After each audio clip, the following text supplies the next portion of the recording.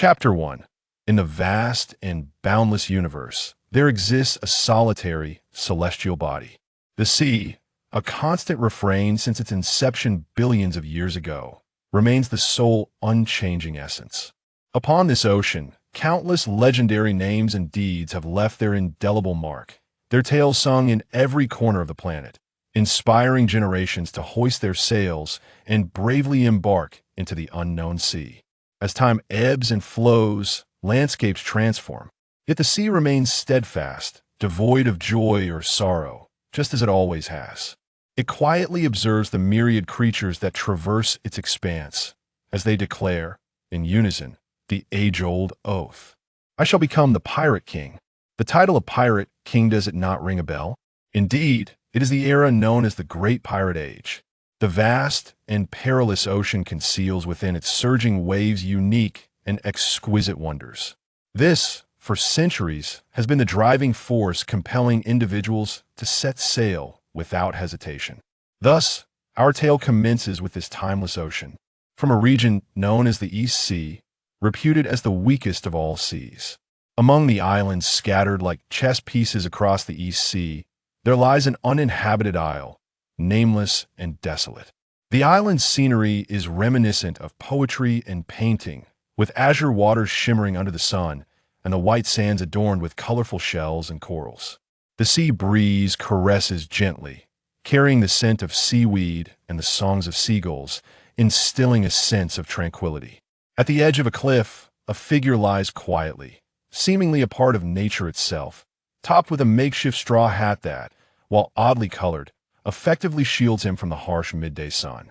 The boy rests his hands behind his head, lying there as if in a gentle slumber, perhaps lost in a delightful dream. Beside him, a row of fishing rods stands, their lines gracefully dangling and swaying with the wind, while the hooks dance in the crystal-clear waters below. The scene is serene and beautiful. Yet, in this world where all things are transitory, beauty is often fleeting. And so it is in this moment. The boy, immersed in the exquisite afternoon repose, is abruptly jolted awake by the sound of a small bell affixed to his fishing rod that signals the catch of a fish, ensuring he does not miss his quarry. For him, fish are the most accessible source of sustenance on this nameless isle. With a sudden burst of energy, the boy springs up, his straw hat flung aside, yet he pays it no mind. For him, food is of utmost importance in this moment. Only then do we behold his true visage. His skin, kissed by the sun and the sea, has taken on a healthy, sun-kissed hue, while his once smooth face has become weathered from exposure to the elements. Standing at approximately 1.78 meters, his half-naked torso reveals well-defined muscles, with 6 neatly arranged abdominal muscles adorning his lean midriff. His hair, long and unkempt, cascades to his shoulders, tied loosely with a makeshift cord, yet the stray locks fall freely, adding to his disheveled appearance. Were he to be cast into a modern metropolis, he would undoubtedly draw scrutinizing gazes and be labeled as unkempt, perhaps even mistaken for a vagrant. Should he fortuitously appear in a viral live stream, he might even embark on an unexpected legendary journey. But here, on this secluded isle, such considerations are irrelevant. At this moment, the boy is filled with joy, for he senses that the catch on his line is a substantial fish, likely the largest he has ever reeled in since arriving in this world. This catch would ensure a week's worth of meat. Huff, huff! The boy exerts himself, straining to pull the line, rhythmically shouting encouragements. Yet soon, he realizes that something feels amiss. For the weight transmitted through the fishing rod indicates a large fish, yet shows no signs of struggle unlike the usual tussle of a caught prey. It feels more akin to a dead fish. The sheer weight renders him unable to haul it in. Upon this realization, the boy relaxes his grip slightly, testing the line for any movement, and upon confirming its stillness, he cautiously peers over the cliff's edge. To his astonishment, what he presumed to be a great fish is nothing more than a massive wooden barrel floating in the sea. Damn it! The boy exclaims in frustration, casting the fishing rod down at his feet, only to find it yanked downward by the waves, attempting to pull the rod with it. Alarmed, he lunges forward to grasp his rod, then retrieves a piece of rope from his belongings, securing it to a nearby tree, finally allowing himself to breathe a sigh of relief. Though the barrel pales in comparison to a great fish, it is certainly better than nothing, a decent storage vessel, at the very least. In this sunken spot of the island, the boy often encounters various oddities carried by the currents, and this barrel, akin to a blind box, is simply one of the many he cannot escape. Initially, he was filled with excitement, adopting a lottery mentality, imagining what treasures or legendary items he might find within, perhaps even a mythical devil fruit, or an abundance of food. But reality? He found no legendary items or devil fruits. Instead, he discovered plenty of spoiled food, unfit for consumption despite his hunger. I hope my luck is better today. The boy sighed, beginning his descent. As previously mentioned, the spot where he fishes is a cliff approximately 4 to 5 meters above the sea. While it suffices for fishing, hauling a barrel up is quite another challenge. With a light-hearted stride, he traverses the well-trodden path towards the shoreline. His grass sandals, crafted from leaves and wild grass, lightly tread upon the fine white sand, leaving shallow footprints in their wake. In the distance, he spots the barrel, appearing quite large as it bobs upon the surface of the sea. It looks promising, he murmurs, striding forward to retrieve it from the water's edge. Removing the handmade fish hook, how it became lodged there remains a mystery. The boy sets the barrel upright and taps on its lid with his finger. In the next instant, the barrel bursts open as if triggered by a hidden mechanism. Haha, I'm finally saved. The boy, caught off guard, is struck directly by a protruding fist from within the barrel, sending him flying backward, landing heavily upon the soft sand, carving a long indentation. When he rises once more, his right eye has turned a deep shade of purple and swollen, resembling a sting from one of the island's wild bees. Who are you? He stammers, squinting through his uninjured left eye at the figure before him, only to realize that the creature that attacked him is, astonishingly, a living person. A person who emerged from the barrel. You are the one who saved me, right? Allow me to introduce myself. I am Monkey D. Luffy, the Pirate King. Who are you? The figure that sprang forth from the barrel, adorned with a straw hat, clad in a red vest and light blue shorts, slowly aligns with a character in the boy's memory. Monkey D. Luffy, so his surname is indeed Monkey. It seems he has unwittingly found himself in the world of the Pirate King. The boy is torn between joy and dismay, for he has indeed realized his long-held fantasy of traversing into another world. Yet a slight hitch has arisen. He has never watched One Piece. Though previously encouraged by classmates, the sheer volume of over 1,000 episodes deterred him from pursuing it further. It appears he has inadvertently shot himself in the foot. If given another chance, he vows to consume every single episode in manga of over 1,000 installments. But alas, such a possibility is unlikely. Transmigration is not akin to those online shopping platforms that offer a 7-day return policy. Even if it were, it is too late for the boy now. For nearly 3 months have passed since he was thrust into this world, stranded on this nameless isle. Carl, my name is Carl. The boy pondered for a moment before revealing his name, extending his goodwill towards the protagonist before him. Hello, Wong Luffy. Luffy. A large question mark appeared above Luffy's head. It was the first time he had ever encountered such a statement, causing him to reconsider the notion of bringing this savior aboard his ship. For, no matter how one looked at it, the other seemed to possess a rather peculiar intellect. After all, upon hearing the phrase Pirate King Luffy, one's immediate response should be to recognize Pirate King Luffy, rather than the nonsensical Wong Luffy. Why would one bestow such an odd surname upon another? However, in order to avoid any misunderstandings, Luffy scratched his head and earnestly clarified, "It's not Wong Luffy. I am Monkey D. Luffy, a man destined to become the Pirate King." The Pirate King? Is that so? Carl nodded to himself, finally realizing the misunderstanding he had stumbled into. Earlier, he truly believed the other's surname was Wong, internally scoffing at how utterly uncouth that name sounded. "So, you're a pirate?" Carl inquired in response. "Indeed, I am a pirate aiming to become the Pirate King." At this, Carl's right hand slowly reached for the dagger at his waist, the only weapon he possessed. Having never read the original work of One Piece, he was unaware of the true nature of the protagonist before him. While he surmised that a character who had starred in over 1,000 episodes was unlikely to be a malevolent killer, one could never be too cautious. After all, the very phenomenon of transmigration had occurred to him. So what else could be deemed impossible in this world? What if he had not traversed into the original narrative, but rather into a divergent timeline of a parallel universe, or perhaps a fan fiction, or even a butterfly effect stemming from his own crossing that altered the original plot? Though these scenarios seemed improbable, any slight occurrence could potentially give rise to a genuine Pirate King Luffy. Despite knowing that even armed, he would most likely be no match for the other, there were indeed mortals who dared to confront the protagonist's aura. A small dagger, at the very least, could provide him with a modicum of psychological comfort. Speaking of which, it had been nearly 3 months since he had arrived in this world. Based on his observations during these days, he surmised that he belonged to the category of ordinary souls undergoing transmigration. It was rather absurd. Really, he had been a recent university graduate, caught in the transitional confusion between academia and the professional world. One day, while returning home from an overtime shift, he suddenly heard a tremendous thunderclap in the sky. Upon looking up, he saw dark clouds brimming with lightning. This reminded him of a certain absurd video he had once encountered online. Just as he contemplated pulling out his phone to capture the moment for posting later, he tragically found himself struck by lightning, and everything went dark. When he opened his eyes again, he had arrived on this desolate island. From the remnants of memories within this new body, he learned some information about this world, including that the previous inhabitant had perished during a pirate raid, having jumped into the sea to save himself.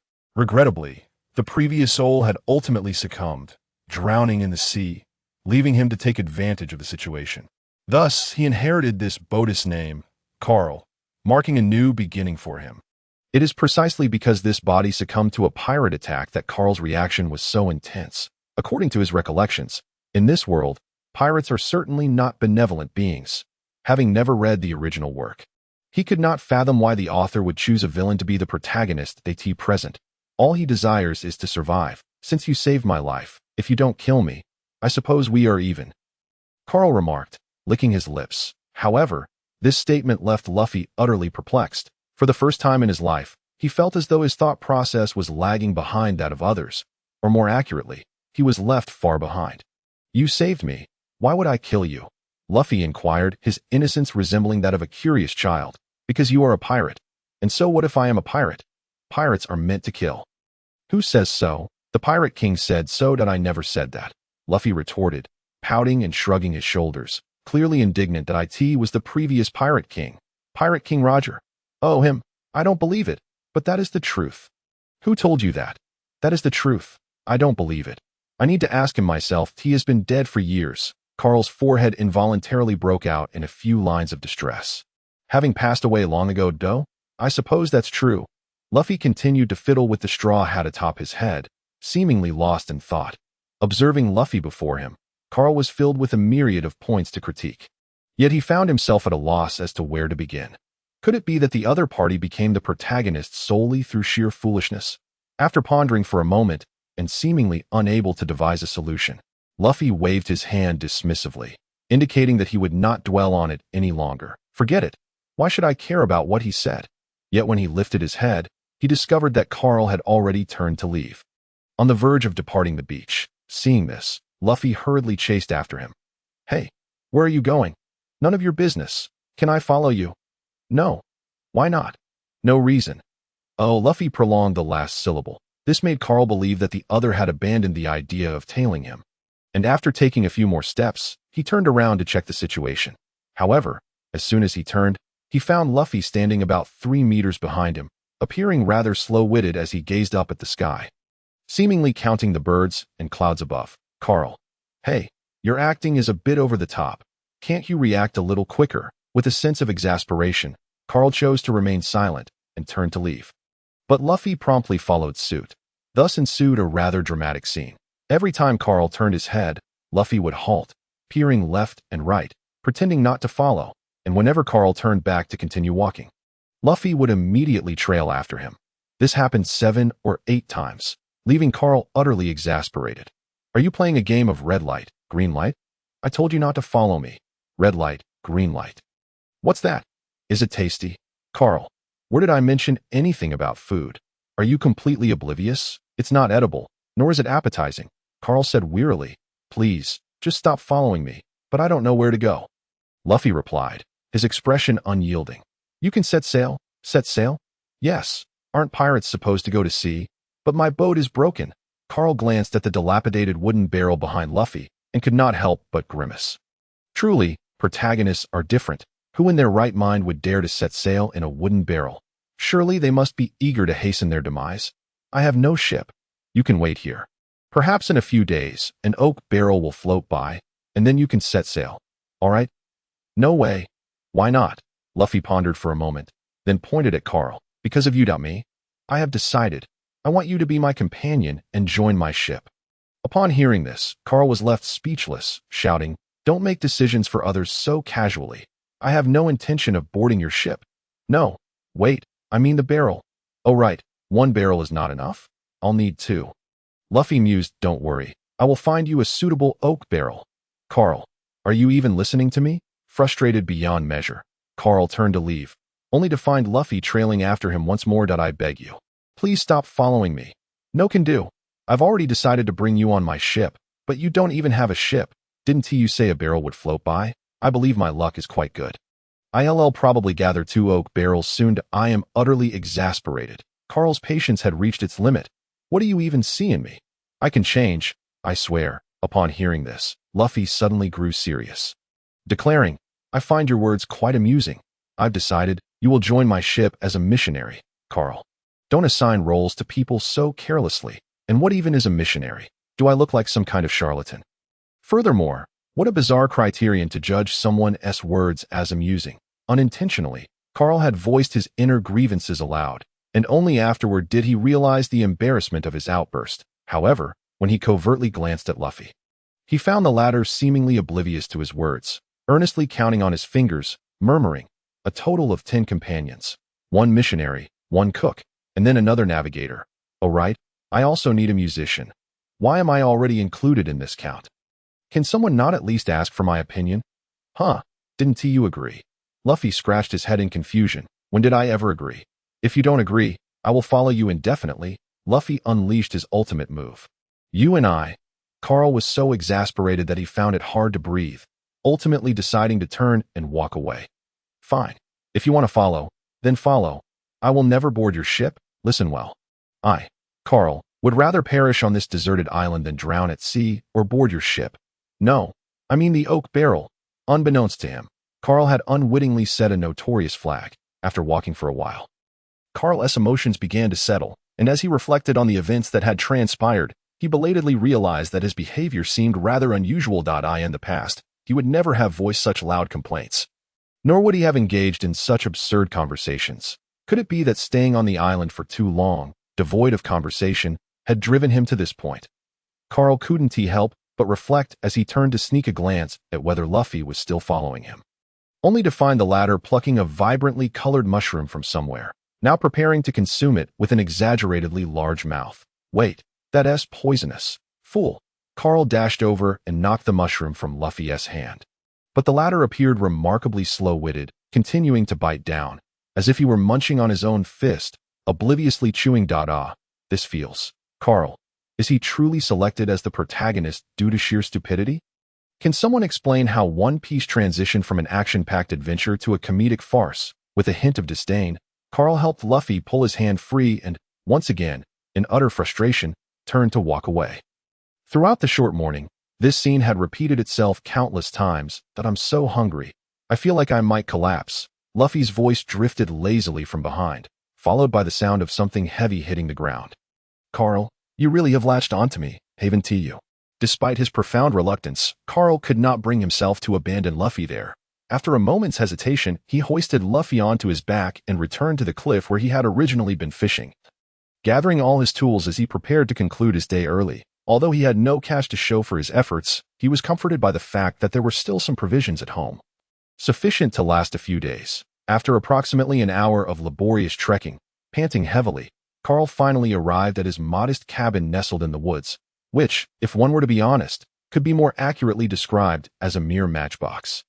After all, Carl had never learned the art of construction in either his past life or this one.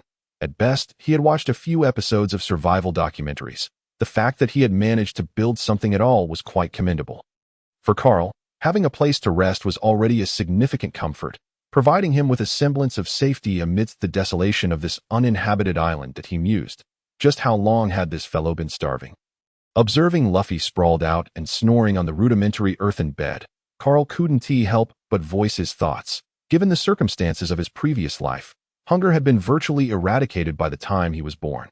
Consequently, he had only ever encountered the concept of fainting from starvation through books and films that in this life. Since awakening, Luffy had been the first living person he encountered, making this phenomenon a novel experience for him. Sighing, Carl reflected that having someone to converse with wasn't so bad after all. However, as for the notion of companionship, he would rather pass, though the allure of joining the protagonist's crew was tempting. The harsh lessons of society and reality from his past life had imparted wisdom upon him. Given the opportunity to start anew, he resolved not to squander it, choosing instead to live a life of ease and complacency. As for violence and conflict, he would rather avoid such matters altogether. He was hardly a person of martial prowess, and the thought of taking a life was abhorrent to him. He considered himself a law-abiding citizen of the new era. As for piracy, that was an avenue he was even less inclined to pursue. Although his previous existence had not been particularly fulfilling, he had not neglected his moral education. He had often fantasized about becoming a chivalrous hero, one who would intervene when injustice reared its head, yet he found himself incapable of harming the innocent. The common jests surrounding Confucianism and legalism perhaps aptly described his predicament, despite the awareness that he now inhabited a new world. Where former standards held no sway, certain truths were not easily cast aside. Having spent nearly 3 months on this isolated island, Carl had spent much of his time in a stupor, lost in thought, and thus had come to some realizations. He understood why the ruling class of old had favored Confucianism, while the Qin dynasty, which chose legalism, had ultimately met a swift demise in this new world.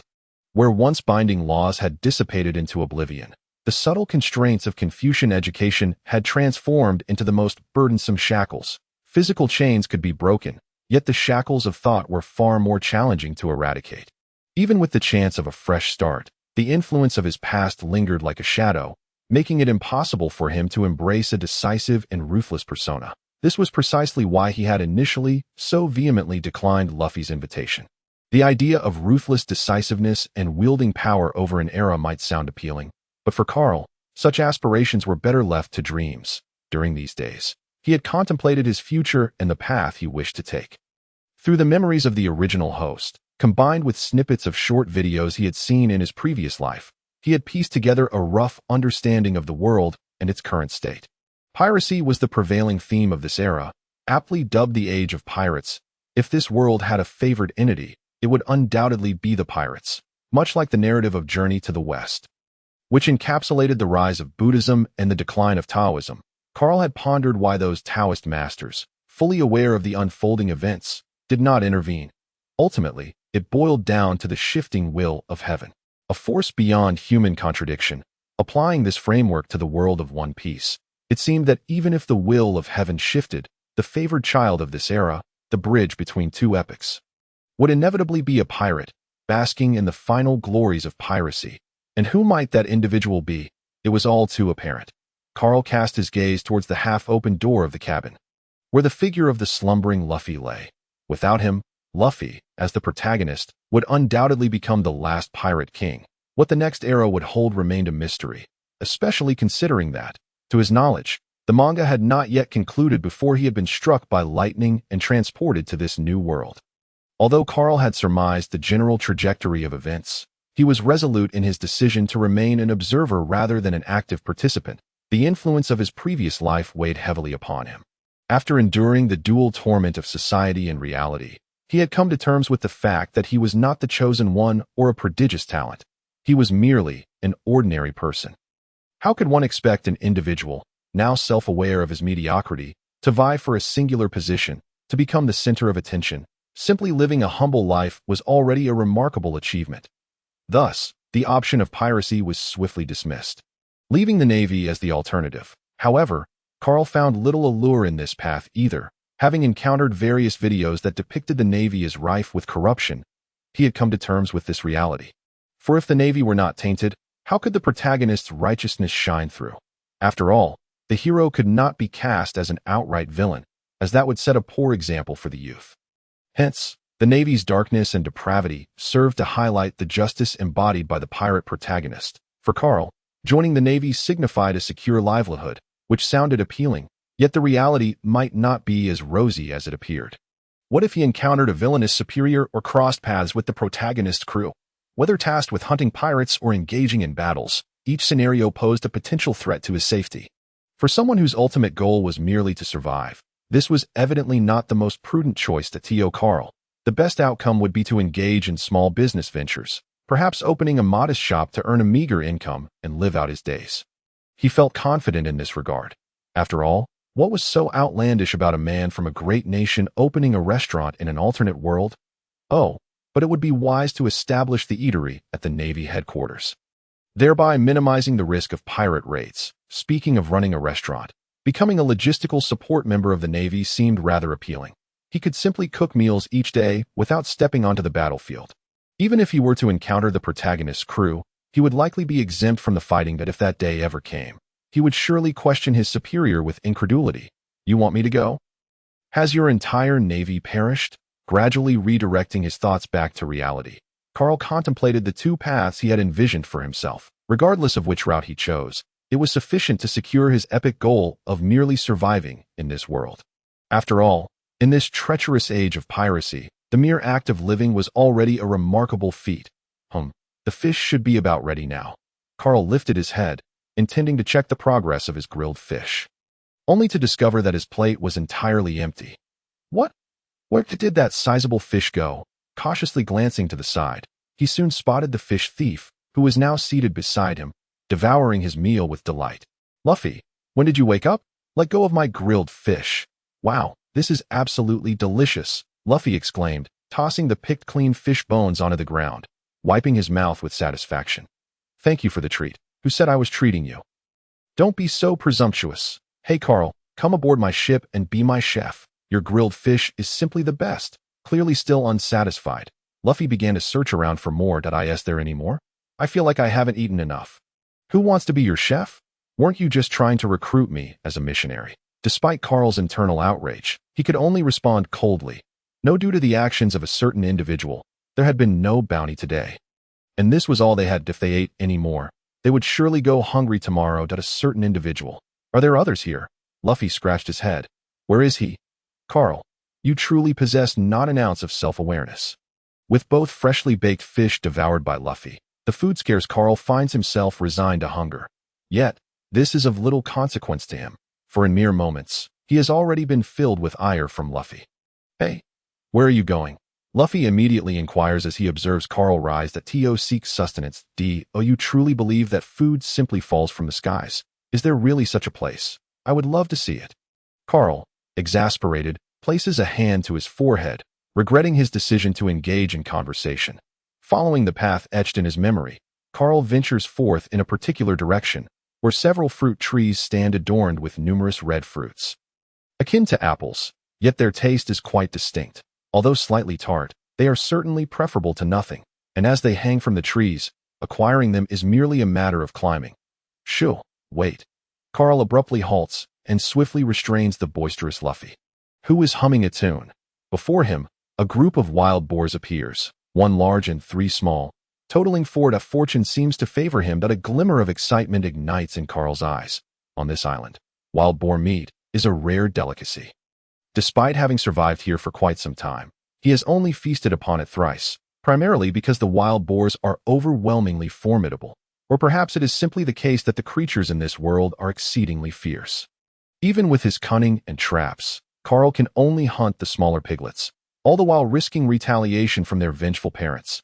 Now, with 3 little ones present, if all goes smoothly, they may enjoy an additional feast tonight. Wow, wild boars, I want to eat them. While Carl devises a hunting strategy, Luffy is already salivating. "Shoo, hold on. You'll have your share. Stay here, or find a place to hide. Climbing the tree is also an option. In a moment, I shall strike it with an arrow, and we will have wild boar meat to savor. Do you understand?" Carl cautions Luffy, fearing that his impulsiveness might jeopardize their plan. However, after speaking, he receives no response.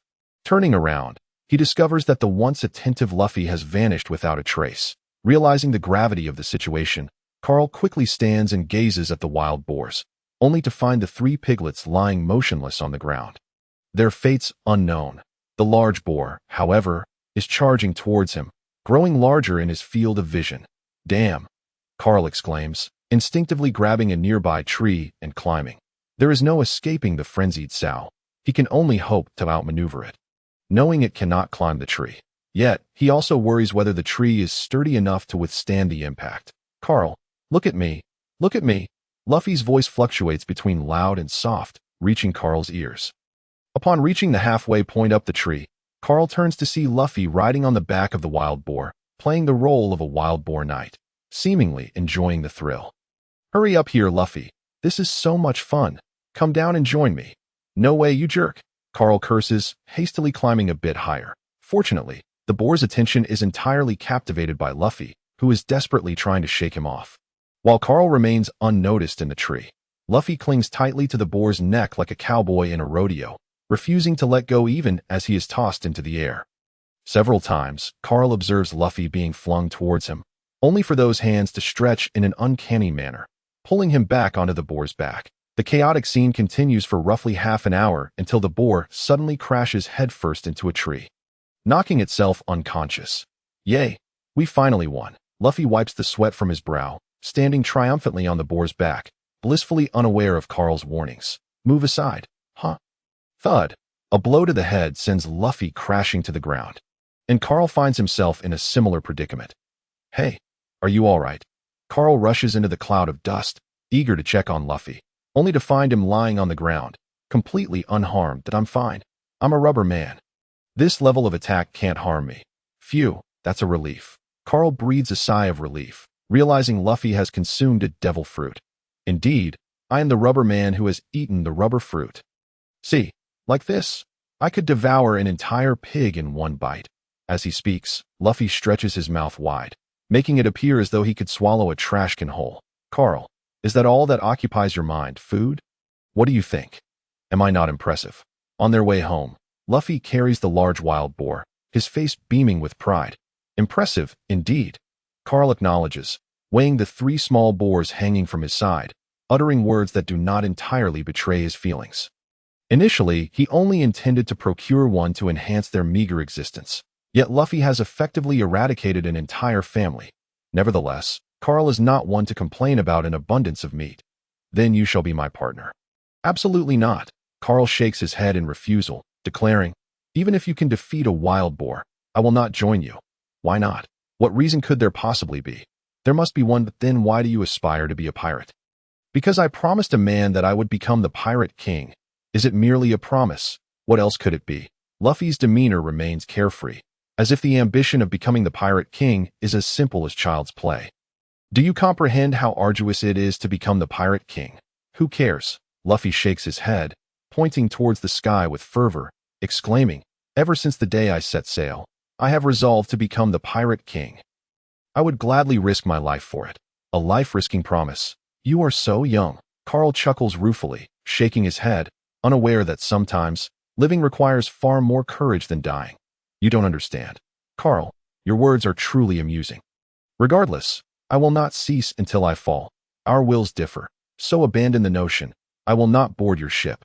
You are a pirate who seeks to become the pirate king. As for me, I will never become a pirate." "Why not? What is wrong with being a pirate? What is so great about being a pirate?" Carl is baffled by Luffy's unwavering desire to become a pirate. It is merely a promise. Does it truly hold such immense value? Moreover, in the novet of youth, how binding can a promise truly be? Pirates can find numerous companions, own their ships, and host grand feasts with their friends. What could possibly be wrong with that? One can have like-minded companions without being a pirate. One can have their own ship and celebrate with friends as well. Pirates can also sail the seas in search of the legendary treasure. One Piece. The title of pirate is not a ticket to entry. One can pursue these dreams without being a pirate. Carl shakes his head, continuing, "Furthermore, being a pirate entails the constant fear of naval pursuit." "Why add such burdens?" As they converse, The two have already returned to their previous dwelling. Setting down the wild boar, Carl retrieves a dagger to begin processing it, while directing Luffy to gather firewood and construct a roasting rack. They collaborate methodically, yet their dialogue remains unceasing that if the Navy were to pursue us, we would simply defeat them, Luffy states. Being a pirate means being chased by the Navy, but they too are someone's children. Representing families of their own, what may seem like a simple punch to you could shatter numerous families, leaving countless parents sleepless and many children orphaned. Huh? Is that so? Then I won't kill them in the future. Luffy spoke with a hint of inner turmoil. But if you don't kill them, they will surely kill you. To which he replied, what does it matter?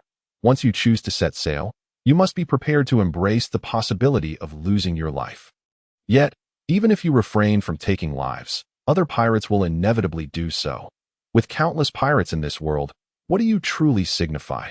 That is their affair. Luffy rubbed his head, feeling somewhat overwhelmed, yet his interest in Carl deepened. Some of them may have resolutely chosen to venture into the sea because they heard of your deeds. Whether it be to kill or to be killed, you bear some measure of responsibility. Huh? I don't understand. Carl continued. Just as you made a pact with that person to become the Pirate King, he is your guiding light, and your actions are intrinsically linked to him. Luffy elongated the vowel. Though his puzzled expression betrayed his lack of comprehension, with no other choice, Carl decided to approach the matter from a different angle. Since you claim to desire the life of a pirate, allow me to pose a question. Go ahead and ask. After a lengthy discourse, Luffy finally grasped a single sentence and assumed a serious posture, sitting cross-legged on a stone, hands resting on his knees. Grinning widely that if my answer satisfies you, will you then allow me to board your ship? Perhaps? Carl did not commit himself definitively. Then let us begin. If you wish to be a pirate, you must surely set sail. From where will your ship come? My ship? It was sponsored by everyone, but it was lost when I encountered a whirlpool. What do you intend to do now? Luffy gazed at Carl with fiery enthusiasm, prompting Carl to hastily clarify. I've already stated that I have no ship, and even if I did, I wouldn't simply hand it over to you. Then go find a kind-hearted person. Carl retorted, do you think others are fools? There aren't that many benevolent souls in this world. Then let us buy a ship at the market. Purchasing requires money. Do you possess any? Carl sized Luffy up, estimating his worth, concluding that the entirety of him was likely worth less than Carl's small dagger. Seems I don't. Luffy lamented, pondering for a considerable time before a light of realization dawned upon him. But I am a pirate. I could just rob it. Carl exclaimed, you only just remembered you're a pirate. He found himself exasperated by Luffy's sluggish reactions, despite having made his intentions crystal clear. Luffy took ages to stumble into the trap. He had is that a problem? Carl spread his hands. Pirates are meant to steal. As marauders of the sea, you do not engage in production and do not contribute even a modicum to this world. All that you require, ships, blades, even food and fresh water, will not simply fall from the sky. What should we do then? Only steal, of course. A faint smile graced Carl's face. Yet those items are also the lifeblood of others. When you steal their money, tomorrow they might perish from the most ordinary illness due to an inability to afford a doctor. When you seize their food, next year, during a drought, thousands may die of starvation. You are not merely robbing them. You are taking their lives. Even the most despicable pirates possess the resolve to sacrifice their lives, while those ordinary people, facing death, will surely fight back. Thus, conflict arises. Where there is conflict, there will be casualties. Luffy, even if you manage to restrain yourself, you cannot control everyone at least before you become the Pirate King. You cannot save everyone. What a conundrum. Since meeting Carl, Luffy felt his mind was struggling to keep up. All those years, he had lived life in a certain way, yet today it seemed impossible. Then I won't rob ordinary people. I'll only steal from those wicked pirates. And where do you suppose those pirates acquired their treasures? Surely they did not descend from the heavens. They too stole from ordinary people. This time, Luffy had learned to answer promptly. Exactly. When you rob them, they cannot survive and are forced to prey upon the ordinary. Pirates will always wield their blades against the weaker. And you, Luffy, why do you wish to become the Pirate King? I inquire about matters beyond your pact. When you become the strongest in the world, will you also turn your blade against the frail and ordinary? Small thieves slaughter a village, large thieves a whole island, while a Pirate King would devastate the entire world. I would never do that. Luffy shook his head. Though he could not grasp Carl's words, he firmly declared, I will not do that. Even if what you say is true, others do not share that sentiment. Other pirates will continue to act as such. Why concern yourself with the opinions of others? We are ourselves, Luffy questioned. Even if all pirates engage in murder and theft, I shall not follow suit, for I know such actions are wrong. Indeed, why allow societal norms to dictate your self-worth? Carl mused aloud. It seems I have been the one ensnared in delusion. That he then turned to Luffy by the fire, smiling as he remarked, Luffy, you truly are extraordinary. I think I understand why I chose you. Huh? Chose me? I don't quite understand. Carl, your words are so peculiar. Is that so? Absolutely. You don't seem like someone from here. Nanny? Carl was momentarily taken aback, his heart skipping a beat. However, before he could ponder further, Luffy continued speaking to himself. Those things you said, I've never heard before in my life. Though it sounds quite reasonable, everyone seems to have grown accustomed to it. Just as you said, pirates are meant to kill, to steal, to pursue treasure, while correspondingly, the Navy is meant to hunt down pirates. These things have remained unchanged for years. That's why I said you don't seem like one of us. Otherwise, how would you utter such words? Now I see. A glimmer of realization flickered in Carl's eyes that it was at this moment he recognized that Luffy, this seemingly simple-minded boy, was not a fool, but rather possessed a profound wisdom cloaked in naivety. Of course, it could also be that he merely stumbled upon a fortunate truth. Consider my words as a dream you encountered. Carl wished to steer the conversation away from this topic, to conceal his identity as a traveler from another time. Although he doubted Luffy could guess. What if? Dream? I often dream as well. In my dreams, there are endless roasted meats and countless companions. Must you always bring up food? Carl, exasperated, shifted the topic. Your previous answer was satisfactory. Yet I still cannot acquiesce to your request. Why not? There is no particular reason. I simply do not wish to. Though your response was unexpected, it remains just that. Even if I have consciously exaggerated the cruelty of all things. The world is not as dire as I portray, yet it is certainly not as idyllic as you believe, Luffy. To me, you appear as a child raised in an ivory tower, where only the beautiful exists. Even when confronted with elements outside your sheltered experience, you manage to cope with them through your past. That I must admit, you truly are impressive. But that alone is insufficient. Do you know why I am on this island? Before Luffy could respond, Carl continued, because the ship I was on was attacked by pirates, and all my kin perished. I alone leapt into the sea. Though I escaped with my life, I washed ashore on this desolate island.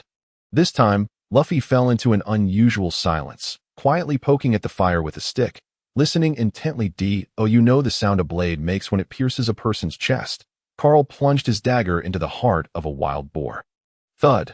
The dagger was withdrawn, and blood gushed forth like a fountain. It sounds much like this. Carl spoke softly. The wild boar is fortunate. At least it met its demise and slumbered. As for those individuals, they were forced to witness their comrades perish before their very eyes, feeling the inexorable flow of life slip away, utterly powerless. One must understand that even when pierced by a blade, a person does not succumb immediately. In those final moments, they retain consciousness, the ability to think.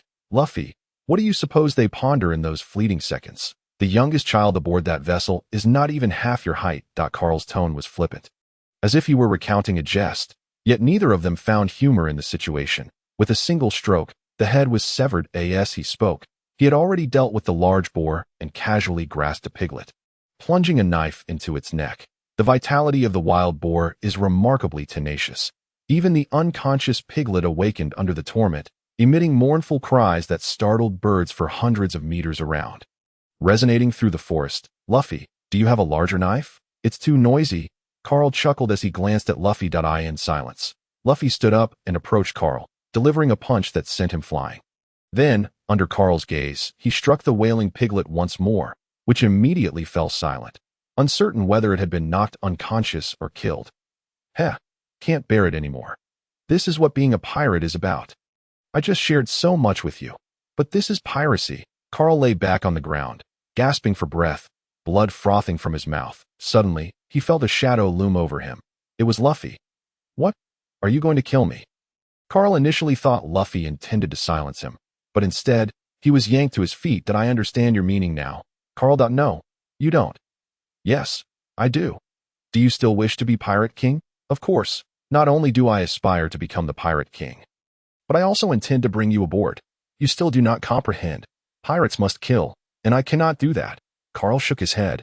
Surely you don't need someone so inept that he struggles to even slay a pig. What does that matter? I have never taken a life, as long as I can render them unconscious. That suffices. Those wicked, murderous fiends. Ha! If you cannot bring yourself to kill, what kind of pirate are you? Carl laughed heartily. A bleeding heart cannot be a pirate. Do you intend to seek death? Just as you said earlier, to forsake life? Do you not realize? Life is the least valued commodity in this era. With the most meager of stakes, how dare you ascend to that exalted throne? Then let me wager everything I possess.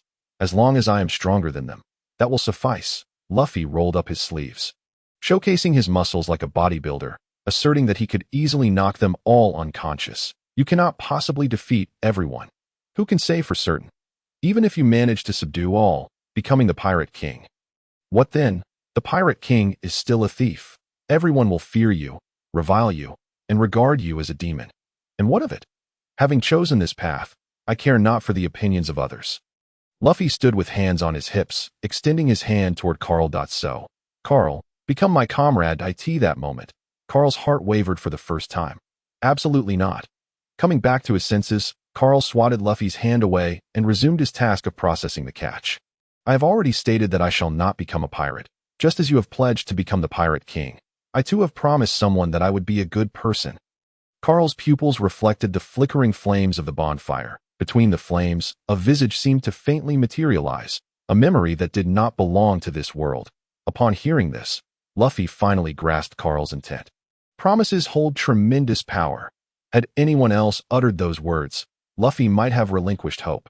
However, Carl's perspective resonated deeply with him, and his words were particularly engaging. These notions were ones Luffy had never encountered throughout his life. He plopped down beside Carl, scratching his head in deep contemplation. After a while, he suddenly blurted out, "Then, as long as you're not a pirate, it's acceptable. You could be an unofficial member of my crew. When the time comes, we can claim you were forcibly taken aboard as a hostage." Carl retorted, "Don't be ludicrous. I speak of will. Do you understand, Will? Your formality deceives no one." Then there's nothing to be done." Luffy lamented, plopping down onto the ground. "So, after you leave, will you join the Navy?" "The Navy? Unlikely. Aren't you quite averse to pirates?" "I indeed detest them, but I cannot overpower them." Carl scoffed. "There's a saying in my hometown. In poverty, one cultivates oneself. In prosperity, one aids the world." "What does that mean?" "I don't understand." "It means, if I am weak, I merely need to live well in my own small world, much like my current self." Carl patiently explained. "But if I possess strength, as you do, I should assist more people, like you, who has hunted so many beasts and shares with me. Oh, I see.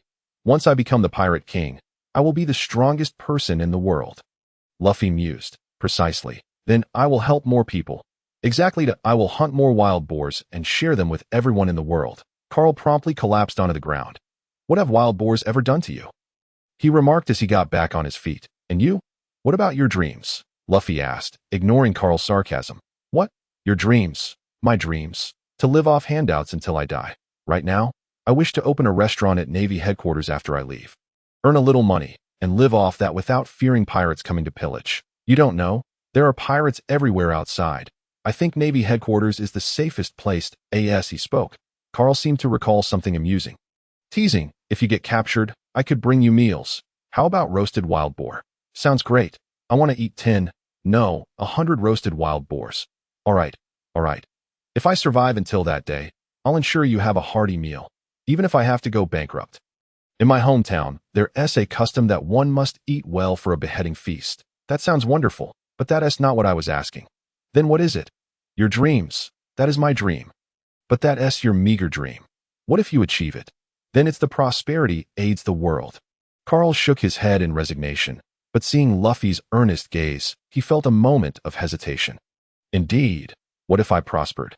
I have always viewed myself through the lens of poverty, living with the mindset that as long as one person is fed, the family does not starve." It seemed he had never considered what it would mean if he were to prosper. To aid the world. What is my dream? He had never contemplated it. Why had he never thought of it? Was it fear? Or had he accepted reality? Accepted his own ordinariness and mediocrity? Was it when he graduated from university and realized how meager the salary was? Or when life compelled him to bury his former ideals deep within his heart? Carl could no longer recall. I don't know.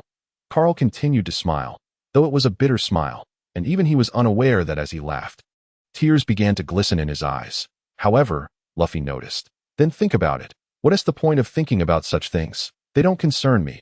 I am certain I will never reach that level. Then leave it to me. Luffy stood up, a serious expression etched upon his face as he proclaimed loudly. Then please tell me. Regardless, I have already acknowledged you as my comrade, whether or not you board my ship. My recognition remains steadfast. In this world, only comrades and dreams are absolutely irreplaceable. So, share your dreams with me. Once I become the Pirate King, the most formidable person in this world, I shall assist you in realizing that dream. Luffy. Carl halted his actions, gazing blankly at Luffy, who was leaning against the campfire in that moment. He felt as though he witnessed a radiant light emanating from him. That it was also at this instant that he seemed to comprehend the reason behind Luffy's emergence as the protagonist.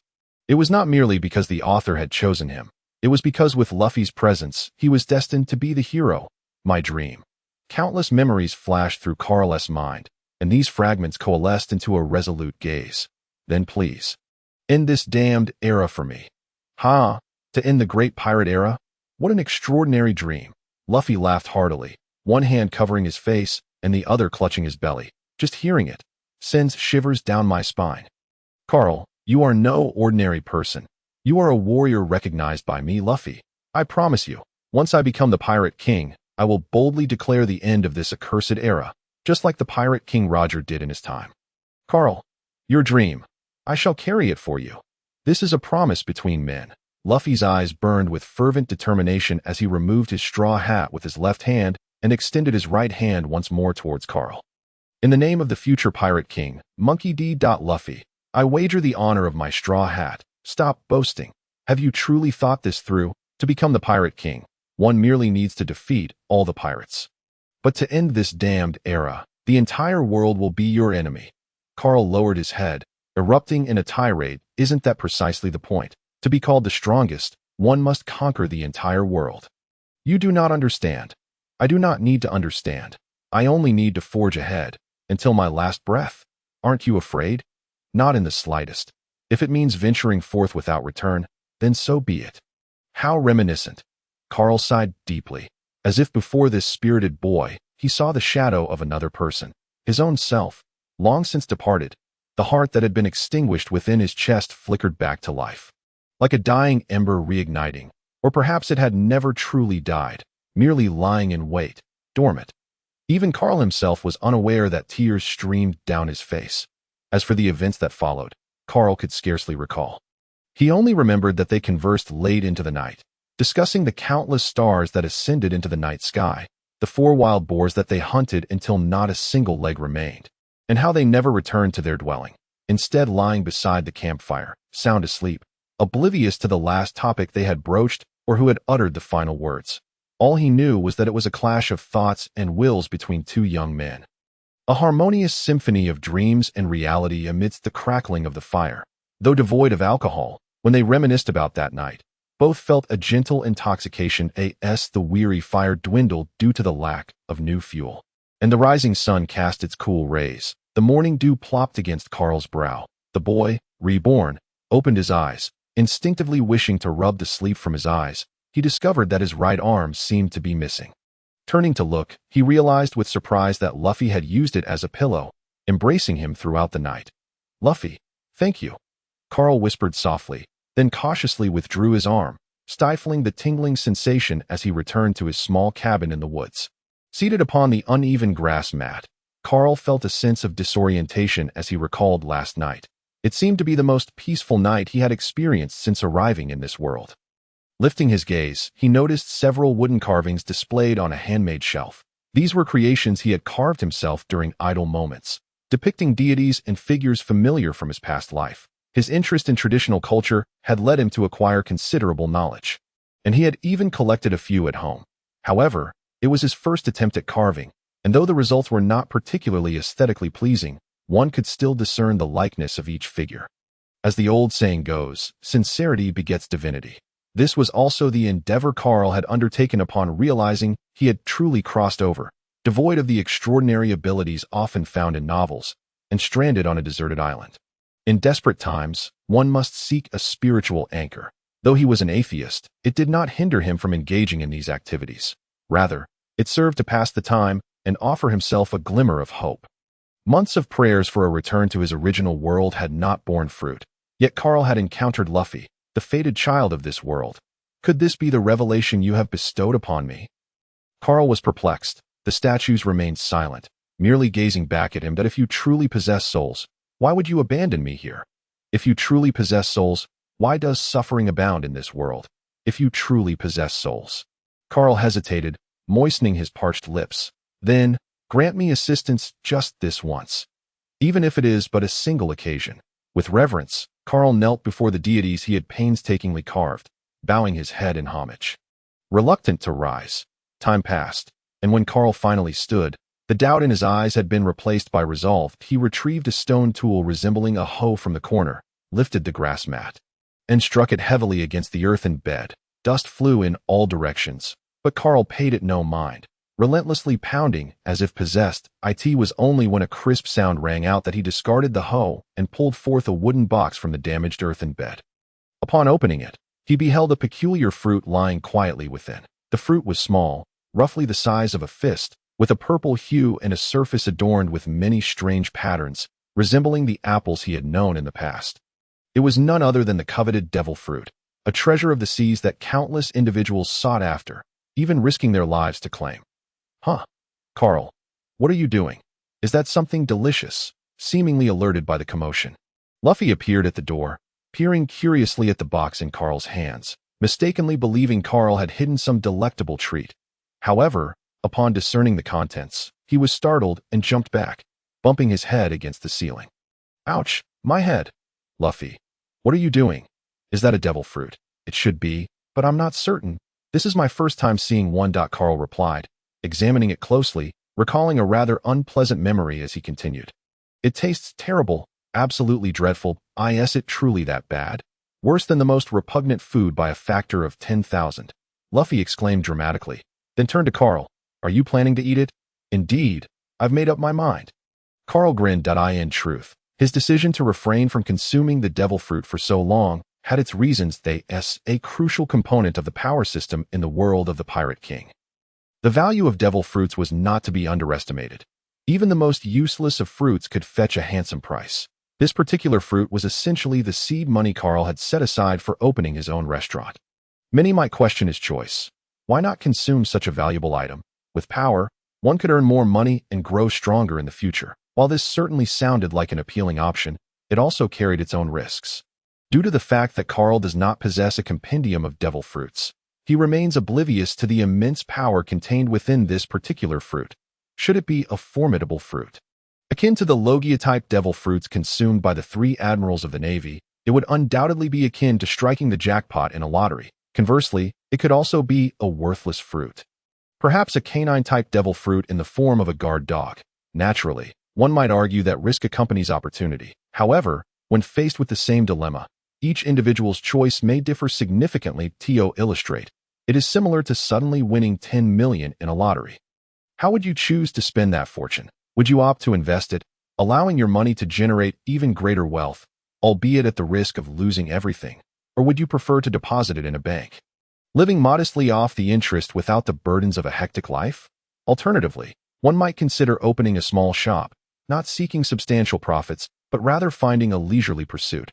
Each person has their unique choices, and it is difficult to deem one as superior to another. Before encountering Luffy, Carl had already formulated his own plan: to sell the devil fruit for money and open a restaurant at Navy headquarters. In another world, he might have chosen to travel extensively with the funds, exploring sites he had never seen before. Yet, in a world rife with pirates, he thought better of it, fearing he might be killed before he could spend a dime. Additionally, there is another reason. Carl harbors a belief in fatalism. To him, since devil fruits are treasures of the sea, they must be intertwined with the ocean and this era of piracy. If one were to liken the whirlpool of this world to a colossal magnet, Then devil fruits would undoubtedly be the various iron fragments, irresistibly drawing one into its vortex upon consumption. Thus, Carl believes that should he consume a devil fruit, regardless of his subsequent choices, he would, like countless young individuals of this era, set sail. Whether it leads to becoming a marine, a pirate, or meeting a watery demise, it is an inescapable fate, one that Carl, who has resolved to take a laid-back approach, clearly cannot accept. Hence, he concealed the fruit beneath his bed, vowing not to consume it until he faced dire circumstances. Yet now, he finds himself on the verge of breaking that vow, it difficult to eat. Indeed, it is exceedingly unpalatable, Luffy replied with utmost seriousness. However, in comparison to the trials we may face henceforth, what does difficulty even matter? Carl, having made up his mind, picked up the devil fruit and began to examine it. You agree, don't you, Luffy? Huh? Us? So, does that mean you've agreed to join my crew? Don't celebrate too soon. It all depends on whether this fruit is worthy. Carl shot him a sidelong glance, raising the devil fruit in his hand, declaring that whether he merits being Luffy's companion would be determined by it. You are my companion. I have already acknowledged you, and nothing else needs to decide that. But how could such a weakling as I deserve to board your ship? With those words, a fierce fire ignited in Carl's eyes as he shouted, Luffy, do you not remember your promise from last night? We are to stand against the whole world. Only by becoming the strongest can we achieve everything we dream of.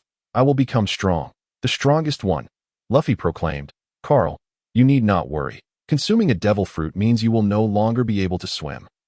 Furthermore, this fruit is truly difficult to eat.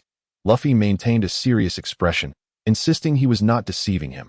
After chatting for an entire night, Carl had seemingly grown accustomed to Luffy's thought processes and refrained from voicing any sarcasm. If possible, I too wish to become powerful. After all, that is my dream. If it's a formidable fruit, let us advance towards that goal together. If it's a worthless fruit, then please, carry my dream and let it resonate throughout the vast ocean. Luffy. With that, Carl resolutely bit into the devil fruit, fervently praying within his heart, if you truly possess any spirit, please assist me this one time. Ugh. An indescribable taste immediately flooded Carl's mouth, with every muscle and cell in his body expressing its distaste. Yet, he persisted, suppressing the urge to regurgitate, taking bite after bite. Ultimately, he found himself kneeling on the ground, tears streaming down his face. How is it? Luffy inquired anxiously, having been a bystander throughout. You were right. It is indeed quite foul. Carl fell to the side. What kind of fruit is it? Luffy pressed, having grasped the determination of the man before him, aware that if the fruit were unsatisfactory, Carl would genuinely entrust his dreams to him. And he truly did not wish to miss out on such a valuable companion. It is a paramecia-type mechanical fruit. It seems the divine truly watches over me. Well, then let us cause a ruckus. Captain. Ah, welcome aboard, Carl. Although Luffy did not comprehend what the mechanical fruit was nor the implications of divine intervention, he was fully aware of the meaning behind those last two words. Let us cause a ruckus. 3 days later, the two joined forces to construct a small vessel and packed all their belongings, preparing to set sail. As Carl gazed at the humble abode he had inhabited for over 2 months, a fleeting sense of reluctance crossed his eyes. Yet, he recognized that it was time to depart. Taking a deep breath, Carl cast the torch he held without a second thought. Soon, the wooden structure was engulfed in flames. The crackling would seem to compose an epic melody, heralding the birth of a legend. Let us go, Captain. Go. I'm coming. Luffy adjusted his straw hat and hurriedly followed, hands clasped behind his head as he swaggered alongside. Why burn the house? Because no one will inhabit it. Why not keep it? When our adventures conclude, we could return to play. If left unattended, it will collapse on its own in a few months. Is that so? Besides, keeping it would only add burdens. I fear I might regret it later. Hence, I dare not leave myself a way back. You've lost me again. If you don't understand, that's fine. It's not of great importance anyway. What about the things in the house? I've taken everything useful, and the statues, the oddly shaped figures. Oh, those are the deities from my hometown. Deities? Can they be eaten? They cannot be eaten. They taste terrible. It's just that in our culture, when faced with significant life decisions, we seek them for psychological comfort. Then why not take them along? Because they cannot save this era. Then why burn them? One tea they be angry. They one tea. They would prefer this, Carl chuckled, glancing back, his gaze seemingly piercing through the flames to see the statues within, all appearing to wear smiles. Why? Because they have done all they could. The rest is up to us, Carl declared. Speaking of which, I owe my joining your crew to them. Is that so? Then we must thank them properly. They do not require gratitude. However, when you become the Pirate King, perhaps you could erect a grand statue in their honor. A grand statue. Luffy's eyes sparkled with excitement, seemingly sensing Luffy's thoughts. Carl added, of course, you could also create one for yourself. Can I? Certainly, for by that time, we shall be the deities of this world, the deities of salvation. Carl repeated, then I shall construct the largest statue in the world. Well, it depends on whether you possess the ability to do so. I will become the strongest of them all. Carl, I have never doubted that, Captain. However, Carl, do you not feel a bit warm? Luffy remarked suddenly. It seems there is indeed a slight heat. Carl wiped the sweat from his forehead. Glancing back to discover the reason, and grasping Luffy's hand, he began to run wildly. Don't know. A fire has broken out. He flung Luffy onto the ship and immediately pulled down the handle on the track. Then sat down himself. Accompanied by a chorus of exhilarated screams, the tiny canoe soared into the air, while behind them, the raging forest fire loomed like a colossal fire deity, waving goodbye at some point. Luffy had climbed to the bow of the ship, raising a fist towards the sky and shouting, Waha, let's set sail. Hoo! Bang! The small boat landed firmly on the water's surface, splashing a deluge that drenched both occupants. Yet, neither of them cared, exchanging glances that revealed their uncontainable joy. Carl, present. Captain, let us set sail at full speed. Aye, Captain, Carl responded, then activated his powers, causing the propeller at the back of the boat to whirl rapidly, as if electrified. Propelling the vessel forward with great haste, from that moment forth, a legendary chapter unfurled anew that a new tale would commence from this very instant. East Blue, here we come, before the expedition can even begin. Death looms ahead, causing tears to fill the eyes of heroes. On the small boat, Carl recited poetry with a face full of indignation, expressing his sorrowful sentiments. Carl, you are uttering those strange phrases again. Hey, what gives you the right to criticize me? Carl retorted fiercely, isn't it your fault we ended up in this whirlpool? I just pointed randomly. Luffy said, scratching his head awkwardly. This is terrible. My powers cannot help the boat escape the whirlpool. Carl said dejectedly, and as two devil fruit users, we cannot swim. We're doomed. No worries. Carl, I was prepared. Luffy pointed to the two oak barrels on the boat. I survived in the whirlpool thanks to a barrel. At that time, a whirlpool? Carl keenly caught the keywords. Did I not tell you? What do you think? My boat was lost because of that whirlpool. Then I had a stroke of genius and hid inside an oak barrel, thus saving my life, Luffy boasted. So, what do you think? Am I clever? So Carl glared at Luffy, articulating each word. You already knew there was a whirlpool here and had even fallen victim once. And yet, you let our ship right into it, repeating the same mistake? Huh? Luffy's murderous intent sensing was activated, as he fumbled quickly to open the oak barrel, stuffing the stored food into his mouth. And taking the opportunity to hide inside while Carl was momentarily caught off guard, swiftly closing the lid. What did you just say? Carl, I can hardly hear you. That barrel is yours. Just hide inside. Hide? Nonsense, Carl snarled, his teeth bared, rushing over to reopen the lid and pulling Luffy out. Do you take me for a fool? I'd be finished if I hid inside. We can squeeze together. You're a rubber man. It should be fine. On the sea, a pirate ship adorned with red heart decorations and crowned with a massive swan head was sailing slowly on the deck. Two ruggedly dressed men were lazily sunbathing against the railing. Suddenly, a swaying barrel appeared in their line of sight, and their faces lit up with smiles. One swiftly grabbed a hook and expertly tossed it at the bobbing oak barrel, successfully snagging it. The other companion rushed over to assist. Together, they strained to haul the barrel onto the deck. What on earth is in here? It's so heavy, one grunted. Yeah, I nearly threw out my back. To me, it seems like a wine barrel. It could be some exquisite liquor. Exquisite liquor? Haha. Upon mentioning alcohol, the two exchanged mischievous glances, cautiously checking that no one else was around before exhaling in relief. Haha, how about we split this barrel of wine? Provided we don't get caught by Lady Alrita. But didn't Lady Alrita say we shouldn't drink on the ship?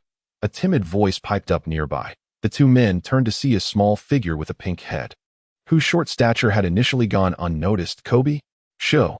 The first man quickly covered his mouth with a fierce glare, while the other drew his knife, pressing it against Kobe's neck, that if you dare to spill the beans. You re a goner, Kobe. All right. Faced with the threat of death, Kobe could only weakly promise to keep their secret. Yet, the two men grew bolder, commanding him to move the freshly retrieved barrel into the cabin while they swaggered behind like overseers. As the lowest-ranked laborer aboard the pirate ship, Kobe had no choice but to comply. Perhaps he had grown accustomed to such oppression, silently hauling the barrel toward the cabin, grumbling internally about its weight. Hey, Kobe, you go outside and keep watch. Don't let anyone in. One pirate instructed, then drew his knife to pry open the barrel's lid, eager to see what lay within. Huh, what's this? The blade struck a barrier. Producing a crisp metallic sound, the pirate leaned in for a closer look, discovering that the barrel's seams were filled with many black, metallic-looking objects, and on the other side of the barrel, a propeller was affixed. Hey, come look at this. Never seen anything like it. The two dim-witted pirates squatted beside the barrel, engrossed in their examination. However, before they could decipher anything, the barrel suddenly exploded, sending both pirates flying. Waha! Once again we are saved, Luffy proclaimed proudly. What do you think, Carl? I wasn't lying, was I? Cough, cough. Could you please let me go? Carl's weak voice came from beneath him. Luffy looked down to realize he was entangled around Carl's neck. Seeing Carl's near-death appearance startled Luffy into releasing him. Phew, I almost suffocated. Carl gasped for fresh air, relishing the blissful sensations coursing through his body. For the two of them, the space of a single barrel was rather cramped. Even though Luffy could compress his body to maximize every inch, complications arose. Who knows what their positions had been inside that barrel? I told you to get another barrel, but you insisted on squeezing in with me. Luffy complained while picking his nose. Isn't it your fault for leading us straight into the whirlpool? Carl shot him a glare. If I had taken my own barrel, you wouldn't even see me now. Although the sensation of being squeezed together was far from pleasant, Carl did not regret it. For at least they had drifted for 2 days, perhaps even more, were he to find himself alone. Devoid of Luffy's protagonist charisma, it is likely he would have been met with a grim fate. Speaking of which, where on earth are we? As Carl regained his composure, he began to assess his surroundings. Is this the interior of a ship? Have we been rescued by a vessel? His gaze roamed the cabin, eventually landing on 2 unconscious men strewn on the floor and a quirky little fellow with pink hair at the doorway. Foolish Luffy, look at the mess you've created. Huh? They must be the ones you knocked out. That was merely an accident. I believe you not. And you, the pink-haired chubby one, might I inquire where we are? Did you save us? Do not bestow ridiculous nicknames upon others, Kobe exclaimed, clenching his fists. Kobe, I am Kobe. Oh, well met, Kobe. I am Luffy, a man destined to become the Pirate King. Luffy extended his right hand, thumbing himself proudly. Duong, a fist descended with great force upon Luffy's head, causing a rather grotesque dent, though fortunately, it quickly returned to its original shape. Otherwise, Kobe might have fainted from sheer fright that I have told you time and again. Refrain from declaring your ambition to become the Pirate King in front of others. Are you eager for our demise? Carl rubbed his wrist, exasperated. Doesn't he hurt at all? Carl, observing Carl's change in demeanor. Luffy immediately offered a sheepish grin. Understood. I shall never utter it again. Let us hope so. Carl sighed and approached Kobe. Greetings, Kobe. I am Carl, and that is my captain, though his mind is somewhat unhinged. He often speaks nonsensically, so you may choose to disregard his words. Hello? Kobe stuttered, but upon glancing at Carl's forced smile and Luffy's amiable demeanor, he quickly dismissed the former's words. Just now, you spoke of becoming the Pirate King. Did you not? Carl facebombed in exasperation, realizing his words had fallen on deaf ears. Indeed, I am destined to be the Pirate King, Luffy proclaimed with immense pride. The Pirate King? Kobe's voice escalated several decibels. The Pirate King is the man who attains the greatest treasure in the world. That treasure, renowned for encompassing all wealth, power, and fame. One Piece. Indeed, Luffy declared, donning his straw hat. I am utterly serious about becoming the Pirate King. Do not jest. I am not jesting. That treasure is sought by all pirates. How could you possibly acquire it? Kobe questioned, incredulous, pondering who had instilled such confidence in this boy to speak so boldly. And what of it? I am the strongest. Luffy flexed his muscles proudly. Impossible. absolutely impossible. You will surely perish. Kobe retorted, disbelief etched across his face. I fear not death. The moment I resolved to set sail, I wagered everything, including my life, Luffy stated with utmost seriousness. Furthermore, this is not merely my dream alone. That he glanced at Carl, who was examining the injuries of the two unfortunate souls. We shall most certainly not fail. You would stake your life? Such resolute determination. Kobe pondered, and at that moment, he truly believed that the boy before him was not jesting. He was genuinely aspiring to seize the highest throne. If only I possessed your determination. Kobe muttered to himself. Then why can't you? Because I am too afraid. So, what is your dream, Kobe? What determination do you wish to possess, and what do you aspire to achieve? Luffy queried earnestly. Observing this scene, Carl felt as though he were witnessing a reflection of certain mentors from a past life. He recalled their fondness for inquiring about others' dreams. To chair would have been splendid in this moment. Kobe hesitated, grappling with his thoughts, before finally voicing with Luffy's encouraging gaze upon him. I wish to become a member of the Navy. That has been my dream since childhood. The Navy, you say? What an admirable aspiration. Wouldn't you agree, Carl? Having received the answer he sought, Luffy resumed his cheerful demeanor. Indeed, however, might I inquire how it is that you, aspiring to join the Navy, ended up aboard a pirate ship? Nanny? A pirate ship? Luffy exclaimed in astonishment. Have I truly been rescued by pirates? Can you not be so dull? Even a child could discern that those two were dressed as pirates. Carl bellowed. Also, do not interrupt me. I am inquiring about something of utmost importance. Oh, then please, go on. After being scolded, Luffy promptly complied, sitting quietly to the side. Mr. Carl, this tale is rather lengthy. Then let us make it brief. Carl sighed in exasperation, pondering why everyone in this world seemed to favor lengthy narratives. Well, on that fateful day, I resolved to set sail and join the Navy, only to collide with Miss Alvida, who captured me and made me her deckhand for 3 years. Carl, it's you, isn't it, you little pink chub? He shook his head in disbelief and offered Kobe an encouraging glance. Then do your best. Yes, Mr. Carl, I shall. As if electrified, Kobe exclaimed with fervor, I will become an exceptional Navy officer and apprehend all the villains, including Miss Alvida. Hearing this, Carl couldn't help but roll his eyes, thinking, this little chub must be delusional. I merely mentioned it casually. You, who sought to enlist, coincidentally stumbled upon pirates and remained with them for 3 years. What more can I say? Kobe, your loud proclamations. Whom do you wish to capture? Suddenly, with a resounding bang, the cabin door was violently kicked open, revealing a massive figure before them. Miss Alvida? Kobe, shouldn't you explain who these two are? Kobe, who is this pockmarked lady? Luffy inquired, scratching his head with a foolish expression, but as soon as he spoke, a heavy silence enveloped the room. Pockmarked lady? One of the pirates trailing Alvida gasped in horror, as if hearing a terrifying tale. He actually uttered that term. You dare insult the most beautiful woman upon the sea. You are courting death. Alvida's expression darkened, brandishing a wolf-tooth club that was several meters long. She swung it menacingly at Luffy. A brutish lady indeed, Luffy muttered, adopting a combat stance. Luffy, remember to leave one alive. Understood. Luffy responded eagerly, bending his legs and leaping up to evade Alvida's club, landing gracefully amidst the spikes of the weapon. Now, it is my turn. Luffy's fighting spirit surged as he muttered the name of his technique, while swinging his right arm in a wide-arc gum-gum pistol. His rubber fist struck Alvida's pancake-like face with tremendous force, sending her hurtling through the cabin ceiling and crashing onto the deck above. Alvida has been sent flying. The crew of pirates immediately descended into chaos, with the more timid ones struggling to maintain their grip on their weapons. Carl, I leave this to you, Luffy declared, then leapt through the gaping hole in the ceiling. As you wish, my captain. Watching Luffy depart, Carl turned to the other pirates and politely inquired, will you surrender willingly? Or shall I take matters into my own hands? Certainly. Allow me to provide a more refined version of your text. Of course, I must forewarn you that should I take action, the ensuing scene may be rather grim. A cohort of pirates, exchanging uncertain glances, hesitates, primarily due to the overwhelming impact of Luffy's recent punch. It is essential to note that Alvida is undoubtedly the rightful captain of this vessel and has earned the formidable title of Iron Stick King across these treacherous waters.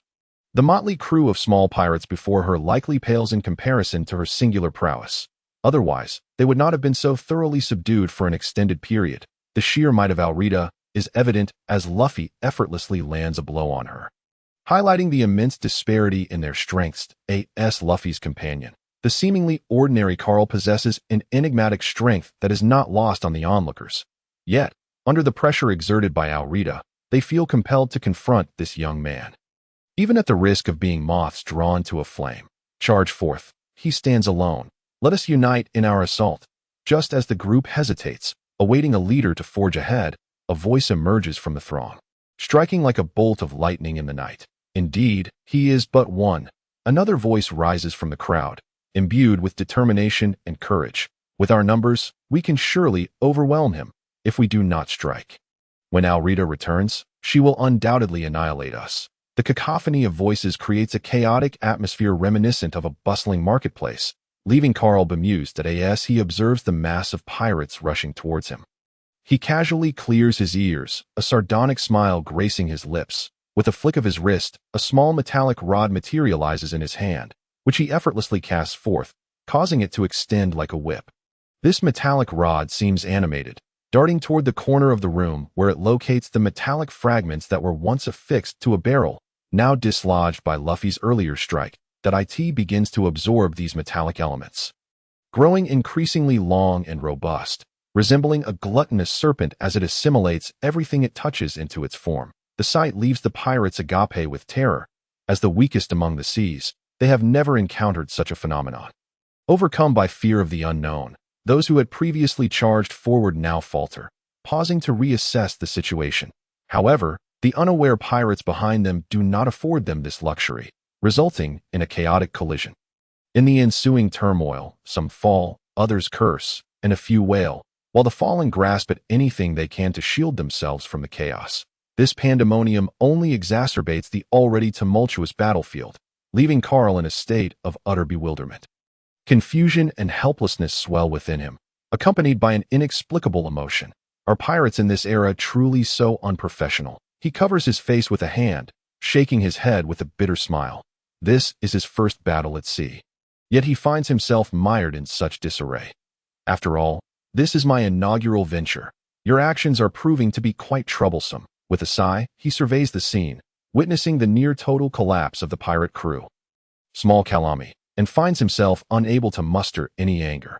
Instead, a sense of pity arises within him, leading to a newfound understanding of these pirates. Perhaps they are simply unfortunate souls. Carl shakes his head, gaining a more profound insight into this era of piracy that he realizes that not all who traverse this path do so willingly.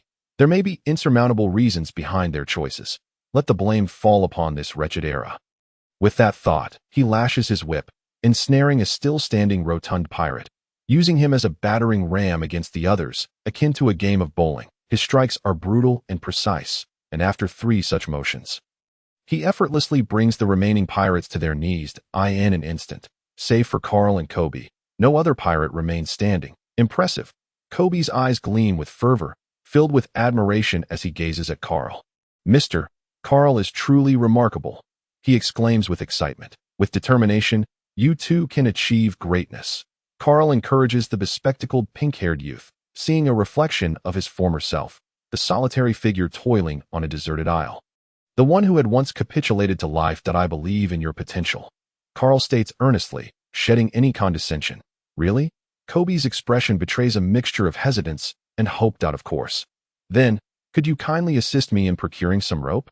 We must bind these individuals to prevent further chaos. Carl gestures towards the sprawled pirates littering the floor, addressing Kobe. As for me, I must check on my captain. With that, Carl cracks his whip, propelling himself onto the deck. Have the matters not yet been resolved? Ah, Carl. What brings you here? If I had delayed any longer, we would miss our lunch. Carl replies with a frown. By the way, what are you two doing here?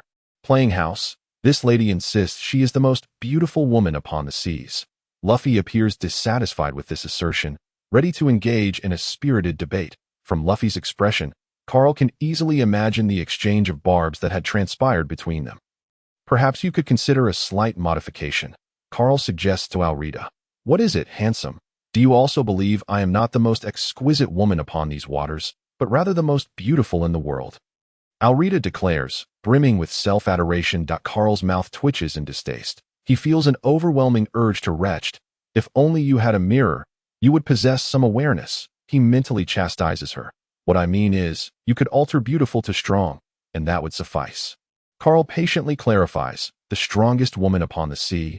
Alrita muses, stroking her pockmarked face. That does sound appealing, yet something feels amiss. After a moment of contemplation, she queries, are you suggesting I am ugly? How could strong be an insult? Do not men pride themselves on their strength? But I am a woman. Equality between the sexes reigns. Carl attempts to reason with her. You make a compelling point. Alrita ponders, her expression betraying deep thought. As Alrita again succumbs to contemplation, Luffy's face beams with delight. Carl, it appears this is indeed your forte. I attempted to convey this to her multiple times, yet she refused to believe me and insisted on attacking. Carl facepalms, exhaling in exasperation. You were rather blunt in your remarks. It is no wonder she sought to strike you. At that moment, a pink figure emerges from the staircase, none other than the timid Kobe. Carl, truly, you are remarkable. Could you not assess the situation before speaking? Kobe, facing Carl and Luffy, was unwittingly turned away from Alrita. It was only when a massive shadow loomed over him that he realized his error. Kobe, even you, the most spineless among us, have betrayed me. Alrita, Kobe stammers, turning to face her. Kobe. Witnessing Kobe tremble, on the verge of tears, Alrita revels in her satisfaction, reiterating her catchphrase. Who do you believe is the most beautiful woman upon these seas? Is it? Gazing upon the mountain-like figure and the blood-stained mace, Kobe is gripped by sheer terror, his heart racing, cold sweat cascading down his brow, as if plunging into an abyss of darkness. He instinctively prepares to utter the phrase he has repeated for 3 years. A voice suddenly resonates in his ear. Since the day I embarked on this journey, I resolved to wager everything. The voice exudes unwavering conviction and resolve, stirring deep emotions within the one truly willing to risk their life. A thought suddenly surged within Kobe's mind, and in an instant, it ignited like a wildfire, spiraling out of control. That an unnamed courage surged in his heart. With gritted teeth and eyes tightly shut, Kobe shouted defiantly. Regardless, it certainly isn't you, you foul-faced hag. His voice resonated with anger and provocation. This time, he was willing to risk his life and forsake everything rather than submit to this woman again. I, Kobe, am destined to become the commander of the Navy. And I will ensure you are imprisoned. You're courting death, Kobe. Yalata could hardly believe that even the weakest, most inconspicuous, and most cowardly Kobe dared to betray her. Rage consumed her rationality as she swung her massive spiked club down with ferocity. She aimed to make Kobe pay dearly, to teach him the brutal consequences of betrayal. The air was thick with tension, nearly suffocating. Just as the monstrous spiked club was about to reduce the small, plump Kobe to a pulp, Luffy appeared beside him like a flash of lightning. His towering figure acted as a formidable wall, absorbing the devastating blow intended for Kobe. It was as if fate had intervened. Luffy's head, along with his straw hat, was indented by the strike, yet a triumphant smile flickered across Yalata's face. However, in the next moment, her smile froze, as if caught in ice. Ha! Kobe. Well said.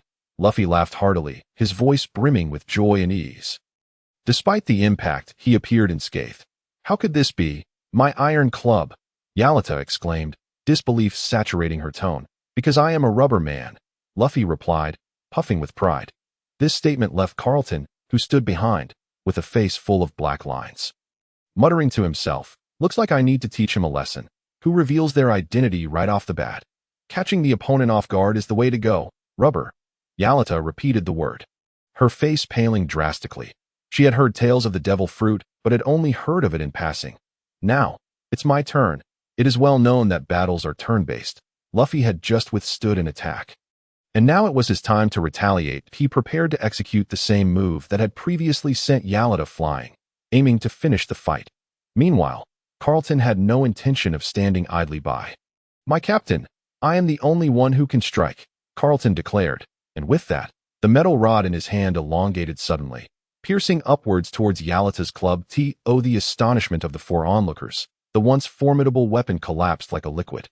not flowing onto the deck, but rather surging upwards, enveloping Yalada's body. What is happening to my iron club? Yalada's voice trembled with fear that in that moment, she realized she had hit a brick wall. Two devil fruit users, whom she had only heard of in newspapers and taverns, had appeared before her. It was a death sentence. Bind, Carlton grunted, and the metallic fluid solidified, ensnaring Yalada from the waist down while shooting out dozens of steel cables that embedded themselves into the ship's structure, immobilizing her completely. All of this transpired in mere seconds. Simultaneously, Luffy's counterattack was ready to unfold. With his rubbery characteristics, he extended his arm and fist dozens of meters, pulling them back like a spring, and unleashed a devastating blow aimed squarely at Yalada's face. Despite her desperate mental mantra of "don't hit my face," she found herself utterly unable to evade the strike due to the restraints of the metal cables. A resounding bang echoed through the air as Yalada was sent flying with immense force. Fortunately, Carlton's preemptively placed cables caught her, preventing her from being thrown too far. After spinning through the air a few times, she landed heavily on the ground. Carlton approached, ready to deliver a finishing blow, only to find her unconscious. It remained uncertain whether she had been knocked out or had fainted from the humiliation of being struck in the face. "Is this it?" Luffy asked, a hint of disappointment in his voice, as if he had not had his fill of excitement. Carlton shot him an exasperated glance. "What else do you expect? Next time, remember not to recklessly absorb your opponent's attacks." "It's fine. I'm a rubber man. I don't feel pain," Luffy boasted, treating the recent battle as nothing more than a trivial skirmish. "I truly don't feel pain," he reiterated proudly. Carlton's expression darkened, and he sternly warned, "Engaging in such behavior without knowing your enemy's strength is exceedingly dangerous. If they possess a means to counter you, you could be defeated in an instant." "Is there really such a means?" Luffy asked, surprise evident in his tone. "If I say there is, then there is." "Oh, got it." Luffy nodded obediently, though his expression suggested he had not taken Carlton's words to heart. With no other option, Carlton decided to shift tactics. "Also, isn't your straw hat precious? Are you just going to let it get damaged like that?" "My straw hat."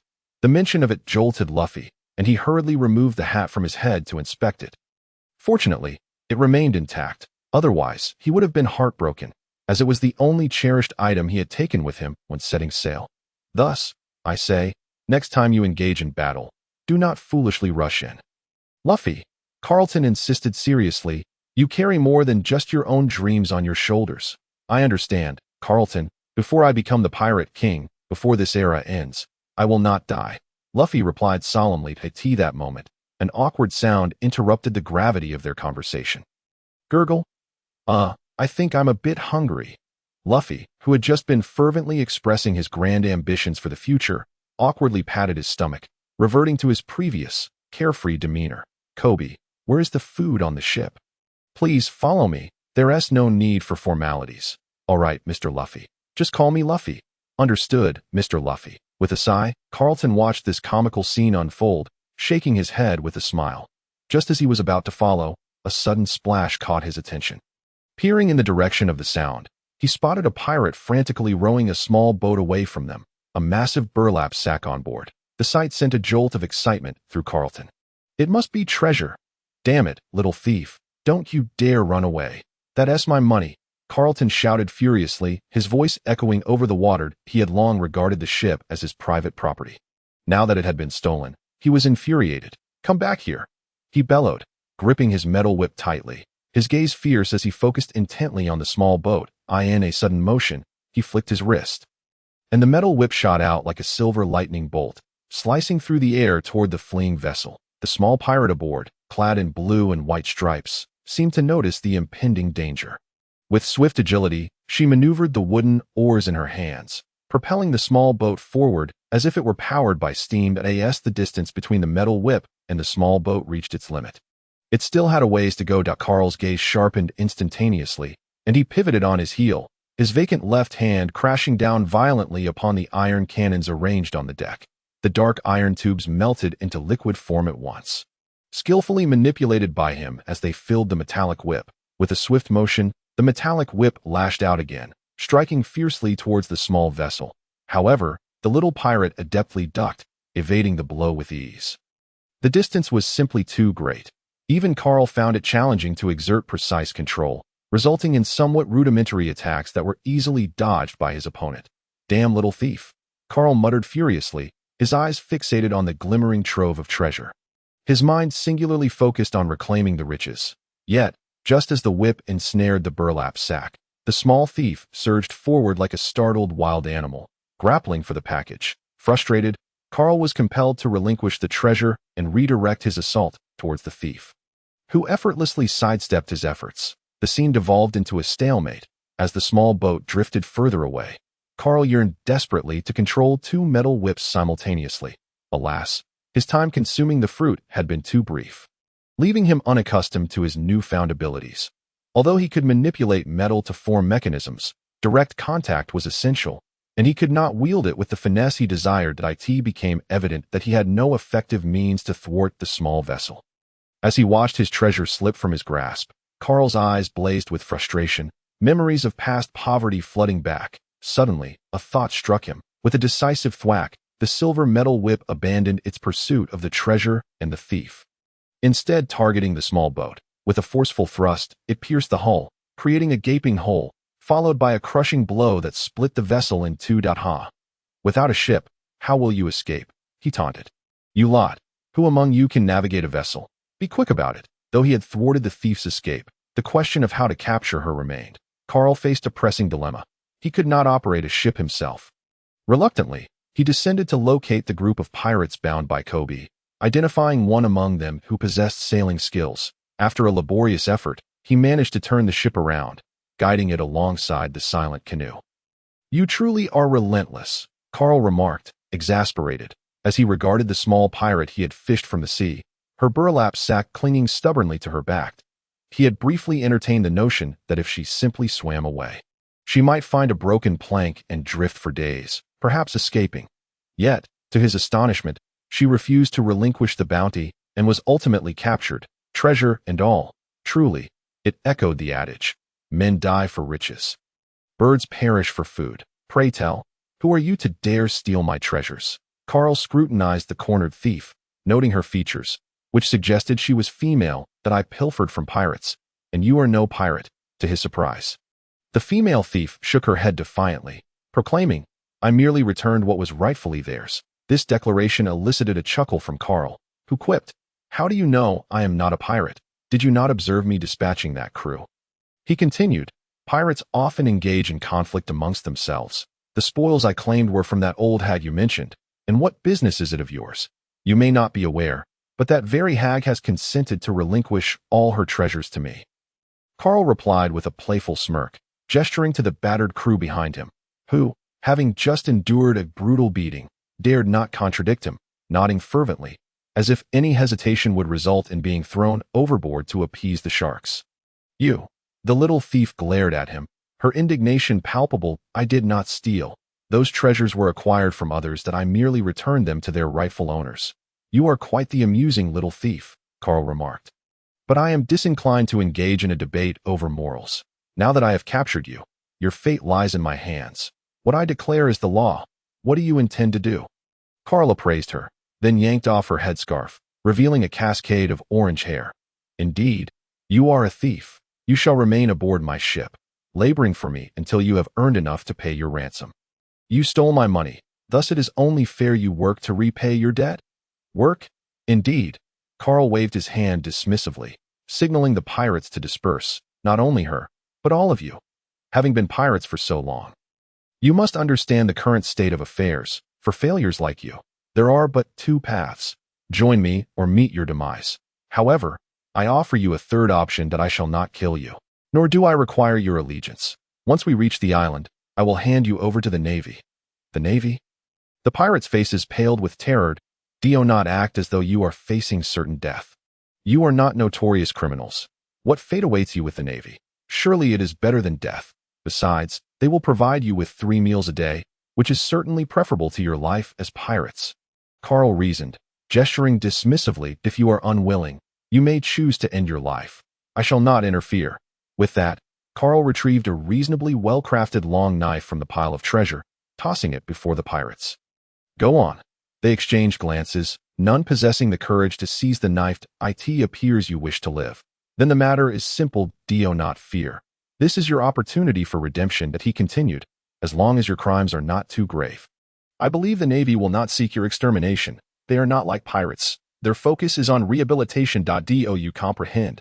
That is why prisons exist. If they were merely execution grounds, why construct so many prisons?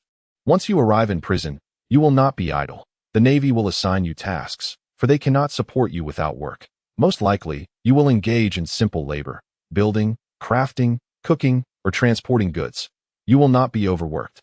Doesn't that sound far better than losing your heads? After Carl's persuasive speech, the pirates nodded like chicks pecking at grain.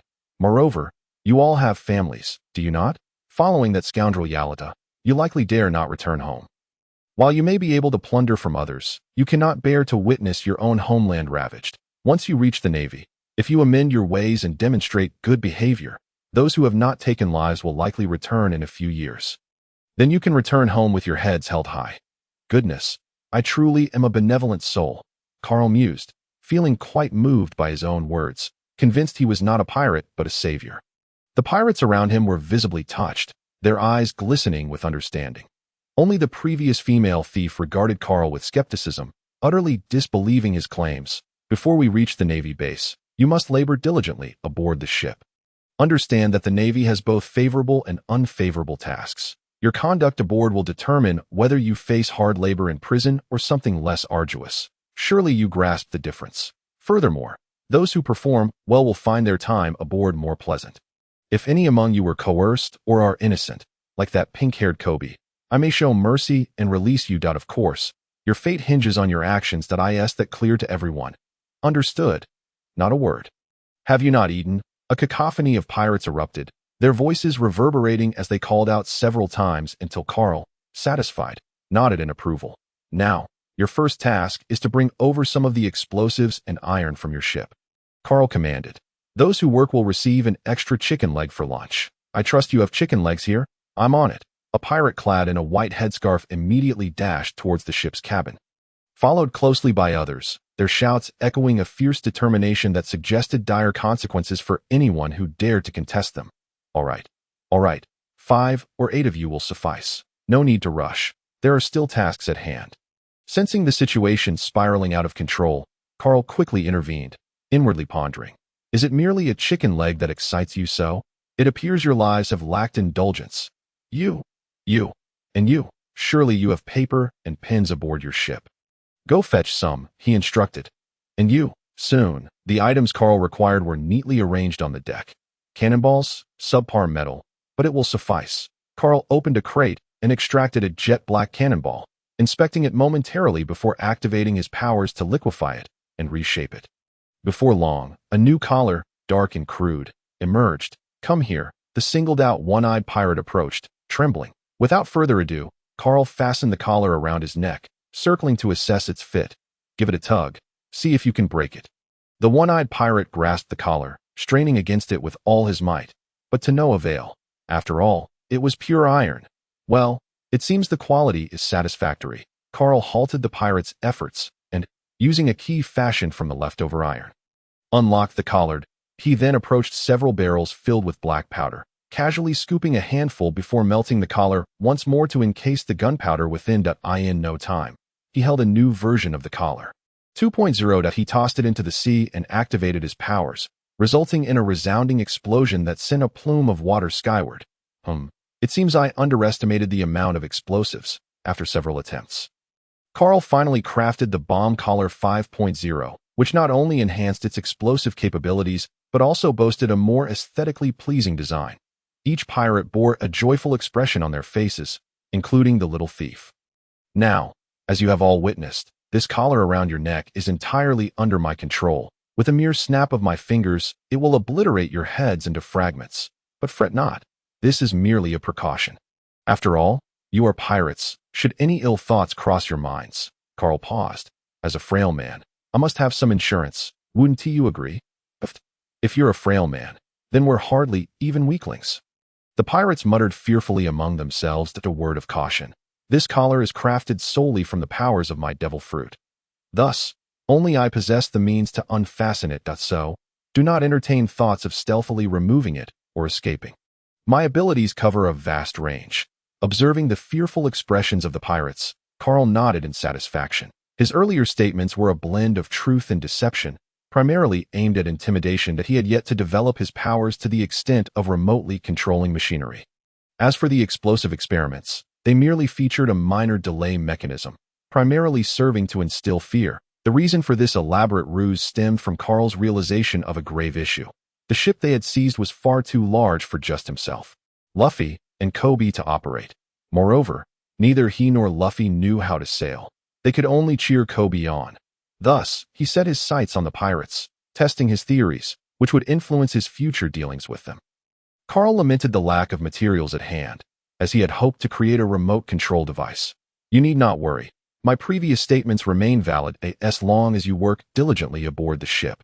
I shall not make things difficult for you. Once we reach the Navy, I will naturally remove your collars. Understood? Understood. What is this? Have you not eaten? Carl approached the front row, leaning in close to the little thief who had previously contemplated stealing from him. Bellowing. Louder. I can't hear you. I understand. The female thief, eyes brimming with indignation, shouted the words Carl sought. Noticing her distressed expression, Carl refrained from further torment and relented. Good. You show spirit. Now for the second task. Each of you will take 3 sheets of paper and a pen to write.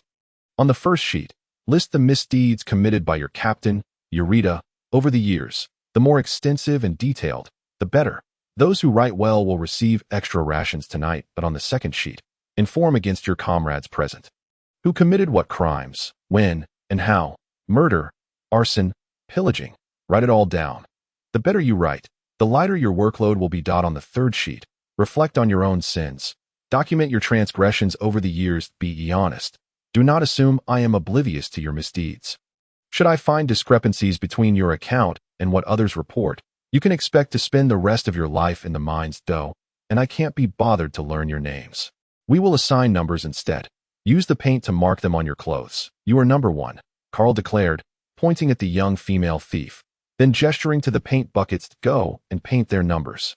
I know you are different from them, not part of this ship, so you need not write.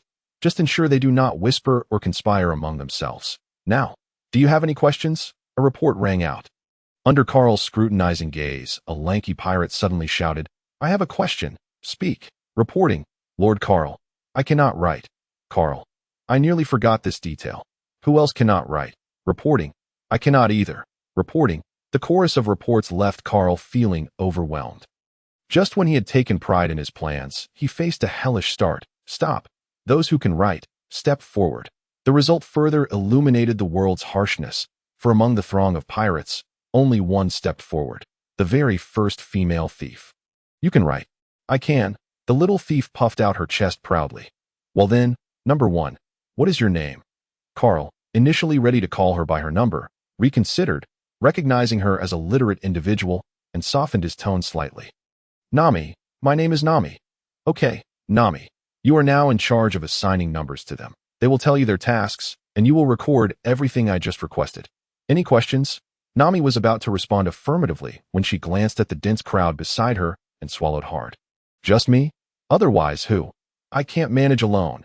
You must manage. Carl transformed into a ruthless capitalist, insisting she overcome her difficulties. Tonight, I will grant you 2 extra chicken legs. No, 5, and you can sleep on a bed.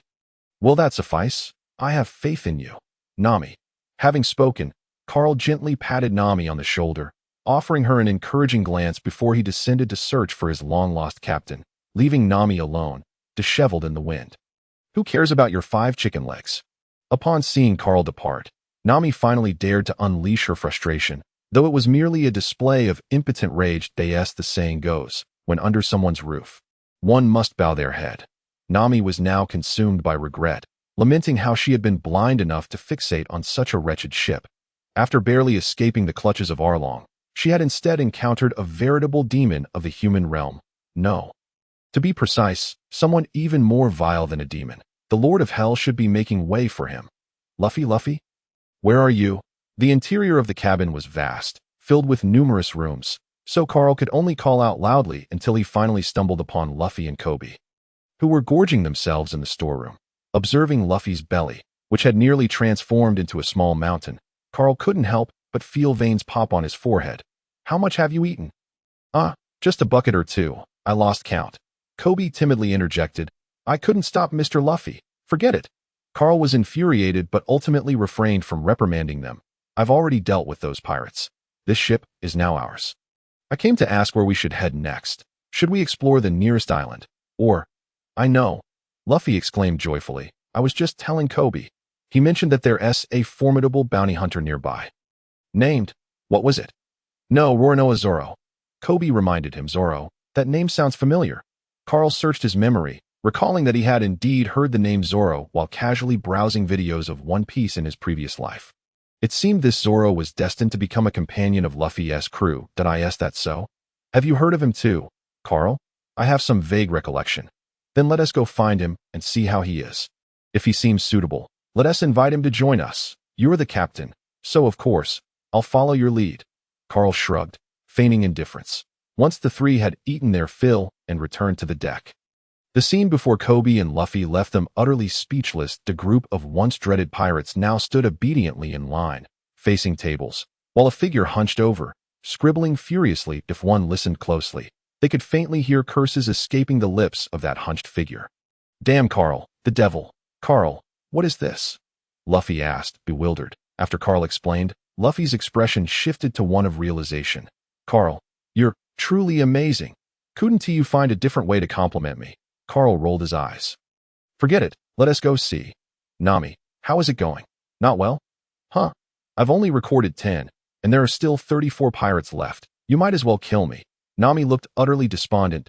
So many people, so many names. How can I remember them all by myself? The capable must take on more work. And don't forget your current status. You're still carrying a hefty bounty. Bounty? Didn't I tell you? You're not like these pirates. You're just a thief. Even if you're turned over to the Navy, without evidence, you probably won't be detained for long. So, just do some work on the ship for now until you've earned your bounty. If I earn my bounty, can I leave? No, but I will hand you over to the Navy. You truly are a devil. Nami gritted her teeth. Thank you for the compliment. Now, Miss Thief, I urge you to work hard. Strive for your freedom. Actually, I can write too. I can help. Kobe weakly raised his hand. Please let me assist. Very well. Seeing Kobe's determined expression, Carl felt unable to refuse and agreed. Nami, witnessing the arrival of assistance, felt her mood lift considerably. However, before she could revel in her newfound relief, she heard Carl's devilish whisper from the depths of hell. Since someone is helping, your wage will be halved. You devil. Oh, by the way, who among you was steering the ship? We need to head to the nearest Navy base, the one where the bounty hunter Zoro is imprisoned. Don't make any mistakes. With all tasks delegated to Nami and Kobe, Carl found rare leisure, pulling Luffy to sit at the bow of the ship, where they leisurely fished. So, Luffy, is this the life you aspire to? It seems rather pleasant. Carl remarked lazily, basking in the sunlight on his face. Right? I think so too. Luffy replied, reclining with his hands behind his head and legs crossed. Carl, what kind of person do you think Zoro is? I don't know. I've never met him. Kobe mentioned he's a swordsman akin to a hunting dog, roaming the seas, capturing various pirates and trading them for reward money with the Navy. Carl pondered before saying, so he's essentially a bounty hunter. Pirates all have bounties, so those who don't wish to be pirates or Navy, but have some skills and want to make quick money often become bounty hunters. The world government and Navy issuing bounties actually encourages this profession. He must be a good person then, capturing ruthless pirates without killing them and handing them over to the Navy. Isn't that similar to what you want to do? Carl? I suppose it could be seen that way, but hearing is one thing, seeing is believing, and Kobe said he's quite a detestable person, which I don't understand. Plus, it seems he was captured by the Navy. Carl, why do you think that is? Perhaps there's more to the story. That's true. If he's a good person, let us invite him aboard. That you're the captain. It's your decision, but you're the first mate.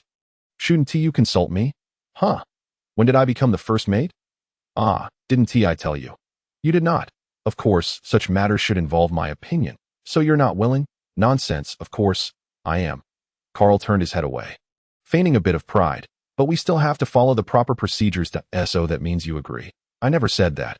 We must see what kind of person he is. Besides, even if we both agree. Whether he wants to join us is another matter entirely. Whether he wants to join us is indeed a separate issue. Don't forget, we are pirates while he is a bounty hunter who specializes in capturing pirates. That's all right. I'll make him agree, just like I did with you when I brought you aboard. Carl's eyes flickered with a glimmer of memory. Captain, do not underestimate this matter. Each individual possesses their own will. And what you must do is not impose your will upon them, but rather align their will with yours. Only then can you bring them onto your pirate ship. Will, you are speaking in riddles again. Never mind. Let us take it one step at a time. Time flew by, and the sky had darkened. With Kobe's assistance, Nami's work progressed remarkably well. According to her records, the pirates aboard this ship were more or less accounted for. Due to their ship's primary focus on financial gain without resorting to murder, they can be considered relatively principled compared to those pirate crews that indiscriminately slaughter entire vessels. Nonetheless, it remains true that there are some among them who have blood on their hands. Primarily those who have clashed with the guards of merchant ships or have been pursued by the Navy. This group has been callously assigned by Carl to perform the most arduous and unsavory tasks. With the added punishment of a significant reduction in their rations. As for the pirate captain, known as the Iron Rod Queen, Yalata, her transgressions are particularly heinous, having primarily slain those subordinates who dared to show her insufficient respect. Alongside a handful of victims from her plundering escapades, based on the testimonies of these pirates, Carl instructed Nami to meticulously compile a list of each individual's crimes, with the intention of leveraging this information to potentially augment Yalata's bounty when they reached the Navy, thereby securing a greater financial reward.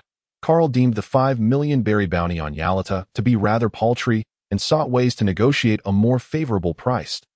He certainly would not overlook those pirates who bore no bounty whatsoever. Adhering to the principle of plucking the feathers from a passing goose, he had Nami conduct a valuation of that cohort as well. Considering their misdeeds, abilities, physical condition, and skills, he assigned them bounties ranging from 50,000 to 500,000 berry, culminating in a total that exceeded Yalata's bounty. This discrepancy struck Carl as unjust, reinforcing his belief that Yalata's bounty was insufficient. What of the Navy's recognition of these bounties? Carl was confident they would not refuse. After all, purchasing a pirate devoid of rights for 50 or even 100,000 berry was far more economical than acquiring a slave. Toss these individuals into the black mines, and the profits would be recouped in no time. Although Carl's notions were dark and perilous, they involved human lives, now in the hands of the Navy. During their incarceration, would they not be subject to whatever arrangements the Navy deemed fit? Whether pressed into servitude as cheap labor for construction or ship repairs, the cost would be recovered within a year, followed by pure profit.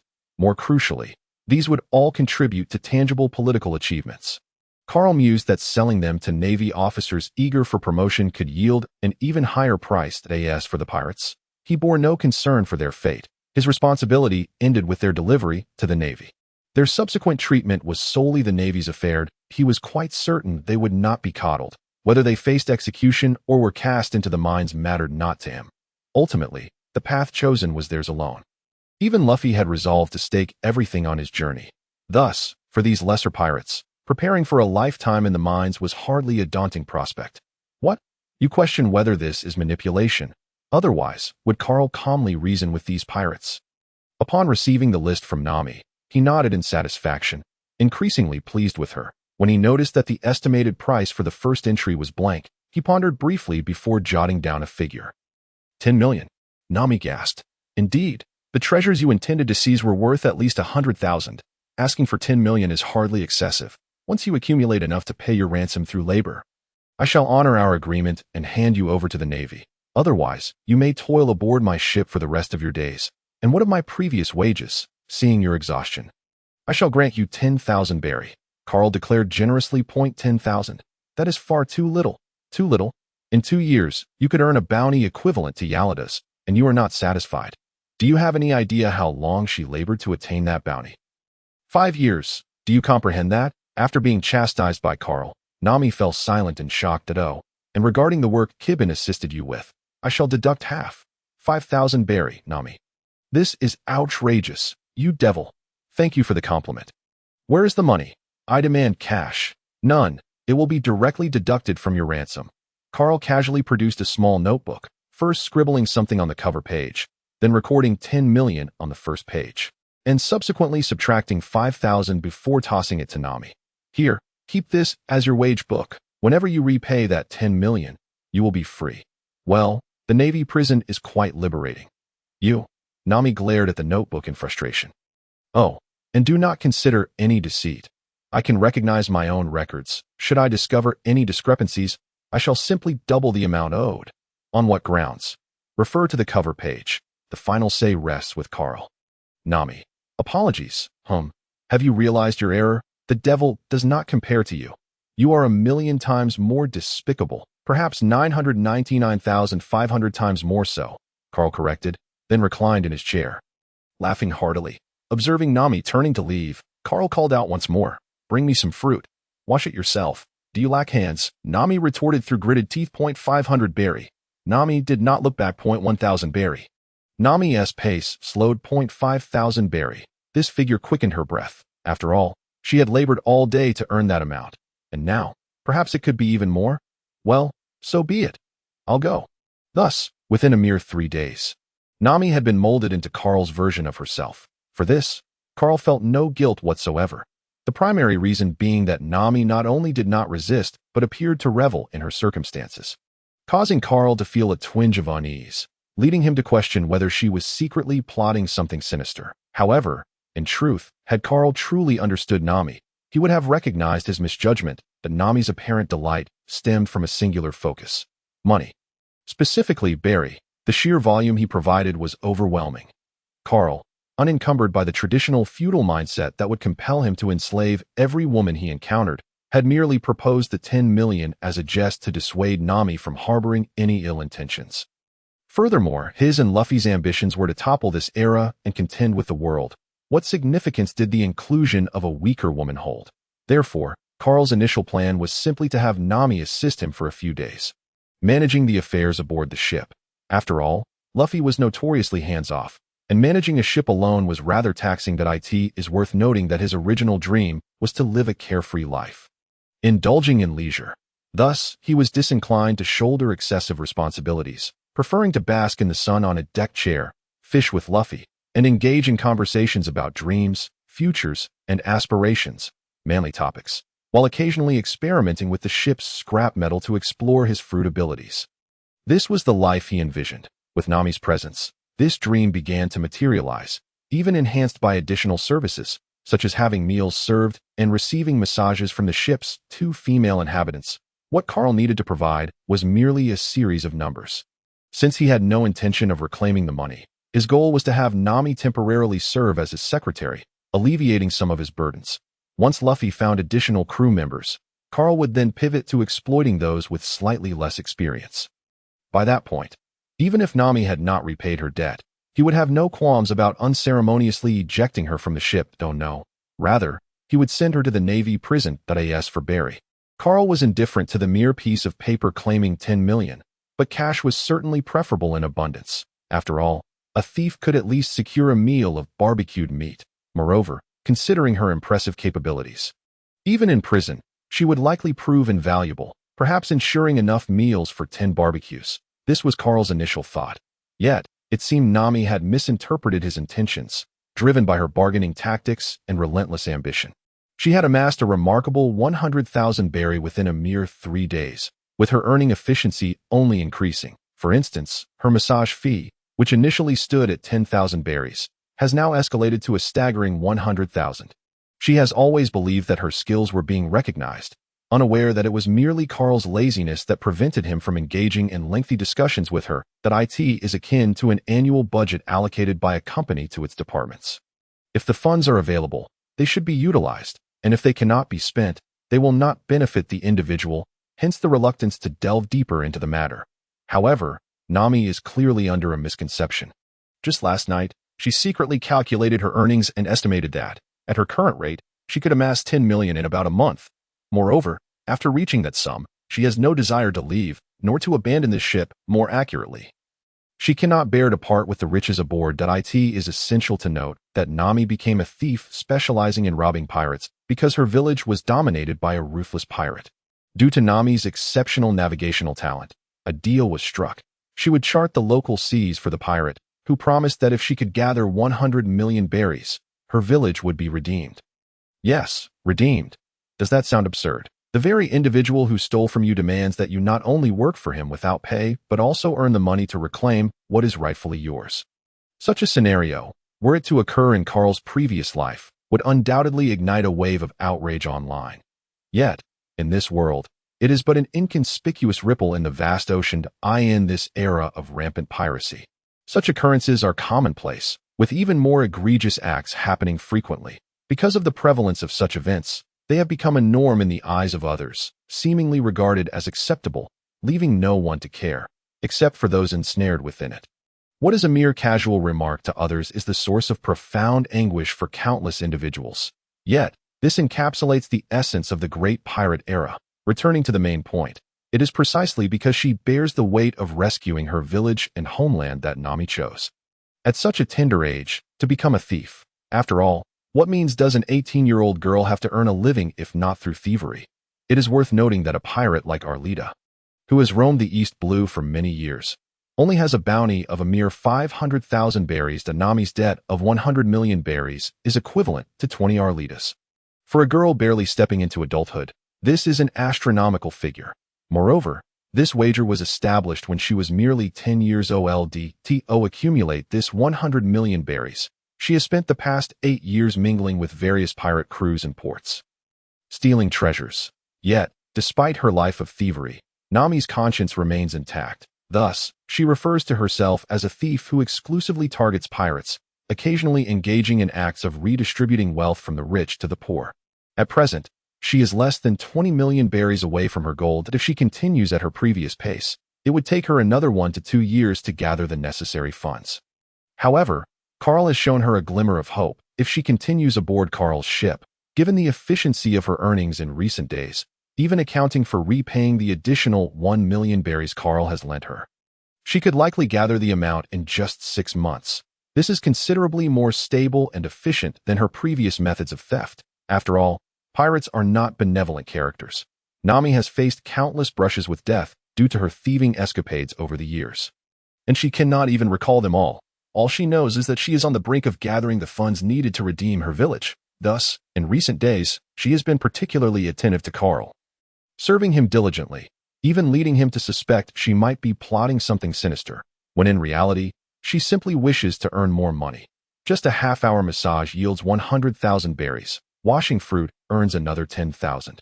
And serving a meal can bring in another 10,000 in under 2 minutes. In this manner, Nami steadily progresses toward her childhood dream, step by step, tearing apart the confines of her 8-year-long prison. Master Carl, the fruit is ready. Nami squinted her eyes, approaching with a plate of fruit and a cheerful smile. Upon hearing this, Carl involuntarily shivered, glancing at his noticeably bulging belly and then at Luffy beside him. He helplessly remarked, "Give it to Luffy."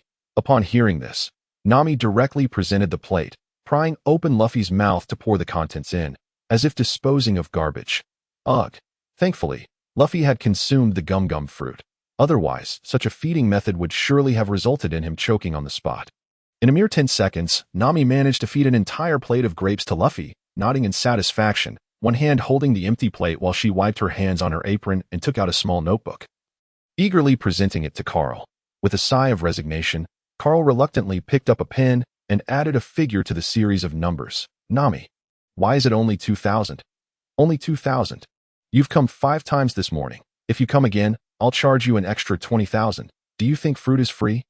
Carl erupted in exasperation, causing Nami to immediately redden her eyes, resembling a rain-soaked pear blossom, evoking sympathy. "Oh, Carl, don't say that. Nami is only looking out for me." Luffy, just recovering from his near-choking episode, immediately stood up to defend Nami. "You still dare to say that? If it weren't for you indulging her." Carl pointed an accusatory finger at Luffy, speechless with anger. Such poor acting could only deceive someone as oblivious as Luffy. "If you want to eat, wash it yourself." "But, there are no buts," Carl stated sternly, adding, "And don't say I didn't warn you." Having chosen to board Luffy's pirate ship, he must strategize accordingly. Luffy is somewhat slow to react in certain situations and could easily fall victim to being sold, only to find himself happily counting the money afterward. Carl is determined to prevent such occurrences. Thus he fixed a serious gaze upon Nami, coldly asserting, "You had better suppress any inappropriate thoughts and focus on your own tasks. If I discover any ill intentions toward Luffy, do not blame me."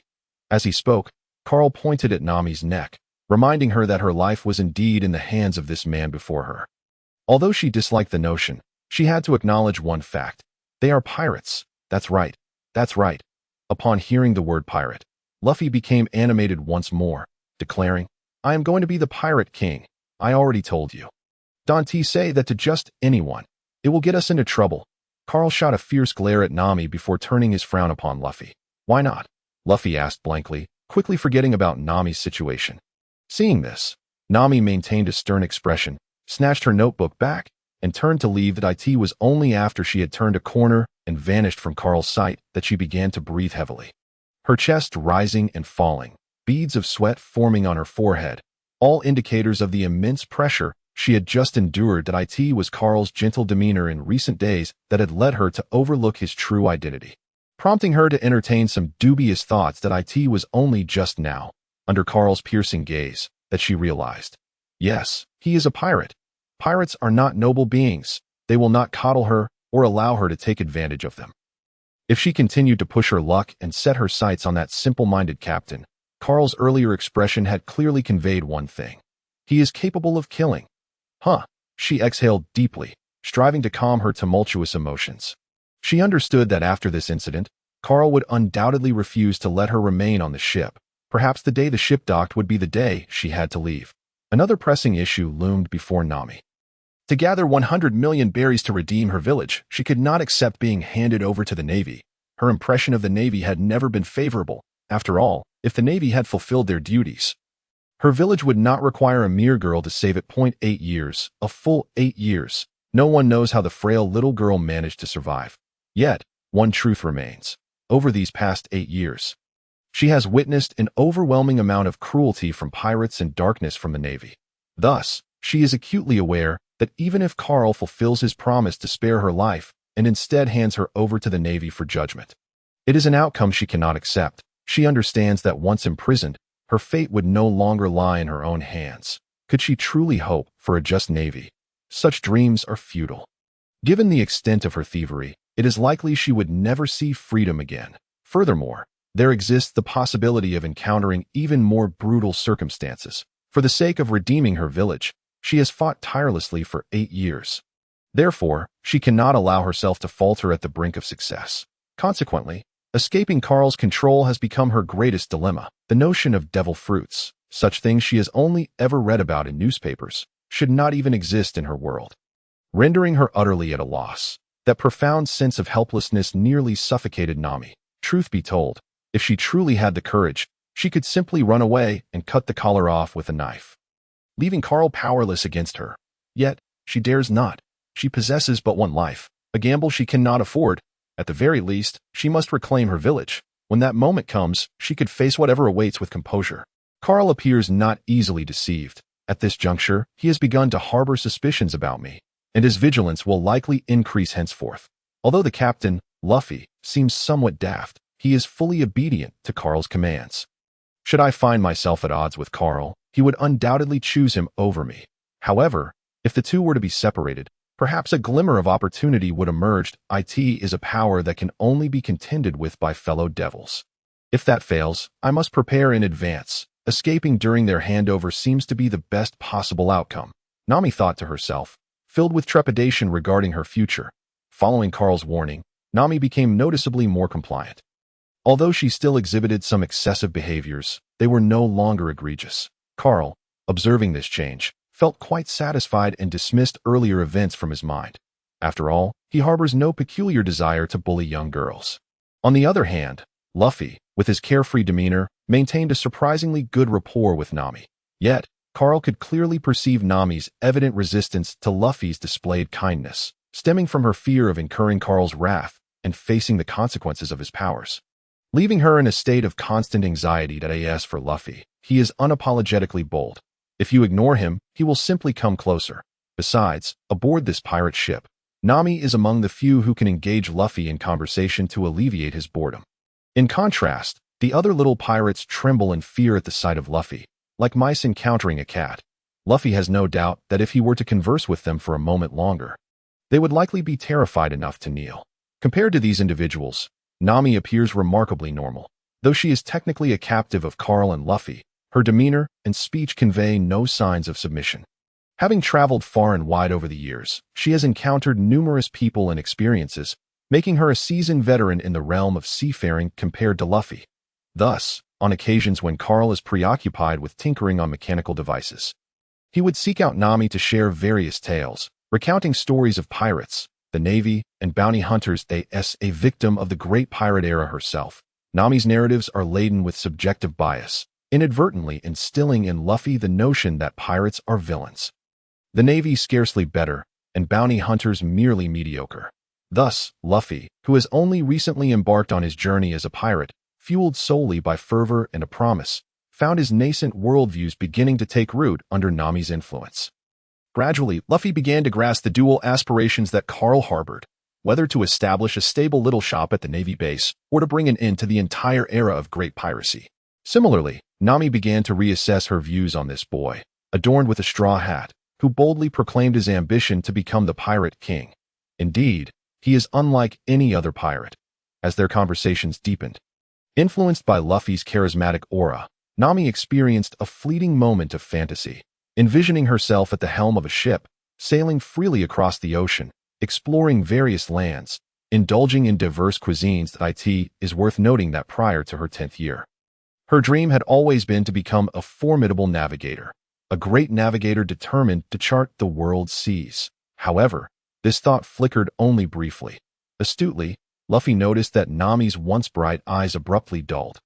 Yet, he refrained from questioning her, continuing to share his own stories, speaking to a version of himself. Carl often remarked that Luffy could be easily manipulated due to his naivety, though he only expressed half of this sentiment, the latter half lingering in his heart. This was also a significant reason for his choice to board Luffy's pirate ship. Luffy may exhibit a degree of dullness in certain aspects, yet he is exceptionally perceptive in others.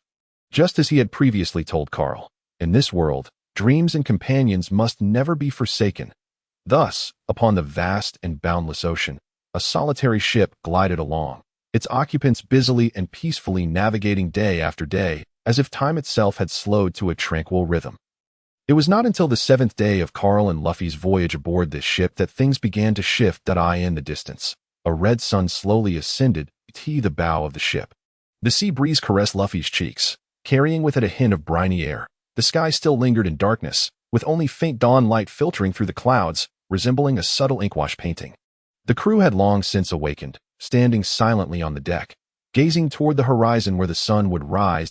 In this serene moment, the only sounds were the gentle lapping of waves against the hull and the occasional call of seabirds. At some point, Carl emerged from the cabin, still clad in the tattered vest he wore when setting sail, appearing somewhat underdressed in the twilight of dawn. "Carl, when did you arrive?" Luffy, having spent the night dozing at the ship's prow, opened his eyes at the sound of Carl's movements, only to return to a lazy demeanor upon recognizing him. "Just arrived. Nami mentioned we should reach the Navy base this morning, so I came to take a look."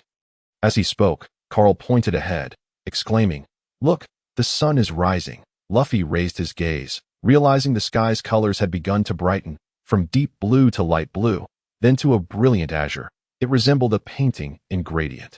The waves on the sea began to ripple and dance in response, creating layers of shimmering reflections. Finally, the sun revealed half of its face, glowing red like a smoldering iron, casting its light across the entire ocean. The waves sparkled with a golden red hue, while seagulls soared above, joyfully calling out as if celebrating the arrival of a new day. With the sun's ascent, the entire sea transformed into a fiery crimson expanse. This hue was both fervent and warm, imparting a sense of tranquility and grandeur. Sunlight streamed through the clouds, illuminating the ship's sides with golden rays. The individuals aboard the vessel were irresistibly captivated, as if they had been transported into a fantastical realm. In that very moment, upon the vast ocean, time appeared to stand still, with only the breathtaking scenery quietly narrating the beauty of life and its boundless possibilities. The pirates, already informed the previous evening, had managed to find rare tranquility as they gazed at the resplendent red sun. They silently offered their prayers, hoping that this splendid day would bring them luck and peace, and that Carl would honor his promise and spare their lives. While the same scene might evoke varied thoughts from different individuals, one thing remained consistent. No one uttered a sound in their eyes.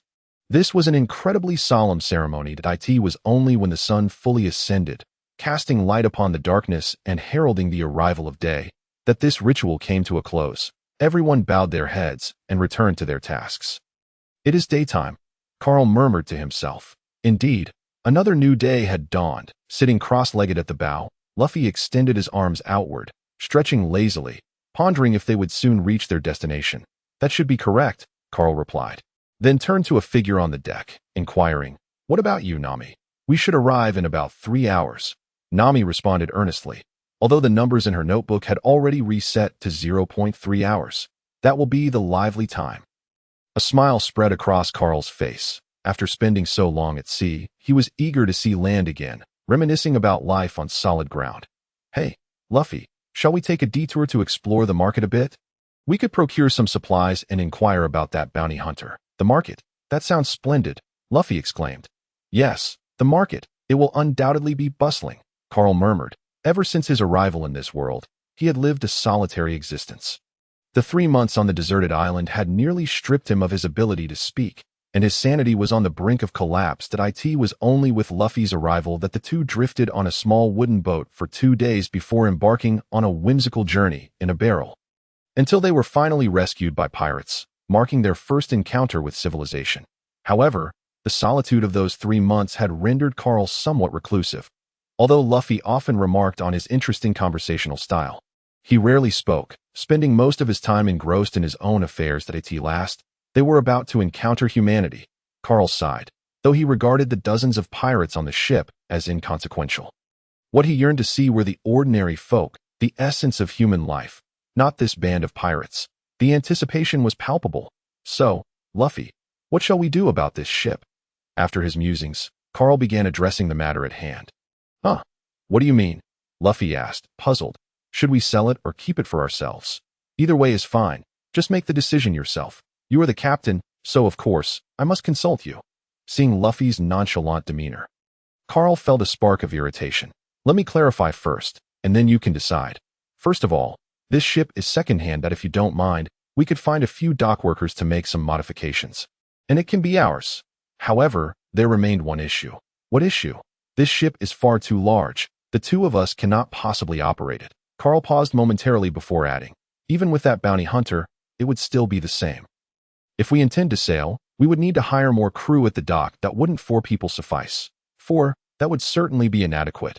Given the size of this vessel, we would need at least 10. Since it was his first time aboard a ship, Carl was uncertain, merely estimating based on instinct. "What if those individuals can't do it?" "Are you foolish? I've already told you, those people are pirates. They must be turned over to the Navy." Carl, exasperated with Luffy's remarks, playfully punched him on the head. To be honest, the impact felt soft and pleasantly springy. Luffy, however, remained unfazed, as being a rubber man. He felt no pain, merely chuckling as he rubbed his head. That if we sell the ship, we could buy a smaller boat for now and upgrade later when we have more crew. What do you think?" "Then let's sell it." Luffy pondered for a moment before responding. "I refuse to pick up someone else's discarded junk. I want a ship that belongs to me. In that case, let us find a place that can build ships and commission a custom vessel." "I have some ideas, Luffy. Our ship will undoubtedly be one of a kind in the world," Carl declared with unwavering confidence. "It is settled then." After concluding their discussion, Carl descended from the bow, clapping his hands to garner the attention of the pirates. "All right, you must all be aware of this, that we are about to dock, and as per our agreement, you will commence a new chapter in your lives. Now, this is your final moment aboard this ship. Ensure that you perform your duties diligently and leave behind a perfect legacy. I grant you 2 hours for a thorough cleaning of this vessel. When I return to inspect, every nook and cranny, even the windows, must be spotless. If any of you cause this ship to fetch a poor price, I will have no choice but to send you to the mines to repay your debts. Do you understand?" "Yes." The pirates chorused, promptly setting to work on the cleaning task. Carl then beckoned Nami, who stood nearby, to join him. That moment, Nami cradled a clipboard in her arms, adorned with scattered papers. Dressed differently, She could easily pass as a secretary. I owe you a debt of gratitude for these days, Carl remarked as he took the clipboard to review its contents. Nami pouted, remaining silent, evidently still harboring some resentment towards Carl's earlier words. That 10 million should have been deducted by Luffy by now, right? Carl stated in a rather indifferent tone. Nami attempted to explain, but Carl interrupted her directly. No need to explain. I don't care. And I don't wish to dwell on it. As your captain, I am far too kind-hearted. Consider that money as payment for taking care of my captain, now that the debt is settled. Let us fulfill our initial agreement. Upon reaching the island, I will hand you over to the Navy along with them. Of course, they will take the lead, and you will be an added bonus. I trust the Navy will not give you a hard time. I hope you can turn over a new leaf in prison. In the future, try to refrain from stealing. With your abilities, you could easily find stable employment. After all, you cannot expect to encounter a pirate like me every time. You should know better than I what fate awaits should you fall into the hands of those ruthless individuals. Carl continued to examine the paper, which detailed the estimated value of this ship and the treasures of Alvida.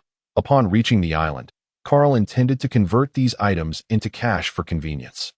Can I avoid going to prison? Nami asked, her eyes reddening, her voice trembling. I can repay a bit more, as long as you don't hand me over to the Navy, if I go to prison. I am doomed. Rest assured, that won't happen. If you demonstrate remorse and good behavior, you might even be offered a chance to join them. Being with the Navy is far better than being a thief.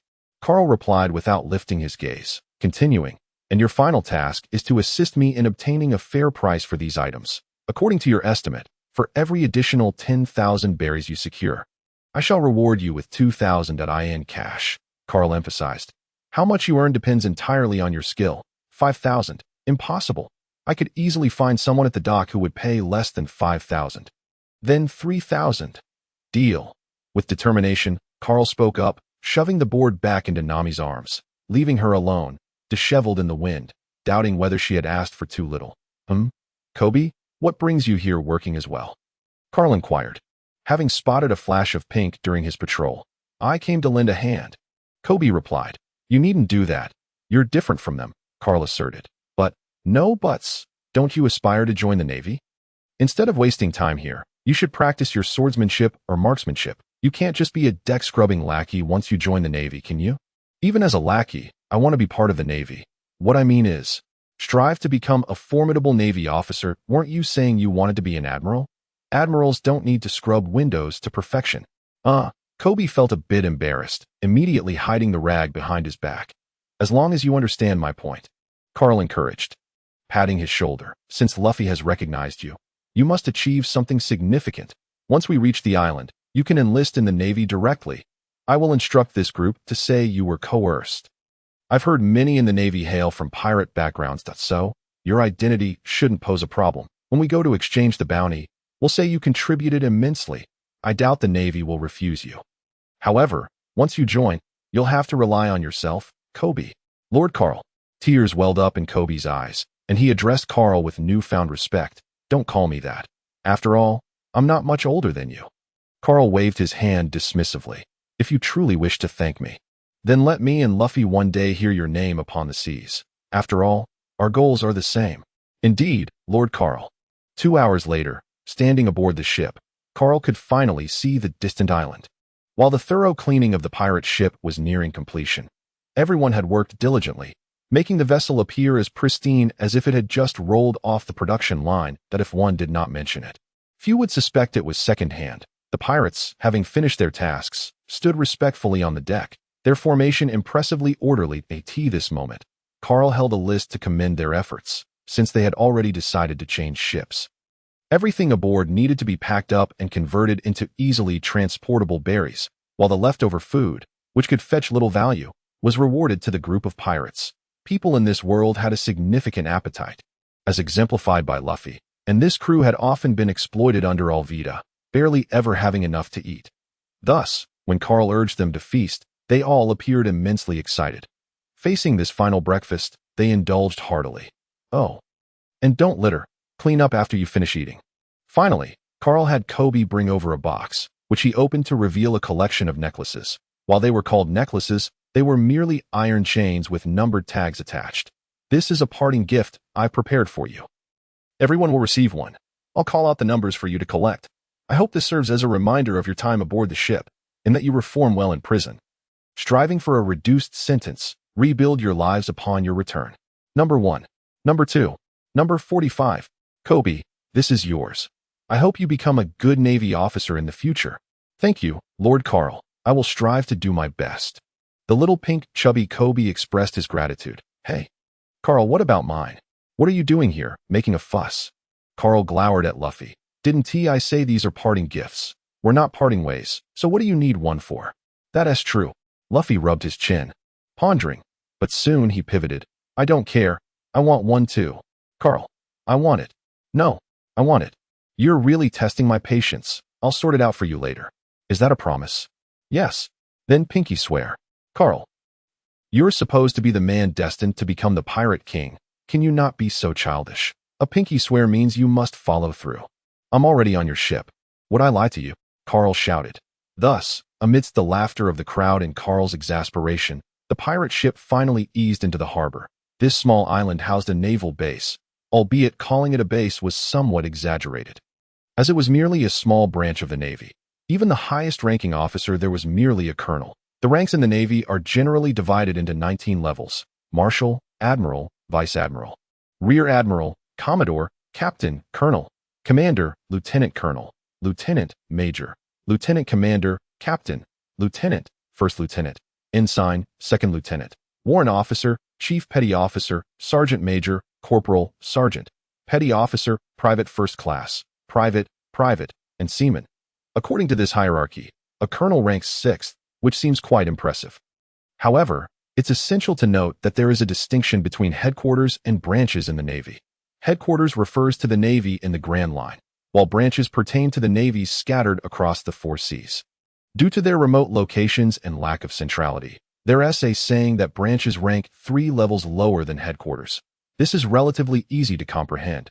After all, the mayors of large cities and small towns may both hold the title of mayor, but they are hardly equivalent. Thus, the Colonel Monka at this 153rd branch base is, at best, comparable to a 9th-level captain, with limited power and capability. Despite Monka's lowly status in the Navy, it suffices in the secluded corner of the East Blue. Therefore, as Carl and his crew's ship approached the dock, they observed a large gathering of Navy personnel on the shore, all aiming rifles and cannons at them. Carl even spotted a massive black cannon that, if fired accurately, could create a hole as large as a basin in their ship. Oh, are they welcoming us? Luffy, standing at the bow, asked curiously, waving his hands incessantly, appearing as if he had encountered a long-lost friend. Idiot. They read clearly on high alert. Carl replied, exasperated. Ah, I see. Well, never mind. Leave this to me. Noting Luffy's apparent ineptitude, Carl slapped his forehead, taking charge of the situation, while cautioning, just don't speak out of turn. Especially that catchphrase of yours. Don't go around proclaiming you want to be the Pirate King, understood? Luffy nodded vigorously, feigning obedience. However, Carl knew this was merely a facade. Yet, seeing Luffy's surface-level effort, he felt there was little more he could say. All right. Prepare to dock. Behave yourselves, all right? A new life awaits you. With Carl's command, the pirates sprang into action. Soon, the pirate ship was securely moored at an empty spot on the dock. Carl was quite curious. Was navigating a ship akin to driving a car, requiring practice in reversing into a parking space? After asking a pirate, he discovered it was not as he had imagined. Typically, ships dock head-on. Large vessels cannot dock themselves and require tugboats from the dock to assist in changing direction. For instance, during the docking phase, tugboats push the ship towards the dock, which the ship cannot do on its own. Once close enough, the crew ties the ropes to the dock, allowing the ship to halt. When it's time to leave, the ship uses its own power and rudder to alter direction and depart. This process does not require reversing out. You'd better leave. You're not welcome here. Otherwise, we might have to resort to gunfire. Even as the vessel docked, naval officers on the shore began to shout through loudspeakers, likely issuing warnings. This clearly illustrates that Monka's capabilities are rather lackluster. After all, if it were another base, daring to anchor a pirate crew at the doorstep would be a blatant provocation. Warnings? Impossible. Absolutely impossible. If we don't eliminate you today, the word justice on his cloak would have to be inscribed backward. You all stand down. I shall negotiate with them. After giving a brief command, Carl wielded his whip and propelled himself onto the shore. Upon landing, he was immediately surrounded by a throng of naval officers, the leader of whom didn't hesitate to issue threats. Eureka pirates, what do you intend to do? This is a naval base. Colonel Monka will not permit your misdeeds. Calm down, calm down. Carl waved his hand, asserting, we are not pirates, but bounty hunters. Bounty hunters? A chorus of naval officers exchanged glances. How can you prove your claims? I have captured Eureka. She is currently aboard the ship, along with her crew of pirates. My purpose here is simply to redeem the bounty. Redeem the bounty? Is that truly the case? The leader's eyes widened, for Eureka carries a bounty of 5 million berries and is known as the Iron Club King. The Iron Club King? I recall there was indeed a spiked club involved, but I paid little mind to it. Carl remarked nonchalantly. So, can you lower your weapons now? I genuinely dislike being threatened with guns. Lower your weapons first. The leader of the Navy promptly gestured for his men to lower their firearms. And may I ask how to address you, sir? Carl. Just call me Carl, if there is nothing else. I would like someone to bring Eureka down. Conveniently, you can send someone to guide us to the bounty exchange. Very well. Seeing Carl's demeanor was sincere, the naval officers relaxed. Just then, amidst a cacophony of cries, a shadow descended from the sky, crashing down and creating a large hole in the dock. An enemy attack. Its cannon fire. Everyone disperse. In an instant, the naval personnel became tense once more, scrambling to evade the cannon fire. While Carl awkwardly stood still, helplessly using his metallic whip to retrieve Luffy. Actually, I must say this is merely an accident. Do you believe me? The Navy stared at him intently, offering no response. All right then. Carl shrugged, exasperated. We will cover the damages. This farce ultimately concluded as Eureka was dragged off the ship by her fellow pirates, in the face of evidence. All claims appeared utterly feeble that it was indeed Eureka. No doubt, the leader of the Navy had recognized the ship long before it approached, and thus carried her bounty notice for comparison at this moment. However, this is... fearing she might escape, we utilized oversized handcuffs. Yes, you can understand it as handcuffs. It serves a similar purpose. Facing Eureka, who was entirely encased in metal save for her head, Carl responded accordingly. But rest assured, we will take responsibility for transporting her. There is no need to trouble you. That is not a hassle at all. We have specialized carts in our base. Then that's perfect. Carl's eyes lit up. Oh, by the way, we also intend to sell this ship. I wonder if you... I truly apologize, Mr. Carl. The naval officer replied apologetically. Our town is rather small, so the demand for such large vessels is quite limited. However, a few merchants have recently arrived in town. They might be able to afford your grand ship. Merchants, you say? That works perfectly. Would you be so kind? Those individuals are staying at the inn in the town center. You'll spot it immediately upon entering. I see. Then let us proceed to the bounty exchange first. Under the guidance of the Navy, the group arrived at the Bounty Redemption Center. Here, take this. Carl beckoned to Nami, handing a stack of papers to the clerk at the exchange. What is this? This, is a record of Eureka and her crew's misdeeds over the years. All this information was extracted during their interrogation. If you doubt its authenticity, you may verify it. The clerk appeared troubled. In reality, redeeming a bounty does not require such documentation. All that is needed is just the head, right? Carl fiddled with his ear, patiently explaining. Thus you must learn to be adaptable. Look at this paper. She has committed numerous heinous acts over the years. Does 5 million suffice? Can 5 million truly atone for her crimes? Clearly, it is inadequate. Moreover, do you have any idea how challenging it was to subdue her? Carl asserted with righteous indignation, even bringing Kirby into the fray. Look at him. His name is Kirby. 3 years ago, he was determined to join the Navy and capture pirates. Yet what happened? He was captured by Eureka halfway through and tormented for 3 long years, forced into all manner of menial tasks. Had he not turned against her and dealt her a fatal blow during combat, you would not be seeing me here today. Look at him. He is already 16 years old, yet still so short. That is all due to Eureka's ruin. Tell me, does 5 million adequately compensate for the damage she has inflicted upon him? Under Carl's relentless questioning, the clerk began to sweat profusely, tremblingly inquiring, So, sir, are you suggesting? My suggestion is that you need to increase the bounty. Carl grinned, revealing his true intent. Nanny? Increase the bounty. Upon hearing this, several clerks dropped their jaws in disbelief. Understand that during their tenure at the Redemption Center, they had encountered numerous bounty hunters, yet it was the first time they had ever heard someone demand an increase. After all, this bounty exchange center operates under official authority and is quite formal. Have you ever seen someone haggling over a national ID? I truly apologize, but the bounties for pirates are determined by the naval headquarters. We have no authority over these figures. Even if we were to offer you a higher price, upon reporting back to headquarters, they would only reimburse us based on the bounty notice. Anything above that, then simply call headquarters and request a raise.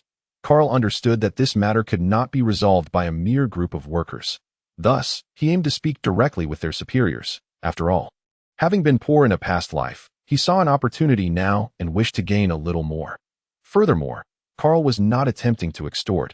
He was merely striving for the fairest compensation for his labor within reasonable bounds. Moreover, Eureka's bounty of 5 million was established over half a year ago. The lack of updates was precisely due to insufficient intelligence. No one knew how many misdeeds she had committed or the extent of her power. Yet Carl was presenting all the necessary information right before them, asking for a modest increase. Was that unreasonable? Surely you have a telephone bug here, so hurry and call. I will speak with them. We still need to consult Colonel Monka. The telephone bugs capable of contacting headquarters are all in Colonel Monka's possession. Then what are we waiting for? Hurry up. Carl waved his hand. You first send someone to report. We will continue. Forget it. Let us settle the payment first. We will calculate it all at the end. Still calculating? Mr. Carl means to say. Yes, them. Carl pointed to the 40 or so pirates following him. These are all members of the Eureka pirate crew. Upon witnessing Eureka's defeat, they surrendered as well. Common pirates? Yet it seems none of them have bounty notices. The clerk scratched his head, trying to identify them to AS staff at the bounty exchange. They were well acquainted with all manner of wanted criminals. Fool, that's why you must be adaptable. Carl wore an expression of exasperation, questioning whether a pirate without a bounty could truly be considered a pirate. Could one act with impunity in the absence of a bounty? Would the Navy simply turn a blind eye? But what could there possibly be to argue? Their records are all right here. A total of 44 individuals, just as Carl was about to assert the number 45. He caught sight of Nami and promptly corrected himself. He still relied on her to fetch a good price for the ship and its treasures, and he couldn't afford to hand them over to the Navy just yet. Before arriving, he had roughly calculated the figures, suggesting they report it to Colonel Monka later. He urged, tell him that the average price for a life is less than 150,000 berries. Such a deal is hard to come by. Moreover, once they are in your prison, they can earn that back through labor in just a year or two, right? Besides, if you capture more pirates, it will enhance your superior's record. Want it? Surely, that would lead to promotions. Indeed, I shall report this immediately. Yes, do hurry. For the time being, these individuals will remain in your custody, temporarily borrowing your prison, Carl continued. Once the process is complete, we'll exchange cash for captives. I must emphasize, should your price fail to satisfy me, I will take my business elsewhere. Understood. Let us stroll around the town for a bit. We shall meet again shortly. With that, Carl took hold of Luffy, Nami, and the rotund Kobe, leaving a group of pirates in the hall staring at one another, instilling a sense of trepidation among the Navy personnel, fearful that these pirates might revert to their old ways and cause harm. Yet, the next scene left them utterly astonished. The pirates, rather unexpectedly, inquired about the location of their cells, with some even asking about the daily schedule, number of meals provided, whether meat was included, and if they would have rest days. They wondered how long a sentence would be for not having committed murder, and if good behavior could lead to a reduced sentence. That a few even expressed a desire to join the Navy after serving their time, questioning whether having been imprisoned or having been a pirate would hinder their prospects.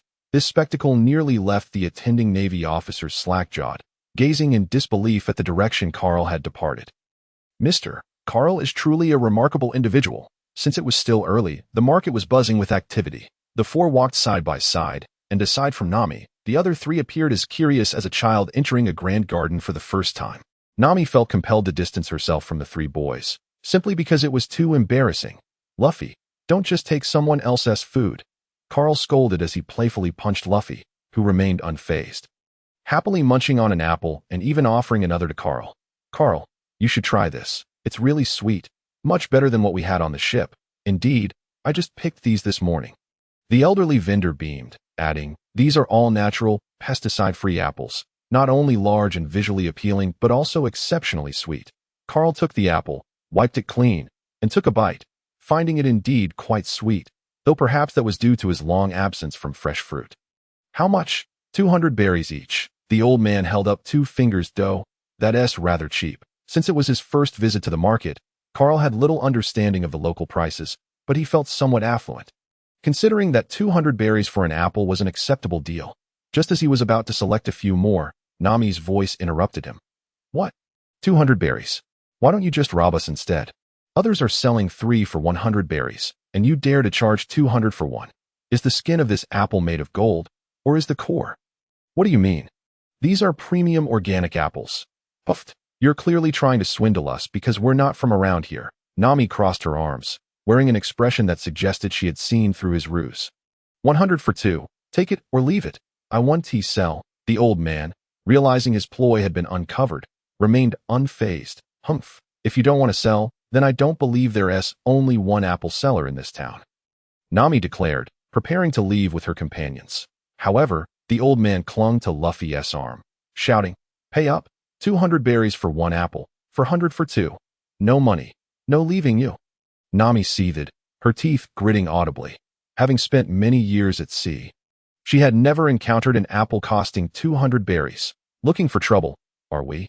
Then I'll give you a taste of your own medicine." Nami fearlessly adopted a brazen demeanor, standing before the stall and loudly proclaiming, "Don't miss out, everyone. Come see this man selling apples for 200 berries each. Is this not bullying a poor, defenseless woman? After all my hardships at sea, even an apple is a source of exploitation. Look, Luffy, this girl is quite the performer." As Nami embraced her theatrical flair, determined to win an Oscar, Carl remarked to the bewildered Luffy, "I don't understand." "Oh, never mind. Just remember not to take others' food without permission next time. While we have money, we shouldn't be foolish enough to be swindled and then count their coins." "Dough. I understand." Luffy nodded obediently. "You understand? But will you still repeat the same mistake next time?" Carl silently added the latter part in his mind. As the crowd around them grew, the old man realized he had bitten off more than he could chew. Just as Nami had guessed, he had assumed these were unfamiliar with local prices and sought to take advantage of them. But with the situation escalating, he could hardly hold his ground. Unlike the newcomers, he had to remain in town and maintain his reputation. A tarnished name would spell doom for his business. "Shoo, keep it down. My dear lady, I admit my mistake. No charge, no charge. Please just leave." "Humph, you're no match for me. I've been around the block while you were still tending to your apple trees," Nami proclaimed proudly, lifting her chin as she nonchalantly snagged 2 more apples and sauntered through the crowd, leaving the old man fuming. "Here, Kobe, this is for you." Nami tossed 1 apple to Kobe and began munching on the other. There are plenty of people like him. They just love to swindle outsiders. So be cautious when buying things, or you might end up losing your shirt. "Huh, I think that old man is quite nice," Luffy remarked, oblivious, earning a round of eye rolls from the others. "Let us find someone to ask where Zoro is. I can't wait to meet him. What's the rush? I think we should first find a place to fill our stomachs." Carl suggested. To be fair, the cook on the ship was quite terrible, and the meals were abysmal. Let us find a nice restaurant, have a hearty meal, then enjoy a hot bath and buy a few new outfits. Oh, and I need to tidy up my hair. I should find a skilled barber to give me a fresh style since I definitely lack the means to do so on that deserted island. But what about Zoro? Luffy appeared hesitant, eager to meet their next companion, but we're not skipping out on seeing him. I'm merely suggesting we do it later, Carl patiently explained. Besides, if you want to recruit him, shouldn't you first understand his character? And we should clean ourselves up a bit, that we can't just show up looking disheveled. What kind of first impression would that make? Would he even want to join you on your ship? That's true. Luffy scratched his head, conceding, all right, let us eat first. Thus, over the next few hours, Carl led the trio to the finest restaurant in town, ordering an extravagant feast, then casually purchasing a few new outfits. And finally enjoying a delightful hot bath. Of course, Nami did not accompany them. She had considered it, but ultimately opted out. However, upon hearing that she wished for him to unfasten her collar to prevent the hot water from igniting the explosives within, Carl comprehended her intentions. He resolutely dismissed the idea, urging her to venture to the inn to negotiate business with the merchants herself.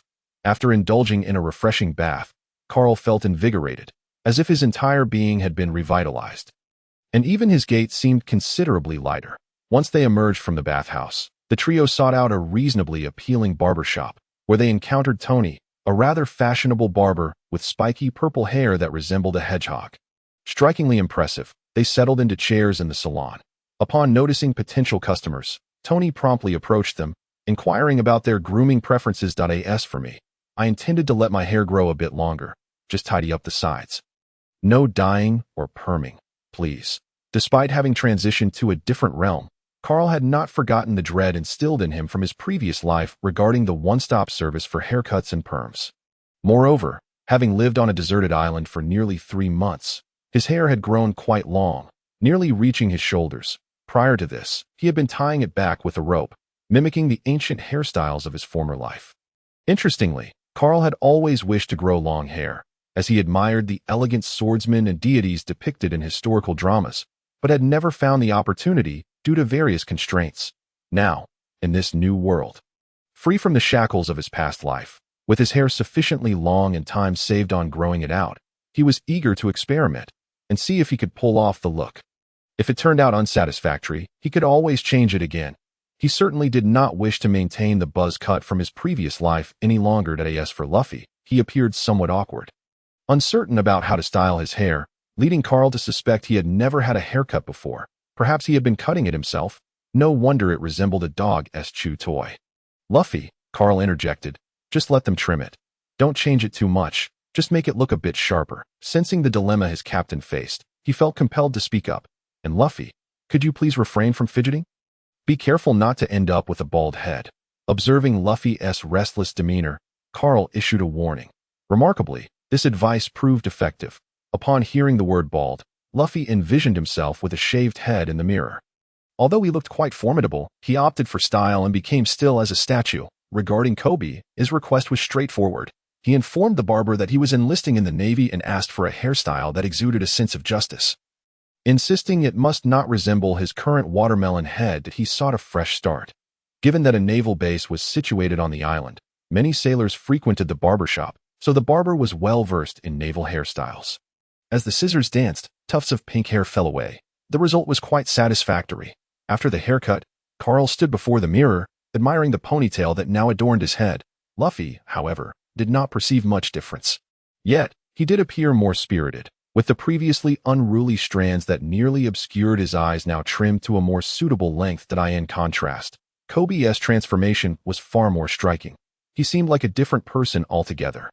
Yet, as Carl gazed at Kobe's center-parted hair, he found it somewhat peculiar, invoking memories of a certain acquaintance, having avoided the perils of barbershop assassins, and with the undeniable skill of the 3 Tonys. Carl cheerfully paid the bill and urged the others to continue their exploration. It seems we've stumbled upon a hat shop, Luffy exclaimed, his eyes lighting up as he dashed into a store. Following behind, Carl and Kobe discovered it was indeed a specialty hat shop, filled with an array of hats, including one that bore an uncanny resemblance to the straw hat Luffy wore on his back. Luffy, don't you already have a straw hat? Why are you going in there? Carl inquired, curious if Luffy intended to buy another to alternate between. Of course not.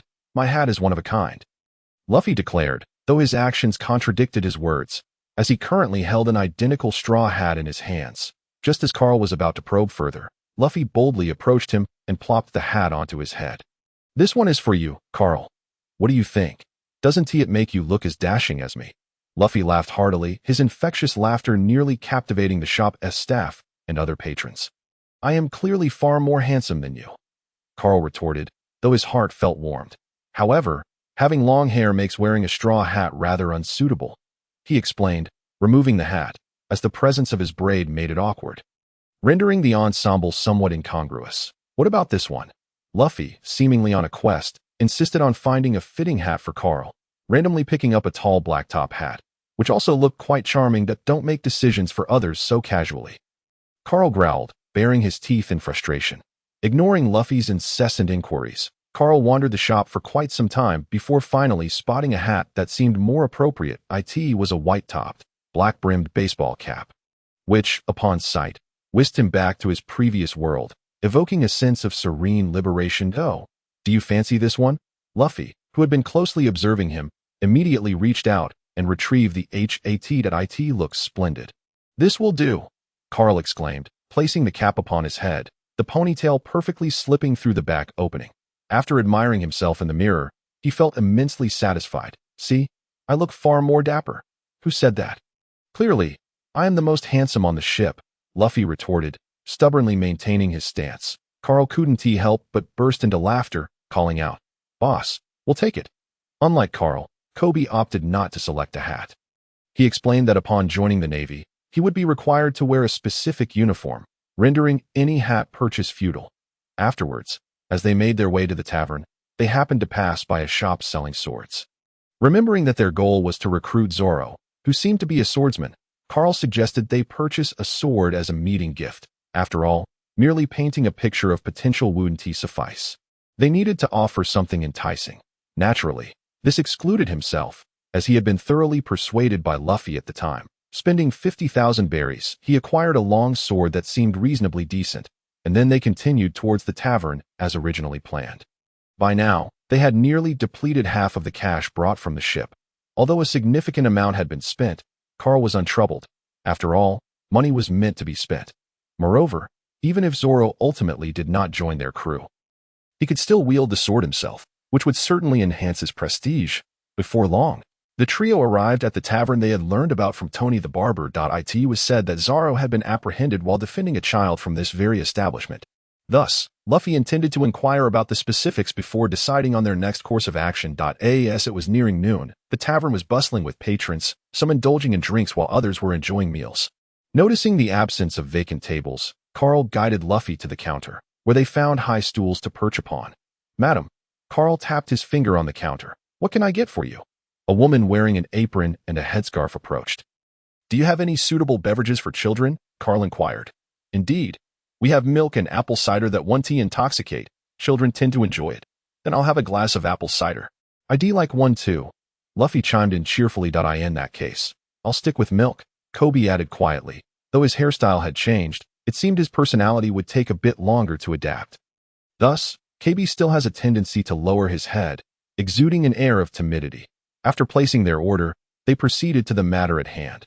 Carl first took a sip of the apple cider, expressing great satisfaction with its flavor, reminiscent of the pineapple beer from his past life. Although it is labeled as alcohol, its alcohol content is either negligible or extremely low, making it quite enjoyable as a beverage. "By the way, innkeeper, I have a few inquiries." "What is it?" "We need to find Zoro," Luffy interjected. Due to the volume of his voice, the patrons in the tavern heard him clearly, their faces reflecting sheer terror as if they had overheard something dreadful. "It seems you are already aware." Carl raised an eyebrow, lifting his cup to continue drinking. "I heard he was captured here for the sake of a girl, so I came to inquire about the situation." "That's utterly unfounded." The innkeeper noticeably tensed, hastily denying the claim, asserting that it must be mere gossip. "That is not gossip." A crisp, youthful voice suddenly chimed in. The crowd turned to see a little girl, seemingly aged 5 or 6, emerging from the back room of the tavern. "Big brother was captured just to save me." "Oh, little sister, come here." Carl immediately donned a warm smile, beckoning the girl closer. "Could you kindly share what transpired with us?" "Liga," the innkeeper's eyes widened with fear, attempting to retrieve the girl, but Carl's hand intercepted her. "Do not worry. We merely wish to ask a few questions, and we will not harm her. Come, let us get our little sister a glass of warm milk." Carl casually placed a banknote on the counter. The innkeeper, sensing their apparent lack of malice, perhaps due to Luffy's infectious laughter, opted for silence, though her gaze remained fixed on the two, wary of any transgressions. "In truth, Big Brother Zoro took my place and was bound," the girl named Liga said with wide, glistening eyes. "This happened a month ago when Balumeb entered the tavern with his pet wolf and attacked the patrons. I wanted to stop it, but I was no match for the wolf. Just as the ravenous beast lunged at me, Big Brother Zoro intervened, slaying it with a single strike, thereby inciting Balumeb's wrath. He is the son of Navy Colonel Monka, and in an effort to save me, Big Brother Zoro made a wager with him. If he could endure a month without food or drink, Balumeb would release him. Otherwise, he would take me away. Thus, Big Brother Zoro voluntarily allowed himself to be bound and imprisoned in the Navy base's playground. It appears that Zoro truly is a commendable individual," Luffy exclaimed, clenching his right fist and striking his left palm in a moment of epiphany. Carl, I've made my decision. We shall make Zoro our companion. He certainly sounds like a good person, though he seems to share your lack of cleverness. Carl remarked, shaking his head in mild jest. Huh, I mean you are the clever one. Is that so? However, hearing is one thing. Seeing is believing. Let us meet him in person. Then let us be off. Carl rose, ensuring he finished the apple cider in his cup. Wait, are you all going to find Big Brother Zoro? Yes, there are some matters best discussed face to face. Then I shall lead you, Liga declared, darting back to the rear of the tavern and re-emerging with a bundle in her hands. That I know just where to find him.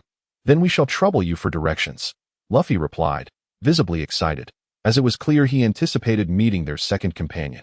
Mother, I'm heading out. Be careful. But I will. Thus, what began as a trio soon included an eccentric little girl.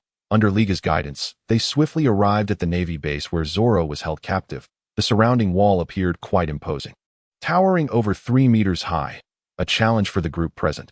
Just as Carl planned to utilize his fruit abilities to create a makeshift ladder, Liga nimbly dashed to a nearby thicket, emerging with a wooden ladder, which she swiftly positioned against the wall and climbed with ease. Come up, Liga beckoned eagerly. We're coming. Carl and the others followed suit, climbing the ladder to discover, positioned in the center of the playground, a tall wooden cross upon which a figure was bound. The man was swathed in a conspicuous dark green headband, his body stretched out in a cruciform under the sun. Is that Zoro? Luffy grinned, unable to wait any longer, and leapt down from the wall, catching Liga in the process, followed by Carl and KB. For Carl, a height of 3 meters posed no substantial challenge. Hey, what are you doing back here? Are you seeking death? Zoro managed to open his eyes with difficulty upon hearing the commotion, only to see 4 figures approaching him. Big Brother Zoro, this is a rice ball I made just for you. You've been tied up for so long. You must be hungry. Get lost, Zoro bellowed. I won't eat that. Upon being shouted at, Liga's eyes immediately welled with tears. But why did you yell at her? She made that for you. Luffy exclaimed in bewilderment. You don't understand. If that guy finds out, oh, are you referring to me? Suddenly, the gates of the Navy base swung open, revealing a man with golden hair and a rather peculiar hairstyle, resembling a mop perched atop his head, with 2 Navy officers trailing behind him. Recognizing the gait, Carl deduced the man's identity. Look at you, a spoiled brat. You lot. Who are you? Do you realize that trespassing on a Navy base is a serious offense? We are merely passing through, wishing to see the famed bounty hunter, Carl interjected, halting Luffy's impending words. Bounty hunter? Huh. He is nothing but a dead dog in my hands, Balumeb declared triumphantly, spotting the rice balls in Liga's hands. Bringing him food? Little girl, did I not warn you? By delivering food to him, you are essentially aiding in his breach of contract. As he spoke, he snatched one of the rice balls and stuffed it into his mouth. To his dismay, his expression soured as he quickly spat it out, knocking the other rice ball from Liga's grasp. Yuck. Do you even know how to cook? You put white sugar in the rice ball. It should be salt. Do you not understand? Liga was instantly filled with indignation, her voice quivering as she explained. But I thought sugar would make it taste better. You fool, do you lack sense? How could a sweet rice ball possibly taste good? Balumeb shouted angrily, lifting his foot to stomp on the rice ball, disregarding Liga's attempts to stop him, crushing it beyond recognition. Dio, not worry. The ants will finish it off. Nothing will go to waste. After saying this, he turned his attention to Luffy and the others. Truthfully, had Carl not intervened, Luffy would have charged forward to teach the man a lesson. As for you lot, I've heard about you. Pink-haired one, you are the bounty hunters who docked this morning, right? Balumeb assessed the group, continuing, it's no surprise. You are all bounty hunters, so it is only natural you would come to take a look. However, trespassing on a Navy base is a grave crime, and aiding a fugitive makes you an accomplice. Therefore, unless you have any further business, I suggest you leave quickly, lest I call for reinforcements to apprehend you all. All right, we shall take our leave, Carl insisted, pulling Luffy and Liga away from the entrance. Yet, they did not venture far, instead returning to their original position, peering over the wall to observe. Hey, Carl, why did you pull me back? Luffy complained, visibly irritated. That guy is so infuriating. He's the son of Monka. If you strike him, you will be at odds with the Navy. What's the difference? I don't care whose son he is, Luffy remarked nonchalantly. Only to add in a hushed tone, my grandfather is a rear admiral, you know. However, The attention of the few people fixated on Zoro did not waver. I understand you don't care, but our money is still with the Navy. And we haven't received it yet. If you strike him now, we lose our money. Moreover, although I have my doubts, Zoro has persisted for that promise for so long. Do you really want him to fail at the last moment? You make a valid point. Let's wait until we retrieve the money before we deal with him, Luffy replied, realization dawning on him. Carl interjected, a gentleman's revenge is never too late, right? After eavesdropping on Burmeb's mockery for a few minutes. The latter seemed to find it pointless and left with a few harsh words. Once they confirmed that the coast was clear, the four of them returned to the scene using the same old trick. Hey, you guys haven't left yet? Yeah, that guy interrupted me just now, and I still have things to say. Putting that aside, could you please help me retrieve that rice ball? Zoro's gaze was fixed on the rice ball that had nearly blended into the dirt. His eyes filled with longing. But that's no longer edible, Luffy responded, perplexed. Rika shared the same sentiment. If Big Brother wants to eat it, I can return and make another one right away. Enough chatter. Just bring it to me. Luffy quickly squatted down and scooped up the unsightly rice ball, presenting it to Zoro, who opened his mouth wide and swallowed it whole, dirt and all, chewing enthusiastically. It's sweet and delicious. Zoro exclaimed, causing Rika's face to light up with joy once more. Now that you've had your fill, you can speak. Zoro, having regained some strength from the rice ball, fixed his gaze on Luffy, seemingly trying to discern his intentions. Let me introduce myself. My name is Monkey D. Luffy, and I aim to become the Pirate King. Luffy grinned broadly, proclaiming his motto, while this time, Carl did not intervene, merely observing silently if he were to recruit someone onto his ship. He had to ensure his aura was just right.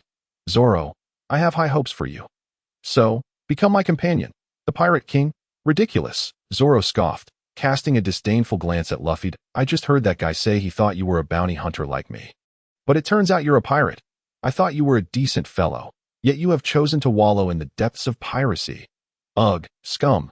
As expected, Carl had been right, having witnessed Carl, Nami, and Kobe's past reactions.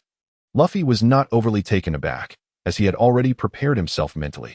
Just as Carl had previously stated, his goal was not to change others' wills, but to command them to align with his own. While piracy indeed harbors numerous flaws, it does not imply that all pirates are scoundrels, Luffy asserted earnestly. There are many good people among pirates. Good people? How can a good person choose to become a pirate? Don't be absurd. What should a good person do then? Naturally, they should join the Navy. As Zoro spoke, his voice gradually softened. Indeed, there are bad people in the Navy, just as there are good people among pirates. Albeit rarely, Carl interjected. And we are the good pirates, at least, that's how I see it. Humph. Even if what you say is true, I will not join you in piracy, Zoro declared resolutely. Anyone can speak sweet words. Besides, I have something of utmost importance to attend to, so you can give up on this idea. In the face of Zoro's repeated refusals, Luffy remained undeterred and continued, I heard you're a swordsman. Right? You must be quite adept with a blade. Of course, my goal is to become the world's greatest swordsman, so until I achieve that, I absolutely cannot die. Zoro raised his head, his eyes blazing with fierce determination as he licked his parched lips. So, Straw Hat Kid, you should leave. Wow, the world's greatest swordsman. Huh. Upon hearing Zoro's words, Luffy's eyes sparkled with excitement. Perfect. My ship is in need of a swordsman. Of course, the swordsman on the Pirate King's ship must be the world's greatest. Hey, are you deaf? I just said I won't join you as a pirate. Zoro roared in frustration. But in the eyes of others, you are also seen as a bad person. Luffy scratched his head. A serious expression on his face that on our way here, the residents wouldn't even speak your name. I don't care about others' opinions, so why not join me in piracy? You can't become the world's greatest swordsman on this little island.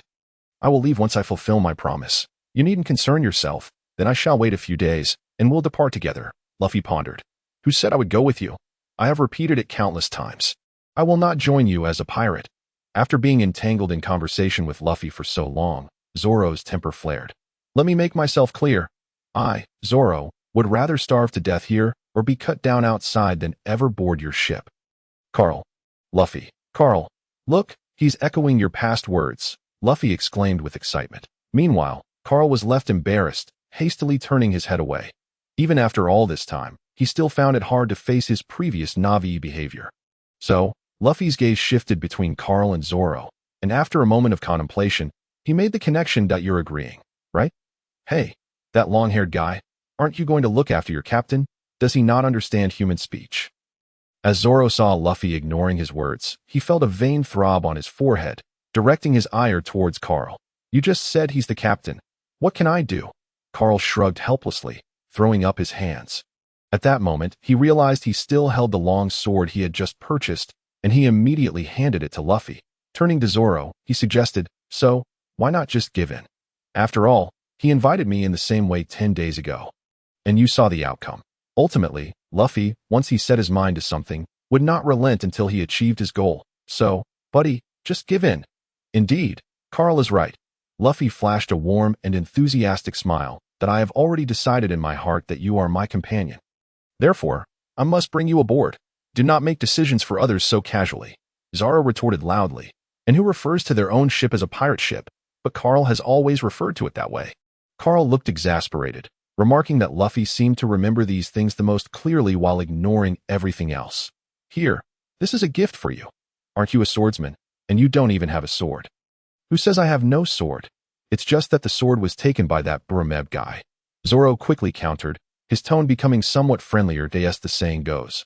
One does not strike a smiling face. Since the other party had come sincerely to extend an invitation and even brought a gift, it would be rude to raise his voice at them again as a swordsman. Zoro was naturally well versed in blades.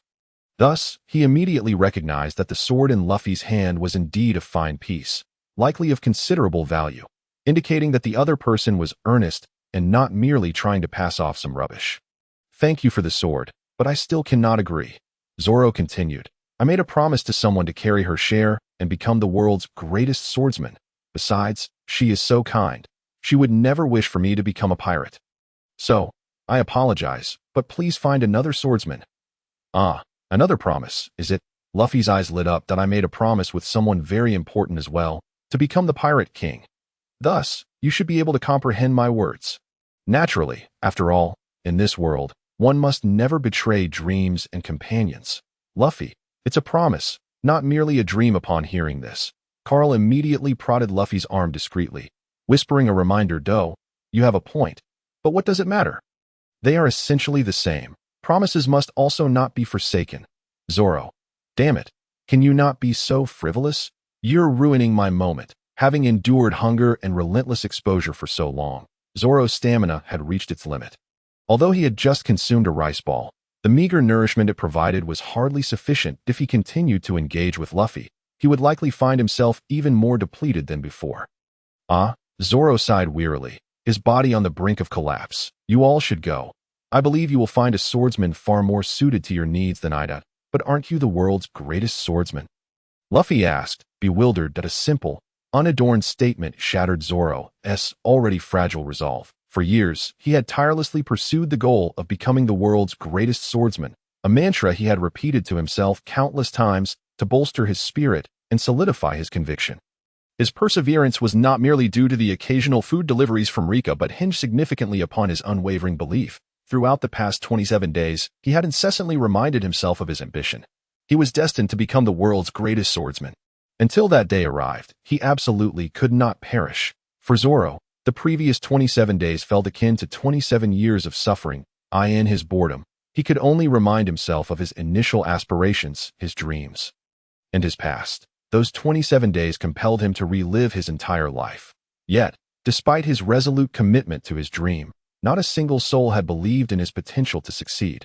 After all, who would believe that a mere boy from the East Blue could ascend step by step to the pinnacle of the world and become the greatest swordsman? Revered by all? No one. Not even Zoro himself. Otherwise, he would not have needed to repeat his oath to uplift his spirits. However, everything changed today, despite it being their first meeting and having known each other for less than half an hour. That straw hat wearing fool, who claimed he would become the Pirate King, actually believed in him. Oh, you truly believe I can become the world's greatest swordsman? Zoro asked, his expression grave, enunciating each word with care. Despite his exhaustion, the determination etched on his face and in his eyes remained unyielded. What else could it be? Luffy laughed heartily, placing a hand on Zoro's shoulder. A partner I acknowledge must, of course, be the strongest, the world's greatest swordsman. He then patted Zoro's shoulder and pointed to himself. Pirate King. Next, he gestured towards Carl, the world's greatest missionary. Finally, he pointed at Kobe, the Marine commander. I already told you I'm not a missionary. Carl grumbled, exasperated, as no one paid him any heed. Ha! What a bunch of lunatics! Zoro emitted a raspy yet resonant laugh. Pirate King, Marine commander, world's greatest missionary. Turns out, we are all the same. A bunch of madmen. Ha! I can feel my whole body trembling with excitement.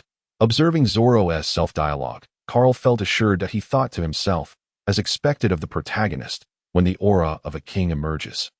Who would not bow in reverence? Reflecting on his own journey as a newcomer to this era, he realized that if he could not withstand it, others would fare even worse. Indeed, when Zoro muttered words like promise, bonds, and swordsman, and lifted his head once more, his heart had already made a decision. Let us, this group of madmen, cause a ruckus together. Captain, it's a pleasure to meet you.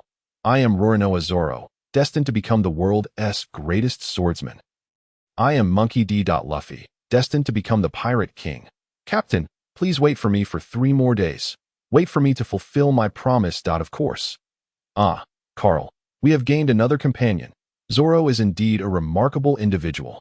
On the way back, Luffy walked with a carefree stride, hands clasped behind his head. Indeed, at last, someone to share the burden with me.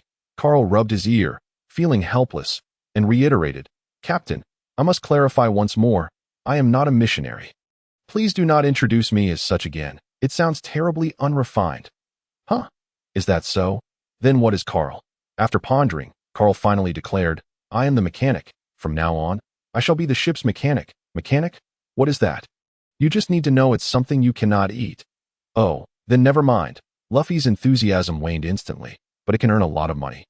It can buy an abundance of food. Mechanics are indeed impressive. So, Carl will strive to become the world's greatest mechanic. Luffy exclaimed with excitement. Please refrain from attaching greatest to everything. Moreover, aside from me, there shouldn't be any other mechanics in this world at present. Carl explained with a scowl. Doesn't that mean Carl is already the best? You could interpret it that way. Carl is indeed quite remarkable. Carl. Choosing silence, Carl understood that if he continued conversing with Luffy, he would suffer irreparable damage to his intelligence. So, where shall we go now? How about we grab a bite? But didn't we just eat? Did we? I'm hungry again. Upon hearing Luffy's words, Carl quickly jotted down a note in his mind. When purchasing a ship, it must be a large one capable of storing ample food. Otherwise, given Luffy's appetite, he feared they would all starve at sea. Watching Luffy devour yet another meal, Carl began to question his life choices. Who could fathom how so much food could fit into that stomach? Could it possibly relate to the gum-gum fruit? After their meal, Carl led Luffy and Kobe to the bounty exchange office, intending to secure their funds before seeking out Nami to see if the ship had sold. Ultimately, they would find an inn to stay for a couple of days while waiting for Zoro to fulfill his promise. And they could discuss their next destination. Carl's plan was sound, but reality often diverges slightly from one's plans. For instance, what did you say? Only 1 million berries. Carl stood in the exchange office. His expression darkened as he struggled to contain his fury. So, you're saying the Navy intends to fleece us? Mr. Carl, this is an order from Colonel Monka, the Navy officer stammered under Carl's intense gaze. Colonel Monka, Carl repeated the name, pondering its implications. Does he plan to rob us of our money? Colonel Monka said, what did he say? Spare me the details. The nervous Navy officer gulped and mustered his courage to reveal. Colonel Monka stated that these pirates were captured by him personally and have no relation to you, Mr. Carl. He instructed you to take your money and leave at once. All right, Colonel Monka. Is it? You've truly opened my eyes. Carl scoffed, astonished that the Navy would stoop to such petty tactics while still daring to call themselves just. How utterly ridiculous. It's not like that. It was Colonel Monka who. The Navy seemed to wish to refute something, yet ultimately did not dare to voice their thoughts that they asked for this money. I shall not accept it. You go back and inform Monka that the money that rightfully belongs to me will be reclaimed by my own hands. Having said that, Carl grasped Luffy and began to stride outside, with the portly KB trailing behind. Carl, does this mean we won't receive the bounty? Luffy inquired. If we don't get the bounty, we won't have the funds to purchase a ship, and we won't even have money for food, Carl added. But that won't be the case. Luffy, our money will return. It's just that not at this moment. First, let us find Nami. Once Zoro fulfills his agreement, we shall settle accounts with that fellow. Damn it. How dare he touch my money? I've never seen such a large sum in my entire life. Carl grumbled as he walked alongside Luffy, his fierce demeanor causing the nearby residents to instinctively step aside, clearing a path for them. Lord Carl, please do not be too enraged. I believe the Navy must be at fault due to that Colonel Monka. KB cautiously suggested that I can perceive the struggle and numbness in the eyes of those Navy men. They must be innocent. Please, Lord Carl, do not implicate those ordinary sailors. KB. Carl turned back, his expression serious. Just now. You witnessed that scene. Even such Navy personnel, do you still wish to join them? Indeed, I have sworn an oath to become the Commander-in-Chief of the Navy. Moreover, I believe that individuals like Colonel Monka are merely a minority within the Navy. Yes, a mere minority, yet you ought to understand that in relation to the Navy's small faction, it constitutes the entirety of this island's inhabitants. They may never leave this isle in their lifetime. This implies that they might endure a lifetime under the oppression of Colonel Monka. A month ago, he could allow his son to unleash dogs upon innocent people in the streets, and tomorrow, he could fabricate some reason to execute any commoner who opposes his rule. How many of such Navy do we truly need?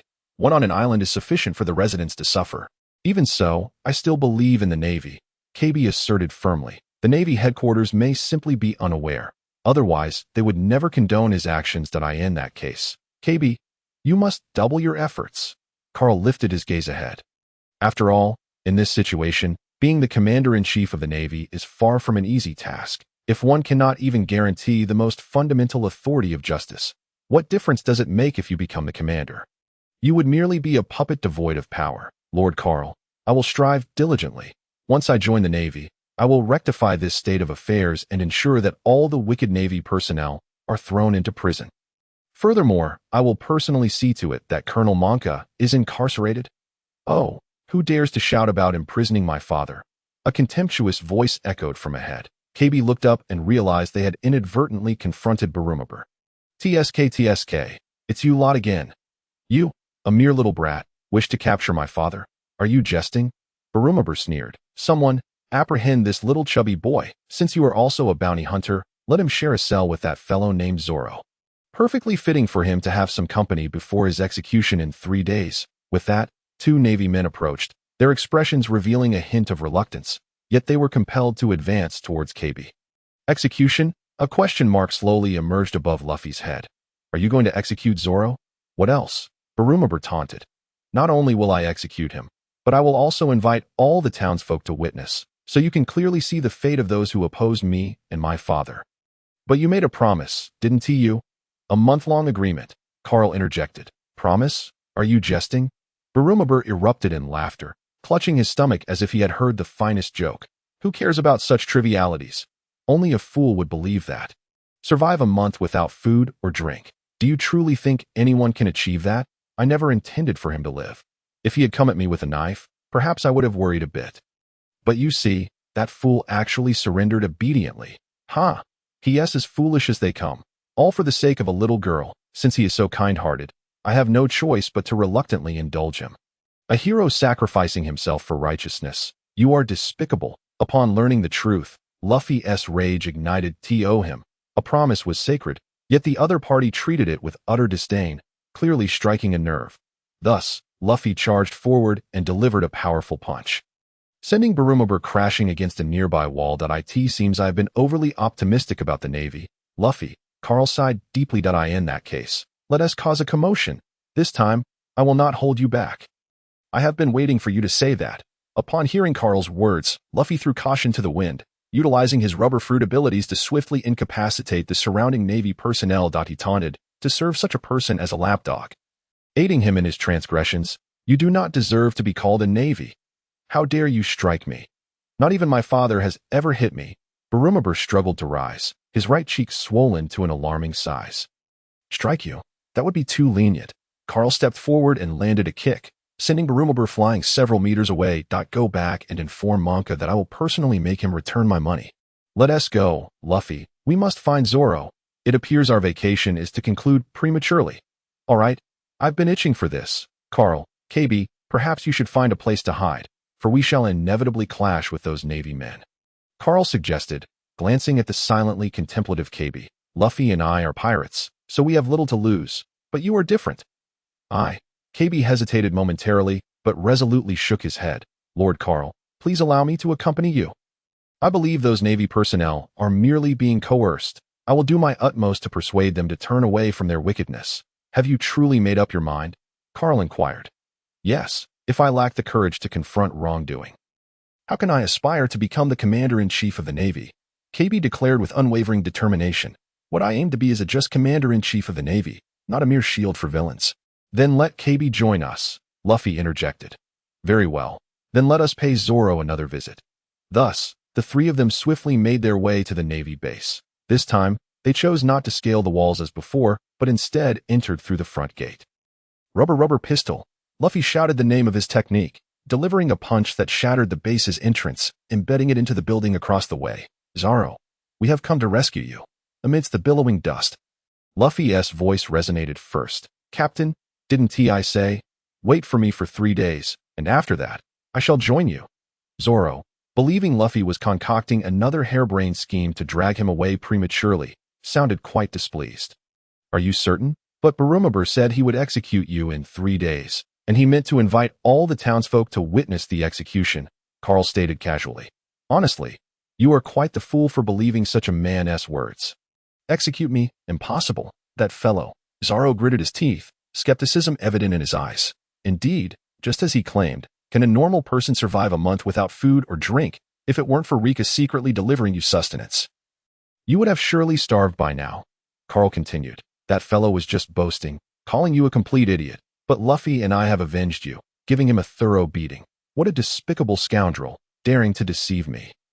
Upon hearing this, Zoro came to a realization. Barumabur had never intended to spare him from the very beginning, while he had foolishly adhered to their agreement and laid down his sword. "That scoundrel, I shall undoubtedly slay him." "Thus, Zoro, your month-long respite has been abruptly curtailed."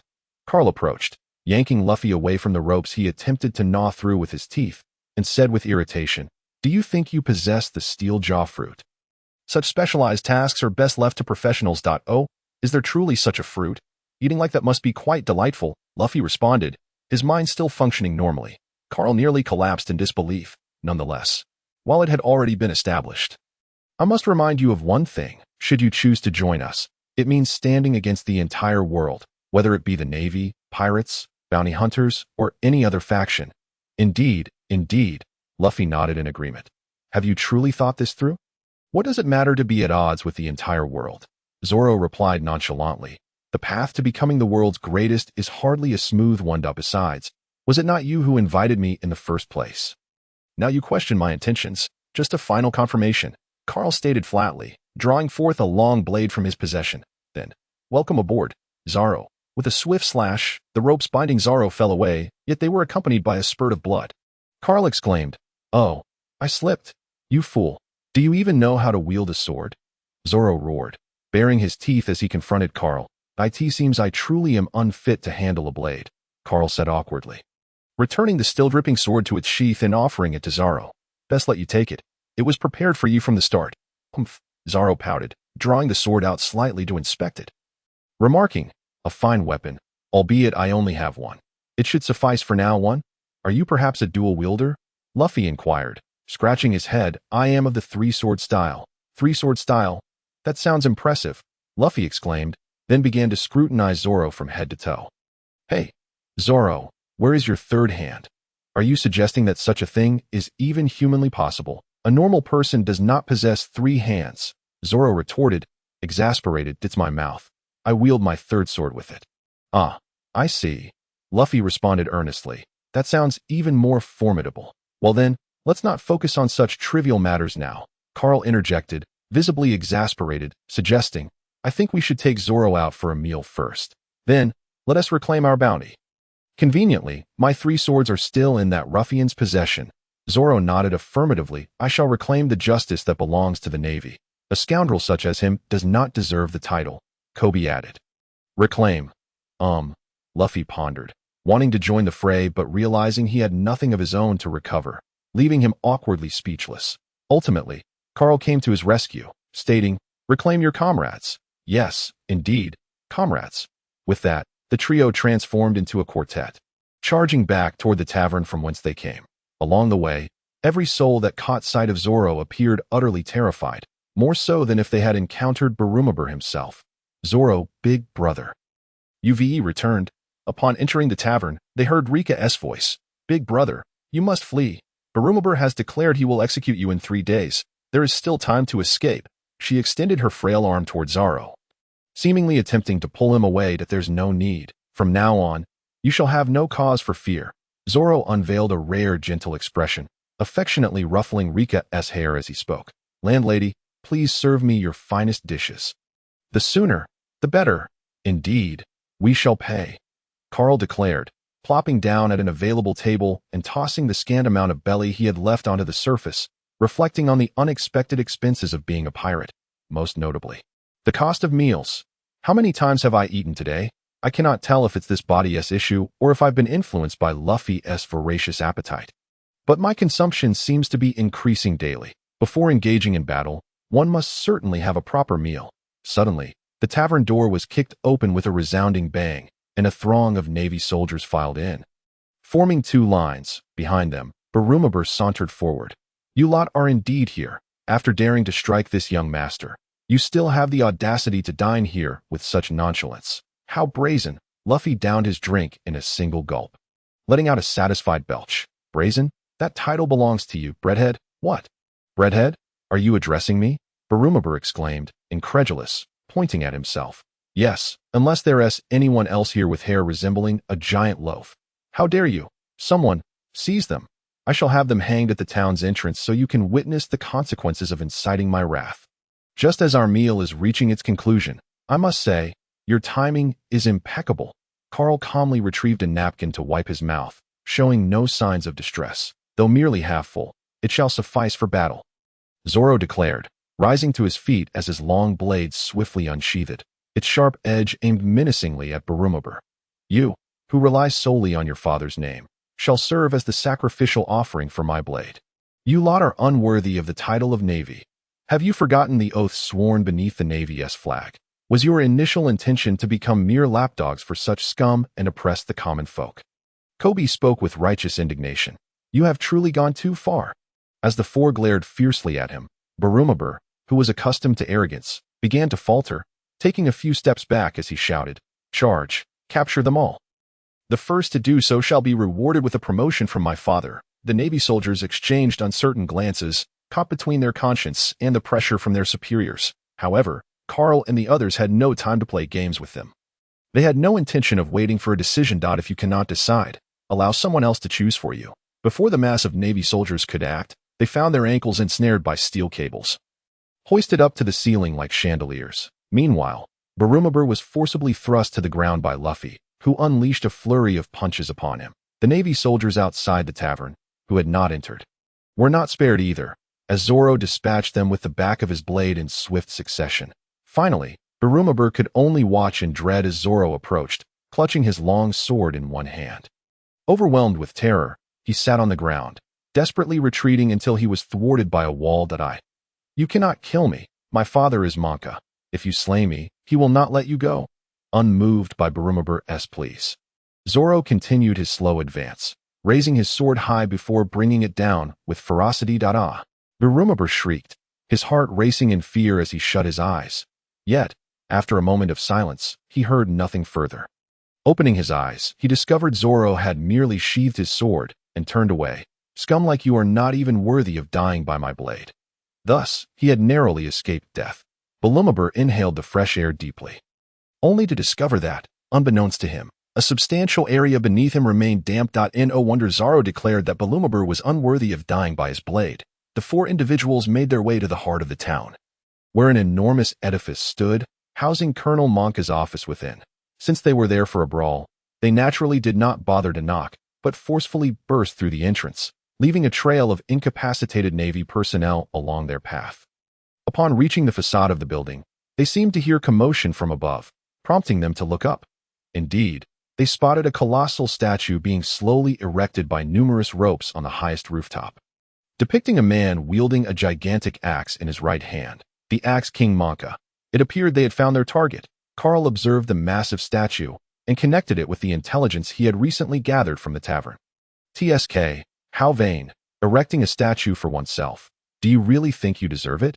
Exactly, just watch me. Luffy felt an overwhelming indignation. During his earlier discussions with Carl, he had conceived the idea of constructing the world's largest statue for himself. Now, witnessing his dream juxtaposed against such a piece of trash, he felt utterly disheartened. Thus, he shouted rubber, rubber, and leapt several meters into the air, landing a foot squarely on the statue's head, decapitating it with ease. The ropes binding the statue snapped under his immense strength, and the colossal figure began to plummet, shattering into countless fragments upon impact. Who is it? An enraged voice boomed from the rooftop, followed by the thunderous descent of a massive figure, crashing into the ground and sending plumes of dust swirling to ITSU. That band of bounty hunters. Colonel Monka glared at Carl and the descending Luffy, his eyes ablaze with fury, nearly solidifying into a tangible force. You have truly angered me. You have destroyed everything I have labored for over the years. Oh, your labor. Are you referring to that statue? Carl couldn't help but chuckle. Are you jesting? Someone like you, a piece of trash, thinks he deserves a statue. Huh. In my view, you bounty hunters are the real garbage, just a notch above pirates. Monka raised his right hand, which was devoid of a palm, replaced instead by a colossal metallic axe. Do you know? It was with this very hand that I clawed my way to the rank of colonel. A person as magnificent as I surely deserves a statue. Nonsense. You are utterly unworthy of being called a Navy officer. In fact, I am not just a Navy officer. I am the strongest Navy officer on this island, Monka proclaimed, shifting into an aggressive stance. So, scum, are you ready to face my wrath, metal arms and chin? I hope you can remain as arrogant as you are now, Carl responded with a slight smile. And in the next moment, the battle commenced. As the fight began, Luffy, acting as the captain and agile warrior, led the charge. As captain, it was only fitting for him to take the lead. It must be said that Monka's massive stature exerted significant pressure, towering over 3 meters, giving him an immediate advantage in presence. Carl, witnessing such a towering figure for the first time, could not help but be astonished.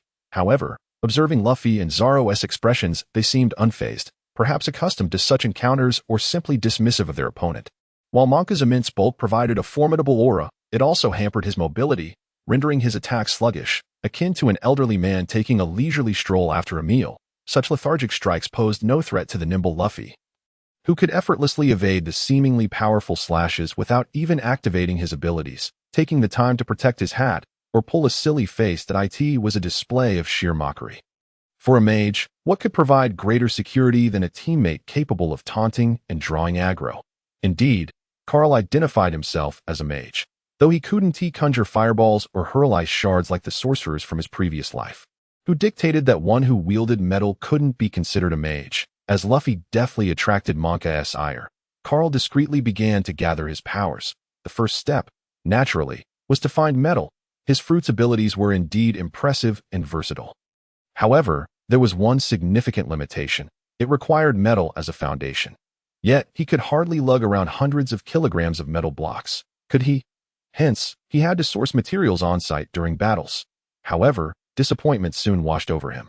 For the office was scant in metal, primarily because Monka had opted for the most expensive materials during construction, leading to an edifice predominantly composed of precious stones. Inside the office, there might be a few metal items, but searching for them individually would be an utter waste of time. Carl feared that by the time he finished, the battle might already be over. As the ship's first mate, he had to showcase his prowess before the new crew members.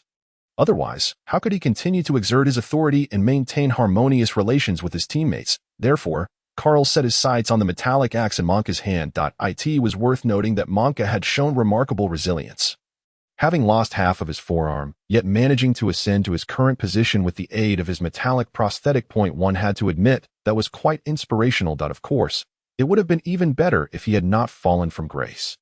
Yet at present, his actions were far from commendable. His reputation in the town instilled fear and anxiety among its residents. Most importantly, he dared to pilfer Carl's money. As previously stated, Carl had never seen such a sum in his life. Touch his money, and one could only await their misfortune. Rubber gun, Luffy shouted again, unleashing his classic opening move, landing a punch squarely on Monka's face. However, Monka's metallic jaw proved reliable against impacts, absorbing the blow without significant harm. Merely shaking his head before raising his right arm to strike back at Luffy. But just as his arm lifted, an overwhelming force pressed down upon it. Monka glanced up to find Zoro, adorned with a green bandana, descending from above, directly landing on the back of his axe while simultaneously swinging his sword towards Monka's neck.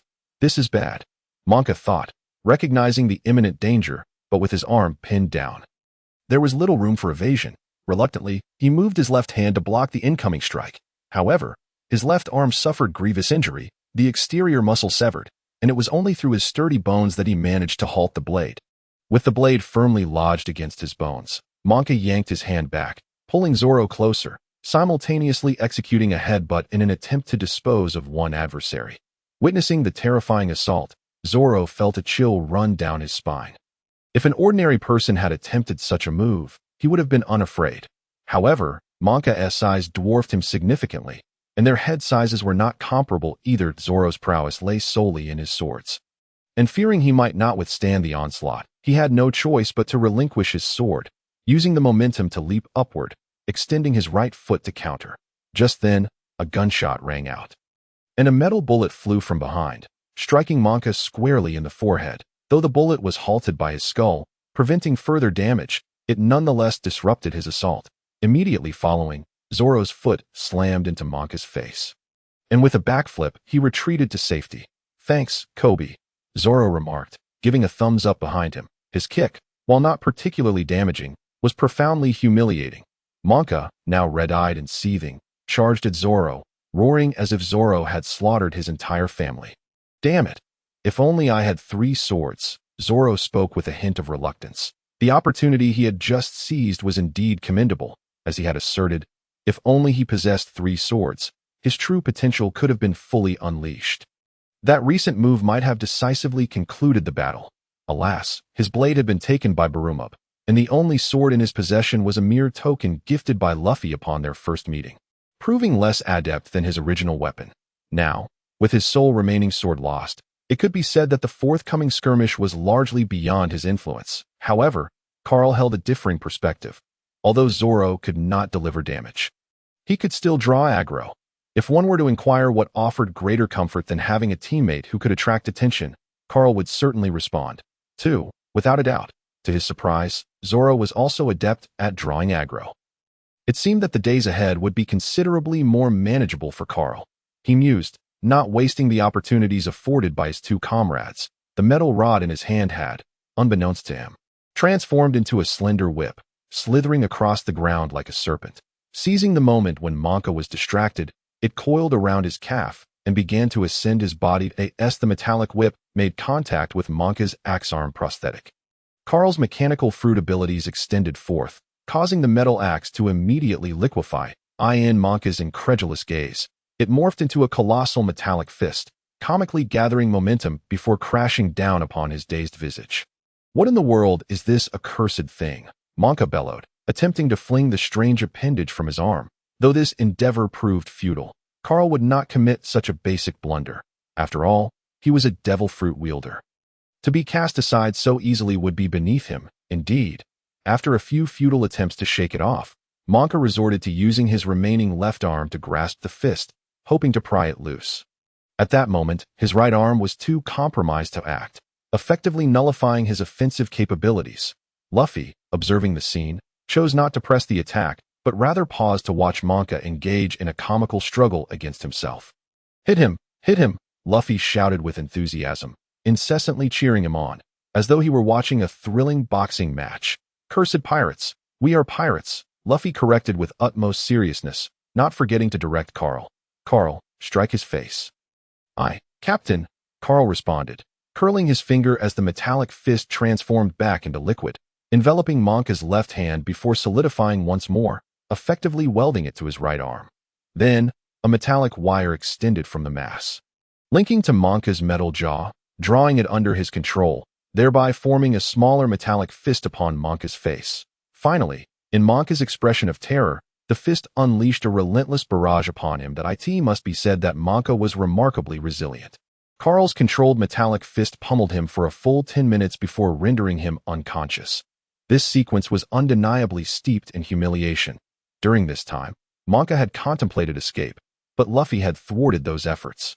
Zoro, your sword. Upon witnessing Monka's collapse, Luffy rushed over to assess the situation, confirming the adversary's unconsciousness before satisfactorily retrieving the long sword lodged in Monka's arm and tossing it to Zoro. Haha, we have triumphed. Indeed, we have emerged victorious, Carl added with a smile, affirming, moreover, we shall continue to prevail. So, what shall we do next? Look, they have already surrounded us. What a persistent bunch. Zoro, sword in hand, pointed towards the Navy members appearing from the gate and over the walls. Then let us dispose of them as well. After all, we've already dealt with the commander. A few more won't make a difference. Carl replied nonchalantly, adding that the subsequent actions would depend on the Navy headquarters' stance. Regardless, we must reclaim our money. Leave them to me. After all, I contributed little in the previous battle, Zoro declared with a fierce expression as he strode towards the encroaching Navy. That it was only natural that he felt a surge of frustration, having recently joined and wishing to prove his worth through an impressive display of strength. Unfortunately, he had appeared somewhat like an outsider during the fray. Despite the myriad of justifications, they were merely excuses for the weak, which Zoro refused to accept within himself. Now that Monka had been defeated, he could not simply revive the fight against him, so he would have to vent his frustration on the Navy before him. You insulting bastions of justice, die! Zoro roared as he charged toward them. However, before he could close the distance, the Navy, in perfect unison, discarded their weapons onto the ground, each sporting expressions of gratitude, shouting, "We surrender! We all surrender! Colonel Monka has finally been defeated. We are liberated! Hooray for Captain Luffy! I could no longer endure him. He insulted the justice of the Navy." Witnessing the Navy's fervent denunciation of Monka, Zoro found himself halting mid-charge. His long sword caught in a state of indecision, unable to strike or sheath it, leaving him poised awkwardly in place. Cursed lot! Can't you put up even a semblance of resistance? After a prolonged moment, observing the Navy mingling with Carl and Luffy, Zoro finally voiced his frustration. What a wretched day. I didn't gain a single merit. Speaking of which, I hope I won't end up being the lowest-ranking member on the ship. Zoro lamented, gazing skyward, filled with pessimism about his future. It seems you two have suffered under Monka for quite some time, Carl remarked, arching an eyebrow at the Navy's mix of indignation and gratitude. He fully grasped the meaning of the phrase, when the wall falls, everyone pushes, and when the tree collapses, the monkeys scatter. When Monka had been present, they had all been subservient, too afraid to express their anger, even aiding him in his tyranny. Though they had feigned reluctance, the outcome had remained unchanged. Now that the instigator had been vanquished, they began to celebrate and express their thanks, treating him as their savior. Ah, Carl, it appears Monka was indeed a villain. Did we do the right thing? Luffy, having never witnessed such a scene, was bewildered. In his mind, the Navy should have been denouncing them as pirates, and their current expressions of gratitude left him perplexed. Indeed, Luffy, as I mentioned before, not all within the Navy are virtuous, and being a pirate does not inherently make one a villain. It all depends on this. Carl pointed to his left chest. Look at the heart. This is precisely why I agreed to join your crew, because I know, Carl said earnestly, Luffy, you are not a bad person. As for them, Carl cast a disdainful glance at the tearful Navy around them. They merely wait for a savior to rescue them, and until that moment arrives, they would rather endure their suffering than take it upon themselves to save their own lives. How could they ever shoulder the burden of justice? But Carl, didn't you say that when one is destitute, they should strive for personal virtue, and when prosperous, they should assist the world? Luffy questioned, rubbing his head in confusion. It was rare for Carl to be schooled by Luffy, and he soon broke into a chuckle. Indeed, they were ultimately just ordinary people. Once more looking at the Navy, Carl set aside his disdain and continued. Thus, this is my purpose for setting sail, to enable the weak to live better lives. Not to be forced down the path of crime due to the times. We will succeed. We shall undoubtedly succeed. Carl, Luffy had approached unexpectedly, throwing his arms around Carl's neck and hanging onto him. I have never doubted it, Carl replied, his voice brimming with conviction. Since we've triumphed, let's hold a grand feast, to celebrate Zoro's joining us. A feast, you say? That sounds delightful. Carl did not refuse either, since they had already defeated Monka. It was essentially they who now held sway over this island. Naturally, The bounties that had been unlawfully acquired would find their way into their hands, allowing for a touch of extravagance. A celebratory feast or a welcoming banquet could certainly be arranged. However, before that, there were numerous matters that still required his attention. After all, Monka was a legitimate Navy captain. Despite his slightly diminished strength, his rank was far from counterfeit. Although the wrongdoing lay with the other party, it was not simply a matter of striking him down without justification. Some form of explanation was necessary. Carl understood that if they were to leave abruptly, the Navy would likely classify them as pirates, possibly even placing a bounty on their heads. This would contradict Carl's original plan. His initial intention was to foster goodwill with the Navy, striving to leave a positive impression. After all, the Navy remained a symbol of justice in this world. If he and Luffy intended to conclude this era of great piracy as they had envisioned that night, the support of the Navy would be indispensable. Moreover, the liberation of the world was not something that could be achieved by just one or two individuals, or even a single pirate crew. Thus, Carl aimed to ally with all potential allies, binding everyone to their ship of war, enabling them to accomplish that grand objective in one fell swoop. Just as he was contemplating leveraging the increase in bounty to establish a connection with the Navy, he had inadvertently struck down a genuine Navy captain. If he did not provide an explanation, it would be improbable to mend relations with him in the future. Encountering each other without a confrontation would be considered fortunate. Hence, after agreeing to Luffy's proposal for a banquet, Carl delegated the intricate responsibilities of organizing the event to him. After all, Luffy was brimming with energy, and if he didn't find something to occupy himself with, one could only imagine the chaos he might unleash. Watching Luffy depart with a cheerful demeanor, Carl cleared his throat and addressed the Navy personnel before him. Enough with the tears. What is this display from a group of grown men? Who among you holds the highest rank? Step forward. I have matters to discuss. Reporting in, I am the ensign of Navy Branch 153, the highest-ranking officer under Captain Monka, a middle-aged man, appearing to be in his 30s or 40s. Promptly stepped forward, Carl scrutinized him, recognizing him as the one who had wept most profusely earlier. What a performer! However, was the ensign the highest rank beneath the captain? It seemed there was indeed a considerable amount of superficiality within this space. Shaking his head, Carl momentarily cast aside that thought and addressed the ensign. Greetings, ensign. As you can see, it was Monka who initiated the confrontation. We acted purely in self-defense to ensure our safety. Moreover, he was at fault in this matter. As a Navy captain, he blatantly disregarded the Navy's regulations. That it must be understood that the bounties on pirates are a fundamental policy jointly enforced by the Navy and the world government. Yet he attempted to embezzle our funds. This is not merely a theft of my money. It is a slap in the face to the Navy and the world government. Just imagine, if one day a notorious pirate with a bounty of billions were to come here to claim a reward. Would he not also be robbed by Monka? Without allowing the ensign a moment to respond, Carl launched into a barrage of accusations against Monka, leaving the ensign drenched in cold sweat. Carl's assertions grew increasingly outrageous. For as a time traveler, he harbored no reverence for the Navy or the government of this world. Thus, he could freely utter what outsiders would deem treasonous remarks, all while justifiably attributing them to Monka.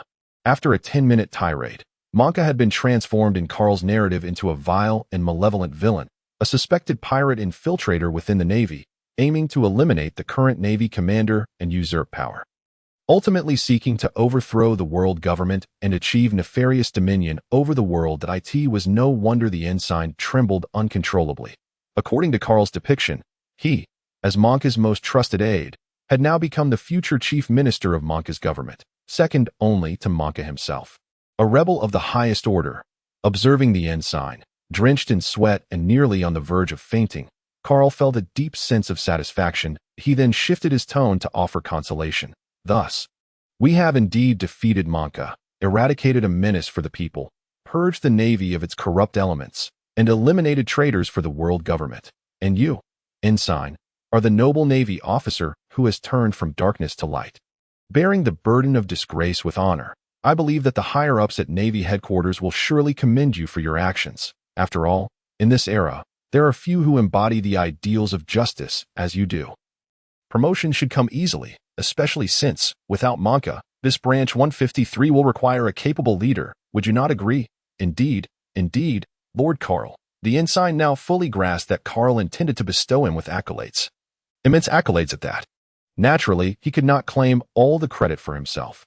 However, even a fraction of the glory would suffice to elevate him several ranks.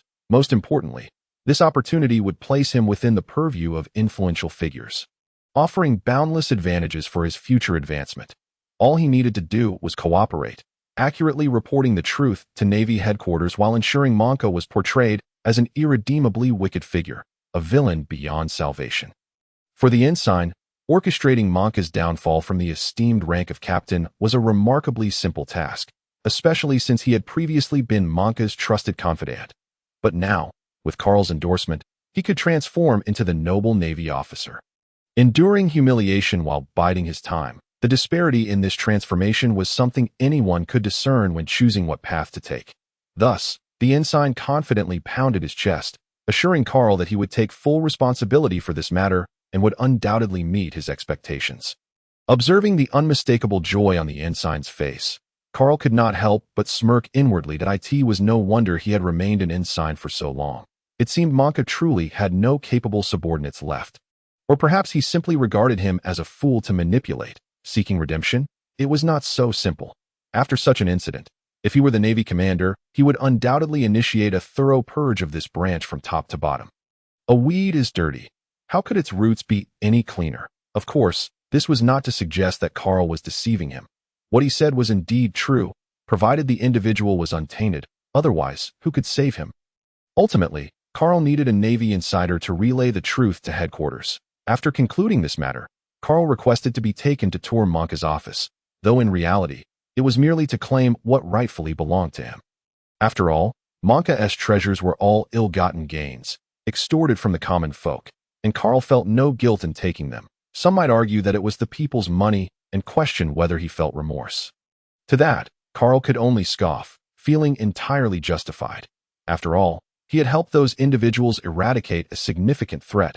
When Navy headquarters sent personnel to take over Branch 153, they would undoubtedly prioritize this matter, likely dispatching a capable and morally sound individual to that point. The townspeople would enjoy a better life, free from the threat of pirate plunder and Navy exploitation, living freely and securely in this age of piracy.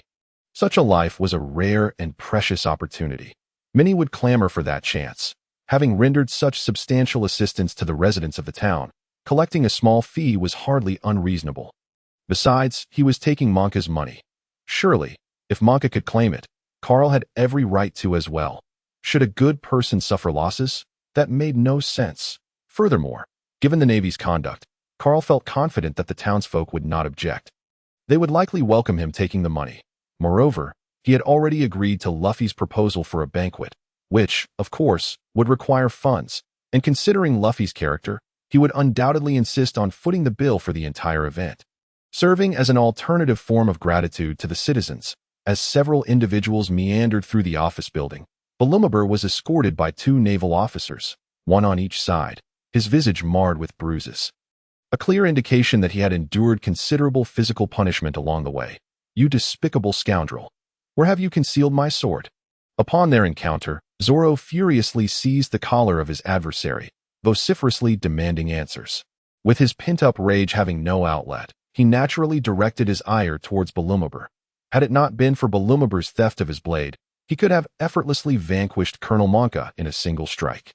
Thus, his inaugural battle with the crew would have been nothing short of glorious. Rather than relegating him to the sidelines, merely cheering for Carl, "It's in my room." "Where is your room?" Following Balumabur's indication, the group surged towards his quarters, forcefully kicking the door open to reveal an opulent interior, unmistakably valuable. However, the room was in disarray, appearing as though it had been ransacked. "Where is my sword?" Upon entering, Zoro began scanning the room for his beloved blade. Yet after searching extensively, he found no trace of it, and his gaze turned once again, seething with fury towards Balumabur. "You brat, where is my sword?" "I distinctly placed it against the wall," Balumabur stammered, his disbelief evident, as he struggled to articulate his words through his swollen face, taking an inordinate amount of time to clarify his statement. "So, you've lost my sword?" Zoro glared at Balumabur, his eyes glinting with lethal intent, which in Balumabur's eyes made Zoro resemble a vengeful spirit risen from the depths of hell, sending him into a state of sheer terror. "Please, allow me to explain." I truly do not know. I shall kill you. That sword is of utmost importance to me. You shall pay with your life, Zoro bellowed, lunging forward, his long sword unsheathed, aiming for Balumabur's throat. Observing this, KB rushed in to restrain Zoro, exclaiming, Mr. Zoro, calm down. Your sword may have been stolen by a thief. Indeed, Zoro, it appears a thief may have taken advantage of our battle. At this juncture, striking Balumabur would be futile. We must first recover your sword. A thief. That wretched thief, Zoro shouted, furiously sheathing his sword once more. The group then hastened towards Monka's office. Upon arrival, the scene before them left everyone in utter disbelief. The office resembled the aftermath of a tornado, papers strewn about, yet no valuables in sight. Even the bookshelf behind the desk had been violently toppled, revealing the metal safe behind it, which, at that moment, was utterly empty. Gazing at the chaotic scene, Carl felt an inexplicable sense of familiarity wash over him. After a moment of stunned silence, he exclaimed, Nami, you little thief, come back here. Outside the naval base, having successfully scaled the wall, Nami involuntarily sneezed, instinctively rubbing her nose, not pondering further, instead weighing the contents of the bag slung over her shoulder, a satisfied smile gracing her face. Truly worthy of a naval captain, these treasures must be worth at least 20 million berries. Coupled with the commission I received from Carl, it's more than sufficient to redeem the village. In the evening, they finally cornered Nami at the designated rendezvous at T. Carl's command. A throng surged forward, encircling Nami completely, with Zoro at the forefront, brimming with excitement. Prior to this, he had gleaned some information from Carl regarding Nami, understanding that the thief who pilfered his precious sword was likely her. Hence his fervent agitation. Among the three swords, one was of paramount importance to him, symbolizing his vow and commitment. He had promised that girl that one day, his name would echo throughout the heavens. And that sword was the sole remnant she had bestowed upon him. Return my sword. Zoro gritted his teeth, fixing his gaze upon the girl with orange hair, enunciating each word with intensity. Huh, sword? What sword? I do not comprehend what you are speaking of. Nami retreated several steps, only to realize she was entirely surrounded, leaving her with no avenue of escape, just as she was engulfed in panic. Contemplating her escape, the naval officers parted, ushering forth three familiar figures, Luffy, Carl, and KB. Luffy, Carl, Nami exclaimed, her face lighting up with relief. Help! Someone is trying to bully me. Enough, Nami, cease the theatrics. Carl approached her with a grim expression. Hand over the goods, and according to our agreement, you will be taken to naval prison. You, Nami, filled with dread, protested, you cannot do this. Why can't I? Our agreement was established long ago. Carl retorted, his displeasure evident. I had hoped you would mend your ways, intending to speak on your behalf to the Navy to lessen your sentence. But you seized the opportunity to ransack Monka's office while we were engaged in battle. That money belongs to me, my money, Carl shouted. Nami, upon hearing this, immediately became tearful. I did not. I have been negotiating with those merchants all day, trying to secure a better price for you. Carl, have we made a mistake? Luffy, seeing Nami's tears, instantly lost his wits. Mistake my foot. Carl snapped. Nami, if you hand over the items, I can feign ignorance. Our agreement remains intact. I will not harm you. Nami knew she could not admit to anything at that moment. Otherwise, Luffy's goodwill towards her would surely plummet, meaning she would inevitably face naval prison. Moreover, the treasure was sufficient to cover the final cost of redeeming her village. She could not allow this opportunity to slip away. I did not. You cannot falsely accuse me, Nami retorted defiantly. You, Carl, seeing her defiance, threatened, do not forget, your life is in my hands. If you do not wish to be blown to bits, then hand over the goods. I have already stated, I did not. Nami remained obstinate that in that case, I shall have to turn you over to Zoro. Carl sighed, gesturing towards Zoro, who had been waiting patiently. You know him, Zoro, the notorious pirate hunter. Among the items you stole is his sword. If you do not return it, I doubt he will be agreeable. Indeed, little thief, return my sword. Otherwise, Zoro lowered his head, adopting a fearsome demeanor. I shall slice you into pieces. And then no. Terrified by Zoro's intimidation, Nami collapsed to the ground, weeping once more. Realizing he may have been a bit too forceful, Zoro hesitated, questioning his own morality as he took a step back. After all, he was not truly a villain. He could only pretend to be frightening. He could never genuinely dismember someone. That would be far too horrific. However, given the girl's reaction, it appeared she had taken him seriously. Are you scared? If so, swiftly return what you have. We have no time to play games with you, Carl stated with exasperation. Zoro is now our comrade, and as a swordsman, it is only reasonable that you return his stolen sword. Well, Nami wiped her tears, hesitantly replied, I think I encountered a little thief while walking today. She had a large bag on her back, seemingly filled with treasures, and then what? When she was scaling the wall, she accidentally dropped a sword, which I picked up. It might be yours. Where is it? Zoro eagerly inquired, evidently convinced by her words. Only Carl wore a grim expression, internally lamenting that the little thief still refused to admit the truth even at this juncture. Consequently, the group escorted Nami back to the inn, and moments later, she emerged with a knife, offering it to Zoro. However, upon inspection, Zoro realized that it was not his blade at all, and he instantly recognized that he had been deceived once more. Infuriated, he was about to strike at her when Luffy intervened just in time, preventing him from doing so. Alarmed, Nami hastily explained that she had picked up another knife earlier, and then retreated back into the room. After a brief interval, she reappeared, this time with the correct blade in hand. Yet, Zoro wielded 3 swords in his style, and this knife was merely an ordinary one, not the cherished weapon he valued most. Is there anything else? Anything else? Nami was taken aback. I am a 3-sword style user. 3 swords? 3 swords. I apologize. I shall return to search. Nami hurriedly apologized, preparing to dart back to her room. This time, however, Carl blocked her path. Search? Given the multitude of treasures, it would be quite troublesome for one person to search alone. Why not let us assist you? I have nothing. Nothing at all. At this point, even Luffy doesn't believe you. Right? What do you say, Luffy? Is that so? Carl sighed. Forget I said anything. That we don't have time for your antics. You may have stolen treasure, but what do you have to say for stealing Zoro's sword? I truly didn't know. Nami, realizing the truth could no longer be concealed, lowered her head and continued to apologize profusely. Most crucially, you even pilfered the transponder snail. How am I supposed to contact the Navy headquarters? Carl bellowed. The ensuing developments were all too predictable. Nami reluctantly opened the door, her heart heavy with indignation as she watched her painstakingly acquired treasures being seized by this group of fiends. Tears of regret slipping from the corners of her eyes. If only I had hidden the treasures elsewhere. Enough with the theatrics. Those were our spoils to begin with, and you still dare to weep. Carl remarked, observing Nami's sorrowful demeanor as if she had lost the will to live. He then rummaged through a pile of large cloth bags, retrieving a few transponder snails, weighing them in his hands before tossing them to the Navy behind him.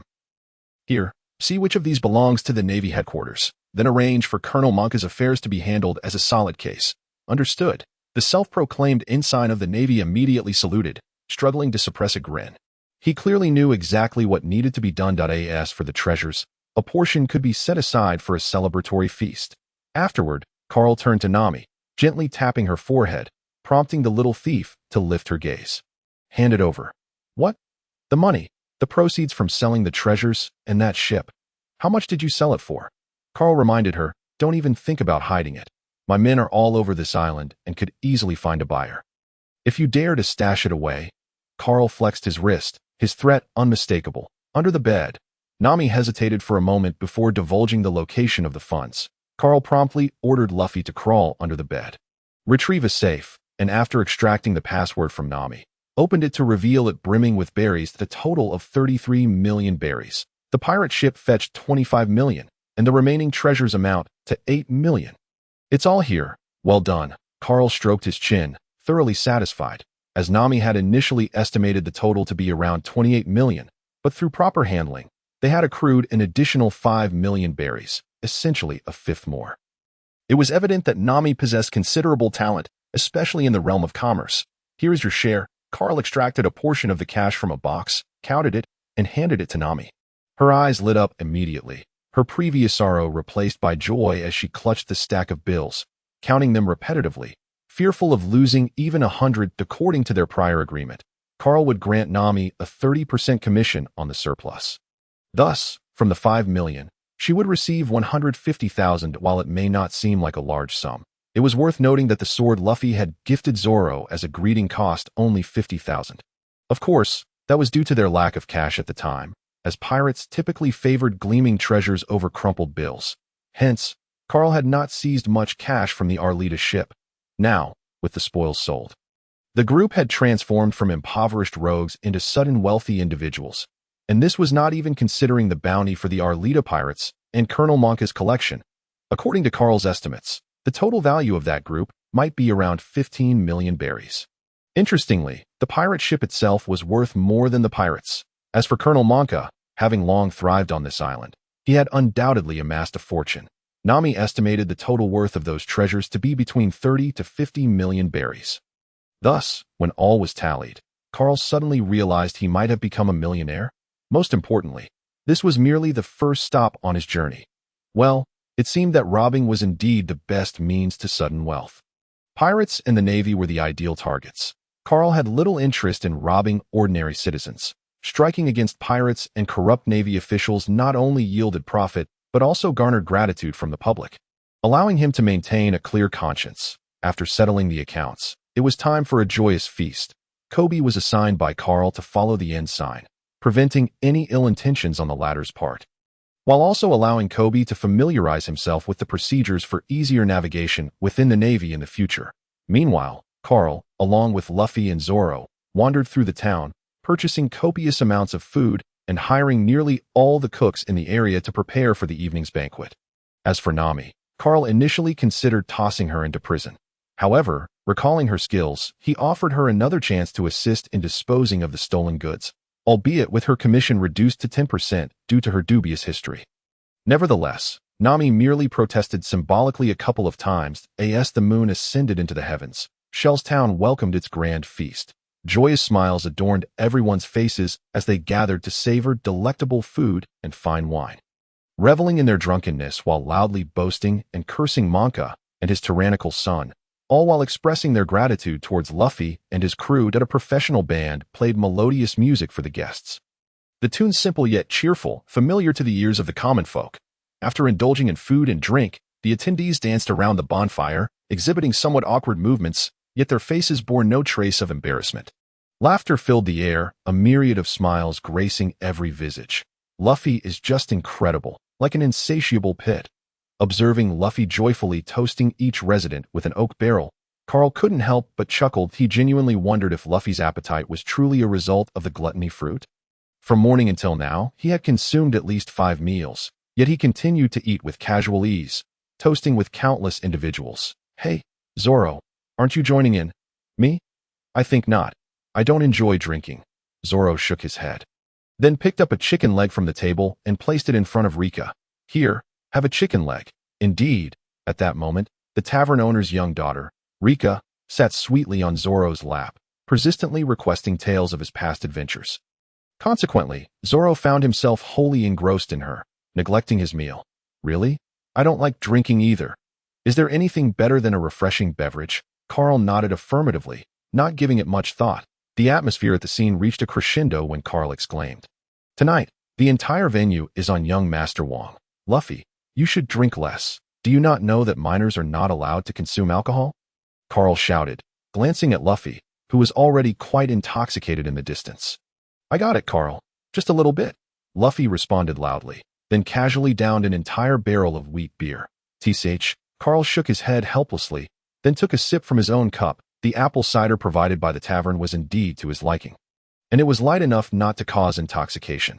Though labeled as alcohol, Carl felt it more appropriate to refer to it as an apple-flavored beverage. Nevertheless, he preferred to call it liquor. After all, as a pirate, it would be rather embarrassing to be known for only drinking soft drinks. After eating for a while, the atmosphere around Carl began to liven up. Perhaps it was due to Luffy's overwhelming presence that Carl and Zoro were soon surrounded by a throng of people. One after another, they raised their glasses to toast, expressing their gratitude in a drunken stupor, with some even showcasing their ancestral skills in jubilation. "That I want to say much, Lord Carl, and Lord Zoro, I shall first bow in reverence." With that, they knocked their heads against the ground several times, causing both Carl and Zoro to drop their jaws in astonishment. Indeed, thanks to Lord Carl for saving Shell's town. Well done, Lord Carl. You are a great hero. Lord Carl, I wish to toast you as well. Little Liz, you're only 6. You should stick to this instead. A kind adult chuckled as he exchanged the drink in the little boy's hand for a glass of milk, causing the latter to blush and glare angrily. The atmosphere was exuberantly lively, and even Carl and Zorro found themselves swept up in the excitement, inevitably consuming a considerable amount of alcohol. They drank.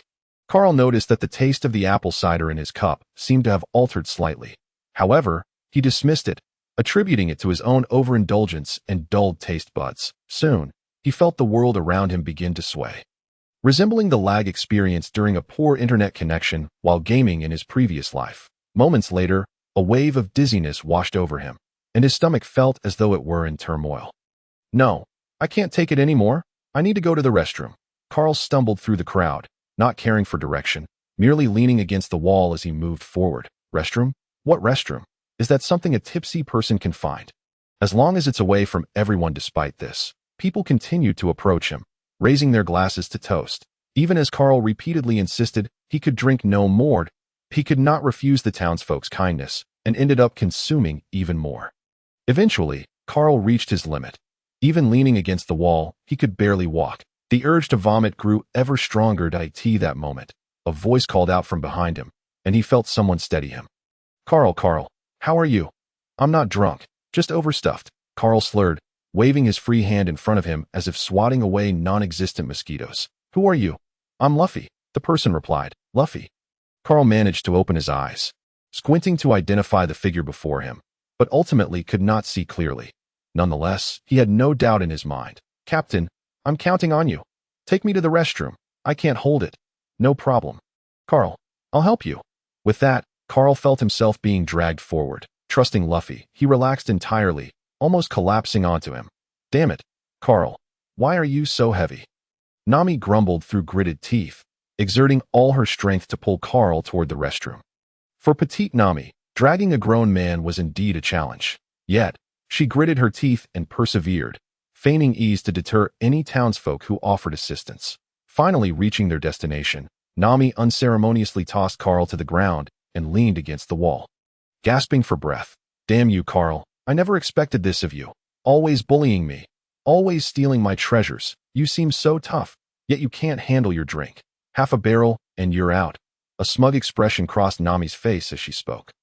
Indeed, Carl's inebriation was a result of her machinations. She had encouraged the townsfolk to toast Carl, then secretly swapped his apple cider for wheat beer. The people who approached him to toast were all her doing. Carl, in his drunken state, had been unable to discern the ruse. She then impersonated Luffy, intending to lead Carl away from the crowd to execute her plan. After catching her breath, Nami approached Carl, propping him up and patting his cheek. When she received no response, she splashed water on him until he finally stirred awake. Carl, we're at the restroom. Luffy, I feel nauseous, Carl was saying when suddenly an overwhelming sensation surged within him. Nami, seasoned in the ways of drunkenness, instinctively tried to retreat, but to her surprise, Carl seized her clothing and vomited all over her. No, Nami shrieked, sounding like a startled cat, her voice sharp enough to jolt the dazed Carl awake. Luffy, who's making that horrible noise? Nami. Had Carl been fully conscious, he would have seen the large, furious marks forming on Nami's forehead, wishing nothing more than to throttle him. However, she managed to contain her rage. Breathe. Nami, stay calm. You must remain composed. A small irritation could jeopardize the grand scheme. After a few deep breaths, Nami forced down her anger, mustering a strained smile as she addressed Carl. Carl, I want a statue. Huh, a statue. A grand statue, like the one of Manka. Then go buy one. I'll give you the money. No, I want you to make it. How could I make it? I'm not a sculptor. Use your powers. But I don't have the materials. I have them right here, see. The next day, when Carl was discovered in the restroom, he lay sprawled on the floor, snoring like a dead pig. Someone had taken a black marker and written "I am guilty" in large letters on his forehead. Carl, how did you end up here? We were worried sick when we couldn't find you all night, thinking you returned to the inn alone. Luffy exclaimed, shaking Carl violently awake, struggling to open his eyes. Carl clutched his throbbing head, attempting to piece together the events of the previous night. Yet, despite his efforts, he could only recall disjointed fragments. Luffy, what happened to me? Where am I? If it weren't for the familiar presence of Luffy before him. Carl might have believed that his recent experiences were merely a drunken dream. "This is the restroom. How did you end up here alone? We searched for you all night. But why would you wander into such a secluded restroom?" "Luffy, I think he was attacked." Unlike Luffy, who was somewhat oblivious, Zoro, having spent time at sea, quickly sensed something was amiss. However, Carl showed no apparent injuries. Rather, there was a peculiar phrase written on his forehead. It seemed unlikely that he had been targeted for revenge or robbery, especially since their money was at the inn. Could it be Zoro regarded Carl with a strange expression, a knowing smile creeping onto his face? "Hey, don't jump to conclusions. Do you think you're Conan or something?" In an instant, Carl's temper flared, and he couldn't help but think that you must be contemplating something utterly disrespectful. Zoro retorted, "I am not. I did not. Stop talking nonsense," with a face full of resentment. Carl clambered to his feet and gazed into the mirror, where the glaring 3 characters emblazoned on his forehead caused his veins to throb in anger. "How infuriating. This is sheer bullying. Just wait until I discover your identity." After much contemplation, the only conclusion Carl could draw as the prime suspect was that Luffy had to carry him back to the inn like a lifeless body. After a refreshing bath and changing into clean attire, he finally felt reborn. During this time, he inevitably endured the mockery of Luffy and Zoro regarding his poor alcohol tolerance, which had allowed the thief to exploit him. Naturally, Carl vehemently denied this, stubbornly asserting that the rogue must have drugged him with a sleeping potion. Yet, he couldn't fathom what the perpetrator's motives might be. Was it merely to inscribe a few words on his forehead to humiliate him? "Fear not, Carl. If anyone tries to drown you in liquor again, just leave it to me," Luffy proclaimed, thumping his chest loudly. "I will too," Zoro added, cradling several swords. "It is not a swordsman's honor to be humiliated after being drunkenly incapacitated in front of me." "Damn it, swordsman's honor. Can't you refrain from mentioning that?" Carl exploded, utterly humiliated.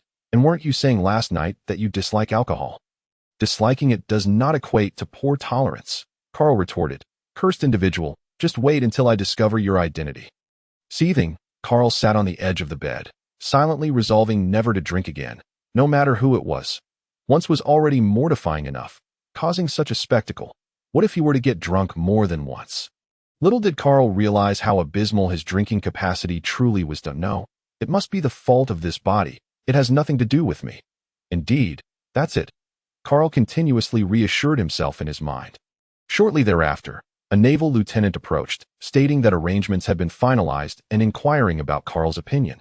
Seizing this opportunity, Carl hastily shifted the topic, liberating himself from the awkward situation. Accompanied by Luffy, Zoro, and Kobe, he went to provide on-site guidance to the lieutenant. Successfully re-establishing a semblance of his dwindling dignity in front of them, the Marine headquarters in Marineford. Within the office of the Fleet Admiral, a towering man sat at his desk, clad in the Navy's iconic uniform.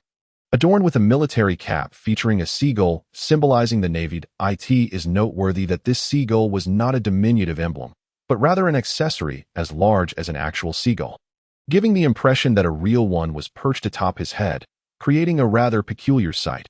Additionally, beneath his hat, a mass of unruly hair spilled out, with some strands defiantly escaping the confines of the cap. Most strikingly, his long beard was intricately braided, resembling a twist of dough, making him appear as a man at the forefront of modern fashion at this moment. However, this formidable figure was overwhelmed by the mountainous pile of work on his desk. Yet, this was not the crux of the matter. As he chewed, the prominent character on his forehead expanded with each crunch. Finally, unable to endure any longer, he slammed his fist on the desk and bellowed at the elderly man with entirely white hair seated on the sofa. "Damn it, Garp, could you keep it down?" "That was my senbei." Garp, still munching on the snack known as sunbae, nonchalantly replied, "But I brought you some new tea, Sengoku." "Who wants your tea?" Sengoku shouted angrily, striding over to snatch the freshly opened bag of sunbae from Garp's hands and promptly devouring its entire contents in one go. "Garp, my senbei, that was clearly my senbei." The two then commenced a brawl. Just as their scuffle intensified, a rhythmic knocking echoed through the room. In perfect synchrony, they ceased their altercation and began to tidy their disheveled clothing. Once presentable, Sengoku shot Garp a glare before returning to his chair, clearing his throat to announce, "Come in." The door swung open, and a Navy officer entered, saluting, "Fleet Admiral Sengoku." Vice Admiral Garp, what brings you here? We have received some reports from the 153rd branch in the East Blue that require your input. East Blue? Has another formidable pirate emerged? Sengoku speculated, glancing at Garp. If you're truly bored, why not take a trip to the East Blue? Capture some pirates and use the bounty to buy your sunbae. East Blue. Huh. Garp remarked, picking his nose that it has indeed been a while since I last visited. I might as well check in on my dear grandson. However, even if I had the funds, I wouldn't buy sunbae. Why not? Because if I buy tea, I can enjoy both tea and sunbae when I come to visit you, Garp stated with utmost seriousness. Sengoku, you scoundrel, get out of here. You can't even manage your own home and are always scheming to steal my sunbae. As they continued to bicker, it became evident that Garp's hometown was East Blue. And the reason it earned the title of the weakest sea was largely due to him. It was not that East Blue was inherently weaker than the other three seas. Rather, Garp's presence had significantly influenced its reputation. As a result, he often returned home, especially since his grandson resided there, providing him with yet another reason to visit. As the Vice Admiral known as the hero of the Navy, Garp's strength was well recognized throughout the world. Many might not grasp the extent of his prowess, but one thing suffices. Do you know about Pirate King Roger? He was the one who personally apprehended him. However, this was the Navy's public narrative. In reality, Roger had surrendered voluntarily, yet it indirectly attested to Garp's formidable capabilities. At such a moment, a figure of Garp's caliber could not be endorsed without corresponding strength, as it would fail to convince the public. Thus, Garp's return to East Blue was akin to a max-level powerhouse visiting a novice village. As for the outcome, encountering those notorious little pirates, he would effortlessly dispatch them, as if harvesting chives, doing so several times a year. Consequently, East Blue earned its reputation as the weakest sea. It wasn't that East Blue lacked effort. Rather, Garp was simply too abnormal. Those pirates with bounties merely in the tens of millions, who had yet to set foot on the Grand Line, stood little chance against Garp. Sengoku and Garp exchanged their usual banter. The reporting Navy officer felt a twinge of awkwardness, yet he was not forgotten. Please continue. Yes, the Navy officer continued. The 153rd branch has just contacted us, reporting that Colonel Monka has been attacked by a group of bounty hunters. Bounty hunters? They dare openly assault a naval officer? Who do they think they are? Sengoku deduced, quickly piecing together the situation. That I seem to recall Monka that if they manage to defeat him, their strength must be considerable.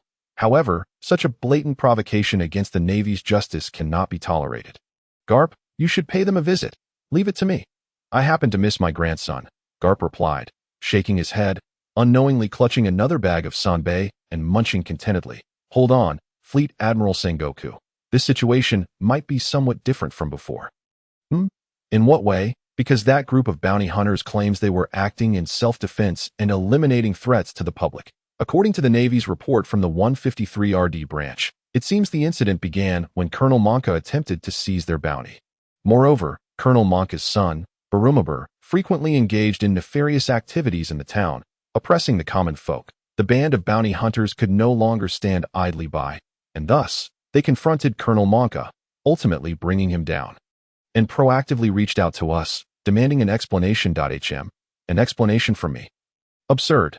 Sengoku slammed his hand on the table, rising abruptly from his seat. Regardless of the veracity of their claims, the mere audacity of a bounty hunter seeking accountability from the Navy is preposterous. Yet, they enumerated numerous transgressions committed by Monka and asserted that they possessed a document signed by all the residents of Shell's town. As he spoke, the Navy swallowed hard, his voice trembling as he continued. And it bore bloodstains as well. They insisted, Marshal, you must provide them with an explanation for all the citizens of Shell's town who have suffered under Monka's tyranny. Upon finishing, the Navy fell silent. Casting a fearful glance at the man before him, the Navy Marshal known as the Buddha, Sengoku, the words he had just relayed had undoubtedly struck a powerful blow to the face of this man, undermining the integrity of all who prided themselves on justice within the Navy. How interesting. Sengoku realized that the situation was far more complex than it initially appeared, and he sat back down, recognizing that a remarkable figure had emerged in East Blue. With that, his demeanor shifted dramatically. The amiable Sengoku transformed into the commanding admiral of the Navy, standing resolutely against all pirates across the globe. Now let me see what crimes Monka has truly committed. Yes, Marshal Sengoku. The Navy responded affirmatively and began reading from the stack of papers in his hands. First, abuse of power. During his management of the 153rd branch, Monka's son, Barumabur, repeatedly unleashed his dogs upon the town, assaulted passers-by, harassed women, and frightened children.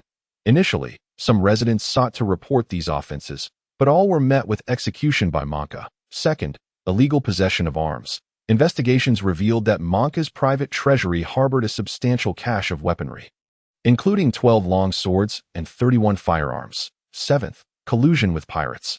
13th, masquerading as the Navy while committing acts of piracy. Wait, how many offenses are there? After listening for a while, Sengoku's expression darkened, and noticing that the Navy had no intention of stopping, he couldn't help but inquire further at a total of 31 offenses. The Navy promptly replied, a number he could recite even with his eyes closed. These 31 charges had thoroughly exhausted the transponder snail he was responsible for. Sengoku. Fine, continue reading. If these are indeed true, then Monka is truly beyond redemption. 14th, 25th, conspiracy to rebel. What? Upon hearing this, Sengoku could no longer remain seated, rushing to the Navy's side and seizing the records from his hands to read for himself. After all, they had only just reached the 25th charge. As he continued to read, an imposing figure began to take shape in Sengoku's mind. An image of Monka gradually formed, one endowed with the world's most exceptional strength and wisdom, coupled with unparalleled patience, scheming to challenge the entire world with the might of a single branch. Not only did he intend to dominate East Blue in the name of the Navy, but he also sought to extend his influence to the other 3 seas, aiming to return to Navy headquarters and usurp Sengoku's position as admiral, subsequently allying with pirates and the Revolutionary Army to launch a counteroffensive against the world government and establish a new order, eventually discarding both the Revolutionary Army and the pirates. In this manner, Monka would ascend to become the new emperor of the world. This audacious plan even stirred a sense of admiration within Sengoku. Nonsense. Monka could not possibly possess such capability. The name Sengoku could be written in reverse. How could he, known as the wise general, not discern that the latter statements were mere hyperbole, exaggerated for the sake of drawing attention? In comparison to those far-fetched aspirations, Sengoku was far more concerned with the seemingly minor yet undeniably real offenses, whether it be extortion, collusion with pirates, or oppression of the populace. Wielding the authority of the Navy to act with imperial power was indeed within the realm of possibility for a colonel. A bounty hunter? Quite an intriguing character. Sengoku squinted, continuing to inquire. Did he mention his name? There were 4 of them, namely, Monkey D. Luffy. Carp, who had been sipping tea and enjoying snacks, suddenly spewed his drink all over Sengoku. Who did you say? Monkey D. Luffy. Here it should be noted that Carp's full name is Monkey D. Carp. Does it sound familiar? By this point, the astute observer would surely understand. Yes, Carp's grandson, raised in East Blue, is none other than Monkey D. Luffy. Thus, upon hearing that name, Carp was utterly astonished, resulting in his tea being expelled from his mouth. Carp, look at your good grandson, Sengoku exclaimed, wiping the tea and leaves from his face. Directing his ire at Carp's close friend, he naturally knew who the latter's grandson was, and even without knowing, one could reasonably deduce from Luffy's surname. What are you barking about? To Sengoku's surprise, upon receiving this news, Carp not only felt no shame but instead scolded Sengoku, delivering a solid punch to his own head. Carp, are you plotting a rebellion? Sengoku lunged at Carp, engaging in a tussle. However, this time, Carp had the upper hand. It wasn't that Sengoku was incapable of defeating him, but rather that Sengoku, being a devil fruit user, found it difficult to unleash his full abilities in the confines of the small office. While Carp, being a non-user, relied solely on his physical prowess in hockey, thus gaining the advantage in close combat. The crucial point was that Carp believed he was in the right, and thus fought without restraint. What are you barking about? Huh? Is it just because I ate a few of your snacks? My grandson, what's wrong with my grandson? Isn't my grandson the same as yours? Huh? Your grandson chose to become a bounty hunter instead of a pirate. Why are you unhappy? Moreover, he is so young and already knows how to share the burden, helping to clear out the Navy's internal scum, eliminating a potential rebel. Aren't you grateful? What are you saying? Huh? Carp grew increasingly exuberant, his spirited words escalating.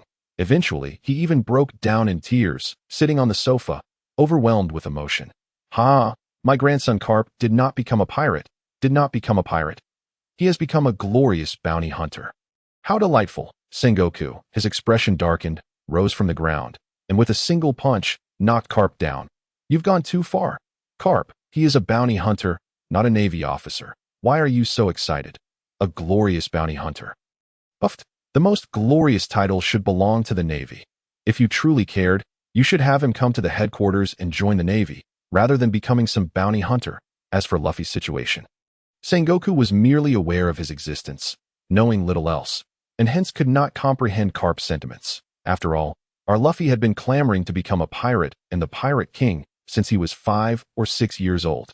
Over the years, Carp had scolded him countless times, trying to dissuade him, but to no avail, and now, news had come that he had become a bounty hunter. How could Carp not be ecstatic? It was akin to wanting to become a professional esports player while the parents firmly opposed it.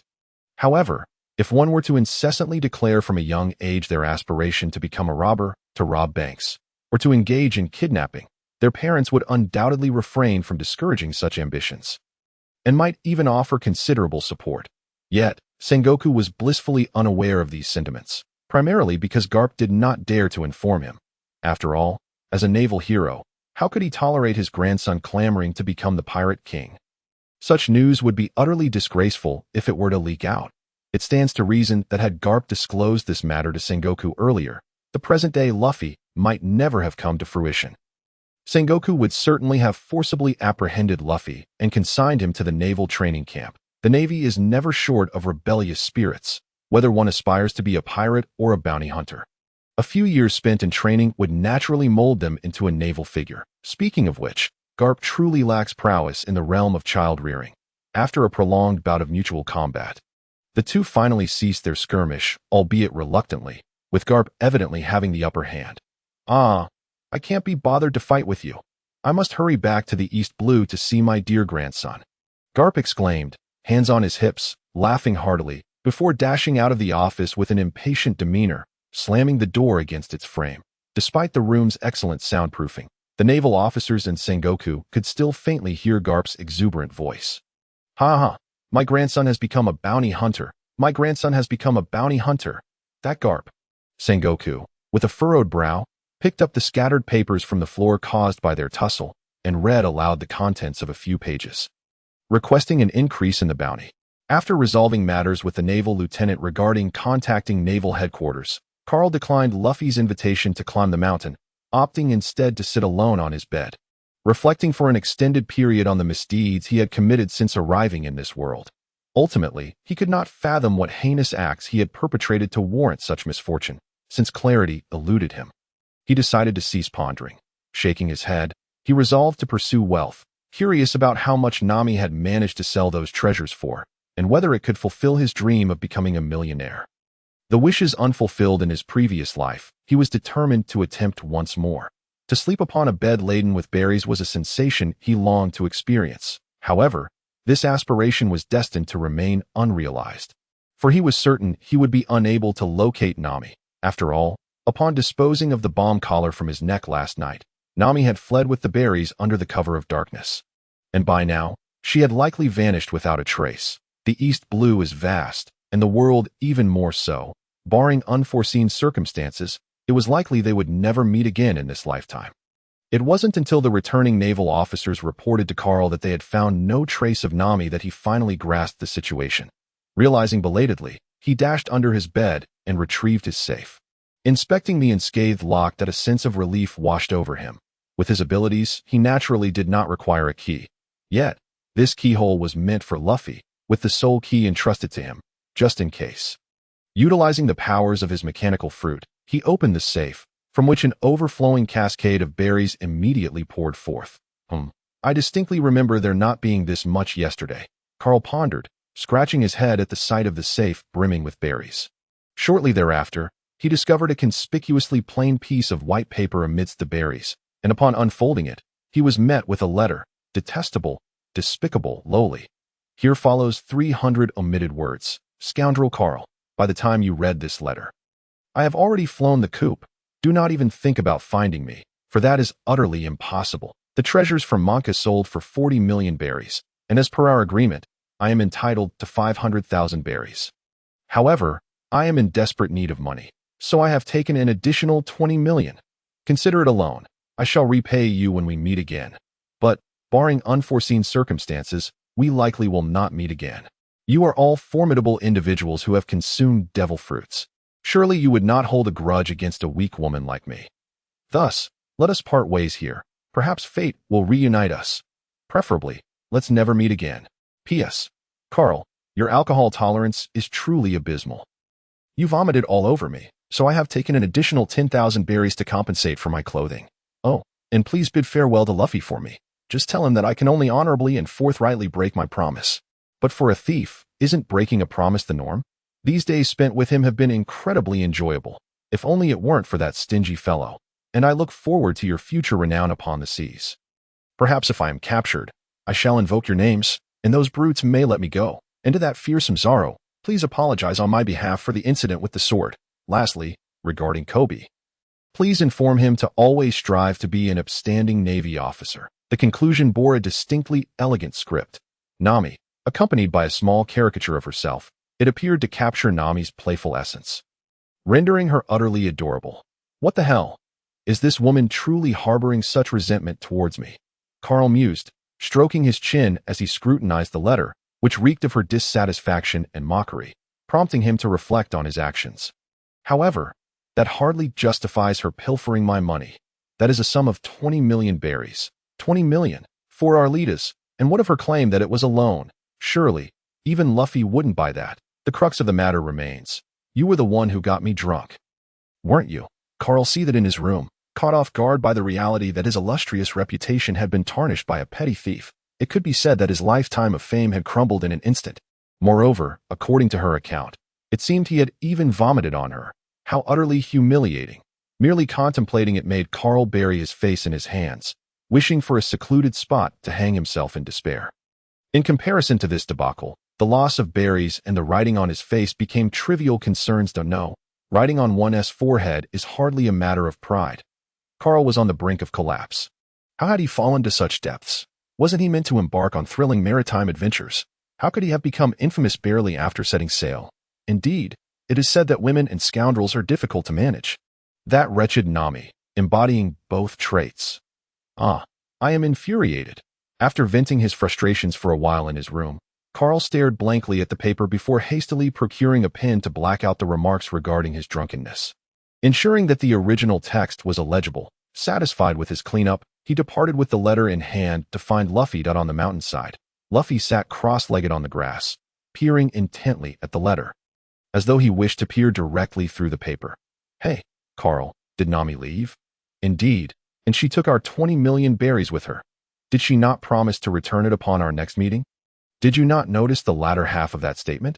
If no unforeseen circumstances arise, we may never meet again. Carl bellowed, previously believing such words would elicit disbelief even from Luffy. Yet, judging by Luffy's expression, it was clear he believed every word. With no other recourse, Carl turned to Zoro, leaning against a tree. What say you, Zoro? Me. If she has sincerely apologized, then it would be best to forgive her, Zoro replied nonchalantly. But the sword you received from Luffy was only worth 500,000 berries. At 20 million, we could purchase 40 swords. Zoro. Where is she? I shall slice her to pieces. Ugh, Carl sighed, exasperated. Who knows where she has vanished to? But, Luffy, what was it that you promised her? Carl inquired, digging in his ears as he suddenly remembered that I invited her to join us as our navigator. Carl and Zoro were instantly struck dumb, their jaws dropping in disbelief. When did you two become so close? Carl exclaimed, baring his sharp teeth in a growl. And why was I kept in the dark about this? Huh? Didn't I tell you? Luffy asked, looking bewildered. Of course, you didn't. Carl retorted. So what do we do now? Naturally, we need to find Nami. She mentioned that once she fulfilled her obligations, she would join our ship. So you already knew she was leaving? Yes. Then why didn't you mention it sooner? Carl was on the brink of a breakdown to him. It was inconceivable to let someone slip away, whether it was for money or to bring someone aboard. Conversations with Luffy were always unpredictable. One could never anticipate what the other would say next. Their expedition to climb the mountain was abruptly cut short, and the trio returned to Shell's town by the afternoon. The Navy arrived to report that someone from the headquarters had come. Upon hearing this, Carl immediately became serious, urging Luffy and Zoro to gather their belongings and load the supplies they had purchased onto a cart. Yes, a cart. This might very well be the first vehicle in this world. Crafted entirely by Carl using his fruit abilities. As he had only recently begun his research, the vehicle appeared rather rudimentary, hardly comparable to the vintage cars of the past. It lacked an independent power system. Relying solely on Carl's ability to provide propulsion. One could liken it to a primitive ox cart or horse-drawn carriage, albeit with a more modern design, with Carl himself substituting for the animals. On the other side of the island, the small boat they had purchased was already docked, ready for departure. All these preparations stemmed from Carl's distrust of the Navy. That he feared that the individuals dispatched might not be there to negotiate, but instead to silence them. To exert some pressure on the Navy, he even coordinated with some journalists via the newsbirds that delivered papers at sea, hoping to remind them of the weight of public opinion. After all, they prided themselves on justice, and losing that facade would make their lives quite difficult. Setting aside those concerns, if the Navy insisted on taking aggressive action against them, it would be the moment for the cart to shine. They could drive it straight to the other side of the island, switch to the small boat, and with the mechanical power provided by Carl's fruit, easily evade the pursuing Navy. Now, everything was in place. It all depended on the Navy's attitude. Carl, let me see. Luffy chirped, snatching the telescope from Carl's hands and peering into the distance. To his astonishment, he spotted a Navy warship he recognized all too well. The enormous vessel's bow resembled a Shar-Pei dog, with a long white bone clutched in its mouth, dwarfing the pirate ship of Eureka by several hundred times, flanked by a dozen smaller warships. It was evident to any discerning observer that the Navy had sent formidable personnel this time. This seems to be getting complicated, Carl murmured, pondering whether their small, rickety boat could outrun the immense warship. The oppressive presence of the battleship was undeniable. Initially, it appeared inconspicuous on the horizon, but as it drew closer, it eclipsed the very sky, rendering the port on the small island incapable of accommodating such a colossal vessel. Stop looking, Luffy. If things go awry, we'll need you to drag us both away, Carl cautioned. Huh? Why do we need to run? Luffy, having recognized that the warship belonged to his grandfather, recalled countless adventures he had had aboard it as a child. Are you dense? Carl exclaimed, delivering a light punch to his head. Didn't I just say? If they come to capture us, we can't just sit here and wait to die. Okay, Luffy said, rubbing his head thoughtfully. Before long, the warship anchored off the coast of the island, unable to enter the port due to its sheer size. While Carl contemplated the ship's power source and resolved to construct an even more impressive vessel in the future, he noticed Luffy gasping in astonishment. Following Luffy's pointed finger, Carl spotted a shadow streaking across the sky, plummeting toward them. Boom! The shadow struck a nearby wooden shack, reducing it to ruins. Luffy. A booming voice emerged from the dust. Moments later, a figure emerged unscathed from the debris, a navy cloak billowing about him as if stirred by an unseen wind. It's Grandpa, Luffy shouted, quickly grabbing Carl and Zoro by the arms and sprinting down the predetermined route. Run, Luffy, wait! Carl and Zoro barely registered what was happening before Luffy's rubbery arms ensnared them, dragging them along the ground. Brat, you think you can run from me? Carp exclaimed, pinching his nose with one hand. In the blink of an eye, he vanished from his spot, reappearing right in front of Luffy. Luffy was caught off guard, unable to react in time, and before he could stop, Carp's fist landed squarely on his head, leaving a visible bump. Ouch, that hurts, Luffy cried, crouching down to cradle his head. Meanwhile, Carl and Zoro, still held captive by Luffy's grasp, were flung into a nearby building. Cough, you fool, Luffy, we haven't even spoken yet, and you already took off. Carl coughed as he crawled out from the wreckage of chairs and tables, slowly making his way onto the street, only to witness Luffy wailing in pain. Without a second thought, seeing his captain under assault, Carl retrieved his metal rod and charged forward. Let go of Luffy. He is my captain, and I'm the only one who can fight him. Wait, Carl, Luffy called out, but it was too late. A comrade? Carp's face broke into a grin, and he responded with another punch as Carp's fist swung toward him. Carl activated his ability. Watch this, spike shield. His metal rod morphed into a shield the size of a door, adorned with various spikes. This would prove effective against a melee opponent. provided the disparity in strength wasn't insurmountable. However, to Carl's astonishment, the moment Carp's fist made contact with the shield, it crumpled like cheese meeting a hot knife. Offering no resistance whatsoever, Carp's fist loomed larger and larger in Carl's vision. This is it, Carl thought, and then felt as though his head had been struck by a heavy truck traveling at 200 miles per hour. Everything went black, and he lost consciousness. The devil fruit user. Huh, Luffy, it seems you found yourself a decent companion, Carp remarked lightly, having knocked Carl out with a single blow, offering a nonchalant assessment. Luffy, Carl. Zoro, just freed from his entrapment, saw Luffy crouched in agony and Carl lying unconscious on the ground. Instantly understanding that their visitor was not friendly, it wasn't that he was slow to act. Rather, Carl had collapsed far too quickly. Only 5 seconds had passed from their meeting to Carl's defeat. Three-sword style, ogre slash. Zoro expertly drew his swords, striking a three-sword stance and charging angrily at Carp. During this time, Carp stood his ground, awaiting Zoro's assault without interruption. Wait, Zoro, with a resounding duong, another figure joined the ranks of the unconscious. Grandpa, Luffy fumed, rushing up to Carp, they're all my friends. As he spoke, Luffy threw a punch, intent on avenging his companions, only to have his fist effortlessly caught by Garp, who, with a slight exertion, flung him into the air, causing him to crash down heavily onto the ground.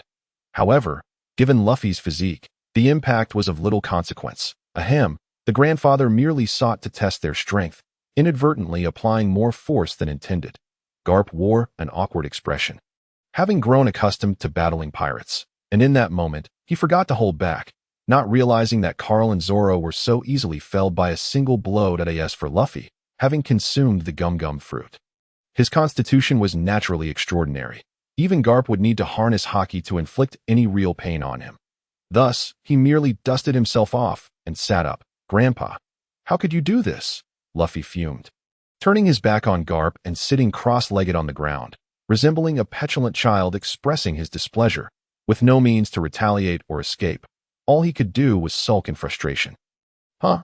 Upon hearing this, Garp was momentarily taken aback, instinctively lifting his fist, intending to shower his beloved grandson with affection, only to realize mid-motion that Luffy had changed. Previously, Luffy had clamored to become the Pirate King, while Garp wished for him to join the Navy. No amount of beatings had swayed his determination. Now, however, Luffy seemed to have taken on the role of a bounty hunter, while he may not rival the Navy. Garp pondered what would happen if he pummeled Luffy like before, and the boy, in a fit of anger, decided to pursue his dream of becoming the Pirate King. In truth, a bounty hunter was far superior to a mere pirate. To be honest, even the Revolutionary Army was leagues ahead of pirates. Realizing this, Garp found his raised fist somewhat redundant. Striking was not advisable, yet retracting it felt equally awkward. He could only awkwardly transform his fist into a gentle pat, rubbing Luffy's head while softening his tone, attempting to mend their relationship with kind words and emotional appeals. Yet Luffy remained unmoved, stubborn as a mule. The fragile bond between grandfather and grandson teetered on the brink of fracture. Garp pivoted to Carl and Zoro, assuring Luffy that he would dispatch the Navy's ship doctor to tend to their injuries, which finally coaxed Luffy out of his stubbornness. However, even without a physician, Carl and Zoro would likely face no serious issues. Though Garp had not held back, he had not struck with lethal intent. A mere few hours of sleep would suffice. Once Carl and Zoro were settled, Garp cautiously turned to Luffy, inquiring, Luffy, why did you suddenly set sail without a word to your grandfather? Who told you not to come back to celebrate my birthday with me? Luffy retorted, turning his head away in a huff. Shanks said I could set sail once I grew up. The mere mention of Shanks ignited Garp's ire, for it was largely due to Shanks that his dear grandson was so insistent on becoming the Pirate King. As for your birthday, I simply forgot amidst my busy work, Garp replied, scratching his head awkwardly. Noticing the sudden chill in the atmosphere, he hastily shifted the topic. Besides, what does a man need to celebrate a birthday for? Luffy, why don't you share with your grandfather the tales of your recent adventures at sea?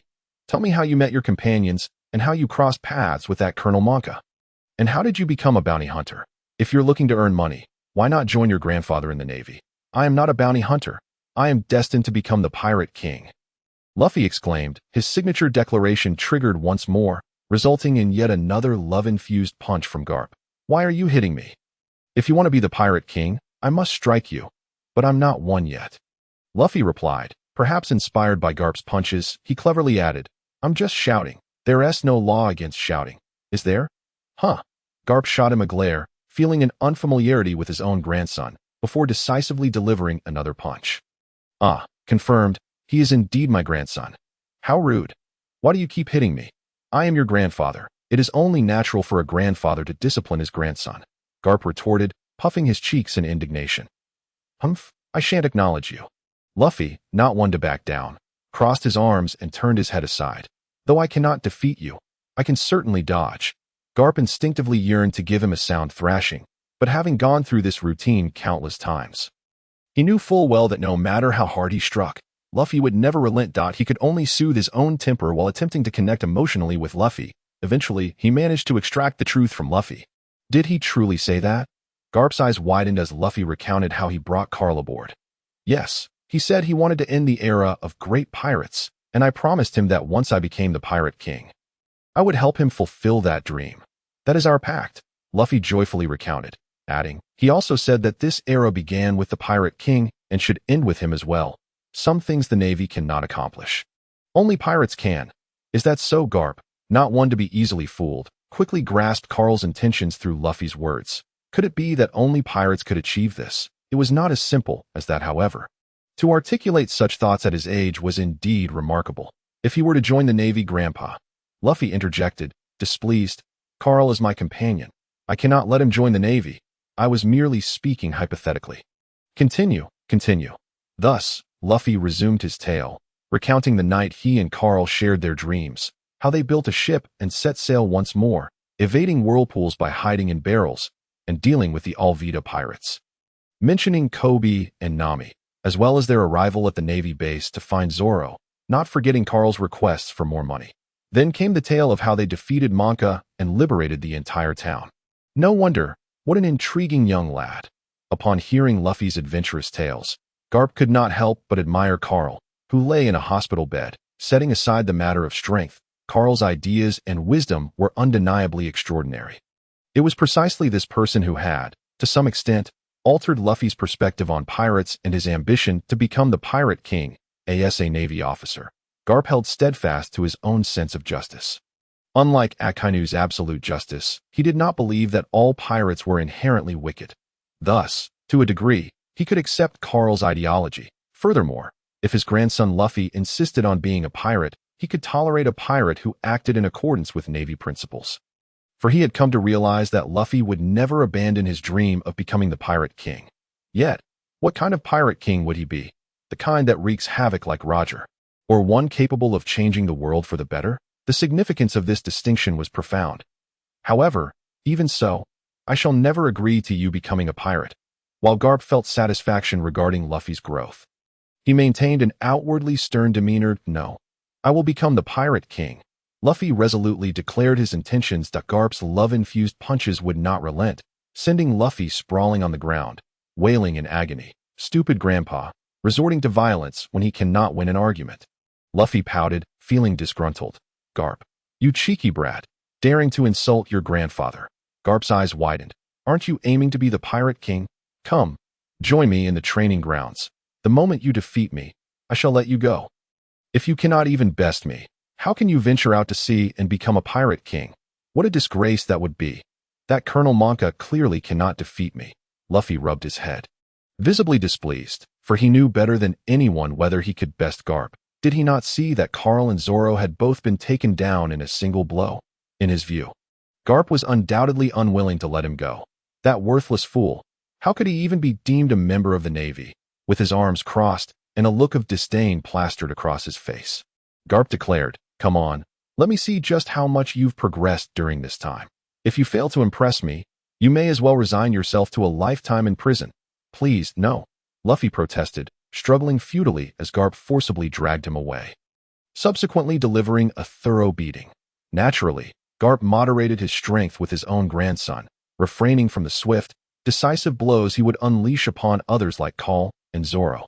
Instead, he engaged in a back-and-forth with Luffy, seizing the opportunity to point out his shortcomings. Idiot, who taught you to announce your attacks beforehand? While Luffy called out rubber, Garp dashed forward, landing a punch on Luffy's head, effectively deflating the momentum of the rubber ball. Being a pirate is no child's play. Do you think others will simply stand there, motionless, for you to strike? Speed. Where is your speed?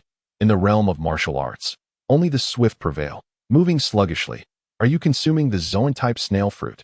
I've told you countless times, when striking, do not use your full strength. Leave yourself a margin for error. This way, even if you encounter those with peculiar devil fruit powers, you'll be able to adapt swiftly. Had I been like you back in the day, I would have long since ceased to exist. After a rigorous session, Garp was thoroughly exasperated, primarily due to the multitude of issues surrounding Luffy. The impressive feats he had achieved thus far were largely attributable to his devil fruit powers. Some may argue that the devil fruit is part of one's strength, and while that holds some truth, Luffy's current combat relied almost exclusively on the exceptional qualities afforded by his fruit, without any significant personal development. It is worth noting that when he consumed the gum-gum fruit, he was merely 8 years old. And now, at 17, nearly a decade had passed, yet Luffy's mastery of his abilities remained at a rudimentary level, relying solely on the properties of rubber to execute attacks. The techniques he had developed were nothing more than punches and kicks masquerading under the guise of rubber. While this may suffice against the relatively inexperienced pirates and navy of the East Blue, Luffy harbored aspirations of becoming the Pirate King. To achieve that, he must venture into the Grand Line, a realm vastly different from the Four Seas. There, devil fruits abound, and haki is of little consequence. Only the conqueror's haki can truly make a mark. Should Luffy find himself there, he would likely meet a swift end. How could Garp possibly take joy in that? You may call yourself a pirate, but to be as weak as you are, what does that even signify? Lacking the capability, yet insisting on putting on a facade. Is that not akin to delivering yourself on a platter? No way. Garp shook his head, resolute in his decision to train Luffy. Initially, he might have merely spoken casually, intending to apply some pressure and perhaps let Luffy slip away. But now he had made up his mind that if Luffy's training progress did not meet his expectations, he would not allow him to leave. He would keep him by his side for life. After all, the individuals in the Grand Line would not show mercy as he did. Lost in thought, Garp's actions did not cease. However, he became so distracted that, after 2 hours of training, Luffy found himself on the ground. Dazed and exhausted, in a matter of moments. Take him away and have the ship's doctor treat him with the finest medicine, Garp commanded, shaking his wrist before summoning a subordinate to escort Luffy to the hospital. Oh, and notify the chef to prepare 50 extra portions for dinner. Make sure to include some roast meat. My grandson loves that. Yes, Vice Admiral. The summoned Navy member saluted promptly and hurried off to fulfill the task. Come here. Garp stepped to the doorway, suddenly catching sight of a flash of pink hair. Though the figure was small, it stood out amidst the crowd, drawing Garp's attention. The pink-haired one, the Navy quickly parted, leaving Kobe standing bewildered in the center. You must be Kobe, correct? Why, yes, sir. Just call me Vice Admiral Garp. Yes, Vice Admiral Garp. I am Kobe. Kobe was overwhelmed with excitement. He understood the significance of the rank, beyond Vice Admiral. There were only admirals and fleet admirals, perhaps a candidate for admiral. Regardless, any of these titles were beyond his reach. To have such a prominent figure standing before him filled Kobe with exhilaration and anxiety. Do not be nervous, Kobe. I have heard about you from Luffy. You aspire to become the fleet admiral, am I right? At this, whispers spread among the surrounding Navy personnel, likely astonished that Kobe dared to voice such an ambition. Faced with the scrutinizing, disdainful, and mocking gazes of those around him, Kobe trembled involuntarily. Yet, despite his fear, he lifted his head and earnestly declared, Yes, Vice Admiral Garp, my dream is to become the fleet admiral. Excellent, a noble aspiration. Then you shall accompany me from now on, Garp said, clapping Kobe on the shoulder with satisfaction. Once we return, I will introduce you to Sengoku. He is the current fleet admiral, and I am quite eager to see you unseat him from his position. I look forward to seeing if he dares to act so arrogantly in my presence again. Yes, Vice Admiral Garp, I will strive to do my utmost. Seeing that Garp bore no intent to mock him, but instead offered immense encouragement, Kobe's spirits soared, and the initial nervousness faded away. Let us go. Take me to where Monka is being held that we've delayed long enough. It is time to attend to business. Otherwise, Sengoku will start nagging again, Garp said, digging into his ear in exasperation. Please follow me. After meeting with Monka, Garp couldn't help but sigh. Once upon a time, Monka had been a formidable man, having clawed his way to the top with his own hands. Yet in just a few short years, he had descended into such a state. He had completely treated the 153rd branch as his personal domain. Without Luffy and the others, in a few more years, Monka would have undoubtedly become the local warlord here, despite the reports from Call, which mentioned mutiny, arms smuggling, and collusion with pirates. Garp, even if he were foolish, could not believe Monka would dare to defy the world government with a few rusting weapons from his treasury. However, the allegations of oppressing the common folk were anything but exaggerated, inciting Garp's fury to the point where he wished to strike Monka dead on the spot. Upon returning to his office, Garp surveyed Monka's nearly ransacked workspace and couldn't help but curse under his breath. Bandit. He then turned to the subordinate who had just arrived and inquired, "What's the status of the investigation?" Although Sengoku had ostensibly assigned Garp to oversee this matter, the enormity of Monka's situation warranted additional scrutiny. Sengoku understood Garp's temperament, so he had dispatched a team of investigators specifically to delve into Monka's affairs. Our personnel have visited hundreds of households, and the findings align closely with those in the telegram. Furthermore, the so-called People's Petition mentioned in the telegram has been located in the hands of an elder. As he spoke, the Navy member produced a lengthy piece of cloth from a box, the beginning of which bore accusations against Monka, followed by a series of names written in blood, each accompanied by a thumbprint. While the term people may have been an exaggeration, it still accounted for 3,000 to 4,000 individuals. That damned Monka! He has utterly tarnished the Navy's reputation. Garp fumed, slamming his fist down on the desk, shattering it in half. Moreover, based on the investigations, it seemed many of Monka's subordinates had chosen to fall from grace for various reasons, becoming his lackeys. Yet, as it stood, only Monka and his son, Barumabur, faced justice. "Investigate thoroughly. I want to get to the bottom of this," Garp commanded, fixing his gaze on the subordinate. "Sengoku must have briefed you when he sent you here, right? This is not my area of expertise, so I leave it to you. Should anyone dare to rebel, the implications of Garp's words are clear. Matters of expertise are best left to those who are proficient as a brawler. His sole responsibility is to engage in combat, while the remaining arrangements will be deftly handled by Sengoku." Indeed, Vice Admiral Garp, the naval officer, saluted and exited the room, leaving behind only a box filled with the blood of the people. And Garp, who gazed silently at the box, after a considerable pause, he finally spoke. "Luffy has grown up. Throughout this journey, he has undoubtedly witnessed the hopes and concerns reflected in the eyes of the townsfolk.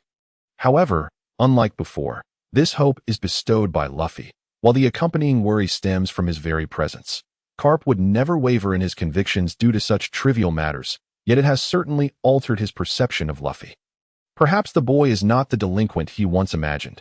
Rather, under the influence of a certain scoundrel, he has had to don the guise of a pirate, while deep down, he remains his beloved grandson. Damn that Shanks. The next time we meet, I shall teach him a lesson," Garp muttered indignantly.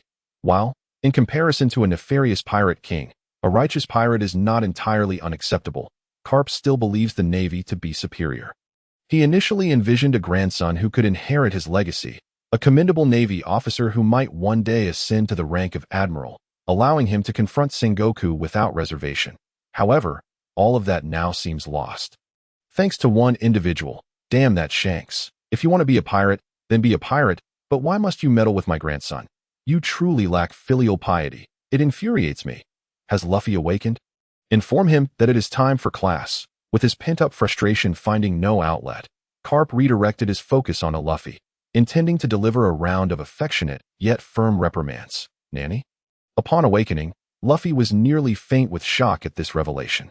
It is worth noting that due to his robust constitution, he had awakened even earlier than Carl and Zoro. However, such resilience does not manifest in this manner. "No way. I can't take it." Luffy immediately took on the role of a dramatic actor, feigning distress. The outcome, of course, was that Garp forcibly dragged him from the sickbed and into the training grounds, subjecting him to an additional 2 hours of lessons, although physically excruciating and mentally taxing. Luffy's combat abilities were advancing rapidly, unbeknownst to him. After all, Garp's prowess, while not ranking among the elite, is more than sufficient to be considered invincible in the second tier. Hio instruct a young lad who has yet to leave the novice village. Wouldn't you relish the opportunity? In Carl's past life, this would be akin to an academician coming to tutor you in third-grade subjects. As evening approached, Carl and Zoro, lying in their hospital beds, finally opened their eyes, lured by the enticing aroma wafting through the air. Is this a hospital? What has happened to me?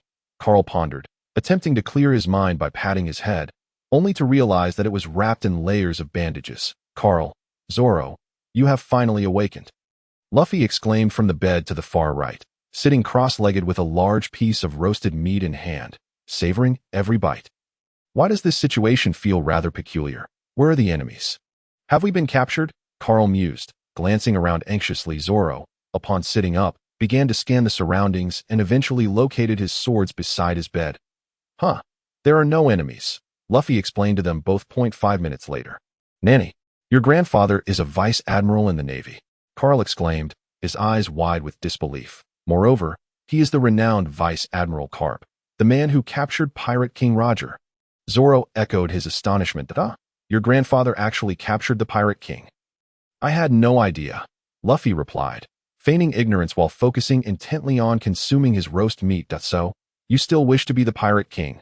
Why don't we just surrender and become Navy officers? Carl suggested thoughtfully. Absolutely not. I am destined to become the Pirate King, Luffy retorted immediately. Besides, what is so great about the Navy? Isn't your grandfather furious? Furious? Oh, he is. Then why would you still pursue the title of Pirate King? What of it? Perhaps I will only receive a couple of beatings from him, Luffy nonchalantly remarked as he finished off the roasted meat, licking his fingers. But I'm quite accustomed to it. Carl and Zorro exchanged glances. Perplexed, how can you speak of receiving beatings so lightly? Are you hungry? Your grandfather has prepared plenty of roasted meat. It's my favorite. So, what is your grandfather's attitude towards us? Carl asked, a hint of concern in his voice. I bet you shouted that you wanted to be the Pirate King again, didn't you? Indeed, he was enraged and then gave me a couple of whacks, insisting that only if I defeat him would he allow us to leave. Luffy recounted, recalling Carp's words. Hey, Zorro, let's become Navy officers. Carl turned to Zorro and proposed. I think that's a good idea. Zorro nodded earnestly. After all, we'll be cutting down pirates, so it makes no difference to me what I become. Luffy interjected, is it really appropriate for you two to conspire to betray me, your captain, right in front of me? Absolutely not. I cannot agree. Your grandfather is so powerful that Zorro and I would be defeated in an instant. How could we possibly win? Luffy, why don't you just yield to your grandfather? Being a Navy officer isn't so bad. Indeed, though I hate to admit it, your grandfather is truly formidable. Zorro concurred. No. Luffy shook his head vigorously. I must become the Pirate King and will undoubtedly defeat. He paused momentarily, then shifted his tone. Forget it. I'll have a word with my grandfather. If all else fails, we can follow your plan. Carl, and make a swift escape. You do know you can't win. Of course I cannot win. What can I do? My grandfather is so oppressive. Luffy fumed that he never anticipated that the greatest crisis he would face at sea would come from his own grandfather. Following Luffy, they exited the hospital and arrived at the naval base's training ground, where a bonfire had been lit, filling the air with the aroma of roasted meat, creating a lively atmosphere. Grandfather said he wanted to hold a banquet, inviting the townsfolk to join in, and also to announce the resolution regarding Colonel Monka. Luffy scratched his head, contemplating. Then he suddenly clapped his hands. I've got it. Why don't we take this opportunity to escape? Carl, are you truly unafraid of giving your grandfather a heart attack? Let's not rush. We should assess the situation first. On the surface, we are merely bounty hunters and law-abiding citizens. So the Navy has no reason to detain us. So, we can leave just like that. It is we who can leave, Carl corrected. The Navy has no reason, but your grandfather will want to keep an eye on you regardless. Why don't Zorro and I leave first? When you have trained enough to defeat your grandfather, you can come find us. Absolutely not. I am the captain. How could a crew abandon their captain? Luffy thought that was the worst idea imaginable. I still believe we should make our escape now. Oh, my good grandson, where do you plan to run off to? A deep voice resonated from behind. Of course, to leave this island and escape my grandfather's clutches. I am destined to become the Pirate King. How could I possibly stop here? Luffy instinctively replied. However, when he finally realized the situation, he turned around to find Carp standing right before him. Grandfather. Thud. Ouch. That hurts. This is a testament to how deeply your grandfather loves you. With a hearty laugh, Kapu declared, Run away. You'd best not entertain such thoughts until you've bested me. I certainly won't allow you to escape and meet your demise. Ignoring Luffy's dissatisfaction, Kapu strode directly to Carl's front and inquired, "Awake, are we?" "Just came to," Carl replied. "How do you feel?" Not too bad, I suppose." Uncertain of Kapu's intentions, Carl could only respond vaguely. "Then let us first dine. After our meal, come to my office. I have matters to discuss with you." "Very well." With that, Kapu passed by the others and headed towards the door. "What does Grandpa want with you?" "How should I know?" Carl retorted with irritation. "Let us just eat first. I feel as though I might starve. Then after we eat, let's make our escape." Luffy remained fixated on his plan to flee, perhaps overwhelmed by the pressure Kapu exerted, leading him to believe there was no hope of triumphing over his opponent. "Please, let us refrain from discussing that. Then I shall make my own escape. You can come find me later." "Run off." "Will you?" Unable to tolerate it any longer, Carl delivered a swift punch to Luffy's head. "I'll have a word with your grandfather. You needn't worry." Knock, knock, knock. Enter. As Kapu's commanding voice resonated, Carl hesitantly pushed the door open. "Admiral Kapu." "Carl, isn't it? Have a seat." Before the repaired desk sat a chair seemingly reserved for Carl. Upon hearing Kapu's invitation, Carl declined to refuse and plopped down, though his gaze towards Kapu still bore hints of apprehension. "Don't be nervous. I summoned you merely to discuss a few matters. Feel free to ask. I shall speak candidly. Regarding your relationship with Luffy, he has already informed me of everything that I wish to inquire about your perspective on pirates." "Pirates? The scourge of this era. Is that so? It appears our views align in certain aspects," Kapu replied with an air of ease. "Then why did you choose to become a pirate?" "Pirates are the reason for my family's ruin. I should harbor great animosity towards them." "Admiral Kapu, you jest. I am a bounty hunter. How could I possibly be considered a pirate?" Carl began to feign ignorance. "You rascal. You are amusing." Kapu laughed heartily. "Do not play coy with me. Luffy is my dear grandson. He has divulged everything." "That blabbermouth Luffy. How does he manage to reveal everything?" Carl silently grumbled, vowing to have a serious talk with Luffy upon returning. "You see, I am a sailor, having devoted my life to the Navy. Thus, I wish for Luffy to inherit my legacy and become a sailor. Yet that boy has been misled by Shanks since childhood, insisting he wants to be a pirate. And no matter how many times I've tried to stop him, it has proven futile. But you are different. You are quite formidable." Kapu paused, regarding Carl with a serious expression. "Your ambition, when Luffy told me you wished to end this age of pirates. I recognized your uniqueness. Your aspirations are grander than even Luffy's." "I possess no such ambitions," Carl replied, shaking his head in denial. "That I merely believe that certain matters are fundamentally wrong, that if one lacks the ability, one might drift aimlessly through life. But if given the opportunity, then one ought to share the light with all. You should not become a pirate. The Navy is your true calling." Kapu gazed at Carl, increasingly pleased with what he saw. "Yet this world does not lack for my presence within the Navy, does it?" Luffy is the same. Seeing Kapu's stance was not as rigid as he had anticipated, Carl felt a wave of relief wash over him. After all, as he had previously told Luffy, some matters can only be addressed by pirates. Without involvement, how can one hope to resolve issues? "Please, continue, Admiral Kapu. What do you believe is the root cause of our current predicament?" Carl retorted. However, before Kapu could respond, Carl continued, "Could it truly be a disparity in strength? The Navy has a fleet admiral, 3 admirals, and numerous vice-admirals. Collectively, their might could vanquish any of the 4 Emperor's crews." These insights stemmed from his readings in newspapers. During his time aboard ship, he often engaged with news birds, specifically requesting a wealth of information about the Grand Line. "The situation is not as simplistic as you envision. Although the Navy wields considerable power, the territories that require governance are vast, averaging out to a force that pales in comparison to those maritime monarchs. Even Kapu must concede this fact. Moreover, they are not fools. If the Navy were to muster its forces to eradicate one of them, any past grievances would be set aside in a united front against the Navy. The Navy lacks the capacity to simultaneously confront all 4 emperors. Furthermore, if the Navy were to consolidate, defenses in other areas would become vulnerable, allowing other pirates to exploit the opportunity and inflict greater harm upon the populace. Therefore, as the situation stands, the era of great pirates shall never cease."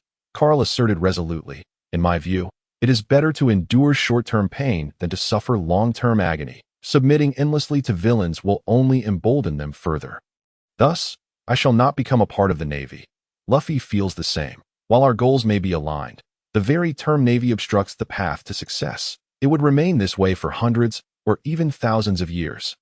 Admiral Kapu, I wish to ask you, if Luffy were to truly join the Navy, even if he possesses extraordinary talent and eventually becomes an admiral or even the fleet admiral, what impact would that have on the current state of affairs? Even if the Navy were to gain 3 additional admirals worth of strength, would that suffice to end the era of great pirates? In the face of Carl's probing questions, Kapu naturally harbored answers within his mind. In truth, he had known the answers for quite some time. After all, his years of service in the Navy were not in vain. However, it was precisely because he held these answers that he found himself in his current predicament. Vice Admiral, does he truly lack the strength of an admiral? He has merely seen through certain truths, yet feels powerless to effect change, choosing instead to drift through life aimlessly. Such individuals certainly exist within the Navy. Do they not? Just as Carl had initially conveyed to Luffy, one must act righteously when impoverished, and once prosperous, one should strive for the greater good. One must ponder, if even someone as formidable as Kapu feels powerless to instigate change, what monumental events could possibly arise? It cannot be. Kapu sighed deeply. What use are 3 admirals? In truth, if the Navy desires, with a single word, a command from Sengoku could instantly grant the Navy 3 or 4 additional forces rivaling the admirals. But what would that accomplish? If there were 10 admirals, perhaps there might still be a glimmer of hope that it appears that you, Admiral Kapu, also understand. Solely relying on the Navy cannot bring an end to this era of great pirates. For without pirates, the Navy has no reason to exist, and without the Navy's deterrence, should pirates arise again, what then? Pirates can emerge overnight, but the Navy cannot. Thus, the Navy must endure, and correspondingly, pirates must exist to maintain the fragile balance between the two. However, such a polarized relationship is inherently unstable. Hence the emergence of revolutionary forces. A stable triangular dynamic allows them to comfortably occupy their thrones. In the era of great pirates, there is an old saying in my homeland: a revolution that is not thorough is a revolution that is not at all. Pirates, merely an appetizer. It was at this moment that Carl finally revealed his fangs. I shall pull them down from their thrones. That final statement struck Kapu like a hammer, leaving him momentarily dazed. How long had it been since someone had uttered similar words to him? Decades had passed, and it all felt like a dream.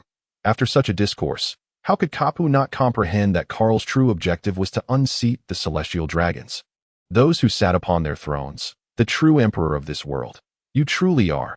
Carp was rendered speechless. He never anticipated that a child who appeared to be scarcely 20 years old could articulate such profound words. Directly addressing the very essence of the current global situation. It is worth noting that he himself only came to this realization when he was nearly 40. The subtle wave of energy emanated from Carp, probing the surroundings. This was the pinnacle of observation hockey. Fortunately, thanks to Luffy's warning, Carp had already dispatched all his subordinates before Carl's arrival. Initially, he intended to prevent any traces of his subsequent actions. Yet he never expected Carl to confront him with such a bold declaration right away. The celestial dragons are a taboo topic in this world. Yet, here was this 18-year-old youth daring to proclaim the intention to dethrone the celestial dragons. How remarkably similar you are. Truly reminiscent. Both brimming with youthful vigor, unafraid of challenges, and bursting with vitality. However, remember, in the future, under no circumstances should you ever utter such matters in front of outsiders at your current stage. You lack the capability to engage with this topic, I understand, but, General Carp, you are not an outsider, are you not? Carl revealed a knowing smile. From Carp's expression and demeanor, he discerned the underlying meaning. Indeed, there are those among pirates who have seen through the facade. So how could the Navy be devoid of capable individuals? Otherwise, would they still call me a general? Carp raised an eyebrow, a sudden thought springing to mind. Carl was taken aback, failing to grasp Carp's intention. Call me Grandpa, Carl. What is this absurdity? What? Unwilling. Carl remained silent. Luffy is my beloved grandson, is he not? Yes, I am his grandfather, correct. Yes, Luffy is also your captain, is he not? Yes, you all are family, yes? Sort of. So, is there any issue with you addressing me as Grandpa? Carl, is this how you define relationships? While it sounded logical, it still felt somewhat off. Noticing Carl's persistent reluctance to comply, Carp did not press the matter further, merely continuing to speak to himself. Regardless, you shall henceforth be my grandson, just like Luffy. Carl, why do you arbitrarily make decisions for others? What is wrong with your family? Nevertheless, let me reiterate, keep this matter to yourself, and do not divulge it to outsiders. This includes Luffy. He is still quite young. Once you embark on the Grand Line and gain experience, I believe he will come to understand at that point. You can share it with him. Understood. However, Luffy, in certain matters, is indeed quite trustworthy. Carl nodded. The reason he refrained from informing Luffy was primarily due to the fear that he might exuberantly shout, dare to pull the celestial dragons down from their thrones. You need only keep it in your heart. Observing Carl, Carp felt an immense sense of satisfaction. If only you were my biological grandson. Nevertheless, a grandson by any means is still welcome. Carl, must we persist in discussing grandsons? However, some matters cannot be resolved merely by words. Strength is of utmost importance. Carp shifted his tone, continuing, strength is the fundamental essence. Just as you mentioned, 3 admirals may not significantly affect the situation. But what if there were 300 admirals? The world would have long been devoid of pirates, and your current strength still falls considerably short. We have only just begun. After all, you cannot expect us to possess admiral-level strength from birth. Can you? Carl shrugged helplessly, responding with irritation. You dare to retort? Carp swung a fist, striking Carl and causing him to see stars. If you lack strength, then train diligently. I have no capable individuals aboard my ship, and I cannot assist you much with fruit development. However, if you create a stir next time, I will find a skilled user of a devil fruit to serve as your mentor. Carp crossed his arms, stating, I am aware of your vast ambitions and your pride, which leads you to look down upon the Navy. Yet, you must also acknowledge that there are indeed many formidable individuals within the Navy. Are they not also trapped by the circumstances of the times, perhaps spending their lives stagnating at a single stage? The sooner you see through this, the sooner you will find clarity, if you can persuade them. The Navy could become your ally. I cannot speak for others, but Sengoku is the only man capable of altering this era.as for the present. There are 2 such individuals. Admiral Sengoku. I have gathered some knowledge about him. Yet, Carl hesitated. He was certainly aware of the current Navy admiral. However, from the documentation, it seemed the admiral was not as formidable as one might imagine. Of course, this assessment did not pertain to combat prowess, but rather to ideology. As a transmigrator, Carl fully understood that ideology is paramount. Do not underestimate anyone, Carl. Do you know what Sengoku's sense of justice is? What? The justice of ruling the world. The only man capable of awakening Conqueror's Haki in the Navy is he. The one who could potentially transform the Navy. Conqueror's Haki, the legendary power that only those with the potential of a king can awaken. Indeed, Carl, had you been born a few years earlier, you two might have found much common ground. It is not too late even now, is it? Carl countered. Indeed, it is not too late. Carp laughed heartily. We may be old, but we are not dead yet. Carp could sense a long-dormant power within him stirring to life. He has always harbored no fondness for the celestial dragons. Thus, he naturally contemplated those rebellious thoughts. One might say that every individual who awakens Conqueror's Haki is no ordinary person. Only the most resolute can give rise to the seed known as king. In the Navy, the 2 characters that represent justice serve as an all-encompassing shackle, binding countless sailors and obstructing their paths forward. Otherwise, with the Navy's scale, how could there be only 3 admirals and a mere handful of vice-admirals? Carp's earlier statements were not mere bluster. If Sengoku truly resolved to act, should those seasoned veterans of the Navy awaken from their mental shackles, it would be exceedingly simple to produce several more admirals. Yet, even with additional admirals, the outcome remains unchanged.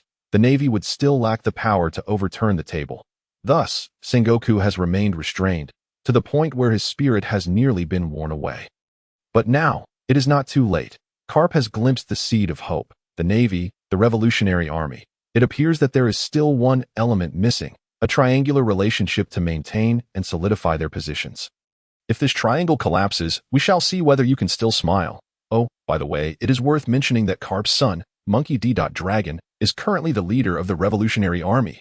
When you tally it up, the Carp family has 3 generations of men, one in the Navy, one in the Revolutionary Army, and Luffy, who is currently masquerading as a bounty hunter.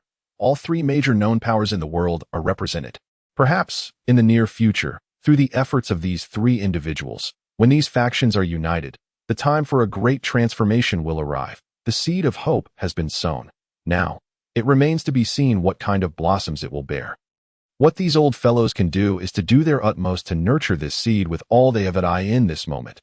Carp felt only two words in his heart: satisfaction. He felt fortunate that Luffy had found such a companion and recognized Carl's abilities. Perhaps, with Carl's assistance, Luffy might indeed succeed in finding One Piece and become the Pirate King. Quite splendid indeed. Carp patted Carl on the shoulder, then picked up the teacup from the table and opened the door. Stepping outside, "You stay seated. I will fetch some water to drink, Carl." This transition of topics is rather abrupt. Moreover, there is clearly a water dispenser and kettle nearby.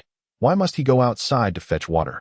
As Carl internally ranted wildly, the door suddenly swung open once more, revealing a head belonging to Garp, who exclaimed, "Oh, by the way, I must warn you, while I am fetching water, you absolutely must not touch anything in my desk drawer.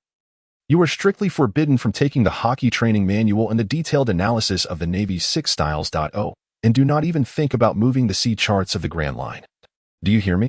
With that, the door slammed shut, leaving Carl sitting in a state of bewilderment. What am I sensing? Is he hinting at something? Carl was no fool, especially since Garp had emphasized his warning. Even the dimmest of minds would have understood the implications of such a blatant display.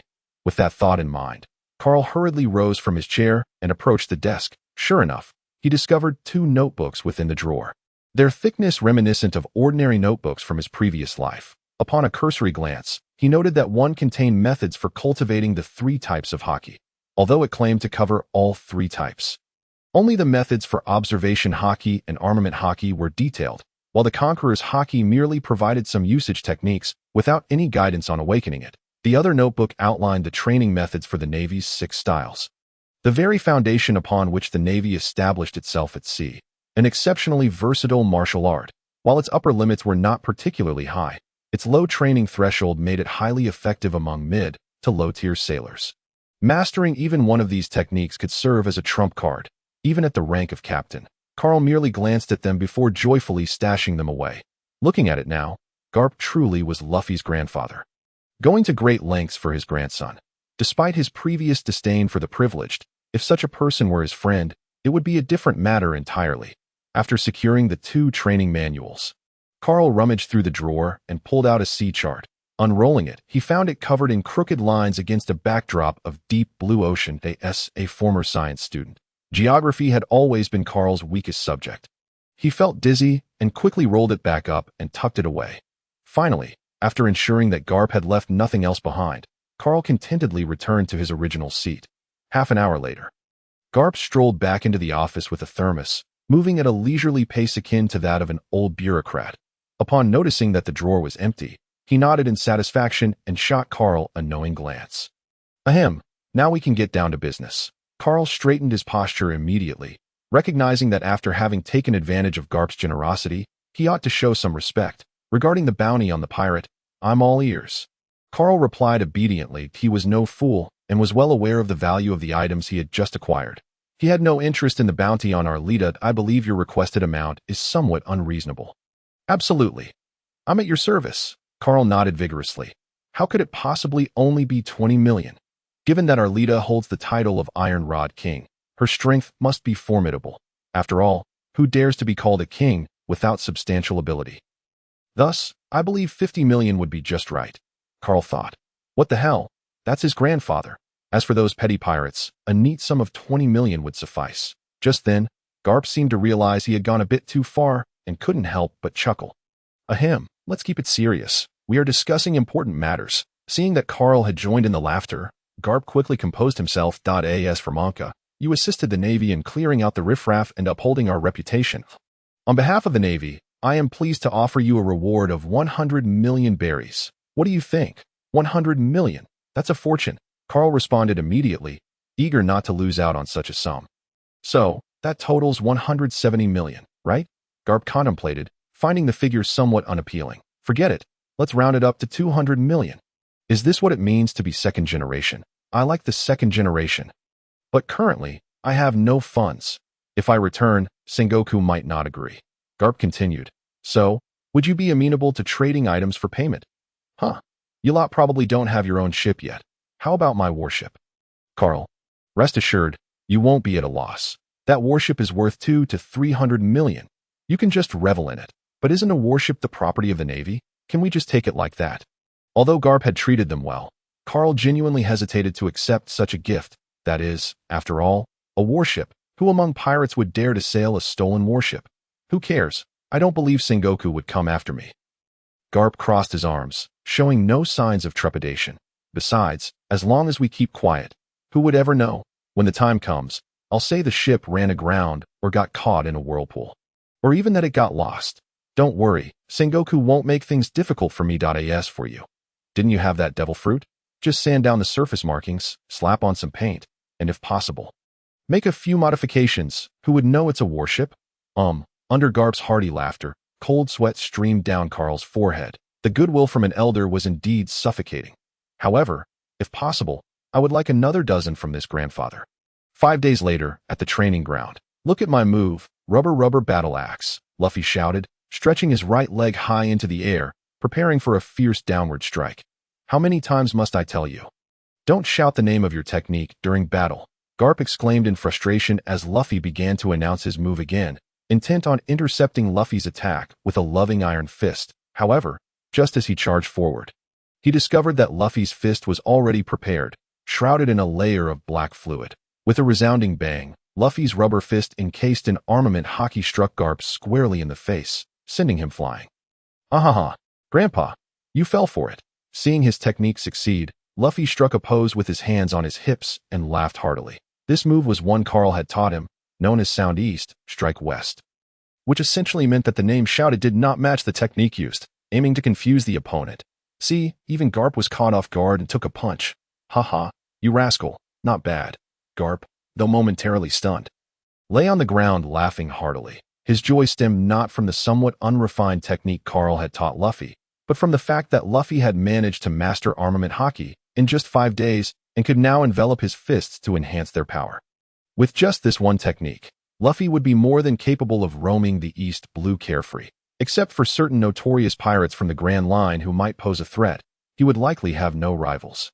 Luffy's training had already begun to yield results. Garp felt a genuine joy for his grandson's progress. He also understood that after this punch, it would be time to part ways. Young birds must learn to spread their wings and fly. As a guardian, all one could do was silently offer support from behind. Whenever the child looked back, to reassure him, I am here, home is still here, and that is enough. Luffy, you have won. I consent to your journey at sea. Hooray! Long live Grandpa! Luffy exclaimed joyfully, bouncing as if on a trampoline, leaping several stories high before landing with a grand flourish. Accompanying this was an overwhelming sense of joy. A farewell feast was, of course, in order. The grandfather and grandson duo drank well into the night, leaving Luffy nearly swollen like a balloon. Ultimately, it was Carl who used his abilities to conjure a small cart to transport him back to his room. What? You ask about Zoro. That fellow, of course, was also overwhelmed by the townsfolk in the Navy. During these days, while Luffy was honing his skills, he certainly did not remain idle, challenging numerous Navy members, since Garp is not a devil fruit user. Focusing only on hockey and physical combat, the subordinates he selected were mostly devoid of fruit abilities, either practicing martial arts or swordsmanship. That was the first time Zoro encountered so many swordsmen. Naturally, he seized the opportunity to challenge these individuals in pursuit of his dream of becoming a sword master, learning from each encounter. Thus ensued a cycle of defeat, recovery, and renewed challenges. In a mere 5 days, he had essentially challenged every sword-wielding Navy member. Although he might not have triumphed frequently, he had undoubtedly gathered a wealth of knowledge, blending the strengths of many. Therefore, during the banquet, those individuals came over to toast him, and he was soon rendered inebriated, ultimately being tossed onto Luffy by Carl, who then carried him back to their quarters. It was at this moment that Carl realized that when he claimed to dislike alcohol that night, it was clearly a facade. He was, in truth, a man who relished his drink, merely trying to maintain a certain image in front of a young girl. Little did he know that the girl's family operated a tavern, and she was well aware of his true nature. Moreover, it was only when Rika came looking for Carl that he discovered Zoro had been intoxicated by others.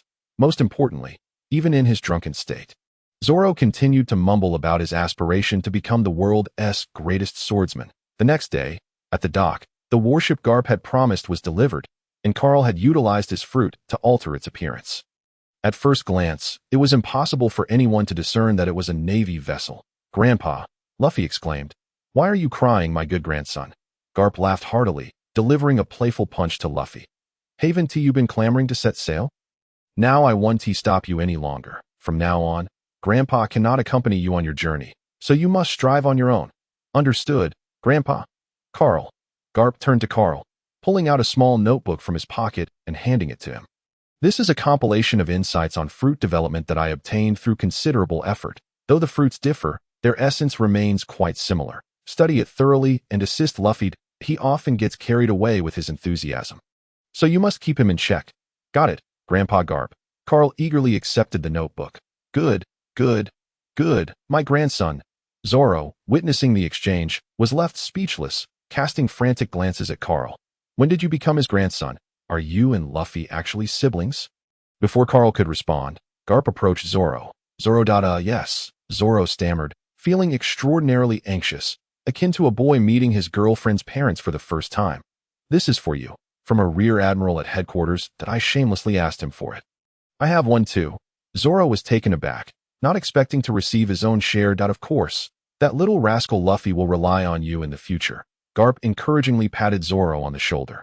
Placing a volume of kendo training insights into his hands, Zoro immediately felt the weight of it, symbolizing heartfelt intention and the affection of an elder. The rear admiral of the Burning Mountain is indeed a highly respected figure in the Navy. "I hope you do not disappoint his swordsmanship." "I understand. I will work hard. From now on, my blade will only taste the blood of wicked pirates." Zoro nodded vigorously, thanking Garp. Though somewhat reluctant, the thought of the warm kendo manual in his possession made Zoro choose to follow his heart. "Thank you, Grandpa Garp. Haha, that's the spirit." Garp laughed, ruffling Zoro's green hair, clearly pleased. "What about me? What do I get?" "What do you mean?" "A gift." Carl and Zoro both received one. "What about me?" Luffy asked expectantly. The response he received was, "Ouch, here, this is Grandpa's gift for you. An iron fist of love, a testament to my deep affection for you." Garp said with a squint. Grandpa is bullying me." Luffy pouted, resembling a child who felt wronged. Seeing this, Garp quickly clarified that he was merely joking. In the past, he would have given Luffy a few more playful punches, but the situation had changed. Once a rebellious child, Luffy now had grand aspirations and had already achieved a measure of success. Further roughhousing would not be appropriate. He needed more encouragement and comfort.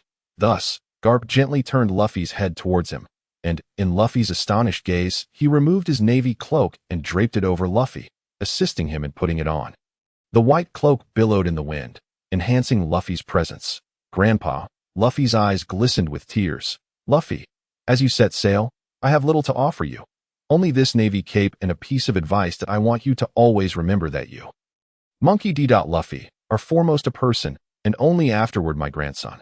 Therefore, I hope you never forget your original aspiration, even if you become a bounty hunter upon the sea." Garp paused abruptly, realizing that many Navy personnel were watching him, and certain words seemed inappropriate to utter in this context. Sensing Garp's awkwardness, Carl quickly whispered, "Bounty hunters at sea." "Exactly. Even if you become a bounty hunter, never forget the righteousness in your heart. Grandpa can no longer accompany you on your journey. So let this navy cloak follow you, to supervise you, should you ever stray from the concept of justice. Don't blame me for being merciless. I understand, Grandpa. I will steadfastly uphold the justice in my heart." Luffy shouted, tears streaming down his face. "This is our pact, a pinky promise, unchanging for 100 years in the end." Luffy presented the gift he had prepared for Garp, a simple dog hat. However, atop the dog's head was stitched a small straw hat, crafted by Luffy himself, with uneven and clumsy stitching marking his first attempt. Yet, upon receiving it, Garp was deeply moved, promptly placing it atop his own head, resembling a comical sight of a Sharpei wearing a straw hat. As all joyful gatherings must eventually lead to farewells, when Garp sent Luffy and the others off to the warship, the emotions reached a crescendo. Among the crowd at the dock, the chubby, pink-haired Kobe waved his arms, shouting, "Luffy, I will definitely become an admiral. I'll wait for you to catch me, Kobe." Even Garp, accustomed to farewells, felt tears welling in his eyes. "Sir, are you crying? What nonsense! My eyes were merely blinded by the wind and sand." Garp quickly retorted, yet when he saw Luffy crying and waving at him from the warship, he could no longer contain his emotions, and tears flowed like a torrential river. "Luffy, you must work hard." "Grandpa, I will." Having never received familial recognition before, Luffy, after reconciling with Garp, filled the void of lost emotion within him at this moment. He was no longer alone. With companions and family by his side, he felt utterly fearless. Those who possess an invincible heart shall ultimately conquer the world. "So, Luffy, where shall we go next?" Carl sat cross-legged on the deck, holding the grand sea chart he had acquired from Garp, feeling a bit lightheaded. It was indeed a challenge for someone who couldn't even discern the cardinal directions to interpret a nautical map. As for Zoro, there was no need to elaborate. He was the type who could easily lose his way even in a small town. It was said that on the night of the banquet, the first half was spent searching for Carl, while the latter half involved the search for both Carl and Zoro. With such an innate sense of directionlessness, one could hardly expect him to decipher a map. It would be more reasonable to rely on Carl. "I have no idea," Luffy exclaimed, shaking his head. "Why don't we just head straight to the Grand Line?" "Carl, didn't you say that the One Piece is at the end of the Grand Line?" While that was indeed the case, the problem was that we couldn't even understand the sea chart, let alone find the Grand Line. So that's how it is, Luffy realized with sudden clarity. "Let us go find Nami. She'll definitely understand." This was a sound argument, but the pressing question was where we should look for her. Carl gave Luffy an encouraging glance. "That I don't know. This is a disaster. If I had known, I would have just looked for someone knowledgeable about navigation in town." Carl couldn't help but smack his forehead. Who would have thought that a mind as brilliant as his would overlook such a simple issue? Consequently, the three of them found themselves essentially stranded at sea. One was a novice navigator. Another was a supreme directionally challenged individual, and the last was a clueless fool, who knew how this bizarre configuration had come about. A sigh escaped their lips, vividly expressing the trio's exasperation. As for the comments regarding the fruit, let me clarify that this narrative was not a spur-of-the-moment decision by the author. The protagonist's fruit was carefully contemplated, regarding the observation that it resembles an iron fruit. This stems from the author's personal struggle with crafting invincible narratives and exhilarating stories, often placing greater emphasis on the protagonist's growth journey. The protagonist, being a contemporary slacker college student, would naturally find it challenging to rise to greatness after consuming such a fruit. The prevalence of iron is also a reflection of the author's fixed mindset from a previous life. If one were to randomly ask someone on the street about machinery, the likelihood is that they would immediately think of metal fabrication, which is merely an instinctual thought process. In the author's view, the devil fruit embodies the manifestation of will. It does not imply that it can only control metal, but rather that the protagonist currently perceives it as being limited to metal. If you insist on arguing that machinery equates to metal, there's little I can do. After all, if I were to write that the protagonist could control various elements to form machinery, how would I depict his awakening? And as for that comment regarding why all machinery has the radical for wood, you've practically made it impossible for me to continue writing. As you are aware, the protagonist's fruit is susceptible to certain other fruits, a plot point the author had originally intended for a later segment, where the protagonist experiences a power surge after encountering a counter. By bringing this up now, if I don't respond, it may appear as though I am dismissive of differing opinions or lacking in intelligence. Conversely, if I do address it, I risk foreshadowing the plot, diminishing the surprise factor when it is finally revealed. Thus, for those of you who consider yourselves clever, the author finds himself in quite a predicament. Furthermore, the author adheres to a reasonable approach. Controlling metal is merely a preliminary ability, paving the way for the emergence of machinery later on. After all, machinery is a tangible entity, unlike other superhuman conceptual abilities that I cannot simply write the protagonist cosplaying as Hashirama, clapping his hands and conjuring whatever he desires. That would likely frustrate readers. I truly struggle with writing exhilarating tales. As for the protagonist's future path, the author assures you that everything that should be included will indeed be present. However, given the length of the One Piece saga, the author cannot reveal everything from the outset. Otherwise, what would remain to be written later? Of course, I could write about him crafting exoskeletons today, piloting mechs tomorrow, and operating Gundams the day after, but even if I were unfamiliar with the subject, I could easily search for information online. My original premise was akin to a technology fruitability, but that concept was too broad and involved too many variables, which made me nervous about handling it correctly. Hence, I narrowed it down to machinery, primarily focusing on climbing the technological tree. The limits of the One Piece world are quite defined. Certain elements simply cannot be included without leading to overpowering scenarios. And I am not adept at writing invincible narratives. Thus, I must choose a gradual approach, integrating elements that won't disrupt the balance. Please do not be anxious. While it may seem that the protagonist is currently at a disadvantage, he will soon grow stronger. I encourage you all to share your insightful ideas with me in the comments, as the author cherishes reading your thoughts and jotting them down in a little notebook. In conclusion, I promise that this story will not be abandoned. You may refer to my other work, which is nearing completion. Despite the challenges, I still wrote 200,000 words due to your support, which serves as my motivation to keep progressing. Please comment frequently and urge me to update. Such encouragement genuinely prompts me to accelerate the writing process. For now, let us choose a direction and set sail towards a small island to regroup before hiring someone knowledgeable in navigation. That's the plan, Luffy nodded. Luffy, as captain, you choose the direction. Me? Luffy pointed to himself. Then, with his eyes closed, randomly indicated a direction. Then let us proceed in this direction at full speed. Carl adjusted the course, maximizing the ship's speed. In a lighthearted and cheerful atmosphere, the three of them sailed towards their next destination. This ship is truly remarkable. As a wielder of a mechanical fruit, Carl naturally had a fondness for all things metallic. He had previously contemplated constructing a metal warship, considering that in his past life, the vessels capable of traversing the seas were predominantly metal. He expected the maritime endeavors of this world to be so advanced. Yet the mainstream vessels remained wooden. Perhaps this is what people mean when they say the technological tree has been misaligned. Old man, could you bring some blueprints for warships next time? Carl casually remarked while holding a transponder snail. What, Carl, where did you get that transponder snail? Of course, it was given to me by your grandfather, Carl replied, digging in his ear nonchalantly. After all, it would be foolish not to leverage such a connection. Having a dedicated transponder snail for communication was only natural. However, Luffy was unconcerned and snatched the transponder snail away to chat with Carp. This.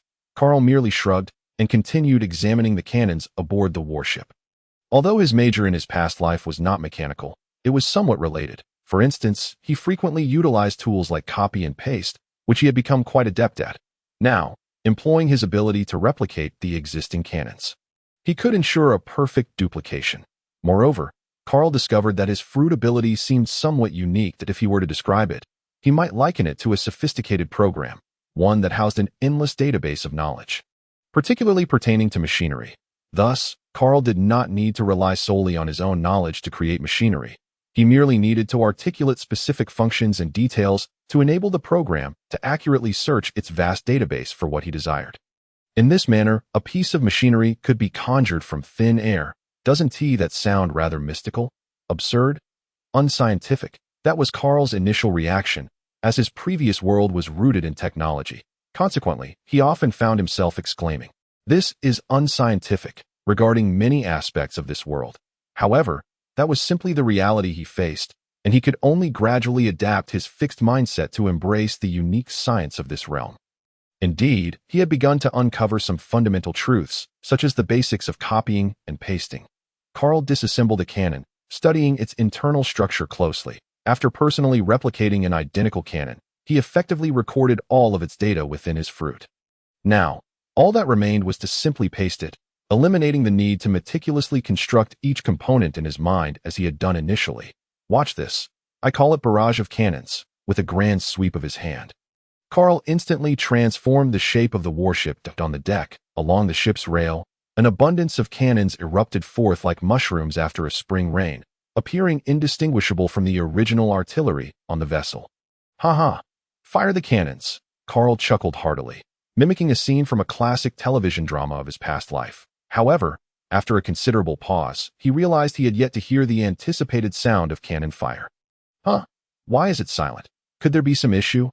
Carl pondered aloud, scratching his head as he squatted beside one of the cannons. That very moment, Zoro's furious voice suddenly pierced the air. "Where the hell is my wall?" Then Zoro appeared, brandishing his twin swords, his expression seething with anger. "Zoro, what's the matter? My wall is gone." Zoro glared at him with indignation. It turned out that Zoro had been peacefully sleeping in his room, only to be jolted awake by a sudden gust of cold wind, which made him shiver uncontrollably. Upon opening his eyes, he discovered that his room had become a drafty shell. Naturally, all of this was the handiwork of Carl. Yet, Carl insisted he was powerless in this situation. After all, it was impossible to conjure so many cannons out of thin air without the necessary metallic raw materials. What to do when materials are insufficient? One can only rob Peter to pay Paul. However, Zoro was evidently unsatisfied with this explanation, shouting, "But you dismantled all my walls, leaving me with nothing but a door." With that, he raised his sword, preparing to strike Carl. "No, wait. I'll fix it. I'll fix it right away." Seeing the peril he was in, Carl turned on his heels and fled, all the while trying to explain. 10 minutes later, Zoro surveyed the haphazardly constructed, Syria-style wall that bore the scars of countless cannon fire, a deep furrow appearing on his forehead, which only grew larger with the passage of time. "Carl." "Zoro, let me explain. This is my first time doing this. Grant me some time, and I will surely return your room to pristine condition. That I believe you as much as I trust a ghost. Prepare to pay with your life." Ultimately, under Zoro's watchful eye, Carl experienced the rigors of construction work, painstakingly smoothing out the uneven patches in the room as if applying cement for the exterior.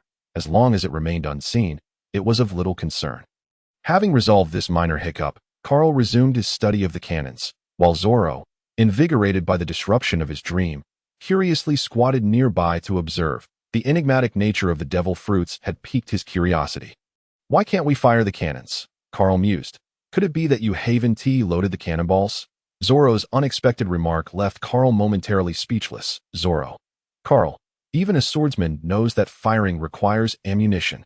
Why are you barking like a dog?" "I merely overlooked it for a moment. It's your fault for interrupting me with your wall repairs. Otherwise, I would have figured it out myself." Carl defended himself nonchalantly. Zoro could only shake his head in exasperation. "Damn it, a useless fruit that requires me to provide my own cannonballs." Once Carl grasped the cause of the issue, he began to grumble once more. The limited supply of cannonballs on the ship simply would not suffice for his grandiose plans of relentless bombardment. However, cannonballs were a minor concern. He could easily craft them himself. The real issue lay with the gunpowder. For once it was depleted, there was no way to replenish it. Thus, to avoid falling into a predicament of silence when he ran out of gunpowder, Carl began to secretly explore alternative launching mechanisms. Perhaps mechanical propulsion, or even a spring. As long as the projectile was launched, the noise was of little consequence. This method would allow Carl to leverage his physical strength, converting it into mechanical power through the fruit's capabilities. Thereby launching the cannonballs. It sounded somewhat complicated, but the fundamental principle was akin to that of Karp's technique. Using sheer strength to hurl the cannonballs directly, Carl merely added a layer of devil fruit magic to the mix. "Carl, add another weight." Zoro's voice rang out. Understood. That moment, Carl had morphed into the form Zoro desired, casually tearing off a piece of metal from a nearby railing, shaping it into a standard weight before tossing it to Zoro. After receiving it with satisfaction, Zoro attached it to his barbell. 1 more. Having spent days at sea, he was utterly bored and had taken up his passion for weightlifting. Carl thus became his dedicated assistant, crafting various fitness equipment for him, transforming a sizable portion of the deck into his personal gym. Meanwhile, Luffy was engaged in a seemingly endless conversation with Karp over the transponder snail, wearing it out with their banter. Today was no different. Luffy, clutching the transponder snail, recounted tales of old while leaning over the railing, occasionally taking a few steps. Then, suddenly, ouch! Luffy let out a yelp as he fell through an open section of the railing. In that moment of crisis, Luffy did not forget the most crucial item. Leveraging his rubbery elasticity, he tossed the transponder snail upwards. The captain could endure hardship, but he would not allow his transponder snail to meet a watery end. Help! As a devil fruit user, Luffy would become powerless upon contact with seawater, akin to wilting away. If no one came to his aid, he would likely drown. Luffy, Zoro, mid-bench press, was startled and lost focus. The heavy barbell crashed down onto his chest, leaving him gasping for breath. Nevertheless, he quickly rushed over. Seeing Luffy helplessly bobbing in the water, without a moment's hesitation, he leaped in. With Carl's assistance, They successfully retrieved Luffy from the S.E.M.Y transponder snail. Luffy's first words upon regaining consciousness were a frantic inquiry about his beloved snail. Leaving both Carl and Zoro with exasperated expressions. The transponder snail is fine, but how did you end up in the sea? Let me think. Luffy scratched his head, pondering for a while before recalling. I think there was a gap in the railing, and I must have fallen through without noticing. Zoro shot a glare at Carl. Yet before he could speak, Carl preemptively pointed fingers. Zoro, it's all your fault for insisting on having weights. It forced me to dismantle the railing, which caused Luffy to fall. What if the captain had drowned? You should apologize to Luffy right now, Zoro. I asked for weights, not for you to tear down the railing. Zoro roared, leading to yet another chaotic scene at AT Marine headquarters, Marineford. Back already? Speak up. Fleet Admiral Sengoku addressed Carp, who was lounging on the sofa, munching on rice crackers. Don't you already know? Carp replied nonchalantly. I'm talking about something else. Stop playing dumb. Sengoku, unable to contain his irritation at Carp's nonchalance, slammed his hand on the table. The bounty issue. Explain to me why this Arlita is valued at 50 million berries. That's the Iron Rod King. Carp replied with utmost seriousness. What about the pirates under her command? They don't even have bounties, yet you awarded them 20 million each. Carp, the Navy is not your personal playground. You're being excessive. That just shows they're good at hiding. We'll adjust the bounties once something happens, Carp retorted with a dismissive wave. And what about this Maka? You awarded him 1 billion. Do you even understand what 1 billion represents?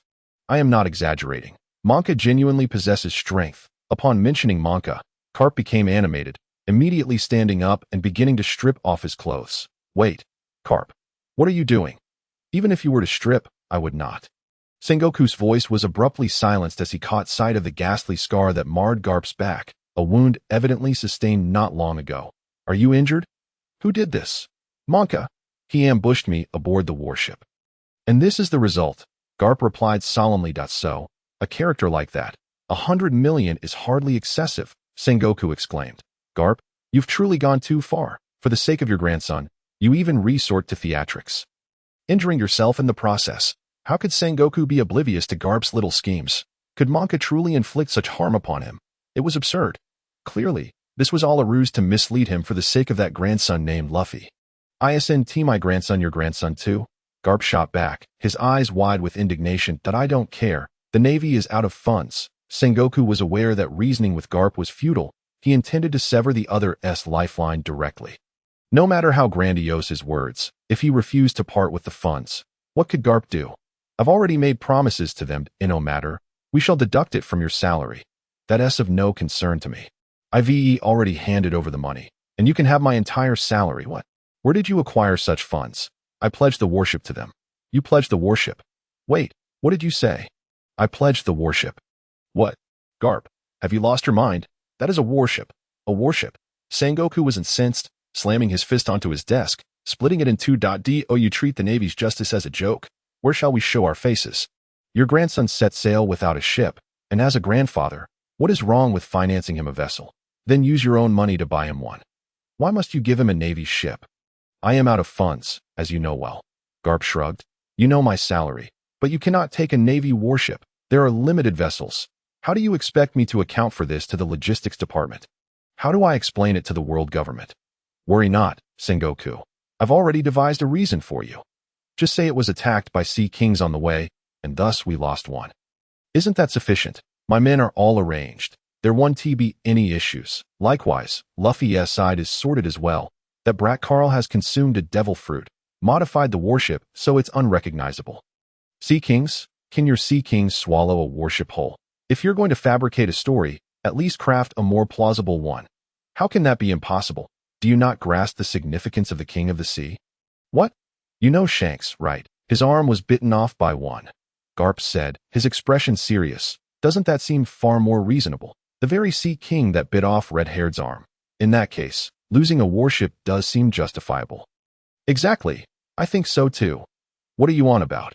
I see through your intentions. You've concocted such a fine excuse. Are you planning to package me and Marineford up and send it to your grandson next? Wasn't it you who instructed me to create a story, and now you're blaming me? Garp feigned innocence, his demeanor that of a mischievous child. I don't care. The ship has already been given. Do as you wish. Worst case, you'll dismiss me, and I'll just go find my grandson. What? After conjuring such a mess, you still wish to flee? Off to become a bounty hunter with your grandson? This is utter nonsense. Observing Garp's nonchalant attitude, Sengoku felt a headache mounting. Deduct his salary, and then make him work overtime. To be honest, Sengoku had no effective means against Garp. Dismissing him would only please the man. All he could do was cut into Garp's pay and compel him into extra hours, and this sort of incident must not occur again. Even if it is your grandson, you cannot violate Navy regulations. The Navy is not your family business. Garp, understood.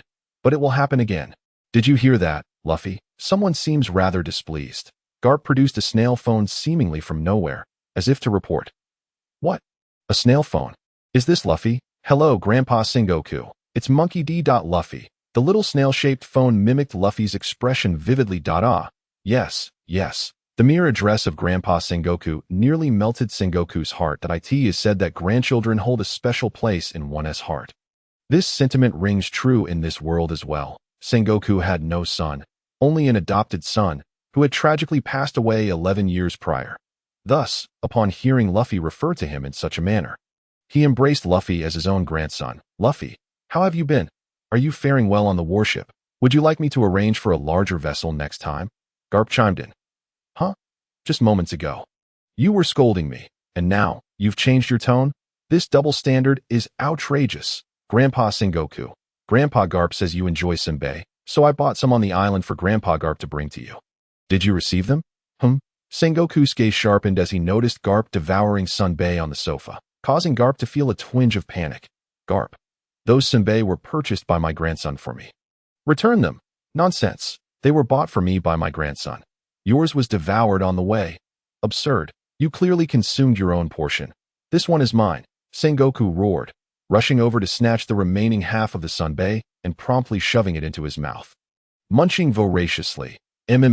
Delicious. Garp. I'll fight you for it. Get lost. Don't interrupt my conversation with my grandson. Back at sea, the once formidable warship now drifted languidly like an aging elder, propelled solely by the ocean's current. Moving at a painfully slow pace. Carl, did you dismantle the ship's propulsion system? Nonsense. Today, I only took apart the cannons. Carl retorted immediately. Then why won't the ship move? How should I know? After some deliberation, they decided to enlist Luffy's help to investigate the ship's condition. Upon reaching the engine room, Zoro examined the area, ultimately opening the fuel compartment, only to discover that the cola, their fuel source, had run dry. Indeed, in this world, where technology had taken an odd turn, there existed no electricity or oil. Besides traditional energy sources like coal, there was a new type of energy that could serve as naval fuel. A synthetic liquid known as cola. This substance not only served as fuel, but was also consumable, and its taste was remarkably similar to the sugary drinks from Carl's previous life, if not superior. Don T asked how Carl was aware of this. So, cola has run out? I was worried something was wrong. Zoro sighed in relief before turning to Carl, asking, where's the backup cola? Over there. Carl pointed to a direction where two metal barrels were placed side by side in the corner. However, as Zoro approached and opened one barrel, he found it empty. He opened the second barrel, only to find it, too, devoid of contents. Damn it. Where is the cola? All the barrels are empty. What? How can this be? I only drank one barrel. Carl exclaimed in astonishment. Indeed, he had only consumed one barrel. Yet, the beverage was simply too delightful, reminiscent of the flavors from his past life. Thus, upon discovering the existence of cola, Carl began treating it as a drink, indulging whenever possible. He did, however, realize that cola was fuel. Without it, they would be stranded in the ocean. Therefore, he had only drunk one barrel, leaving the other as a backup. Yet now, this backup barrel had also been drained. Only one barrel. Care to explain? Zoro shot a dubious glance at Carl. And why resort to drinking cola? Isn't there water aboard the ship? I'm sorry. It's just too delicious. Carl expressed that he simply could not contain himself. However, he had something to say, for he had indeed only consumed one barrel. What about the other barrel? Could it be that I drank it? Zoro bellowed. That barrel was consumed by me.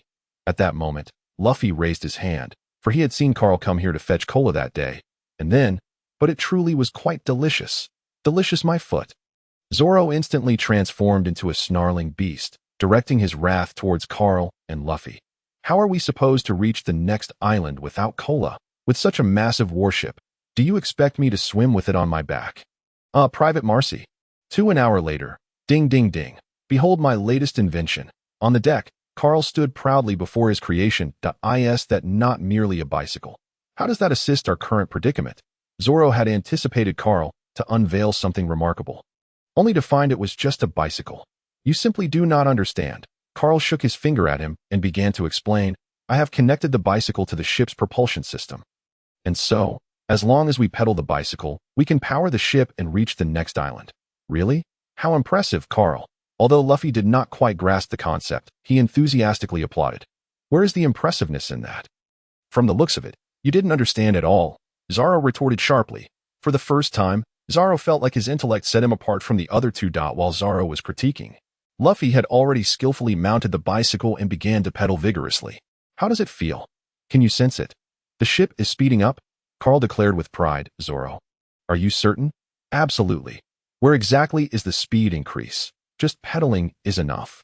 Although he was highly skeptical of the situation, Zoro eventually joined in, taking his place on his own bicycle. Of course, it was mainly because Luffy and Carl were already on theirs. Standing idly by himself seemed rather inappropriate as the three exerted their effort. The warship's speed indeed began to noticeably increase. All right, it's working. Let us give it our all, Luffy shouted energetically, relying on the incredible prowess bestowed by the gum-gum fruit, pedaling the bicycle rapidly like a whirlwind, thus putting immense pressure on Carl and Zoro, who were also compelled to pedal fiercely. Can someone tell me why anyone would ride a bicycle on the sea? Zoro lamented, tears nearly brimming in his eyes. Nonetheless, for Zoro, this turned out to be a rather unique form of exercise. As a swordsman, possessing strong legs seemed quite reasonable. Thus, 2 days passed. The newsbird, tirelessly traversing the seas, brought Carl and the others the latest newspaper. And after Carl paid, he provided some snacks as well. It is worth noting that at sea, aside from the transponder snail, these newsbirds might be their sole means of acquiring information from the outside world. Establishing a good rapport with them could yield numerous benefits, and all they had to offer in return was some inexpensive food. Stop being greedy, Luffy. The news about Nami has arrived. After smacking Luffy on the head to dissuade him from the idea of cooking the newsbird for a meal, Carl declared, really? Upon hearing of Nami's news, Luffy immediately forgot about the roasted bird. Where? Apparently, it is on a small island just ahead. The newsbird indicated that heading in this direction would lead them there in about half a day's time. Wow, that bird is truly impressive.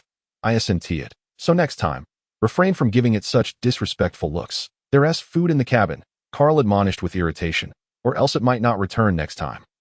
Got it.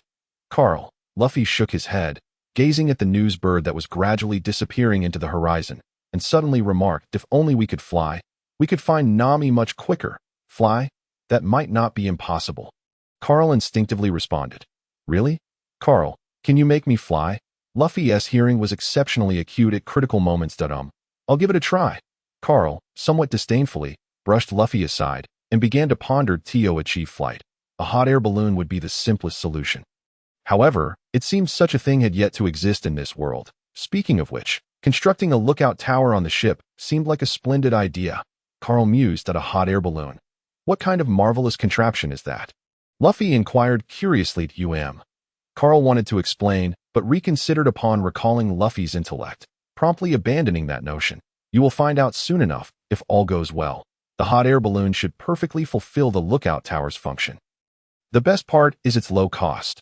All it requires is a single rope for tethering. The higher one wishes to ascend, the longer the rope needed, which is far cheaper than constructing a towering lookout. It can be lowered when not in use, and when needed, only a little fuel is required.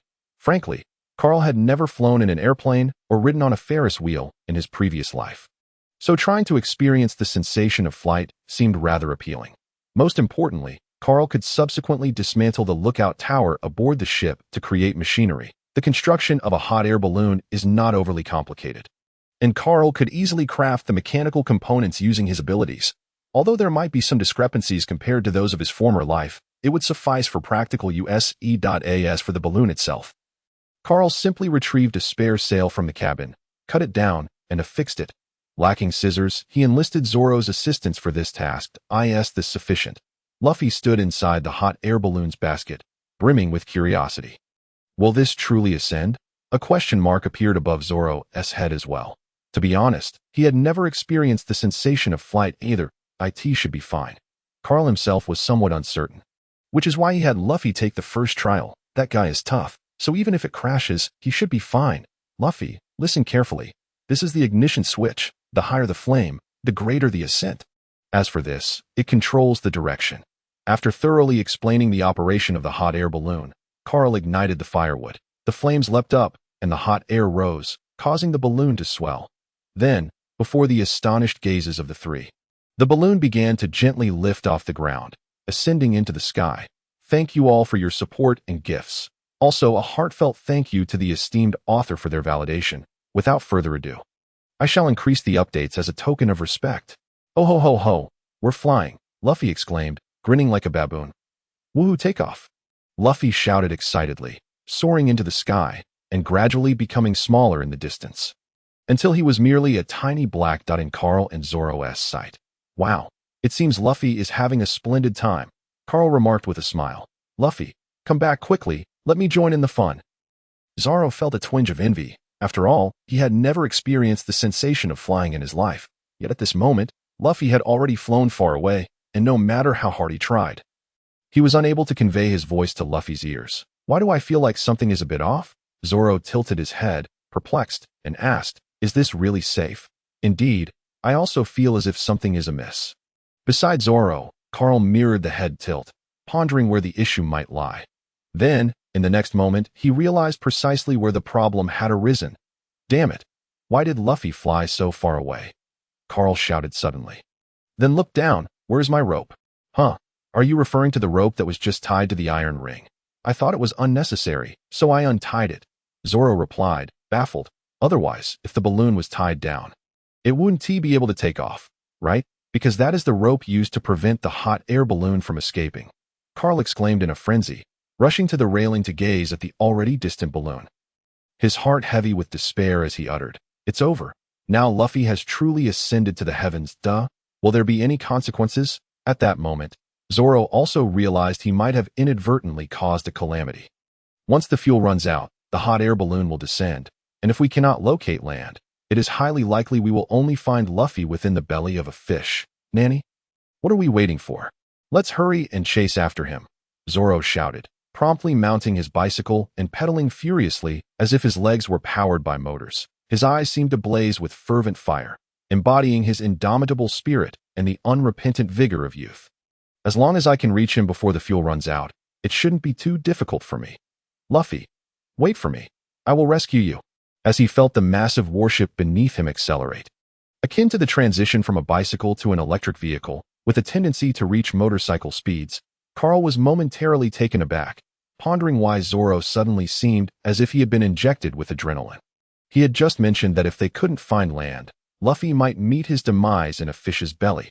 But this was Luffy, the man who had twice managed to escape from whirlpools inside a wooden barrel. With the protagonist's halo in effect, how could he possibly fail to find land? Thus, Carl had merely jested, not expecting Zoro's reaction to be so intense. Witnessing this scene, Carl could not ignore it, and swiftly joined Zoro in pedaling. Thus, the massive warships surged across the ocean with their combined efforts, granting Carl an unprecedented thrill of speed on the water. As for the downside, it was rather exhausting.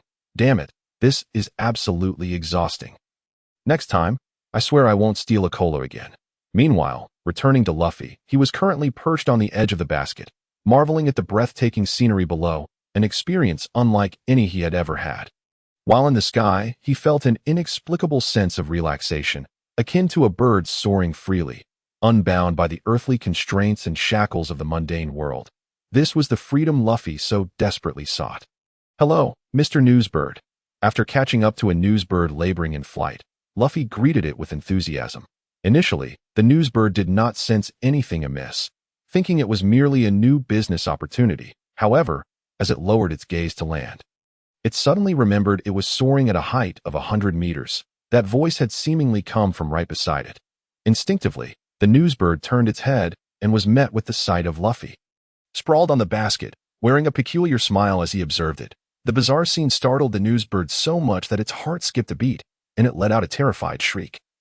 Spiraling downwards, it seems Mr. Newsbird has a fear of heights, Luffy pondered, stroking his chin, then extended his right hand to fish the newsbird out of the air, gazing at the plump newsbird before him. Luffy couldn't help but salivate.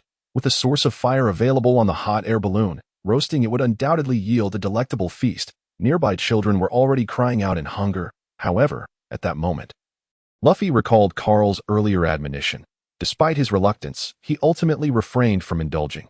Consequently, once the newsbird regained consciousness, a friendly exchange ensued between the two. To repay Luffy's life-saving act, the newsbird decided to lead him to Nami. Nami's bright orange hair was quite conspicuous, and since Carl had previously asked the newsbirds to disseminate information about her, promising a reward for her discovery, many newsbirds would be particularly attentive to that color along their routes. This particular newsbird was the first to spot Nami's whereabouts, albeit having been exploited by a certain opportunist for profit. Is this the small island? Is Nami here? Luffy exclaimed excitedly as he gazed at the town below. Itching to leap down and locate Nami, to whisk her away onto his pirate ship. Nami, where could you possibly be? Luffy muttered, widening his eyes as he peered down below. To his surprise, he indeed spotted a striking shade of orange. Even from hundreds of meters above, it was unmistakably clear. Found her. It must be Nami. Luffy was overjoyed and immediately intended to descend to the ground to find Nami. However, upon examining the apparatus of the hot air balloon, he was suddenly at a loss. I recall Carl mentioning something about adding fire and controlling direction, right? Oh dear, I can't quite remember. Luffy murmured as he recalled Carl's instructions, mumbling to himself about this and that while randomly fiddling with the controls. Ultimately, this led to his hot air balloon careening chaotically through the sky, resembling a deflated balloon, leaving Luffy with no choice but to cling tightly to the basket to avoid being thrown off. I'm going to die. Finally, with a loud thud, he crashed down to the ground, fortuitously landing right in front of Nami and inadvertently dispatching part of her pursuers in the process. Nanny. Luffy? How did you fall from the sky? Nami exclaimed, her eyes widening in shock upon seeing the celestial descent of Luffy. Yay, Nami, I finally found you. Luffy struggled to emerge from the wreckage of the hot air balloon, wearing a somewhat goofy smile. But why did you fall from the sky? Nami shouted. Just as Luffy was scratching his head, preparing to explain to Nami, the pursuing enemies closed in. Damn it, there are still accomplices. One pirate with a center-parted hairstyle approached menacingly, brandishing a long knife. And they even injured our comrades, a portly pirate added, referring to the three unfortunate souls struck by the hot air balloon. The three of them had originally been the fastest and had the highest hopes of capturing Nami. Yet, it proved that sometimes mere strength is insufficient. A touch of luck is also necessary. As the pirates encircled them, Nami quickly hid behind Luffy, as if she had found a lifeline. After such prolonged contact, Nami had gained some insight into Luffy's capabilities. During her previous misfortune of being captured, she had even fantasized about Luffy coming to rescue her. Although he had arrived later than she had hoped, it was certainly better than not coming at all. Hello there, Luffy, oblivious to the situation, greeted the approaching pirates cheerfully. They were pirates. Nami discreetly tugged at Luffy's shirt, quietly warning him. Well, that's perfect. I'm a pirate too. Luffy suddenly realized, slamming his right fist into his left palm. Nami, you really are remarkably dense. How could such a person be the captain? Furthermore, how did he manage to be so lucky as to consume a devil fruit? With no other choice, Nami had to remind him once more, they all have bounties on their heads, so what? Luffy replied, if I knock them out and sell them to the Navy, I can use the money to buy food. Food. Upon hearing the mention of food, Luffy's eyes sparkled with excitement. It must be said that in this regard, Nami had certainly grasped his nature well. Although they had only known each other for a little over a week, Nami had already discovered Luffy's extraordinary obsession with food. Now was the perfect moment to provoke him. What are you two chattering about over there? Do you think we're not worth your attention? Another pirate piped up. Exactly. Even if you're so polite, we won't let you off easily. But if you hand over that girl, perhaps we'll go easy on you. Nami, Upon hearing the pirates demand Nami's surrender, Luffy's expression darkened instantly, and his smile vanished without a trace. Nami is my navigator. I am absolutely, unequivocally, and undeniably not going to betray my comrades. Rubber cannon. Luffy was indeed a bit irked, prompting him to unleash his skill right from the outset.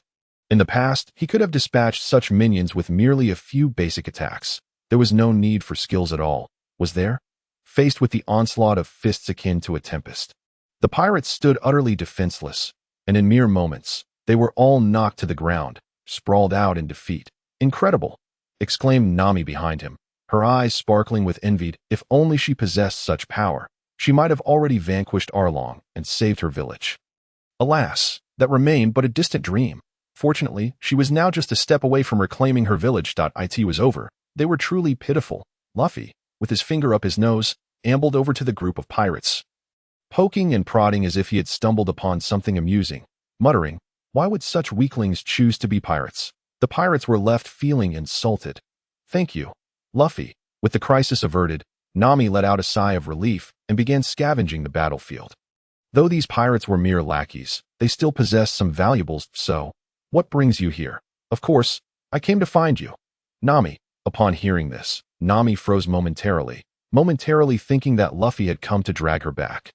However, his next words eased her anxiety. "Did you not promise me that you would join my crew?"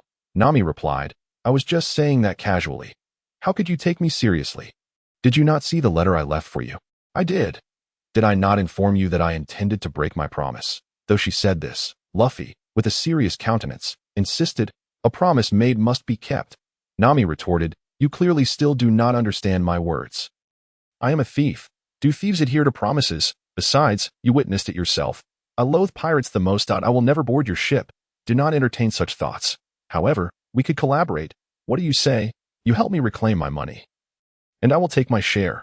The rest is yours." "Not a chance," Luffy said, scratching his nose with a lack of decorum. "I have already decided that you are my navigator, and you promised me."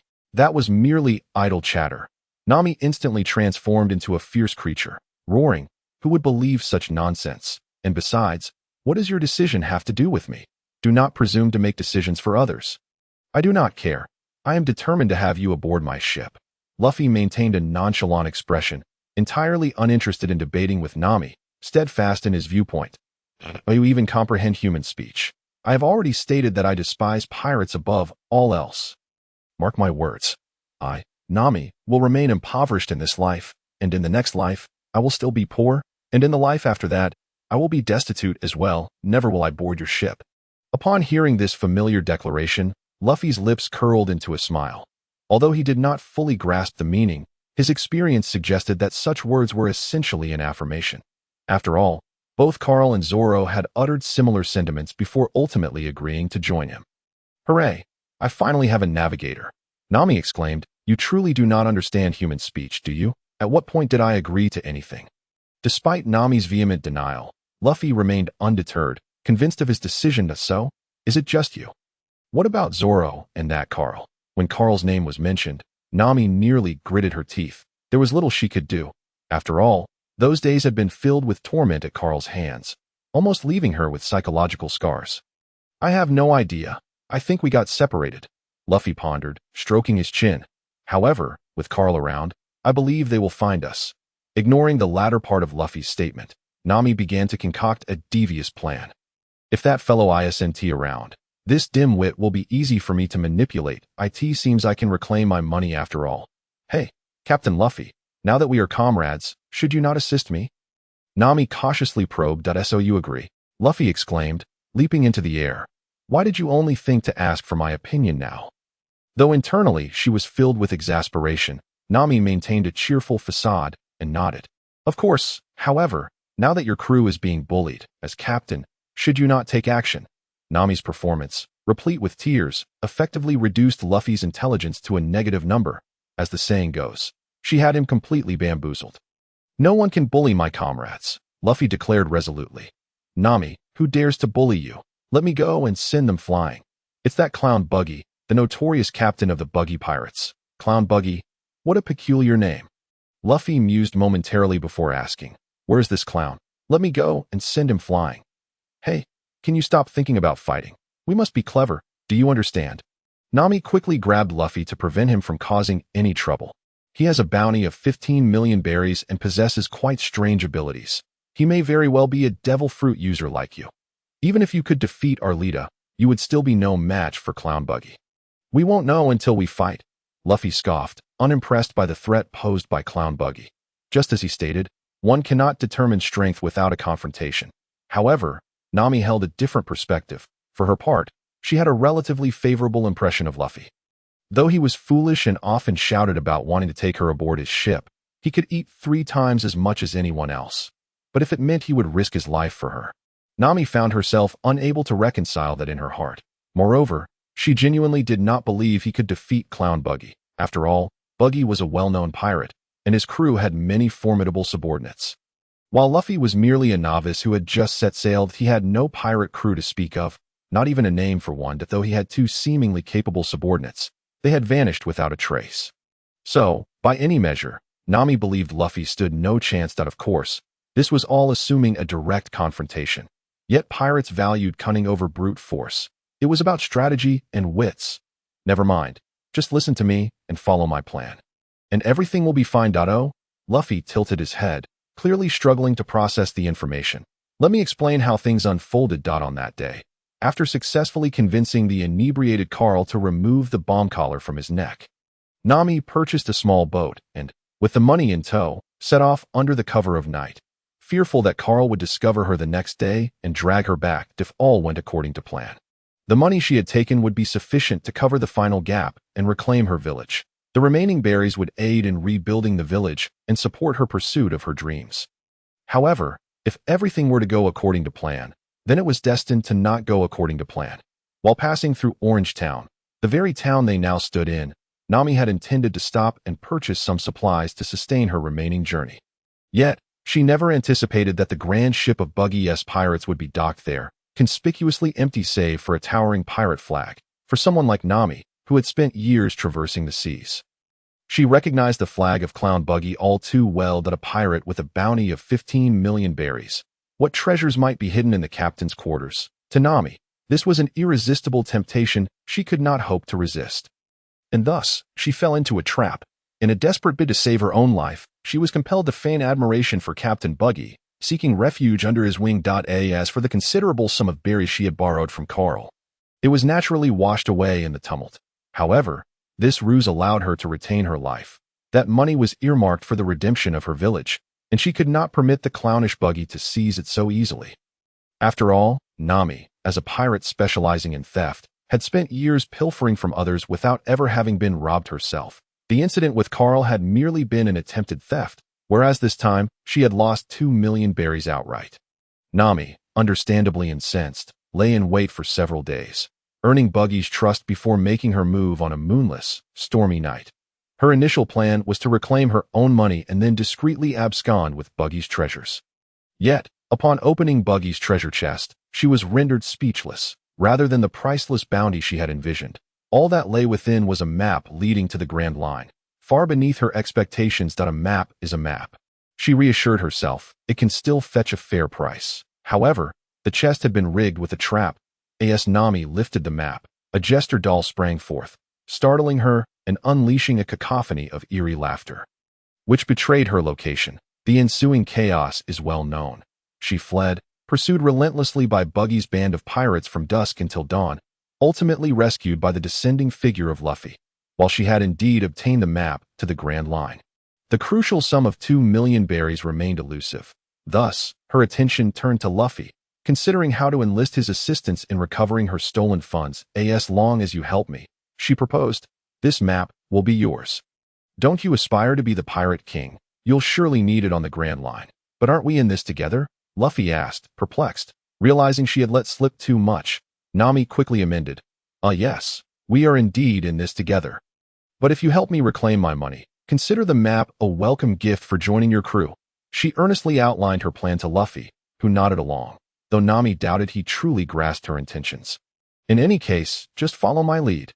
Sounds good, Luffy exclaimed, only to be taken aback as Nami produced a rope seemingly from thin air, binding him as if he were a large crab.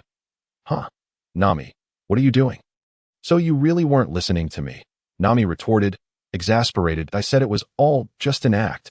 Never mind, trying to explain it to you is futile, observing Luffy squirming on the ground like a caterpillar. Nami felt a wave of frustration wash over her. She then retrieved a handkerchief, crumpling it and stuffing it into Luffy's mouth, convinced that without this precaution, he would surely ruin everything. Once she had secured all the pirates, Luffy had incapacitated and hidden them in a vacant room's basement. Nami nodded in satisfaction and dragged Luffy toward Buggy's hideout.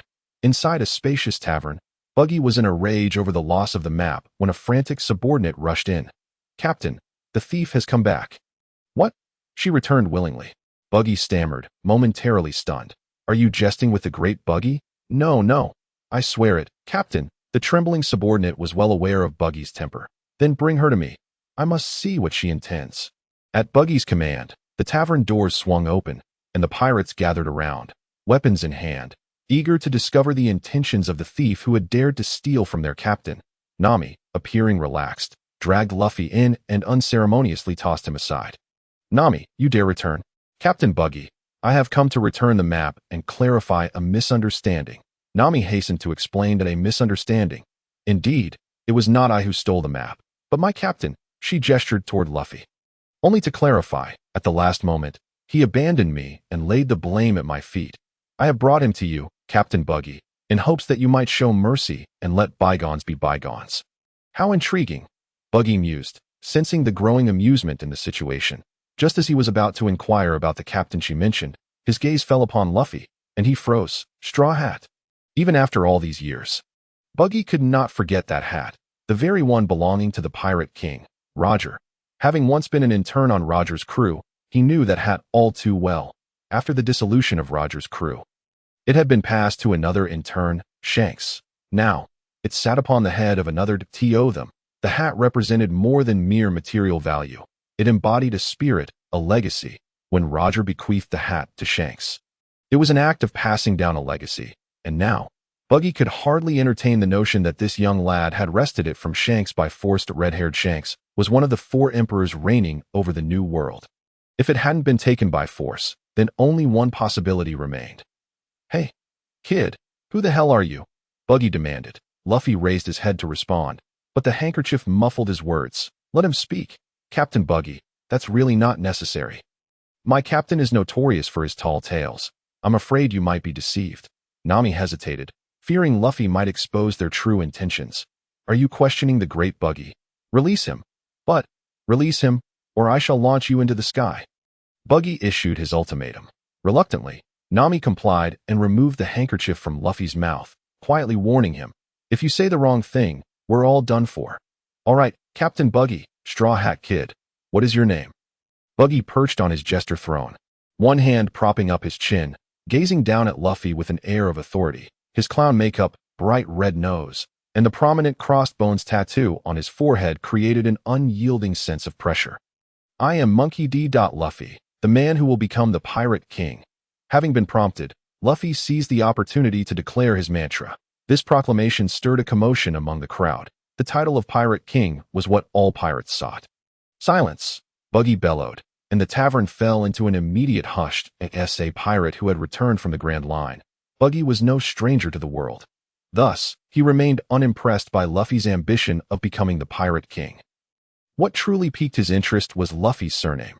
"Monkey D. Garp is your grandfather." "You know him? Your grandfather?" At this revelation, Buggy's eyes nearly popped from their sockets. That could only mean Garp. Once upon a time, there was a formidable figure who relentlessly pursued the Roger pirates across the globe. How could Buggy possibly forget? Every week, he would eagerly anticipate the spectacle of watching 2 individuals engage in brutal combat, the aftermath of which could obliterate an entire island.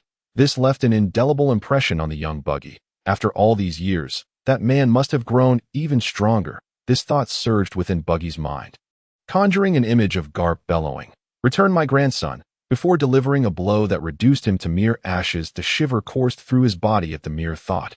After all, this was Garp, an individual of equal stature to the Pirate King. Roger, though Buggy often prided himself on his own prowess, he knew that if he were to cross paths with Garp, he could only concede, "My friend, you are the true jester," for Buggy was merely a clown, not a fool. Should Garp discover that he had captured or even harmed his grandson, would he not pursue him across the seas as he did in days of yore? What good would the chop-chop fruit or Buggy Ball be against the might of Garp's fists? Unless Roger were to resurrect on the spot, and Buggy certainly lacked the strength of Captain Roger from back then, Engaging such a formidable deity could only lead to his demise. Even Shanks would be powerless to save him. No, Shanks might not even spare him a glance. At best, he would burn some paper for him after his demise, or perhaps even assist Garp in his pursuit. Had he not seen the straw hat adorning Luffy's head? It was evident that he was Shanks' chosen successor if he were to inadvertently bring about Luffy's demise. Despite their long-standing friendship, he would likely find himself hunted for months. It was all over. Everything was lost. Realizing the gravity of the situation, Buggy glared at Nami with fury, bellowing, "How dare you? You intend to harm me. Men, launch her into the sky."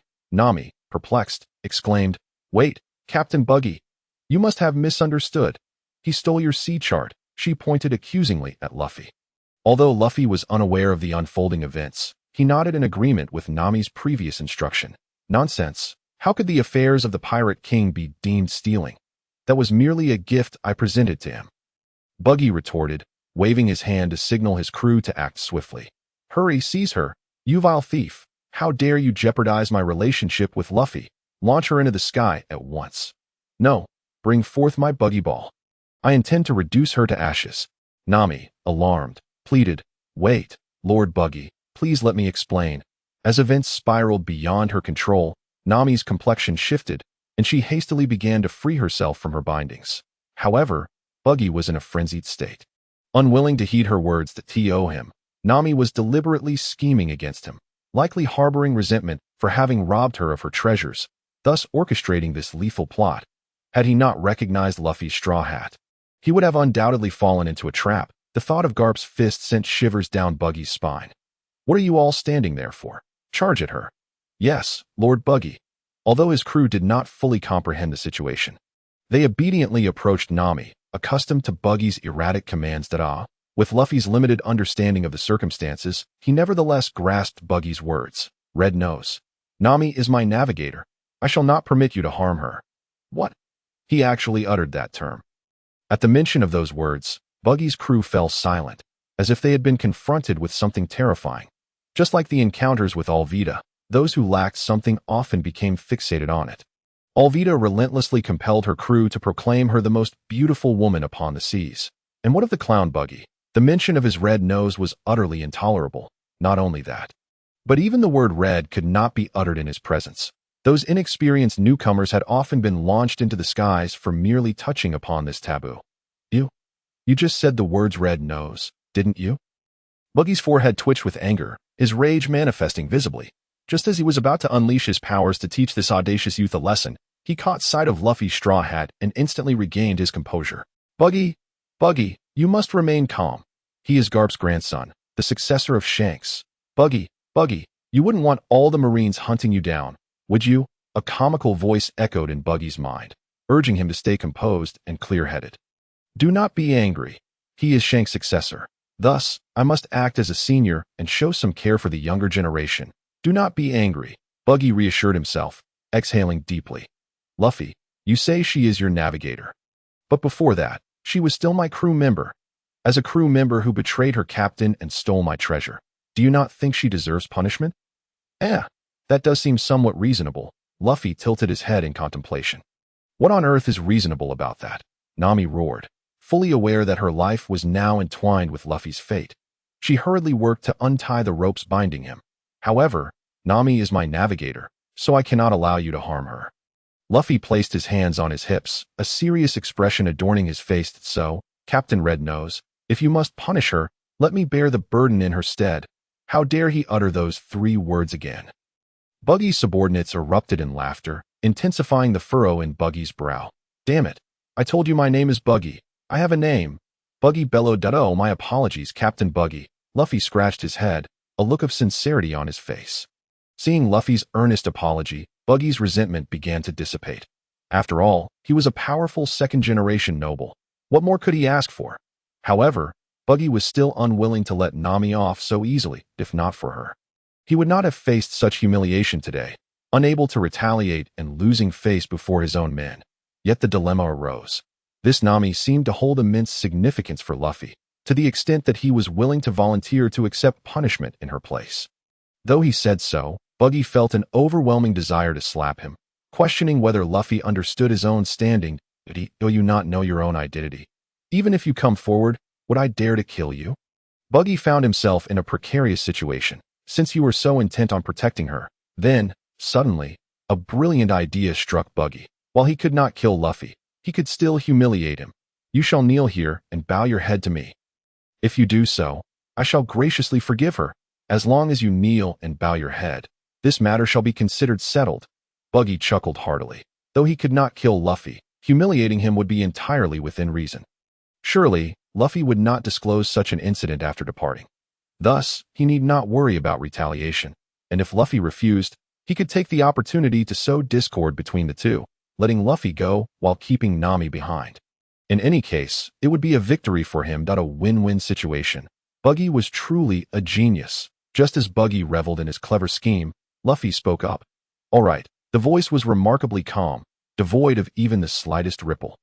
As if for him, kneeling and bowing was as effortless as devouring a steamed bun. When Buggy met his gaze, he beheld nothing but boundless tranquility and unwavering resolve. In that instant, he felt as though he had been struck by a bolt of lightning. A flicker of fear crept in. A captain who could cast aside his own honor and disgrace for the sake of his crew. Such a person, as long as he lives, is destined to become a formidable figure in the future. Buggy seemed to grasp why Shanks had chosen him. What a joke! Just as he saw Luffy about to kneel, Nami's eyes welled up with tears, and she immediately supported his body, exclaiming loudly, "What on earth are you thinking? Haven't you heard that a man's knees are worth their weight in gold? How could you so casually bow before someone else, and for someone as unrelated as me? I am your captain. You are my navigator. A captain must protect his crew." Luffy beamed brightly and responded with conviction. "When did I ever agree to that? Get lost. I don't need such a cowardly captain." Nami turned her face away and retorted loudly, "I don't need your protection." Ha ha ha, how amusing, truly amusing. Observing the scene before him, Buggy couldn't help but laugh heartily, resembling a genuine jester. Zoro, put in some extra effort. I think I hear something. On the streets of Orange Town, a dark iron shell was racing down the road, its four wheels spinning rapidly while producing a cacophony of creaking metal. This was the small car 2.0 that Carl had concocted using his powers. Compared to 1.0, the only improvement in 2.0 was the replacement of Carl's power source with both Carl and Zoro. Got it, Zoro grunted, and momentarily, the pedals beneath him pressed down even harder.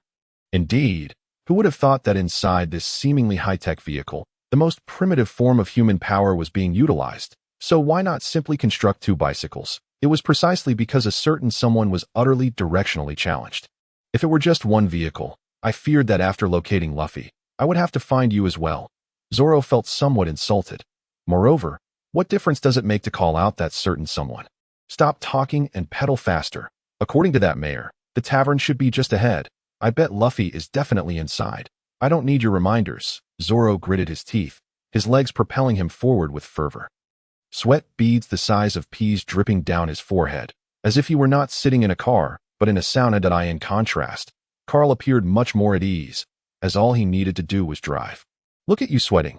Let me get you a little fan, Carl said with great consideration, then clapped his hands, and a small fan appeared right in front of Zoro's head in the passenger seat. Blowing a gentle breeze, and even swaying back and forth. In moments like these, one shouldn't be concerned with trivial matters. Finding Luffy is the top priority. No worries. Everything is under control, Carl stated with composure. Luffy is the son of the world, undoubtedly the protagonist. At most, he would face some hardships, but death was certainly not in the cards. After a while, Carl looked at the ever-approaching wall with a troubled expression, saying, it seems like we took a wrong turn. Nanny? Didn't you say you knew the way? Zoro bellowed in frustration. Don't mind the details. I just turned around. The entrance is right across. What's the difference between that and getting lost? And what gives you the right to mock me? The difference is, as long as we crash into it, we will arrive at our destination. Crash into it? Carl, calm down. Don't worry, everything is under control. As he spoke, the front of the car sprouted numerous conical spikes. The wooden wall had no chance against such things. In an instant, both car and occupants burst through the tavern's entrance, colliding precisely where the jester Buggy's throne was situated. As for the outcome, cough, cough. Damn it, I forgot to design seatbelts, Carl cursed, kicking the car door open and stepping out, only to immediately spot the long-sought Luffy, along with Nami, who was sobbing like a delicate flower. "Finally found you, Luffy," Carl said with a smile, then turned to Nami. "And you, Nami, long time no see. I believe the 20 million berries you borrowed from me should be returned now." His words startled Nami into stifling her tears. Hastily retreating behind Luffy. "You devil. Thank you for the compliment. However, what is the situation now? Are you all having a banquet?" Carl inquired, gesturing at the astonished pirates surrounding them. "They are members of Buggy's pirate crew. They said they want Luffy to kneel before them, and then they will let us go." Knowing that it would take time to explain the situation to Luffy, Nami, despite her fear, took the initiative to summarize the crucial points. "Kneel." Carl's expression darkened instantly. Meanwhile, Zoro, who had just finished retching, was silent, his teeth clenched around a piece of straw. "Yes, Buggy is a really good person," he said, "as long as I kneel and bow my head. He would generously let us go," Luffy replied with a foolish grin. "The jester Buggy? Where's he?" Carl turned his head, scanning the area, and slowly said, "Luffy, you are our captain. Anyone can kneel, but you must not." "Where is that jester Buggy? Show yourself. A mere 15 million berry pirate dares to humiliate our captain." Yes, down there." Nami peeked out, pointing beneath the car. "Down there," Nami said feebly. Carl looked down and indeed spotted a blue-haired fellow sprawled on the ground. Only his upper body visible. "What? You ask about the lower half?" Obviously, it's crushed under the car, and even this remaining upper body was making a gesture reminiscent of a classic anime Carl had seen in his previous life. His back bore several wounds, blood seeping through and staining his clothes dark. "You bastard! How dare you ambush the great Buggy?" The jester Buggy lifted his head with difficulty, spitting out a mouthful of bloodied dirt, and furiously declared, "Nanny, the red-nosed clown? Puffed. So, you bully my captain?" Zoro stepped forward, making Luffy kneel. "Then I shall take your red nose as recompense. You bunch of bastards." Buggy lowered his head, his voice trembling. "I only wanted to coexist peacefully with you. I never expected to be met with such humiliation. Truly, this is too much. If that is the case, you shall all pay with your lives. Buggy's pirate crew, prepare for battle. Brother, even in this state, you still talk tough." Carl, taken aback, bent down to grab Buggy by the head, wondering who had given him the audacity to speak so boldly, even in his battered state. But before his hand could reach Buggy, a glimmer of cold light sliced through the air. Clang! With a sharp sound, Zoro's blade swatted the object away. The group focused their gaze, and they were startled to see a hand clutching a dagger, soaring through the air, creating an eerily surreal sight. Nanny, looking down again, the crushed Buggy had vanished and now stood before the pirates. "You shall all perish. You youngsters, charge at them." With a command from Buggy, the battle between the two pirate crews was on the verge of erupting. One wonders if this world has grown accustomed to kings clashing with kings, generals with generals, captains with captains, and crew members with crew members to in any case. As the battle commenced, Carl found himself abruptly halted by a man riding a lion before he could even grasp the situation. This man was Machi, the vice-captain of the Buggy Pirates, known as the Beast Tamer, and the lion beneath him was undoubtedly his tamed beast companion. Meanwhile, Zoro was similarly engaged, confronted by a jester, rather, an acrobat, who was also wielding a blade. This fool was taunting Zoro, swaying back and forth on a unicycle as if provoking him, which incensed Zoro to the point of shouting flamboyant insults, demeaning the honor of swordsmen, before swiftly cleaving the acrobat in two. "Flamboyant," Zoro declared, shaking the blood from his blade with a look of disdain. Did he truly think that all those days spent cycling were in vain? In an explosive moment, the acrobat could hardly keep up with Zoro's speed and was obliterated in an instant. "Carl, do you require assistance?" "No need. Don't underestimate me." As Zoro swiftly dispatched his opponent, Carl couldn't help but feel a twinge of unease, casting a sinister glance at Machi before him, that useless Kabaji, to falter upon first meeting. "Hey, your opponent is me," Carl said, digging into his ear, attempting to echo Zoro's bravado, though he felt a flicker of embarrassment. "But truly, isn't it a tad too hot to be wearing such heavy attire in this sweltering summer?" He referred to Machi's costume, resembling a white bear, which enveloped him almost entirely, leaving only his face visible, and even adorned with faux bear fur, making Carl feel as though he might break out in a rash just from looking at it. "You scoundrel, this is a battle. Stop looking down on me." Machi felt insulted, immediately urging his lion, Ricky, to charge at Carl. Ricky, bite him to death. At the same time, he lashed out with his beast-taming whip towards Carl. You wield a whip too.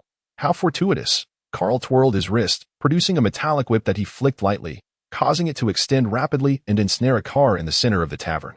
The long whip then retracted, pulling Carl toward it and deftly avoiding Machi's attack. When Machi and Ricky turned back, they were both frozen in shock. The car that had been parked in the room had transformed into a colossal half-robot, so enormous that the tavern's first floor could scarcely accommodate it, its exposed metallic skeleton sending a chill down one's spine. With a whoosh, the massive metal arm swung towards Machi, inadvertently striking several hapless small pirates, who were either killed or gravely injured upon impact. As for Machi, despite his best efforts to command Ricky, he found himself unable to evade Carl's enormous mechanical arm in the cramped tavern, and was ultimately seized as effortlessly as one might catch a small child. Subsequently, Machi and Ricky were hurled violently to the ground. Before he could rise, he beheld the two arms transform into gigantic hammers, descending upon him like a game of whack-a-mole. No. Thud, thud, thud. As the dust settled, Machi and Ricky lay in a deep pit, their fates uncertain. Incredible! Within mere minutes of the battle's commencement, two formidable members of the Buggy Pirates had been eliminated, leaving Nami astounded, realizing that these three individuals might indeed have the capability to vanquish the Buggy Pirates. Useless, a bunch of useless fools. Buggy's mood was sour, having just exchanged a few tentative blows with Luffy, only to receive the disheartening news that his subordinates had all been swiftly incapacitated. Glancing around, the tavern revealed only 5 standing figures, himself against 4. Damn it, worthless teammates. Taste my Buggy ball. Seizing the moment while Luffy was distracted, Buggy controlled one of his hands to scuttle over to a large cannon nearby, preparing to ignite the fuse. This cannon had been brought in by his crew for the execution of Nami, but he had not anticipated this turn of events. Nonetheless, Buggy had great confidence in his Buggy ball, his greatest trump card aside from the chop-chop fruit. In fact, he valued the Buggy ball even more highly than his own fruit. Buggy the clown, is it? Perhaps you should reconsider your actions. Are you certain you wish to fire? Carl pointed to the ceiling. Buggy looked up, his jaw dropping in shock. What ceiling? It was brimming with cannons, all ominously aimed at him. Gulp, this was no joke. So many cannons. Are you also a devil fruit user? What else could it be? Carl retorted. Aren't you one as well? Hey Zoro, Carl, have you both finished up? That was quick, Luffy exclaimed cheerfully. So, Red-Nosed Captain, hurry down so I can launch you away. I've told you, I have a name. It's Buggy, Buggy the Clown. And who would be foolish enough to walk over and let themselves get hit? That Buggy, you are surrounded. Surrender now. Seeing the various dismembered parts floating in the air, Carl felt a headache coming on, primarily because it was rather unsettling. While their combat abilities seemed lacking, they were remarkably effective at inducing sensory discomfort. So, are you the disgusting person who ate the nausea fruit? Carl asked curiously. After all, your powers seem solely designed to nauseate others, don't they? Can you not see how odd that is? Nauseate others. Buggy's eyes widened, his expression shifting from surprise to humiliation, then to rage. I ate the chop-chop fruit. I'm a splitting man. A splitting man, Buggy angrily retorted. And what is this nausea fruit nonsense? Where's the nausea in what I do? I've been living like this for years. You should examine your own reasons. Why is it only you who feels nauseated? I must agree with Carl. Zoro chimed in. You've truly made me feel sick. So could I take a swing at you? Exactly. Your ability is rather peculiar. Who uses their own body parts as weapons? Surely that can't be intended to nauseate others. Nami, witnessing the favorable turn of events, gathered her courage and joined in the mockery. That kind of nauseating fruit is better suited for dogs. Even they wouldn't touch it. Buggy. For Buggy, the topic he most dreaded was not only his red nose, but also his devil fruit. He had inadvertently consumed it due to an accident, with Shanks being the culprit, which explained the animosity he had harbored against him all these years. You bastards are truly going too far. And you little thief, what right do you have to speak to me? You green-haired punk, even if I stand still for you to strike, you couldn't possibly kill me. Kill you? Zoro's brow furrowed as he braced himself. Zoro. In an instant, Zoro appeared behind Buggy, wielding his swords, preparing to bring them down. One sword style. On a Jirai, swish, the blade flashed, and Buggy's body was cleaved in two. What was that about not being able to be cut? Before he could finish his sentence, Zoro's expression changed, for he saw a strange smile spread across Buggy's face as the once severed body rejoined seamlessly, returning to its original form.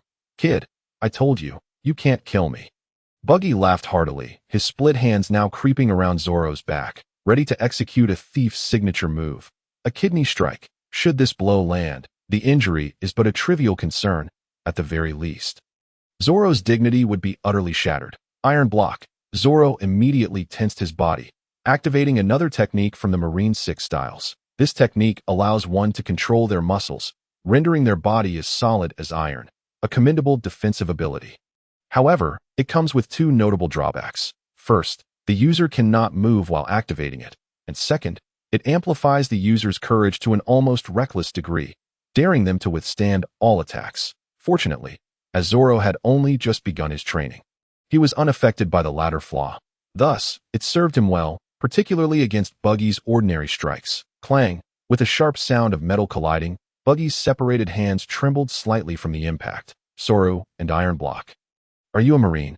Currently, he was a bounty hunter, but perhaps one day he might be a pirate, Zoro declared, then released Iron Block and slashed again, but the outcome was no different from before. "I told you, I am a splitter. All slashes are ineffective against me." Buggy laughed heartily, proclaiming, "This means I am the father of all swordsmen in this world." Zoro, incredulous, exclaimed, "How is that possible? The swordsmanship I pursue cannot possibly be defeated by a devil fruit." "Ha ha, young man, that's just the way it is. Not only you, but even the world's greatest swordsman, Mihawk, would be powerless against me. I refuse to believe it." Zoro readied his three-sword style and charged at Buggy. Three-sword style, Wildflower Dance. Yet, no matter how he slashed, Buggy always managed to split his body just in time to evade Zoro's attacks. How is this possible? Seeing all his attacks go unanswered, Zoro's expression grew serious.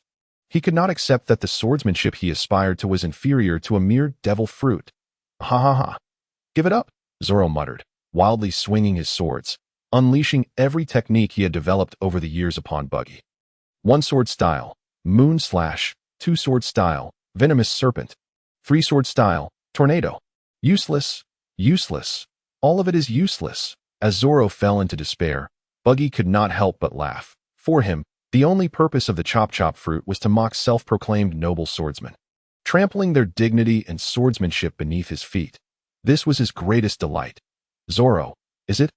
I, the clown Buggy, will make this declaration.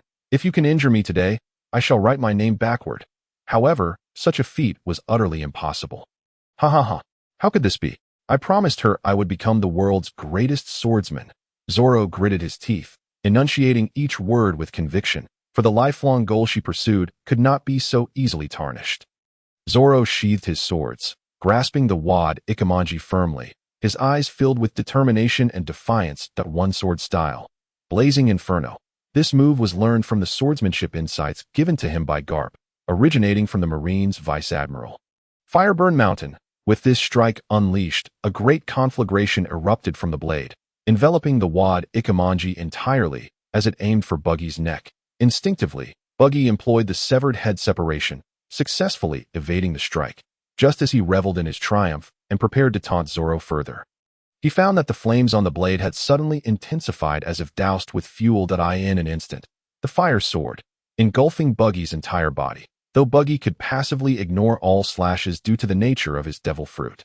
It seemed impressive, but in reality, he could only disregard slashes. Elemental attacks rendered him utterly helpless. Yet now, Zoro had demonstrated a flame-like ability with a single sword, effectively nullifying Buggy's invulnerability. "Hot, hot, hot." Buggy screamed as he escaped the flames. Looking utterly disheveled, his body charred in several places, with hardly any part of his clothing intact. Notably, his neck bore a distinct black line that if thrown onto the streets, no one would recognize him as the infamous pirate Buggy, but rather as a down-and-out clown. "Damn it, you too are a devil fruit user? I couldn't care less about such things. All I pursue is the way of the sword." Zoro felt a surge of satisfaction upon seeing Buggy injured. Thinking, "It seems you're unable to escape this strike." Just as he recalled that Buggy had set some sort of flag, he pondered, "If I reverse Buggy's name, it would be Jai-Up." Carl suddenly realized something, promptly stopping his words as his expression darkened. You truly are a despicable person who has consumed the nausea fruit. How revolting. Do you even realize how it might corrupt the children? I told you not to mention those two words again. Buggy retorted immediately, and where is the disgust? It's just Jayub. I know, it's Jayub. Luffy, confused, chimed in, continuing Buggy's statement. You idiot, do not utter such words. They will lead to censorship. Carl quickly covered Luffy's mouth. Damn, the clown Buggy recognized the seriousness of the situation. Although he had always considered himself a clown, if his name were truly reversed, he would have no face to show to the world. That doesn't count. Upon realizing this, Buggy began to devise ways to refute it. After all, compared to his lifelong reputation, everything else was insignificant. That's just being unreasonable. Buggy protested. I meant an injury, do you understand? It's clearly a burn. I will never acknowledge that. All injuries caused by blades are considered slashes. They merely differ in form, Carl explained on Zoro's behalf. But do not worry. I have a better idea. This way, you won't have to breach your promise and become a despicable, cowardly, revolting. 300 words omitted here, fellow. We won't make it difficult for you. After all, if this title were to spread, everyone would surely feel uncomfortable, and then it would be our fault. How is that even a choice for me? Do you think I wish to do this? Buggy angrily retorted. Why does it seem like this is all my fault? Enough chatter. From now on, you'll be called Bakun. Bakun? What does that mean? Oh, that's a custom from our hometown. Referring to Base as Kun. Buggy, why do I see offense written all over your face? You jerk, you must be insulting me. I'm not. I didn't. Don't say such things, Carl vehemently denied. You scum. You are all scum.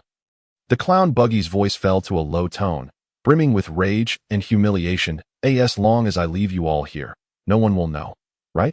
I will dismember you all, the clown Buggy shrieked. Splitting his body into numerous pieces, at least 20 in total, each adorned with specially designed blades. This meant that Carl and the others now faced a swarm of diminutive, agile assassins darting about in the air. Final feast. The Last Supper. What? Are we entering the second phase? Carl adjusted his hat, exclaiming in exasperation. This is just like a video game. I thought I could skip to the next phase with wit. Ha ha ha. This has got me all riled up. Carl, can I join in? Luffy eagerly flexed his fists, brimming with enthusiasm. Of course, against such a foe, we need not adhere to any code of honor.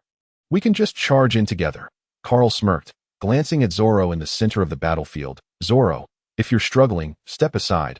This is something I and Luffy can handle. Scoundrel, I can still endure, Zoro exclaimed, though the recent battle had drained much of his stamina. Nevertheless, he had discerned Buggy's weaknesses. Thus he felt confident about managing the ensuing confrontation. Nami, you should retreat a bit further. I may not be able to protect you later. Don't underestimate me. I can take care of myself. Nami declared, brandishing a metallic staff that had mysteriously appeared in her hand, ready to channel the spirit of the Monkey King. Then let us make this quick. I'll go first, Luffy announced, adjusting his hat before charging ahead. Instantly capturing Buggy's attention, flying around like that is truly infuriating, Carl remarked as he enveloped himself in metal, forming a cumbersome yet effective suit of blade armor to defend against Buggy's attacks.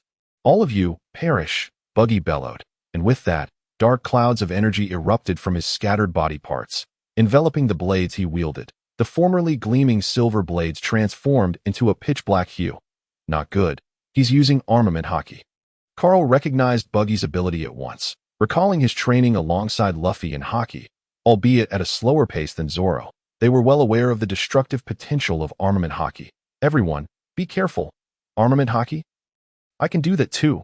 Luffy laughed heartily, wrapping his fist in the same dark hockey gum pistol. Luffy swung his fist wildly, sending the airborne body parts crashing about the tavern, much like playing pool. While the hockey-infused punches dealt significant damage to Buggy, who howled in pain. You can do that too? Buggy was once again engulfed in self-doubt. How could this kid, so young, have mastered armament hockey, seemingly on par with his own abilities? After all, Buggy was over a decade older than Luffy. I've got you now. Carl suddenly grinned. Buggy turned to see that the tavern had transformed into Carl's domain, with bizarre mechanical devices adorning the walls. They resembled cannons, but instead of firing projectiles, they launched metallic claws with hinges. Whoosh! One claw shot out, precisely snagging the elbow of an assailant aiming to ambush Zoro. Much like a claw machine, pulling it back and trapping it within a metal box affixed to the ceiling. What? This chaotic display is making me dizzy. Carl shook his head, but as long as he could capture them all, it was fine to eye in the next moment. Dozens of claws launched simultaneously, targeting the flailing body parts. Though Buggy attempted to evade, many limbs were still ensnared. Realizing the gravity of the situation, Buggy commanded the liberated parts to assist the captured ones, but Carl unleashed a massive net that ensnared several. The tide had turned. Luffy, Zoro, and Nami morphed into baseball players, batting the captured body parts toward the claws, while Carl played the role of catcher, welcoming each incoming delivery, sealing them within boxes, within mere minutes. Only Buggy's head remained, floating desolately in the air, utterly devoid of combat strength. Such was the drawback of the chop-chop fruit. While the fragmented bodies could act independently, they were not invincible and could easily be captured. Just as now Nami's remark was indeed accurate, the chop-chop fruit was hardly worth a dog's notice. Recognizing his dire predicament, Buggy attempted to flee, directing his solitary head toward the tavern's gaping hole. "Wait a moment," clowned Buggy. Carl interjected. "You wouldn't want to see your body tossed into a meat grinder, would you?" Carl yawned, a seemingly benevolent expression on his face, as beside him lay an operational meat grinder, emitting ominous sounds, while Buggy's captured body parts were placed above the entrance. "Tell me, if your right hand were to be turned into a pulp, could your fruit ability restore it?" "Of course not." Buggy thought bitterly, realizing that his escape depended on the assumption that his body would remain unharmed. He could always retrieve it later. Yet, he had not anticipated Carl's treachery. Before Buggy could respond, Carl continued. "And if I were to make it into a bun to feed a dog, do you think the dog would eat it?" "Buggy, you must be a demon." Helpless, with his life in Carl's hands, Buggy begrudgingly floated back. "Were you just hoping for our captain to bow to you?" Carl scrutinized him. No, you've misunderstood. Luffy is my dearest friend. I could never bear to do that." "Carl, stop wasting time. Let me just slice off his red nose." "How dare you?" "Don't mention my red nose," Buggy fumed. Zoro glared at him. "Kid, it seems you haven't yet grasped your current situation." As Zoro's gaze turned increasingly menacing, Buggy's tone softened considerably. "If you must bring it up, I suppose it wouldn't be too bad. You really care about your red nose, don't you?" "Don't bring it up. Of course, your nose is so glaringly red that how could anyone not mention it?" Carl replied, genuinely perplexed by Buggy's peculiar sensitivity. "Ah, you still bring it up? This is too much. A gentleman may be slain, but he must not be insulted." "Oh, it seems you possess some spirit," Carl said with a smirk. "I do enjoy a good show of integrity. Then let us grind you up. Rest assured, I shall erect a monument here in your honor, inscribed with clown Buggy, brave and unyielding." How does that sound? Buggy, on the verge of tears, certainly did not wish for his demise. "Brother, I was wrong. Just call me whatever you wish. Now that's the spirit." Carl patted Clown Buggy's head, finding it quite odd that only a head floated there, creating an unsettling visual. "Now, back to the original matter. You want my captain to bow to you, correct? How shall we resolve this? Is it not enough that I admitted my fault? I merely intended to scare him." "Who knew your captain was so, clever?" Faced with Carl's threatening gaze, Clown Buggy chose to speak from the heart, portraying himself as a valiant captain willing to sacrifice personal pride for his crew. "Stop your prattling. All right, since I've conceded, let us not dwell on it that I am willing to exchange all my treasures for my life." "Treasures? How much?" "Approximately 30 million. 30 million. That S not be a D.No. 20 million of that is mine." Nami exploded, eager to clarify that that's my 20 million. "Indeed." Nami nodded timidly. "So, you've managed to save up just 10 million over the years." Carl turned to Buggy. Clown Buggy nodded vigorously. "Oh, you think I appear foolish? Huh? Don't you know your own worth? You're worth 15 million, which is 5 million more than your treasures. You'd be better off tying yourself up and turning yourself into the Marines for the bounty. And you expect us to let you go like this? Off to prison with you." Clown Buggy. Carl was thoroughly incensed. One must understand that even the bounty of a mere 5 million for Yalta was equaled by treasures worth 8 million. Not to mention her meticulously adorned pirate ship, which alone was valued at 33 million berries. Yet, what of the Clown Buggy? He possessed a meager bounty of only 10 million berries, even when accounting for his ship. It would barely match a single Yalta. However, It must be noted that the disparity in their bounties was a staggering 10 million. Very well. I suppose I shall have to cut you down. Bullying my captain without any recompense is unacceptable. After all, the Navy would only demand a head in return. Nanny? Upon hearing that Carl intended to take his life, Buggy immediately panicked, disregarding the fact that Carl referred to him as Buggy. I still have other treasures. They are surely enough for ransom. Oh, and what else do you possess? Hurry and present them. Should you dare to deceive us, I shall sever your red nose. Zorro threatened that it must be said that Zorro had a unique talent for intimidation. Possibly aided by his imposing appearance, I possess a map of the Grand Line, which I can offer you. Buggy stammered. The map is in my possession. I pilfered it. Nami interjected hastily, fearful that Carl would seize it. A map of the Grand Line? We already have that. It holds no value for us. Is there anything else? Nanny, I also have Captain Rogers' training journal, which contains methods for mastering hockey. Buggy revealed, truly laying bare his treasures. Hockey? I'm afraid we already have that. Do try again. Carl replied with evident disdain. Nanny, that is Captain Rogers' journal, the Pirate King Roger. Do you not realize who he is? Carl gestured towards the dazed Luffy beside him. Just know that his grandfather is no less formidable than your Roger. In Carl's eyes, Garp had relentlessly pursued Roger across the seas, ultimately apprehending him. Thus, Garp must surely surpass Roger in prowess. Moreover, Luffy, being Garp's grandson, would undoubtedly receive his utmost attention. As for the contents of the journal Buggy spoke of, their utility remained uncertain. To them, it was merely a tasteless morsel, regrettably too valuable to discard. Indeed, upon glancing at Luffy and recalling his name, Buggy felt a sense of validation in what Carl had said and nodded in agreement. Right? You think so too, don't you? However, how did you come to possess Roger's journal? Did you discover his treasure? Reveal everything to me. Let us see if it is enough to buy your life. Treasure? I was a member of Roger's crew. He was my captain. Is it not reasonable for me to have such artifacts? Roger's crew? The four of them exchanged perplexed glances. While they might not be familiar with other pirates, they certainly recognized the name of the Pirate King Roger, a man who ushered in the era of great piracy. Well, do you now comprehend my significance? Buggy boasted proudly. Just you? Faye. Keep bragging.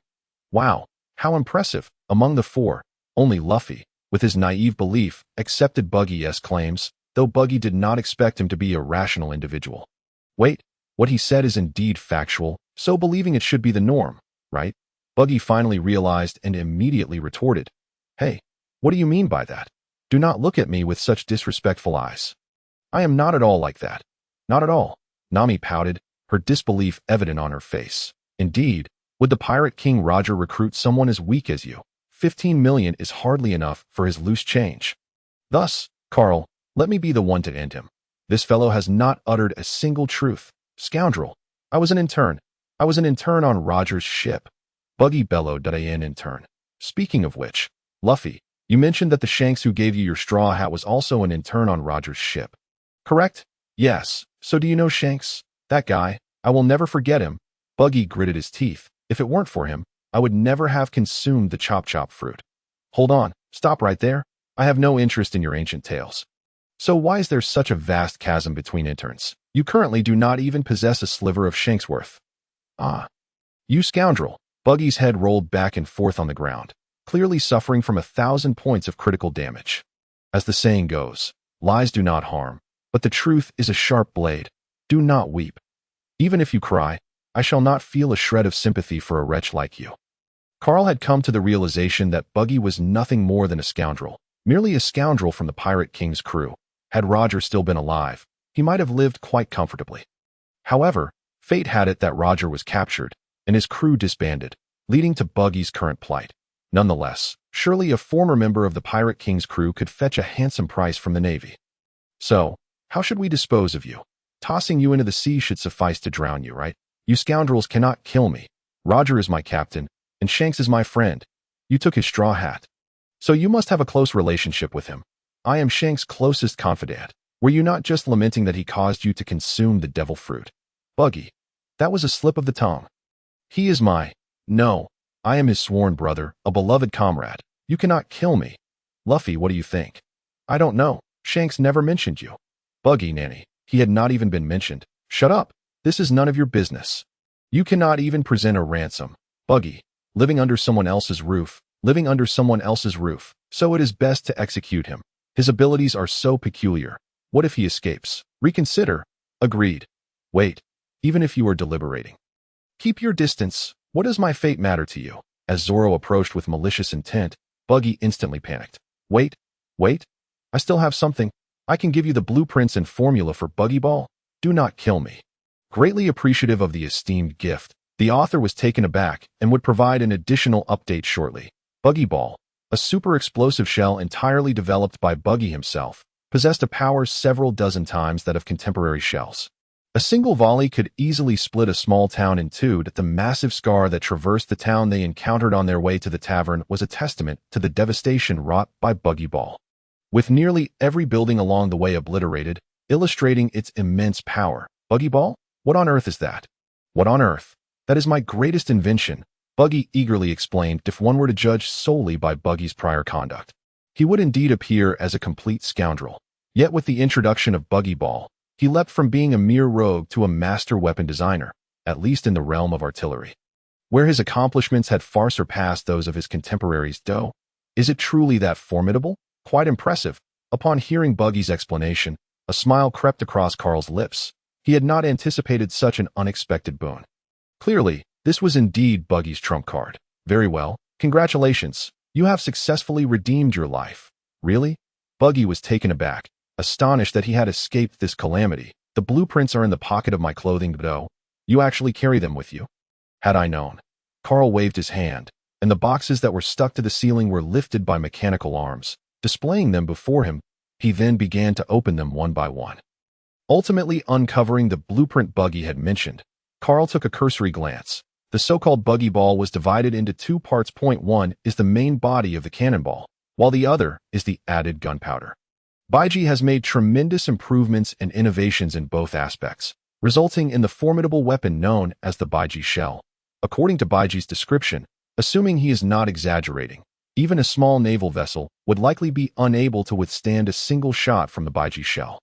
Well, I didn't expect you to be such a genius, Carl exclaimed, patting Baiji on the head with satisfaction. That's so. Can I leave now? Baiji inquired eagerly, eager to vacate the premises immediately. Leave? Where to? Huh? Didn't you say you would let me go? Are you deceiving me? Baiji's eyes widened in disbelief. When did I ever say I would let you go? Carl said, rubbing his temples in frustration, perplexed by the people of this world. Luffy, doesn't he listen? Nami hears but disregards it. Zoro listens and forgets, and Baiji simply fills in the gaps himself. That I only mentioned that if the ransom is sufficient, we wouldn't kill you. Isn't that the same? Not at all. We intend to hand you over to the Navy, to let you shine in a different place. Nanny, the Navy? You can't do this. I've clearly paid. Hey, come on. Can you be a bit rational? That money you paid was for your own life, contingent upon whether we deliver you intact or just your head, Carl patiently explained, though it seemed to him that the distinction was of little consequence to Baiji. This is fraud, pure and simple deception. You despicable lot. It appears you remain unwilling, so we might as well hang you.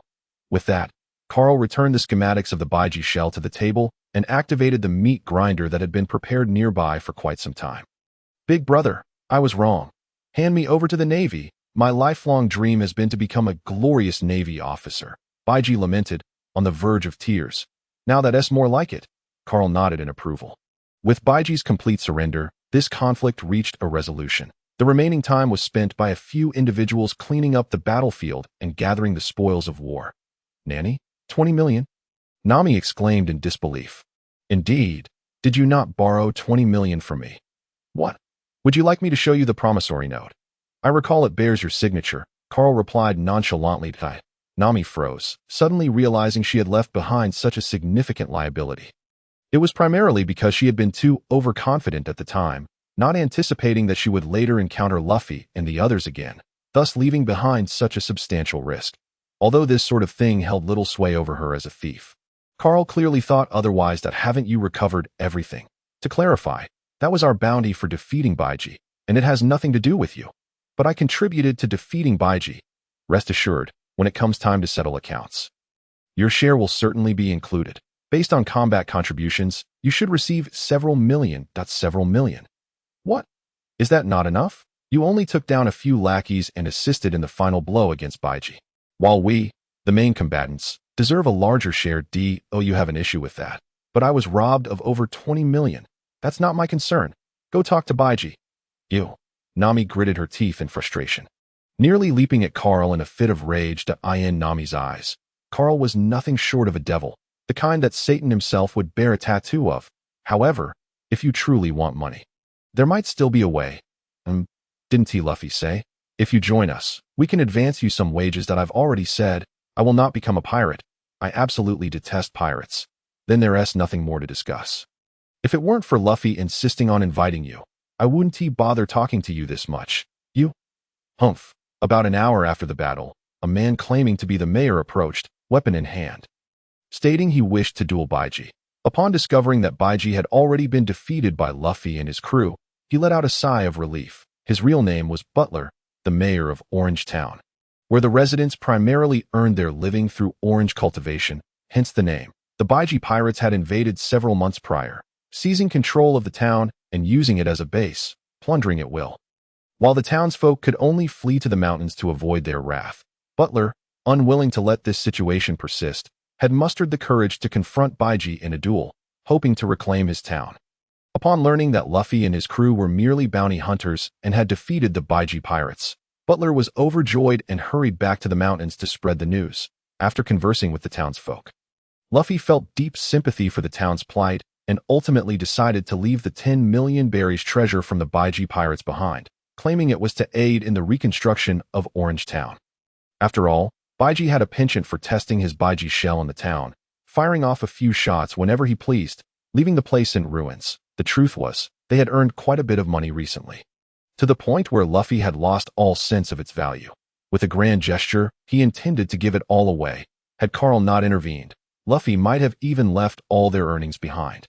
If that were the case, they would all be left to survive on nothing but the wind blowing from the northwest. Naturally, the little money-loving Nami expressed strong objections. However, as she had yet to explicitly agree to join Luffy's crew, her protests held little weight. So, where are we headed now? Nami, the temporary navigator, asked with a disgruntled expression. After all, her money would have sufficed to save the village, and now she would have to start accumulating again. For Nami at this moment, Luffy was like an unshakable presence. She had to secure her share first, and there was also the commission for selling the ship. Let's head to the nearest naval base first and exchange these bounties.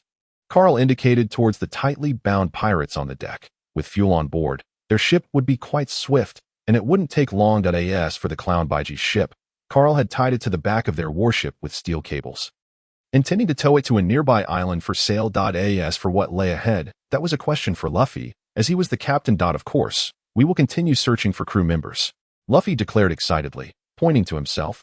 Captain. Then he pointed to Carl and the others. Missionary, swordsman, navigator. We're still missing a crucial person. You bastard.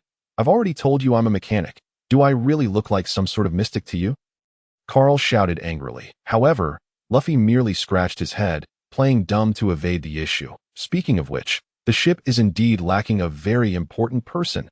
Zoro nodded in agreement, clutching his sword. Exactly. After all, such a luxurious kitchen would be a waste if not used. However, if you're willing to pay, I wouldn't mind lending a hand. Nami's eyes sparkled with dollar signs, clearly blinded by the prospect of money. That's true. While I can cook, I haven't seen many of the ingredients on board, and dealing with them can be quite troublesome. It's best to leave professional tasks to the professionals, Carl concurred. Since everyone agrees, then our next destination is to find a musician. Luffy laughed heartily. Nanny. Nami and the others collapsed to the ground. What the hell? What is a musician? Can they fill our stomachs? What we desperately need right now is a chef. At that moment, Zoro's eyes reddened, his sword in hand, nearly ready to cleave Luffy in two to see what was inside his head that could lead him to say such things. Huh? A chef? But isn't Carl the cook? Did you not just refer to me as a missionary? Is it that you regard me as mere cheap labor? Carl never anticipated that, even after traversing through time, he would still find himself serving as a dog for the boss. I cannot endure this. I simply cannot. In that case, I suppose I should first seek out a chef. Luffy scratched his head. Nami, do you know where I might find a decent chef? Our companion must undoubtedly be the finest chef in the world. If we are indeed in search of a chef, I happen to know of a place. Nami replied that in the East Sea, she could be considered a veritable encyclopedia, possessing knowledge on a myriad of matters. Any queries could be directed towards her, and one would likely receive an answer. After all, she had been navigating these waters for many years, hadn't she? The bar tie, the floating restaurant. Bucky, Luffy, shook his head, clearly miscomprehending Nami's words. What does that have to do with that clown? I am referring to the bar tie. That is the name of the sea restaurant. Nami explained, her expression darkening. This establishment is located in the waters of the East Sea, specifically in the Sabaody archipelago, and it is renowned throughout the region. Their culinary creations are delectable, prompting even the Navy to frequent their establishment. However, due to the exquisite quality of the food, the prices are rather steep. Even I have yet to dine there, but those who have speak highly of it. If you are in search of a skilled chef, this is the only place that comes to mind. All right then. It is settled. Our next destination shall be the bar tie. You idiot, it's the bar tie, not picking trash, Nami shouted, expressing her dissatisfaction with Luffy's inability to comprehend. Regardless, Nami, you should know the location, right? Of course, I'm not boasting when I say this. But in the East Sea, there is no place I am unaware of. Then I shall leave it to you, Luffy said earnestly. Humph, rest assured, I will guide you there. Nami felt a twinge of guilt under Luffy's earnest gaze and quickly turned her back. After concluding their discussion on the next destination, life returned to its tranquil state. Nami's daily responsibility involved steering the ship and charting their course, while Luffy relentlessly pestered Carl to craft another hot air balloon. Given that the original one had met its demise during their crash in Orange Town, upon securing Carl's agreement, Luffy was filled with joy, and after receiving the balloon, he named it the Straw Hat Balloon. This time, Carl had learned from previous experiences, securing the hot air balloon firmly to the ship's deck with 4 steel cables, painting it a striking red to prevent Zoro from accidentally slicing it during his sword practice. Sparing Luffy from yet another adventure of hot air balloon drifting, Zoro expressed vehement protest, trailing after Carl with his sword drawn. However, after finishing his morning practice, Zoro returned in the evening with a bottle of liquor, aiming to persuade Carl to create a hot air balloon for him as well. The reason? Luffy monopolized the balloon, denying Zoro the chance to try it for himself. Luffy had even made faces at him from the sky, infuriating Zoro to the point of seeking Carl's assistance. Carl readily agreed, but declined to accept the liquor Zoro offered. Recalling past lessons, he feared that a single sip might provide a certain little thief with an opportunity to paint his face. Although he consented to Zoro's request, Carl did not intend to create another hot air balloon. Instead, he designed an alternative device for Zoro. Are you certain this contraption will allow me to fly? Zoro questioned the next day, examining the item Carl had entrusted to him, his face full of skepticism, not doubt. Trust me for now, Carl replied, exuding confidence. Let me introduce you to this device. It is called a 3-dimensional maneuvering device. As for its mechanism, it utilizes this launcher located at the waist to propel a hook, allowing you to latch onto objects such as buildings or the masts of ships. Naturally, you can also aim it at Luffy's hot air balloon. Nanny. Luffy, who had been eavesdropping, widened his eyes in surprise at how intriguing, Zoro added, visibly interested. Then, using the device's cola energy source for propulsion, you can retract the hook and draw yourself towards it, achieving the ability to traverse through the air. It essentially functions similarly to the moonwalk technique you have yet to master. Even once you do learn it, the energy expenditure is considerable. However, when combined with my 3-dimensional maneuvering device, the results should be quite impressive. Let me try it out. Zoro's excitement was palpable. Seeing his eager volunteer, Carl quickly agreed. Come, I shall help you put it on. The 3-dimensional maneuvering device was relatively simple, primarily requiring effort in terms of energy source. Externally, it appeared as 2 elongated boxes affixed to either side of Zoro's thighs, with each connected to a trigger mechanism at his wrists, reminiscent of Spider-Man's web shooters. Here is the trigger mechanism. I have modified it to accommodate your need to wield swords with both hands. It is attached to your wrist, so your hands remain free. When needed, simply flip your wrist, and the device will launch the hook in the direction of your hand. Another flip will retract the hook, allowing for an early termination if desired. Give it a try. After providing a brief tutorial, Carl eagerly urged Zoro to test it out.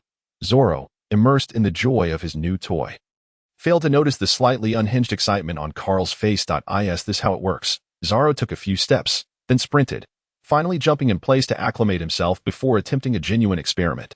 His target, of course, was the pirate ship belonging to the clown buggy, tethered behind the warship, standing straight. Zoro extended his arm, aiming at the main mast of the pirate ship. Following Carl's instructions, he flipped his wrist, and with a sharp whoosh, a hook shot forth from the box beside his right leg, propelled with tremendous force, piercing the mast with precision and securing itself in place. Now, I just need to flip it again. Right? Zoro murmured to himself. However, as soon as he flipped his wrist, he felt an immense pull at his waist, yanking him forward with such speed that he had no chance to react. Then he was airborne. It seemed Carl had overestimated the retrieval force of the hook. He would need to adjust it later. He quickly jotted down the device's flaws in a small notebook that as for Zoro, his resilience would likely see him through without issue. Carl, I'm going to kill you. Zoro's voice echoed from afar. Carl turned to see Zoro spinning around the mast like a carousel. It appeared the retrieval mechanism required further refinement. The hook's top could not retract autonomously. Wow, this is fun. Zoro, come down. Let me have a turn. Luffy, mistaking Zoro's predicament for a new toy, eagerly expressed his desire to try it out. Fun? Go save Zoro. I fear that if he accumulates enough rage, I may not live to see another day. Carl retorted with exasperation. Carl, you bastard. When Zoro was finally rescued by Luffy, he had already spun around in the air numerous times, leaving him utterly disoriented. Yet, despite his dizziness, Zoro remained resolute in his intent to kill Carl. Zoro, let me explain. I refuse to listen. You bastard. You deserve to die. I already told you. You can terminate it early.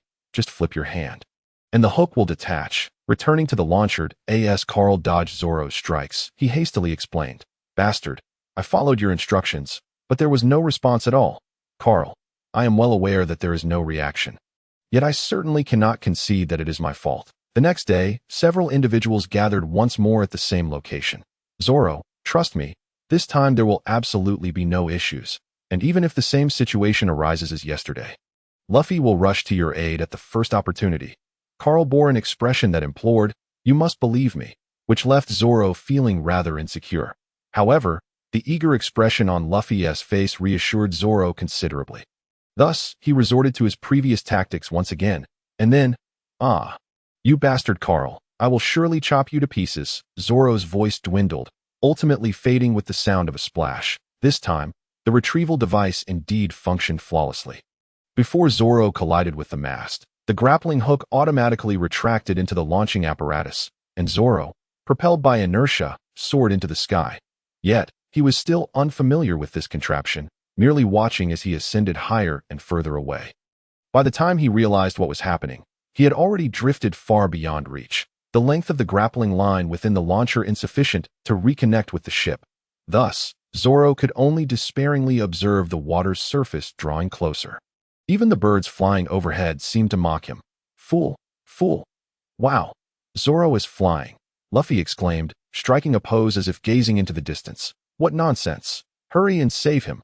Carl urgently directed Nami to steer the ship, making a wide turn towards the direction where Zoro had fallen. After enduring a prolonged and arduous recovery effort, they successfully rescued Zoro, though he had ingested a considerable amount of seawater. Damn you. Carl, I will have your life. Zoro, listen to my explanation. Luffy, quickly hold him back. Otherwise, you shall lose your beloved first mate. Carl, come down here. On the deck, Zoro brandished his sword, confronting Carl, who had climbed up the mast. I want to come down unless you promise not to chop me. Carl fervently shook his head. You bastard, hear me out. The advancement of technology is always accompanied by unforeseen incidents. Hence, such occurrences are inevitable. Come down. I won't. If you are truly angry, take it out on Buggy. Carl hastily dragged Buggy into the fray. Thus, the unfortunate Buggy was released from the confessional by Nami, serving as Zoro's target. Initially, Buggy was elated, believing his confinement was finally over, eagerly anticipating his chance to shine within the Navy, only to discover he had been summoned to serve as a target. You bastard! Upon realizing that his upcoming task was to face an enraged Zoro, Buggy exclaimed in frustration that a man can be killed, but cannot be insulted. How dare you demean my swordsmanship? Taste my blade. That was 3 days ago. Why do you still remember? The miniature Buggy scurried about the deck like a child.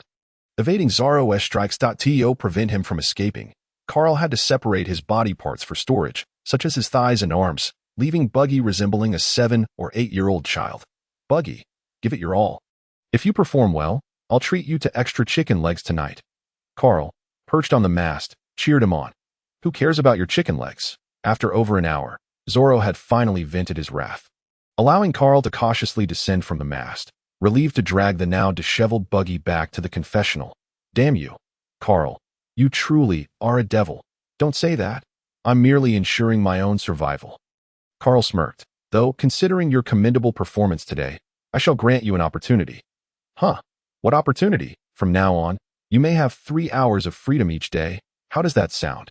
Really? Upon hearing he could enjoy some fresh air, Buggy's eyes sparkled with excitement, for he had scarcely left the confessional during these days, and the prolonged confinement had weighed heavily on his psyche. Of course, I never speak falsely. But, Buggy sensed something amiss. Wait, what do you intend? The price is that you must accompany Zoro for 3 hours of training each day. This time does not count towards your freedom. Moreover, you will receive extra meals, Carl coaxed him. As long as you don't cause trouble, we want to make things difficult for you. It's up to you whether you wish to remain in this confessional until we reach the Navy base or enjoy a comfortable final stretch of freedom. I agree. Buggy only pondered briefly before opting to comply. After all, he did not wish to continue languishing in this small dark room. The crucial point was that even if imprisoned, Carl's group hadn't provided them with meals. Seemingly fearing they would stage a rebellion if well fed, having delivered only 1 cup of water in 3 days, about my chicken legs, Buggy swallowed hard. Despite his earlier bravado, he was already impatiently yearning for them. Didn't you just say you didn't care? You misheard. All right, I'll have them sent to you right away, but I must warn you, don't harbor any inappropriate thoughts. Carl deftly secured sea-stone handcuffs on Buggy, binding not only his hands but also his feet, and even his waist, until he was thoroughly restrained. Buggy had grown accustomed to this, as he had been living this way for the past 3 days. He had no doubt that if it weren't for a shortage of sea stone, the man before him would have fashioned a sea stone coffin specifically for his confinement the following day. I have returned. Where is Zoro? Come on, give it your all, and see if you can bring me even a hint of joy, Zoro. It must be said, Buggy truly lives up to his title as a clown, equipped with a natural ability to provoke, and he remained quite dedicated. After Carl treated him to what he deemed a lavish dinner, he seemed to forget his identity, waking up early this morning demanding to teach Zoro a lesson. Yet before the battle had even commenced, he had already begun his taunts. Red-nosed clown, you have truly enraged me. Zoro, with a dark expression, slowly drew his 3 swords. Sparks ignited along the blades. Witnessing this, Buggy immediately recalled the painful memories of the past and shrieked. Wait, you can't do that.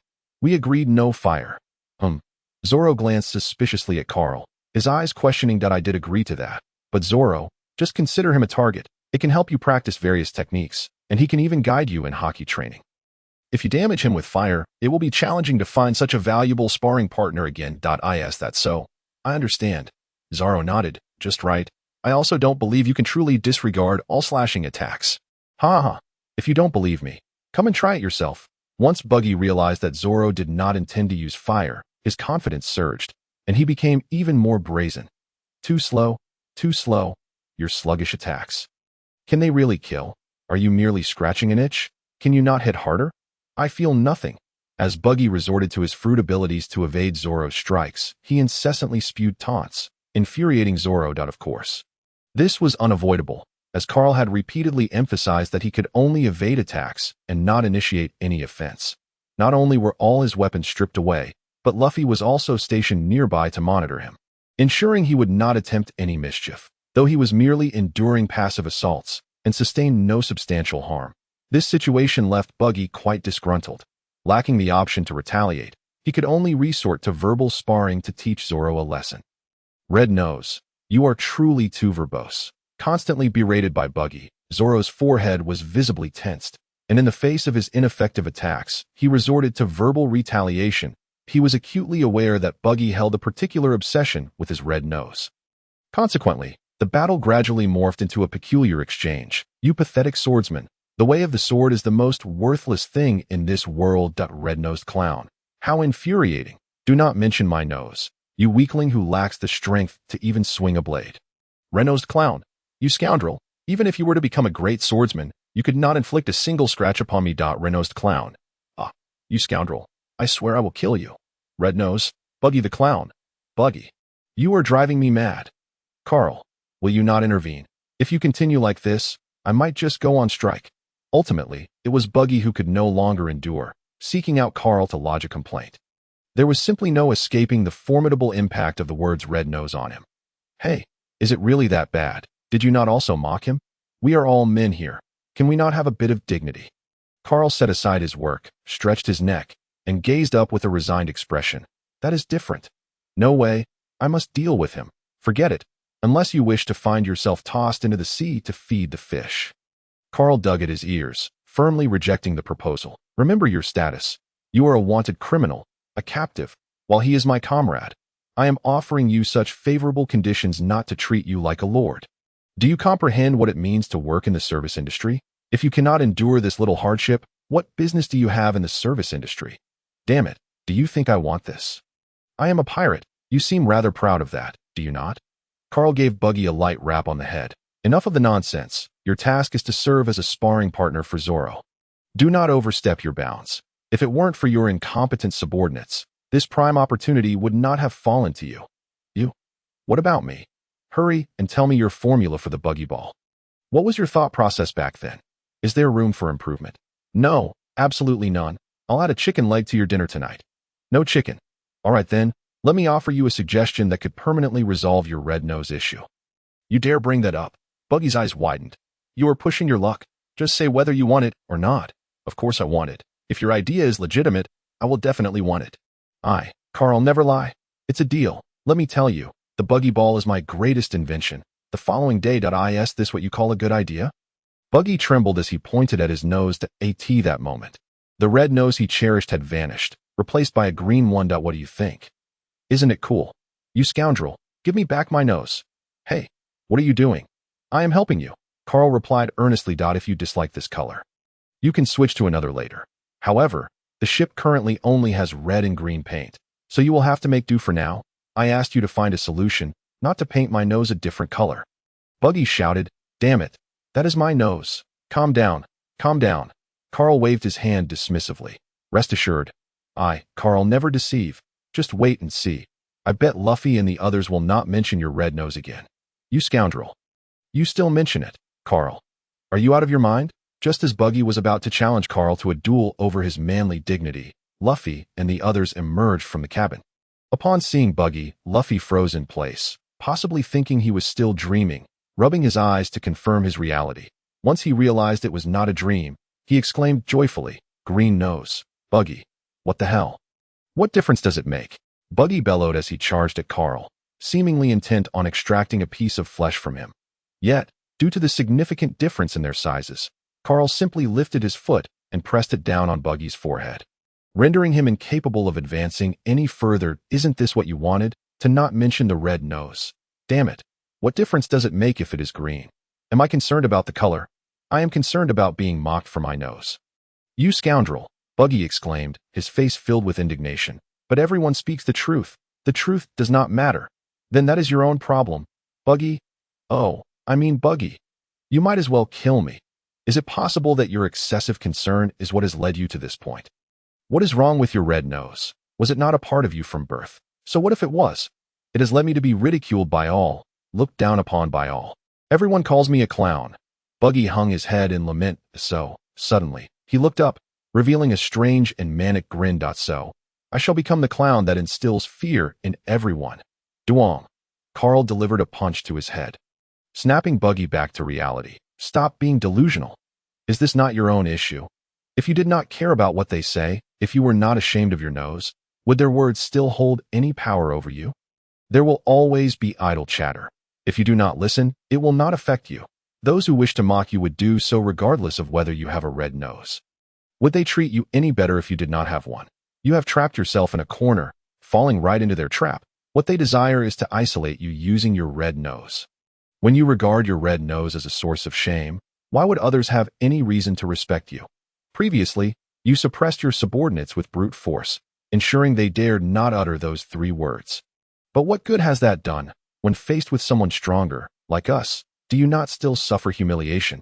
If you could confront your flaws, no, your characteristics, you would not be bothered by such matters. Is that truly the case? Buggy pondered, as Carl's words seemed to carry a modicum of truth. If I did not care so much, if I were not ashamed of my red nose, would things have turned out differently before? Of course it is true. Carl, never deceive. Carl smiled. Turns out I have been the one trapped all along. Buggy reflected, as if coming to a realization. Just then, Zorro emerged, clutching his sword, and upon spotting Buggy, exclaimed, Nanny, green nose. Damn it, go die. Green-haired. Buggy erupted in fury once more. Thus, under Buggy's tutelage, Zorro's swordsmanship advanced remarkably, and he made significant progress in his hockey, as well. As for Carl, aside from refining Zorro's 3-dimensional maneuvering equipment, he devoted all his energy to researching the Buggy Ball. With Buggy's assistance, he achieved modest success, launching the 2.0 version of the Buggy Ball, although Carl was not particularly satisfied with that name and decided to rename it Truth. Truth Cannon. Its firepower embodies truth. Buggy objected, but as a captive, he had no grounds to voice his opinions. Moreover, in this world, there were no patents or intellectual property rights. Thus, Carl simply added a few extra chicken legs to Buggy's dinner at night. And that settled the matter. Thus, the 7th day arrived. Just as dawn broke, Zorro's voice echoed across the deck, awakening Luffy and the others from their slumber. Zorro, what has happened? Luffy, Carl, and Nami stumbled groggily out of the cabin, appearing as if they had not yet fully roused from slumber. Look, there's a pirate ship ahead. Nanny? A pirate ship? At the mere mention of this, the trio instantly snapped to attention, since Zorro had been on watch duty. After Luffy fell asleep, he would ascend to a hot air balloon to relish the sensation of flight, while also keeping an eye out for potential dangers. Just then, he happened to collide with something. Where's the telescope? Let me have a look. Luffy exclaimed as he seized the telescope and gazed towards the pirate vessel. It seems to be the Black Pirate crew. Nami chimed in, her knowledge proving timely. They are quite notorious in the East Blue. I never expected to encounter them here. The Black Pirate crew? Indeed. Nami nodded and dashed back to her quarters, emerging shortly after with several bounty posters in hand. For someone like her, who frequently traversed the seas, bounty posters were indispensable.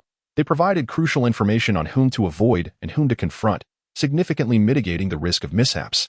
The current captain of the Black Pirate crew is Zango, known as 1, 2, 3 Zango, a hypnotist with a bounty of 9 million berries. Following him are 2 combatants, the striped cloth-clad Buji and the Siamese Sam, collectively referred to as the Brother Duo, each boasting a bounty of 7 million berries. The rest are merely a cadre of lackeys. If they were to take down this crew, it would amount to at least 23 million berries, not to mention the treasures aboard their ship. The little money grubber Nami had already begun to tally, as even the clown Buggy, with a bounty of 15 million, could not rival them. Surely, dealing with the Black Pirate crew, whose highest bounty was still under 10 million, would be a walk in the park? Yash, pirates must have committed numerous misdeeds, Luffy declared, striking his right hand into his left with enthusiasm. Nami, steer the ship closer. Let us send them flying. Why send them flying? Bounty is what matters most, do you understand? Nami shouted in exasperation. Who cares? I'm just too eager to wait. I feel the same. It's the perfect opportunity to test out my new techniques on them. Zorro added, nodding, his right hand already resting on the hilt of his sword. Leave that Brother Duo to me. And the hypnotist is yours, right, Luffy? I'll handle the lackeys, with Luffy and Zorro having taken on the major threats. Carl was pleased to have a lighter load, as dealing with the lackeys was just right for him. And what about me? Nami interjected, pointing at herself. I want to join the fray.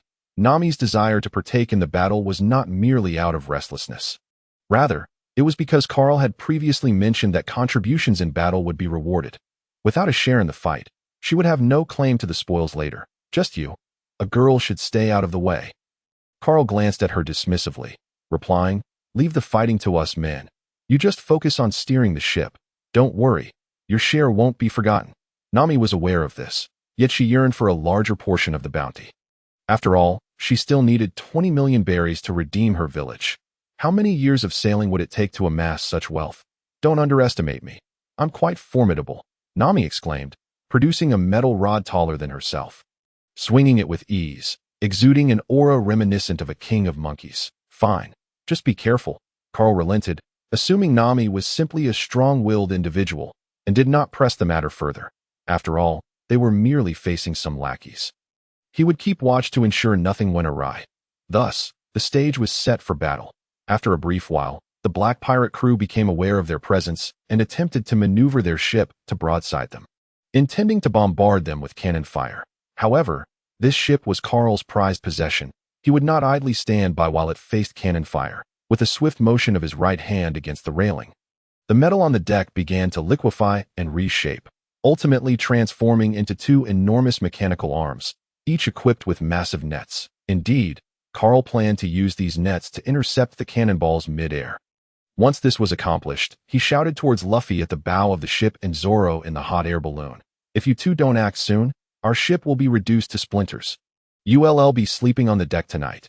Then I'll go first. With Carl's urging, Luffy flashed a grin, adjusted his straw hat, and placed his hands on either side of the warship, propelling himself backwards like a rubber band. Before launching himself forward with great force, rubber band. Woohoo! With a peculiar cry, Luffy shot through the air like a cannonball, heading straight for the pirate ship. Observing this, Zoro wasted no time. With a flick of his fingers, the launchers on his thighs released two grappling hooks that accurately latched onto the pirate ship's mast, followed by a tremendous force that drew him towards it. Thus, before the pirates of the Black Pirate crew could fully comprehend what was happening, Luffy and Zoro charged into their midst like tigers descending from the mountains, leaving a trail of whales in their wake. The lackeys were so feeble that they could hardly withstand even a glancing blow from Luffy's fists, rendering them effectively incapacitated. Yet, they did not forget their primary targets, seeking out Captain Zango and the brother duo. Speaking of Zango, his abilities were quite formidable. He could use a pocket watch to hypnotize his targets. Not only could he induce a state of unconsciousness, but he could also compel his subordinates to forget their pain, persuading them to believe they were invincible, thus enhancing their combat capabilities, strictly speaking. He functioned as a support character, providing buffs to his teammates. While he possessed some combat capability, it paled in comparison to that of seasoned fighters. If he were to face true warriors, he would be outmatched. Unfortunately for him, he encountered Luffy. Thanks to Nami's warning, Luffy, for once, displayed uncommon intelligence. Upon leaping onto the ship, his first question was to inquire, "Who is Zango?" As Zango emerged, clutching his hypnotic pocket watch, and uttered "I am." Before he could even attempt to cast his spell, Luffy's fist struck him down. In the past, Luffy might have engaged in idle chatter, waiting for his opponent to make the first move. However, everything had changed after his rigorous training under Carp. His combat instincts had been honed to a terrifying degree. During their training sessions, Carp frequently employed a variety of flashy techniques, which, while perhaps abstract in battles of equal standing, became exceedingly troublesome for a novice like Luffy. As a result, his adaptability in combat had greatly improved. Even when faced with unfamiliar techniques or bizarre devil fruit users, he could handle the situation with ease. It must be said, while Carp may not have excelled at teaching children, he was undeniably an excellent instructor when it came to combat skills. Without his guidance, it would have been impossible for Luffy to grasp the fundamentals of armament haki in just 5 days. And his mastery of observation haki was nearly complete, awaiting only the right opportunity for a breakthrough. In the face of true combatants, Zango's petty tricks were rendered utterly ineffective. After all, they would not foolishly stand still, obediently gazing at his pocket watch while waiting for him to hypnotize them. Had Zango chosen to employ his abilities to bolster his lackeys from the outset, he might have posed some challenge to Luffy and his crew. However, by opting to confront Luffy directly, his failure became inevitable. With a single punch, Zango found himself foaming at the mouth, collapsing to the ground, and this was merely Luffy utilizing his devil fruit abilities. Without even resorting to haki, had he possessed the armament haki, Zhang head would likely have been obliterated in an instant. Nevertheless, even a mere ordinary fist would suffice to leave him reeling. After all, his grandfather is none other than Carp, the Iron Fist Carp. Earning the title of Iron Fist is no trivial matter. Currently, Luffy, under Carp's tutelage, has mastered the opponent's force application techniques to a considerable extent. Otherwise, he would not have been able to send Carp flying with a single punch. Witnessing their captain being swiftly defeated after uttering just 2 words left the nearby minions in a state of shock. They hastily discarded their weapons and, without hesitation, knelt and bowed their heads, making Luffy feel too embarrassed to continue the fight. But as for Zoro, the situation was quite similar. The main instigator was none other than the Siamese among the brothers, who, while his brother Huaban was confronting Zoro, stealthily snatched 2 unsheathed swords from Zoro's waist amidst the crowd. And it didn't stop there. Being no swordsman himself, he merely sought to diminish Zoro's evident prowess as a swordsman. After pilfering the blades, he disdainfully remarked, "What trash swords," tossing them aside with contempt. It is worth noting that one of those swords was Zoro's promised blade, Yuru, and the other was a joining gift from Luffy and Carp. Consequently, Zoro erupted in fury, wielding his remaining sword from bow to stern, his eyes never blinking, dismissing Huaban and the Siamese as mere fodder before his exceptional swordsmanship. Indeed, Zoro is a master of the 3-sword style. Yet this does not imply that he is limited to it. His 1-sword and 2-sword styles are formidable in their own right, albeit not as honed as his 3-sword technique. However, in a state of rage, even a single sword was more than adequate. Huaban, towering at 4 meters and weighing 500 to 600 kilograms, could not withstand even a single draw of Zoro's blade, collapsing unceremoniously in his desperation. The Siamese exposed a vulnerability, prompting the enraged Zoro to pursue him relentlessly. Had it not been for his swift speed, he would have undoubtedly met his demise at Zoro's first strike. Ultimately, Zoro unleashed the Navy's 6 styles, utilizing Soru to teleport behind him, delivering a downward slash that nearly cleaved him in 2. Upon witnessing their captain and the 2 prominent combatants, each carrying a bounty, fall, the small-time pirates felt no guilt and promptly chose to surrender. After all, they earned but a pittance each month. Risking their lives? What a joke. This led to Nami and Carp hastily approaching the ship without having the chance to engage, as the battle had already concluded. Consequently, when it came time to tally the spoils, Nami's expression darkened to the point where it could have been used to stoke a fire. She likely berated the black pirate crew internally from top to bottom for their lack of fortitude. Surrendering so quickly. In contrast to Nami, Carp adhered to the principle of avoiding unnecessary trouble. Lounging about, he relished the idea of perpetual idleness. After all, this was his original dream upon arriving in this world. The weather was splendid, and the scenery was delightful. Carp hummed a cheerful tune while perusing the treasures of the black pirate crew alongside Nami, pocketing anything that piqued his interest. However, after a while, without discovering anything of value, he ultimately left with only a single sword, intending to present it to Zoro. After all, that fellow seemed to have a penchant for collecting. His eyes sparkled with delight at the sight of a fine blade.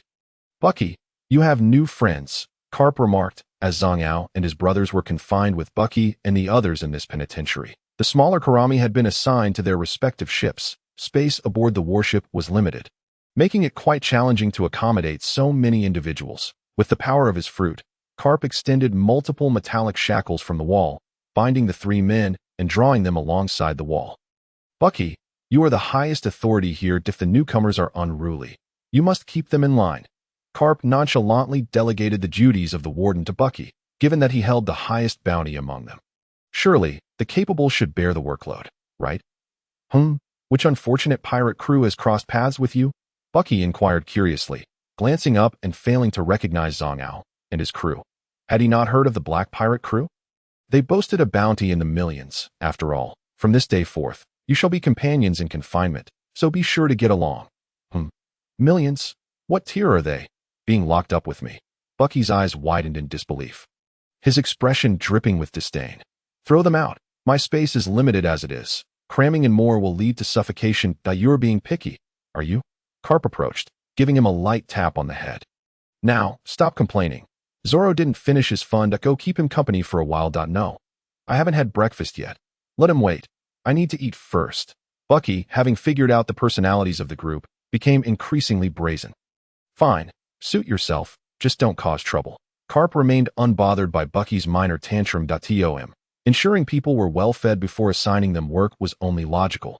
Without nourishment, how could one muster the strength to labor? He couldn't help but reflect on his own benevolence, even allowing prisoners the time to enjoy breakfast, limited to Bucky. in stark contrast to the bosses of his previous life who disregarded their employees entirely. Humph, understood. Freed from the constraints of the sea stone, Bucky quickly stretched his limbs and strutted over to the brothers, leaping up to pat their cheeks. Hey, little guy, what do you think you're doing? Who are you calling little? Bucky's temper flared instantly, his tone darkening. I am the Great Clown Bucky. How dare you label me as small? Great Clown Bucky. Huaban lowered his head, scrutinizing Bucky closely, ultimately shaking his head in disbelief. I recall the most distinctive feature of Great Clown Bucky is his red nose. Yours is distinctly green. Don't you pay attention to details when you imitate? Besides, Bucky is not as small as you are. Have you not matured, Bucky? You bastard, go die. Huaban's words struck home, as he managed to say everything that Bucky loathed to hear in just a few sentences.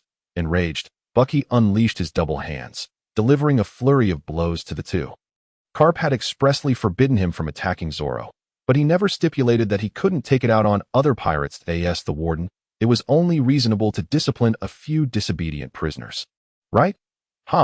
It is often said that the weak strike at the weaker. After pummeling Huaban, Bucky felt significantly relieved and merrily sauntered off to have breakfast. Naturally, he did not forget to instruct his two subordinates, Machi and Kabaji, to treat the three newcomers well. Though they maintained a considerable distance from one another, physical conflicts were not the only type of altercation to arise. Verbal harassment was inevitable. Bucky, come here. I've invented a new move. On the deck, Zoro immediately spotted his prized sparring partner, excitedly drawing his sword, ready to strike. Hey, wait a moment. I haven't eaten yet. Let me finish my meal first. Oh, then hurry up and eat. Zoro, finding this reasonable, retracted his sword. Humph, no matter how formidable you are, you still have to patiently wait for me to finish. Bucky's self-delusional abilities remained intact, as he relentlessly comforted himself even in such circumstances. One must admit, that was truly a talent. Meanwhile, after completing the inventory of spoils, Nami first reported to Carp before seeking out the Black Pirate crew's captives with a bucket of food. Is there anyone among you who knows the location of your captain's treasure? Or your own, for that matter? It's a simple exchange. Information for food. As a side note, this could very well be the last decent meal you have in the coming weeks. After today, it will be nothing but water. Unless there's a need for you to work, only a meager amount of food will be dispensed, enough to keep you from starving. Limited slots, first come, first served. Upon hearing this, the pirates' eyes gleamed with greed, and they eagerly divulged every piece of information they possessed. They even revealed the color of their Captain Zhang Yao's underwear, resulting in Nami delivering a punch to the offender. What a pathetic pirate crew. Not a single drop of oil to be found. Before long, Nami emerged from the cell, her face etched with disappointment, having only inquired about a few treasures concealed in the captain's quarters. However, those items had long been scavenged by her, for she was quite the expert in such matters. She then made her way to the ship's confessional, seeking out Zhang Yao and the others. Upon opening the door, she was greeted by the sound of Chong Wei cursing, leading to a rather chaotic scene. It was members of the buggy pirates hurling insults at the black pirates, and even Zhang Yao, who had initially been in a state of unconsciousness, was roused by the commotion and soon joined the fray. The current scenario was a 2-against-3 brawl. Judging by the circumstances, it appeared that the buggy pirates held the upper hand, as Nami observed that Zhang Yao and his brother had saliva dripping from their heads. Bound by their restraints, they lacked even the ability to wipe it away, making the sight utterly repulsive. The true instigators of this debacle were, of course, the buggy pirates. Hey, you leg! Zhang Yao exclaimed, appearing somewhat indignant, quickly gathering saliva to spit at his opponents. Yet, before his projectile could travel far, it was intercepted by a larger glob of saliva, which then splattered across his face.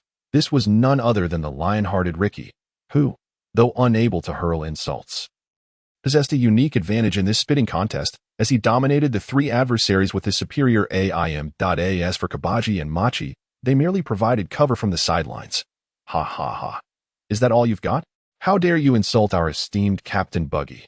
You are only worthy of receiving Ricky's saliva. Kabaji and Machi laughed heartily, reveling in their triumph. You lot are utterly disgusting. The recent spectacle had inflicted a considerable emotional wound on Nami's tender heart.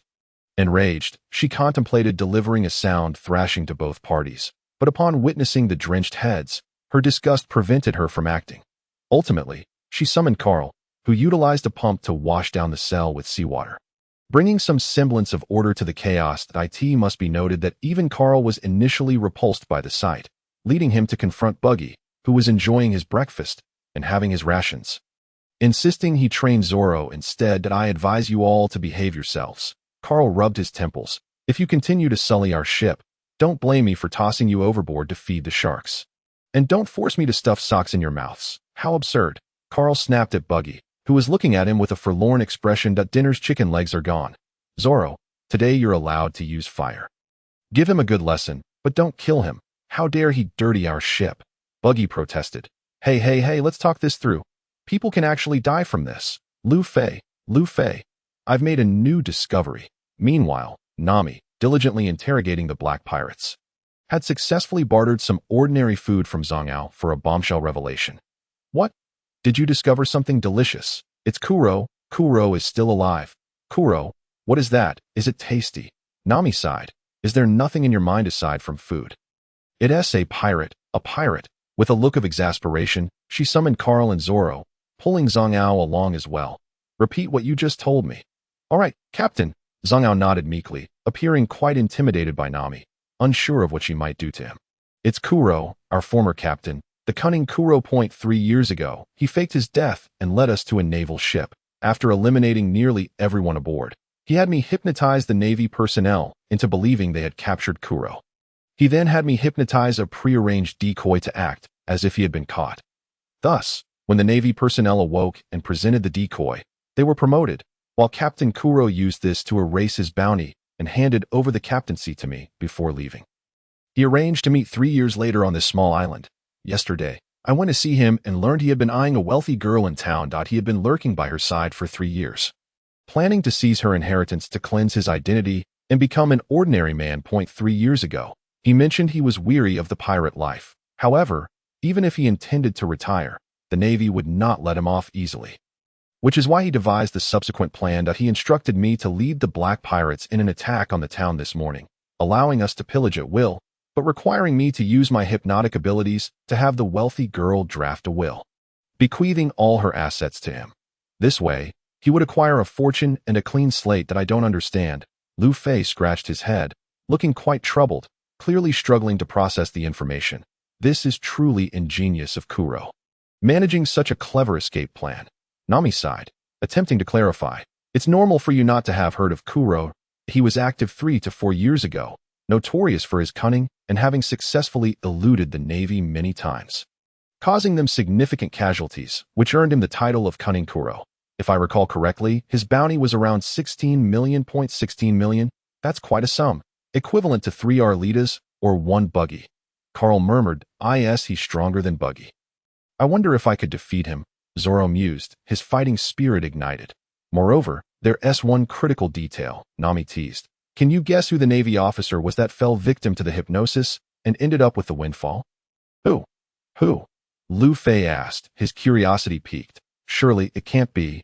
Zoro pondered, beginning to suspect. It must be Colonel Monka. Since you're asking, it's clear we know him, and he's the only one we all recognize. Carl shrugged, providing his answer. How boring. That guy. Indeed, it is Monka that I remember when Kuro personally crushed his jaw. Zhang continued. That fellow was quite a man. Even then, he never uttered a word of complaint, all the while cursing us to death. However, I later heard that after he was promoted, he became exceedingly cruel, likely due to the after effects of the hypnosis. Was this your doing? Carl's gaze sharpened. It was unavoidable. Hypnosis can distort a person's character. And it shouldn't have been that severe. I merely hypnotized his memory, making him believe he had captured Kuro. I never anticipated he would turn out this way. Now I get it. Luffy, what do you think? What? You scoundrel.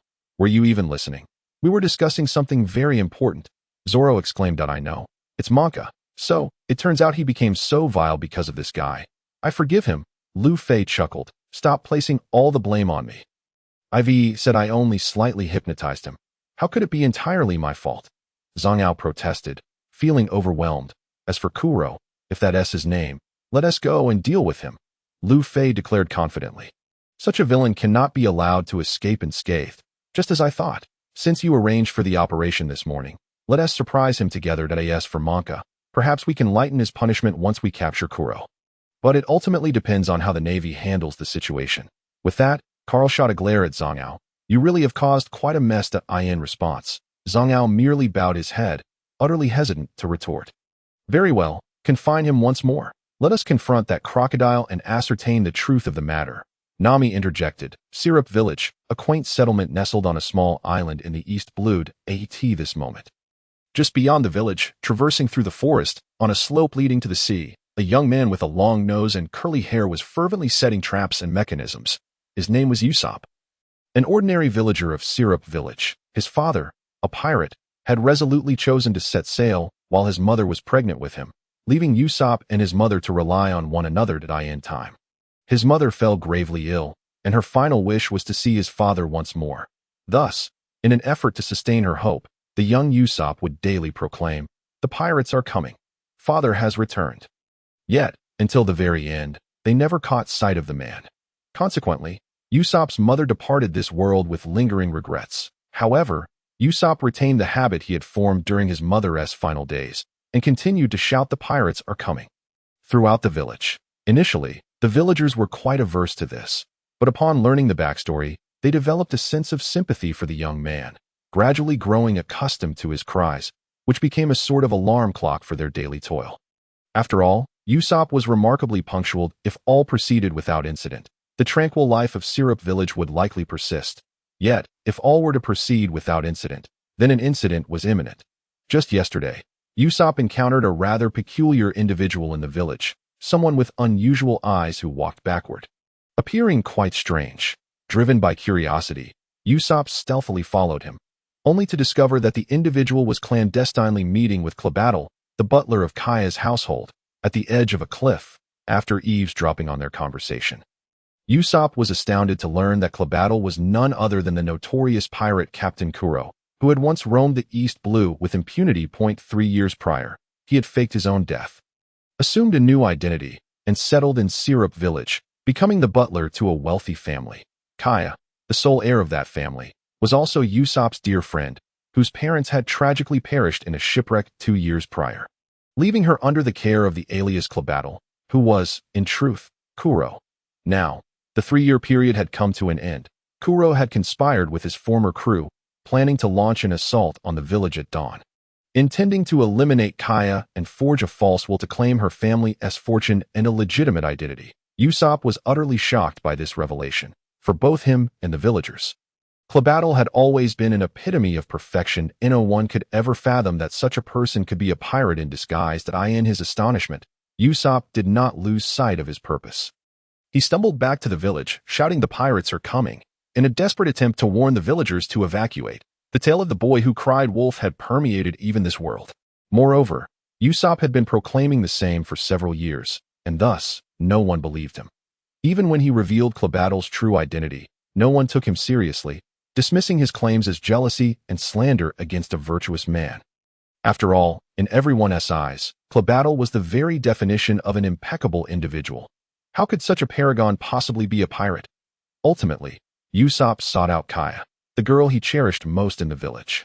Before her, he recounted all that he had overheard, yet even his closest friend chose not to believe him.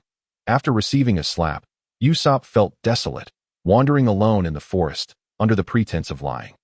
He deceived his 3 small companions in the Usopp pirate crew, and made his way to the slope where Zhang Ao and Kuro were plotting their schemes. He surmised that if the pirates intended to attack the village, this slope would be an unavoidable route. Behind the slope lay the forest, leading straight into the village, while before it sprawled a sandy beach connected to the sea. The Black Cat pirates would undoubtedly land here. Usopp had resolved to single-handedly intercept the impending Black Cat pirates. If everyone perceives this as a lie, then let it truly become one, Usopp declared, and he set about preparing to this moment on the beach and slope. He had laid various traps and mechanisms. Furthermore, even if he failed, there would be others in the village to relay the news that if I perish, perhaps they will finally believe. He thought, this must be the place. Where is Kuro? I shall send him flying. At the bow of the ship, Luffy leaned eagerly against the railing, exclaiming, I can hardly wait. I bet he's in the village, eagerly anticipating our arrival. I wonder what expression he will wear upon seeing us. Carl mused, observing the island growing larger in the distance that I hope he allows me to indulge. Zoro, a man of few words, was consumed by thoughts of battle, upon hearing that Kuro wielded an unusual weapon, yet ultimately relied on swords, specifically 10 at once. His excitement grew. After all, the path to becoming a swordsman lay in vanquishing formidable foes and ascending to the highest echelons. As for Nami, she calculated her share while steering the ship. She realized that traveling with Luffy and the crew was indeed lucrative. At this rate, by the time they reached the naval base, her portion would likely suffice to cover the remaining 20 million.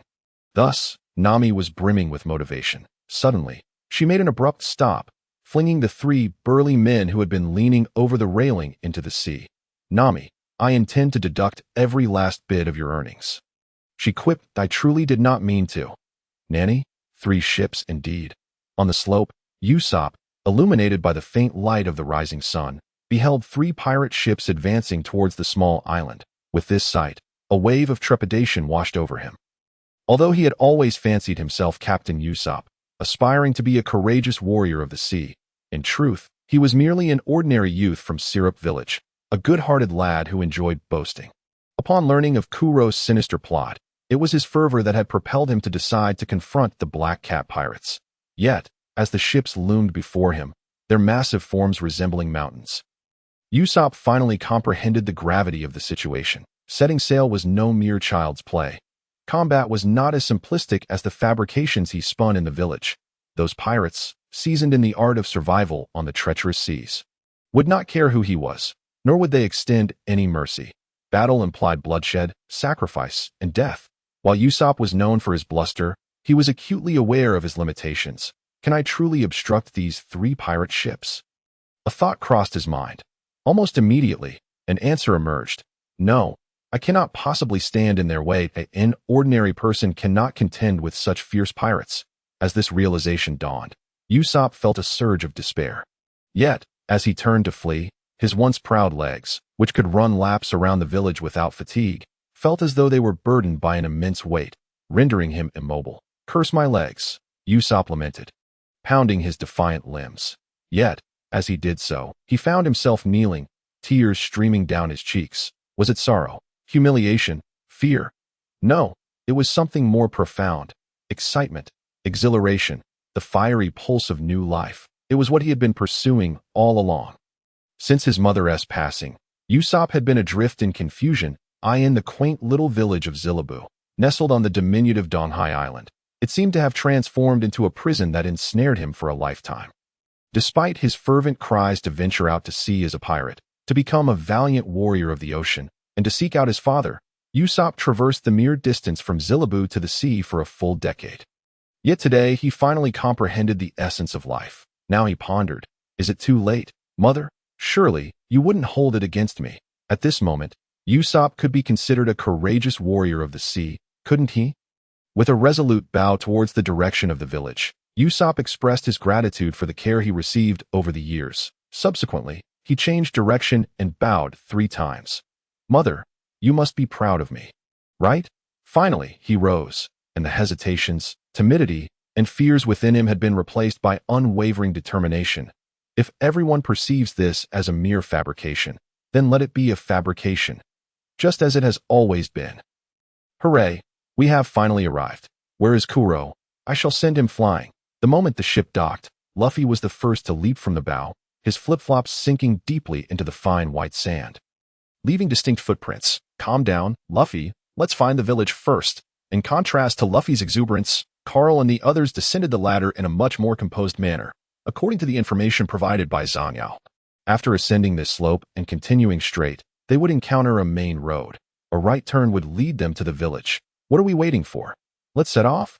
I can hardly contain my excitement, Luffy exclaimed, jumping up with exuberance, soaring 5 or 6 meters high.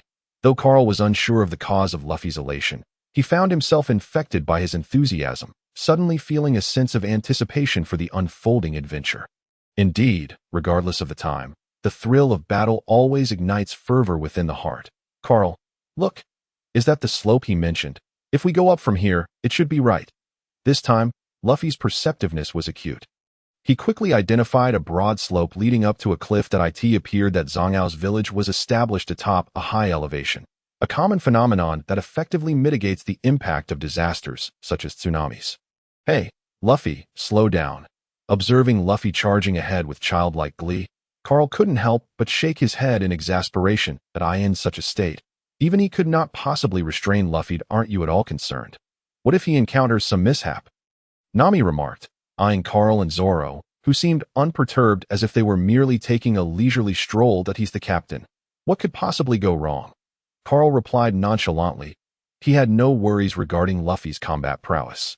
After all, Luffy was the strongest among them. If he were to be defeated in an instant, the outcome for Carl and Zoro would likely be no different. For further details, one could refer to the incident at the Navy base when Garp targeted them. Therefore, in comparison to the possibility of Luffy being knocked down, Carl was more concerned that Luffy's intellect might lead him to be easily deceived, sold off, and left counting the money for someone else. While the consequences might not be dire, it would be rather embarrassing. This must be the spot. Kuro, I'm coming, Luffy declared with enthusiasm, preparing to dash up the slope. Just then, a deep voice suddenly resonated from above the slope. Deadly lead star, a lead projectile hurtled swiftly towards Luffy, catching him off guard and striking his head, sending him sprawling onto his back. Ouch! Who threw that rock at me? Luffy rubbed his head and, as if nothing had happened, rose from the sand, looking around in confusion to identify the culprit of the surprise attack. What? He managed to withstand my lead star and still stand unscathed. Is this what a pirate at sea is like? Usopp found it hard to believe, but after taking a deep breath, he stepped forward, standing atop the slope, illuminated by the sunlight. The glaring rays obscured his features from Luffy's view. I am Usopp, the great pirate captain of Zillabu Village. I advise you to leave at once. Otherwise, my crew of 8,000 pirates will tear you to shreds.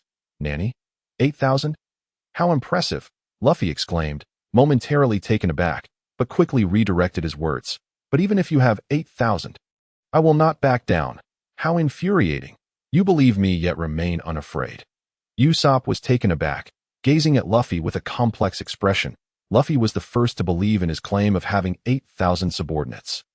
Yet he showed no intention of retreating. This courage left Usopp somewhat dazed. After all, he pondered to himself, if he were faced with 8,000 foes, would he possess the same courage as Luffy? He didn't know. However, he understood that today's battle was unavoidable. If you insist on proceeding, then please, step over my corpse, Usopp declared resolutely. Raising his slingshot to its maximum tension, deadly lead star, he unleashed a barrage of lead projectiles. Luffy, not one to be foolishly stationary, recognized that while such attacks posed little threat to him, he wouldn't simply stand still and be hit. Rubber balloon. He opened his mouth wide, inhaling deeply, causing his body to swell like a balloon. The power of the rubber fruit rendered Luffy's body soft and elastic, acting as a spring mat that deflected all of Usopp's lead projectiles, rebounding them with even greater force. Nanny. Usopp had never witnessed such a scene before, having never even heard of devil fruits. Thus, when the rebounding lead struck him, he hastily sought refuge, only to be met with a painful bump on his head. Huh? Useless, so you'd best step aside, Luffy proclaimed. Striking a villainous pose, hands on his hips, and laughing heartily. There's no way I could fall so easily. How embarrassing. Usopp scrambled to his feet, gritting his teeth, and asserted, I am a brave warrior of the sea. Hey, Luffy, what happened? At that moment, Carl and the others arrived, curious to see Luffy standing still. There's a pirate captain with 8,000 subordinates who won't let us pass. Luffy scratched his head in response. Nanny? 8,000? You're just boasting. Nami was the first to express her disbelief, casting a skeptical glance at the figure atop the slope. An 8,000-strong pirate crew. How come I never heard of such a formidable crew in the East Sea? Damn it, there are allies too, and they've seen through my bluff. Usopp clenched his slingshot, refusing to engage in the loud arguments he once did, or to shamefully flee. He understood that behind him lay the village where he had grown up. Regardless of how many foes there were or whether his lie was unveiled, retreat was not an option. A man must have certain principles he clings to, even at the cost of his life. Deadly Pepper Star. Usopp retrieved several of his specially crafted pepper bombs from his pouch, loading them into his slingshot and launching them forth. Are they enemies? Zoro reacted swiftly, stepping in front of Luffy and swiftly wielding his sword in the air. severing the incoming projectiles in mid-flight. This was made possible by the fact that Usopp's attacks, launched from a slingshot, were naturally slower, allowing Zoro to intercept them with ease, just as Zoro sighed in relief. Believing the enemy posed little threat, the half projectiles suddenly exploded, dispersing a cloud of black and white powder. Wait, what is this? Achoo! Zoro had yet to comprehend the situation when he was struck, inhaling a large quantity of the special pepper powder.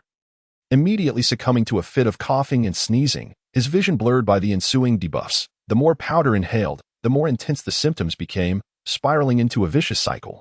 Damn it, Zoro exclaimed, his eyes stinging from the pepper, rendering him unable to see anything that he could only flail his sword wildly in front of him, hoping to strike down any approaching foe. Who was responsible for this pepper? Such treachery. Behind Zoro, Luffy and the others were also affected to varying degrees.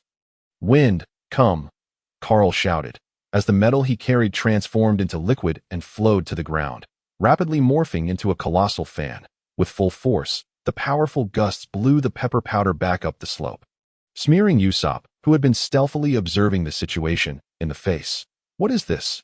Usopp had no time to ponder and hurriedly donned his gas mask.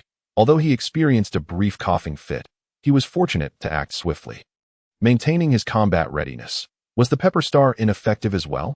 Just then, the notorious quartet led by Luffy had already ascended the slope, charging towards Usopp's position.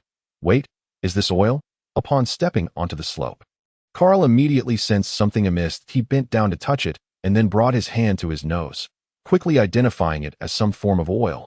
Yet before he could voice his concern, Luffy, leading the charge, howled as he slipped and tumbled down, colliding with Zoro and Nami behind him. Only Carl, reacting in time, managed to avoid disaster. Are they attempting to impede us with oil? However, such tactics are insufficient. Carl employed his abilities to form numerous spikes beneath his shoe soles, enhancing their grip. After taking a couple of steps on the slope without issue, he applied the same enhancement to the shoes of the other three. Now, the oil covering the slope posed no hindrance to them. However, Carl had overlooked a crucial detail, a very important detail. That is, oil is highly flammable. Ultimate gunpowder star. A red projectile was once again launched from Usopp's slingshot. This time, Zoro, having learned from past experiences, refrained from recklessly swinging his sword, and instead let Luffy step forward to intercept. Yet, just as Luffy prepared to deflect the projectile using his rubbery body, it erupted in a fierce explosion. Unlike the earlier pepper, this was a genuine explosion, crafted from concentrated gunpowder by Usopp. Though the projectile was small, its explosive power was significant. Luffy was caught off guard and was blasted away. The sparks flying from the explosion ignited the flammable oil coating the slope that in an instant, flames soared into the sky, transforming the entire slope into a fiery no-man's land. Luffy, that hurts so much. Carl, Luffy scrambled up from the sand, brushing off his clothes, appearing to have suffered no serious injuries. This childish game must come to an end swiftly. Gazing at the surrounding inferno, Zoro leaped into action, firing his grappling hook towards the cliffs flanking the slope. In a moment, he was propelled skyward, soaring over the flames. As for Carl, he casually tossed Nami down to the sand below, using his grappling hook to follow suit. Die, you bastard! Zoro gritted his teeth, his sword aimed directly at Usopp's chest. Ultimate Smoke Star. Aware of his inferior speed, Usopp did not evade, but resolutely raised his slingshot against the oncoming Zoro. The smoke bomb struck Zoro's head and exploded in a cloud of smoke, obscuring his vision. Seizing this moment, Usopp quickly crouched down, narrowly avoiding Zoro's horizontal slash. Then, he produced a small hammer from his waist and struck Zoro's calf with all his might. Usopp's hammer, with a resounding clang. Zoro was forced to kneel. Yet before Usopp could celebrate, he was struck back by the flat of Zoro's sword, crashing violently against a nearby tree, finally halting his momentum. Ha! You all fell for it. Usopp, in a rather disheveled state with blood trickling from the corner of his mouth, wore a grin that showed no signs of fading. Pretentious, two-sword style, poisonous serpent. Zoro drew another blade, employing his two-sword technique, the sword striking towards Usopp like the fangs of a venomous snake. However, halfway through, Zoro noticed the ground beneath him give way, and he began to plummet downward, the trap, spotting the sharp wooden spikes in the pit from the corner of his eye. Zoro's instincts kicked in, and without a moment's hesitation, he executed the Marine 6 style shave technique. The air crackled as Zoro vanished from his position, only to reappear 5 meters away. You think that's the end?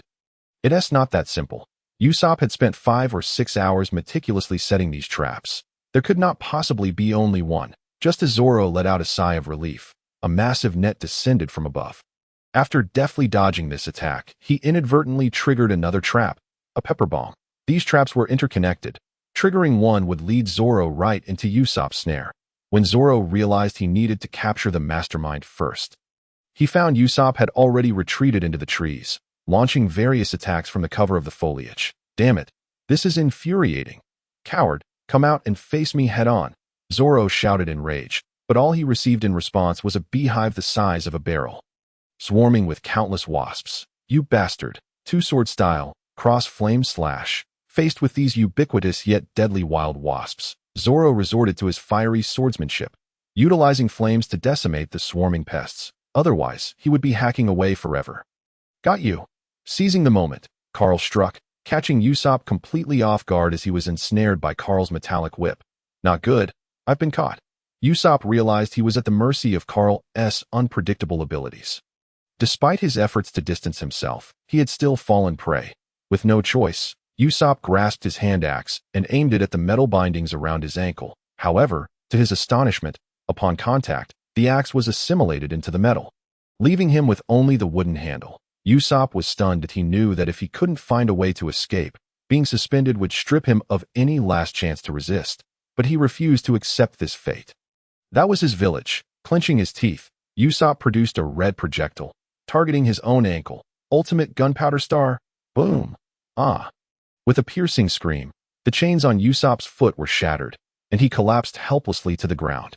Enduring the searing pain coursing through his right foot, Usopp retrieved a signal flare, resolutely igniting it and raising it high above his head. Before coming here, he had instructed his 3 little followers to notify the villagers to evacuate immediately upon seeing this signal. This flare signified his defeat. Damn pirates, perish with me. Usopp spat out a mouthful of blood, and the last gunpowder star was loaded into his slingshot. Even though his stamina had nearly reached its limit after such a prolonged battle, and his right arm trembled uncontrollably, he still aimed and released the final projectile with precision. It was a fuse, a detonator, connecting it all were the entire slope and the majority of the empty ground beneath it, where he had buried all the barrels of gunpowder. This is bad. Carl murmured a sense of foreboding, and before he could utter a word, he swiftly employed his whip to draw Zoro, who was not far away, to his side. In an instant, all the metal around them coalesced into a small fortress, encasing the two within its protective embrace. Meanwhile, Luffy, accompanied by Nami, soared directly to the edge of the cliff before they could offer assistance. They inadvertently triggered several traps, encountering an array of bizarre contraptions: wooden spikes, beehives, explosives, pepper powder, chili water, and peculiar thorny plants, leaving them in a state of utter disarray. Poor Luffy, in his attempt to shield Nami, was left with not a single unscathed spot on his body. He bore bruises, swollen welts from wasp stings, and numerous thorns and plant fruits embedded in his skin. Just as they finally caught sight of Carl and Zoro, they were met with Usopp unleashing his devastating gambit. Beneath their feet, a staggering 50 or 60 barrels of gunpowder ignited in an explosive conflagration, producing a thunderous roar that shattered the cliffside. Nami. In the face of this unforeseen calamity, Luffy had no choice but to cradle the defenseless Nami in his arms, inflating his body like a balloon to envelop her and shield her from the violent explosion. However, the ensuing rain of debris buried everyone, including the two of them.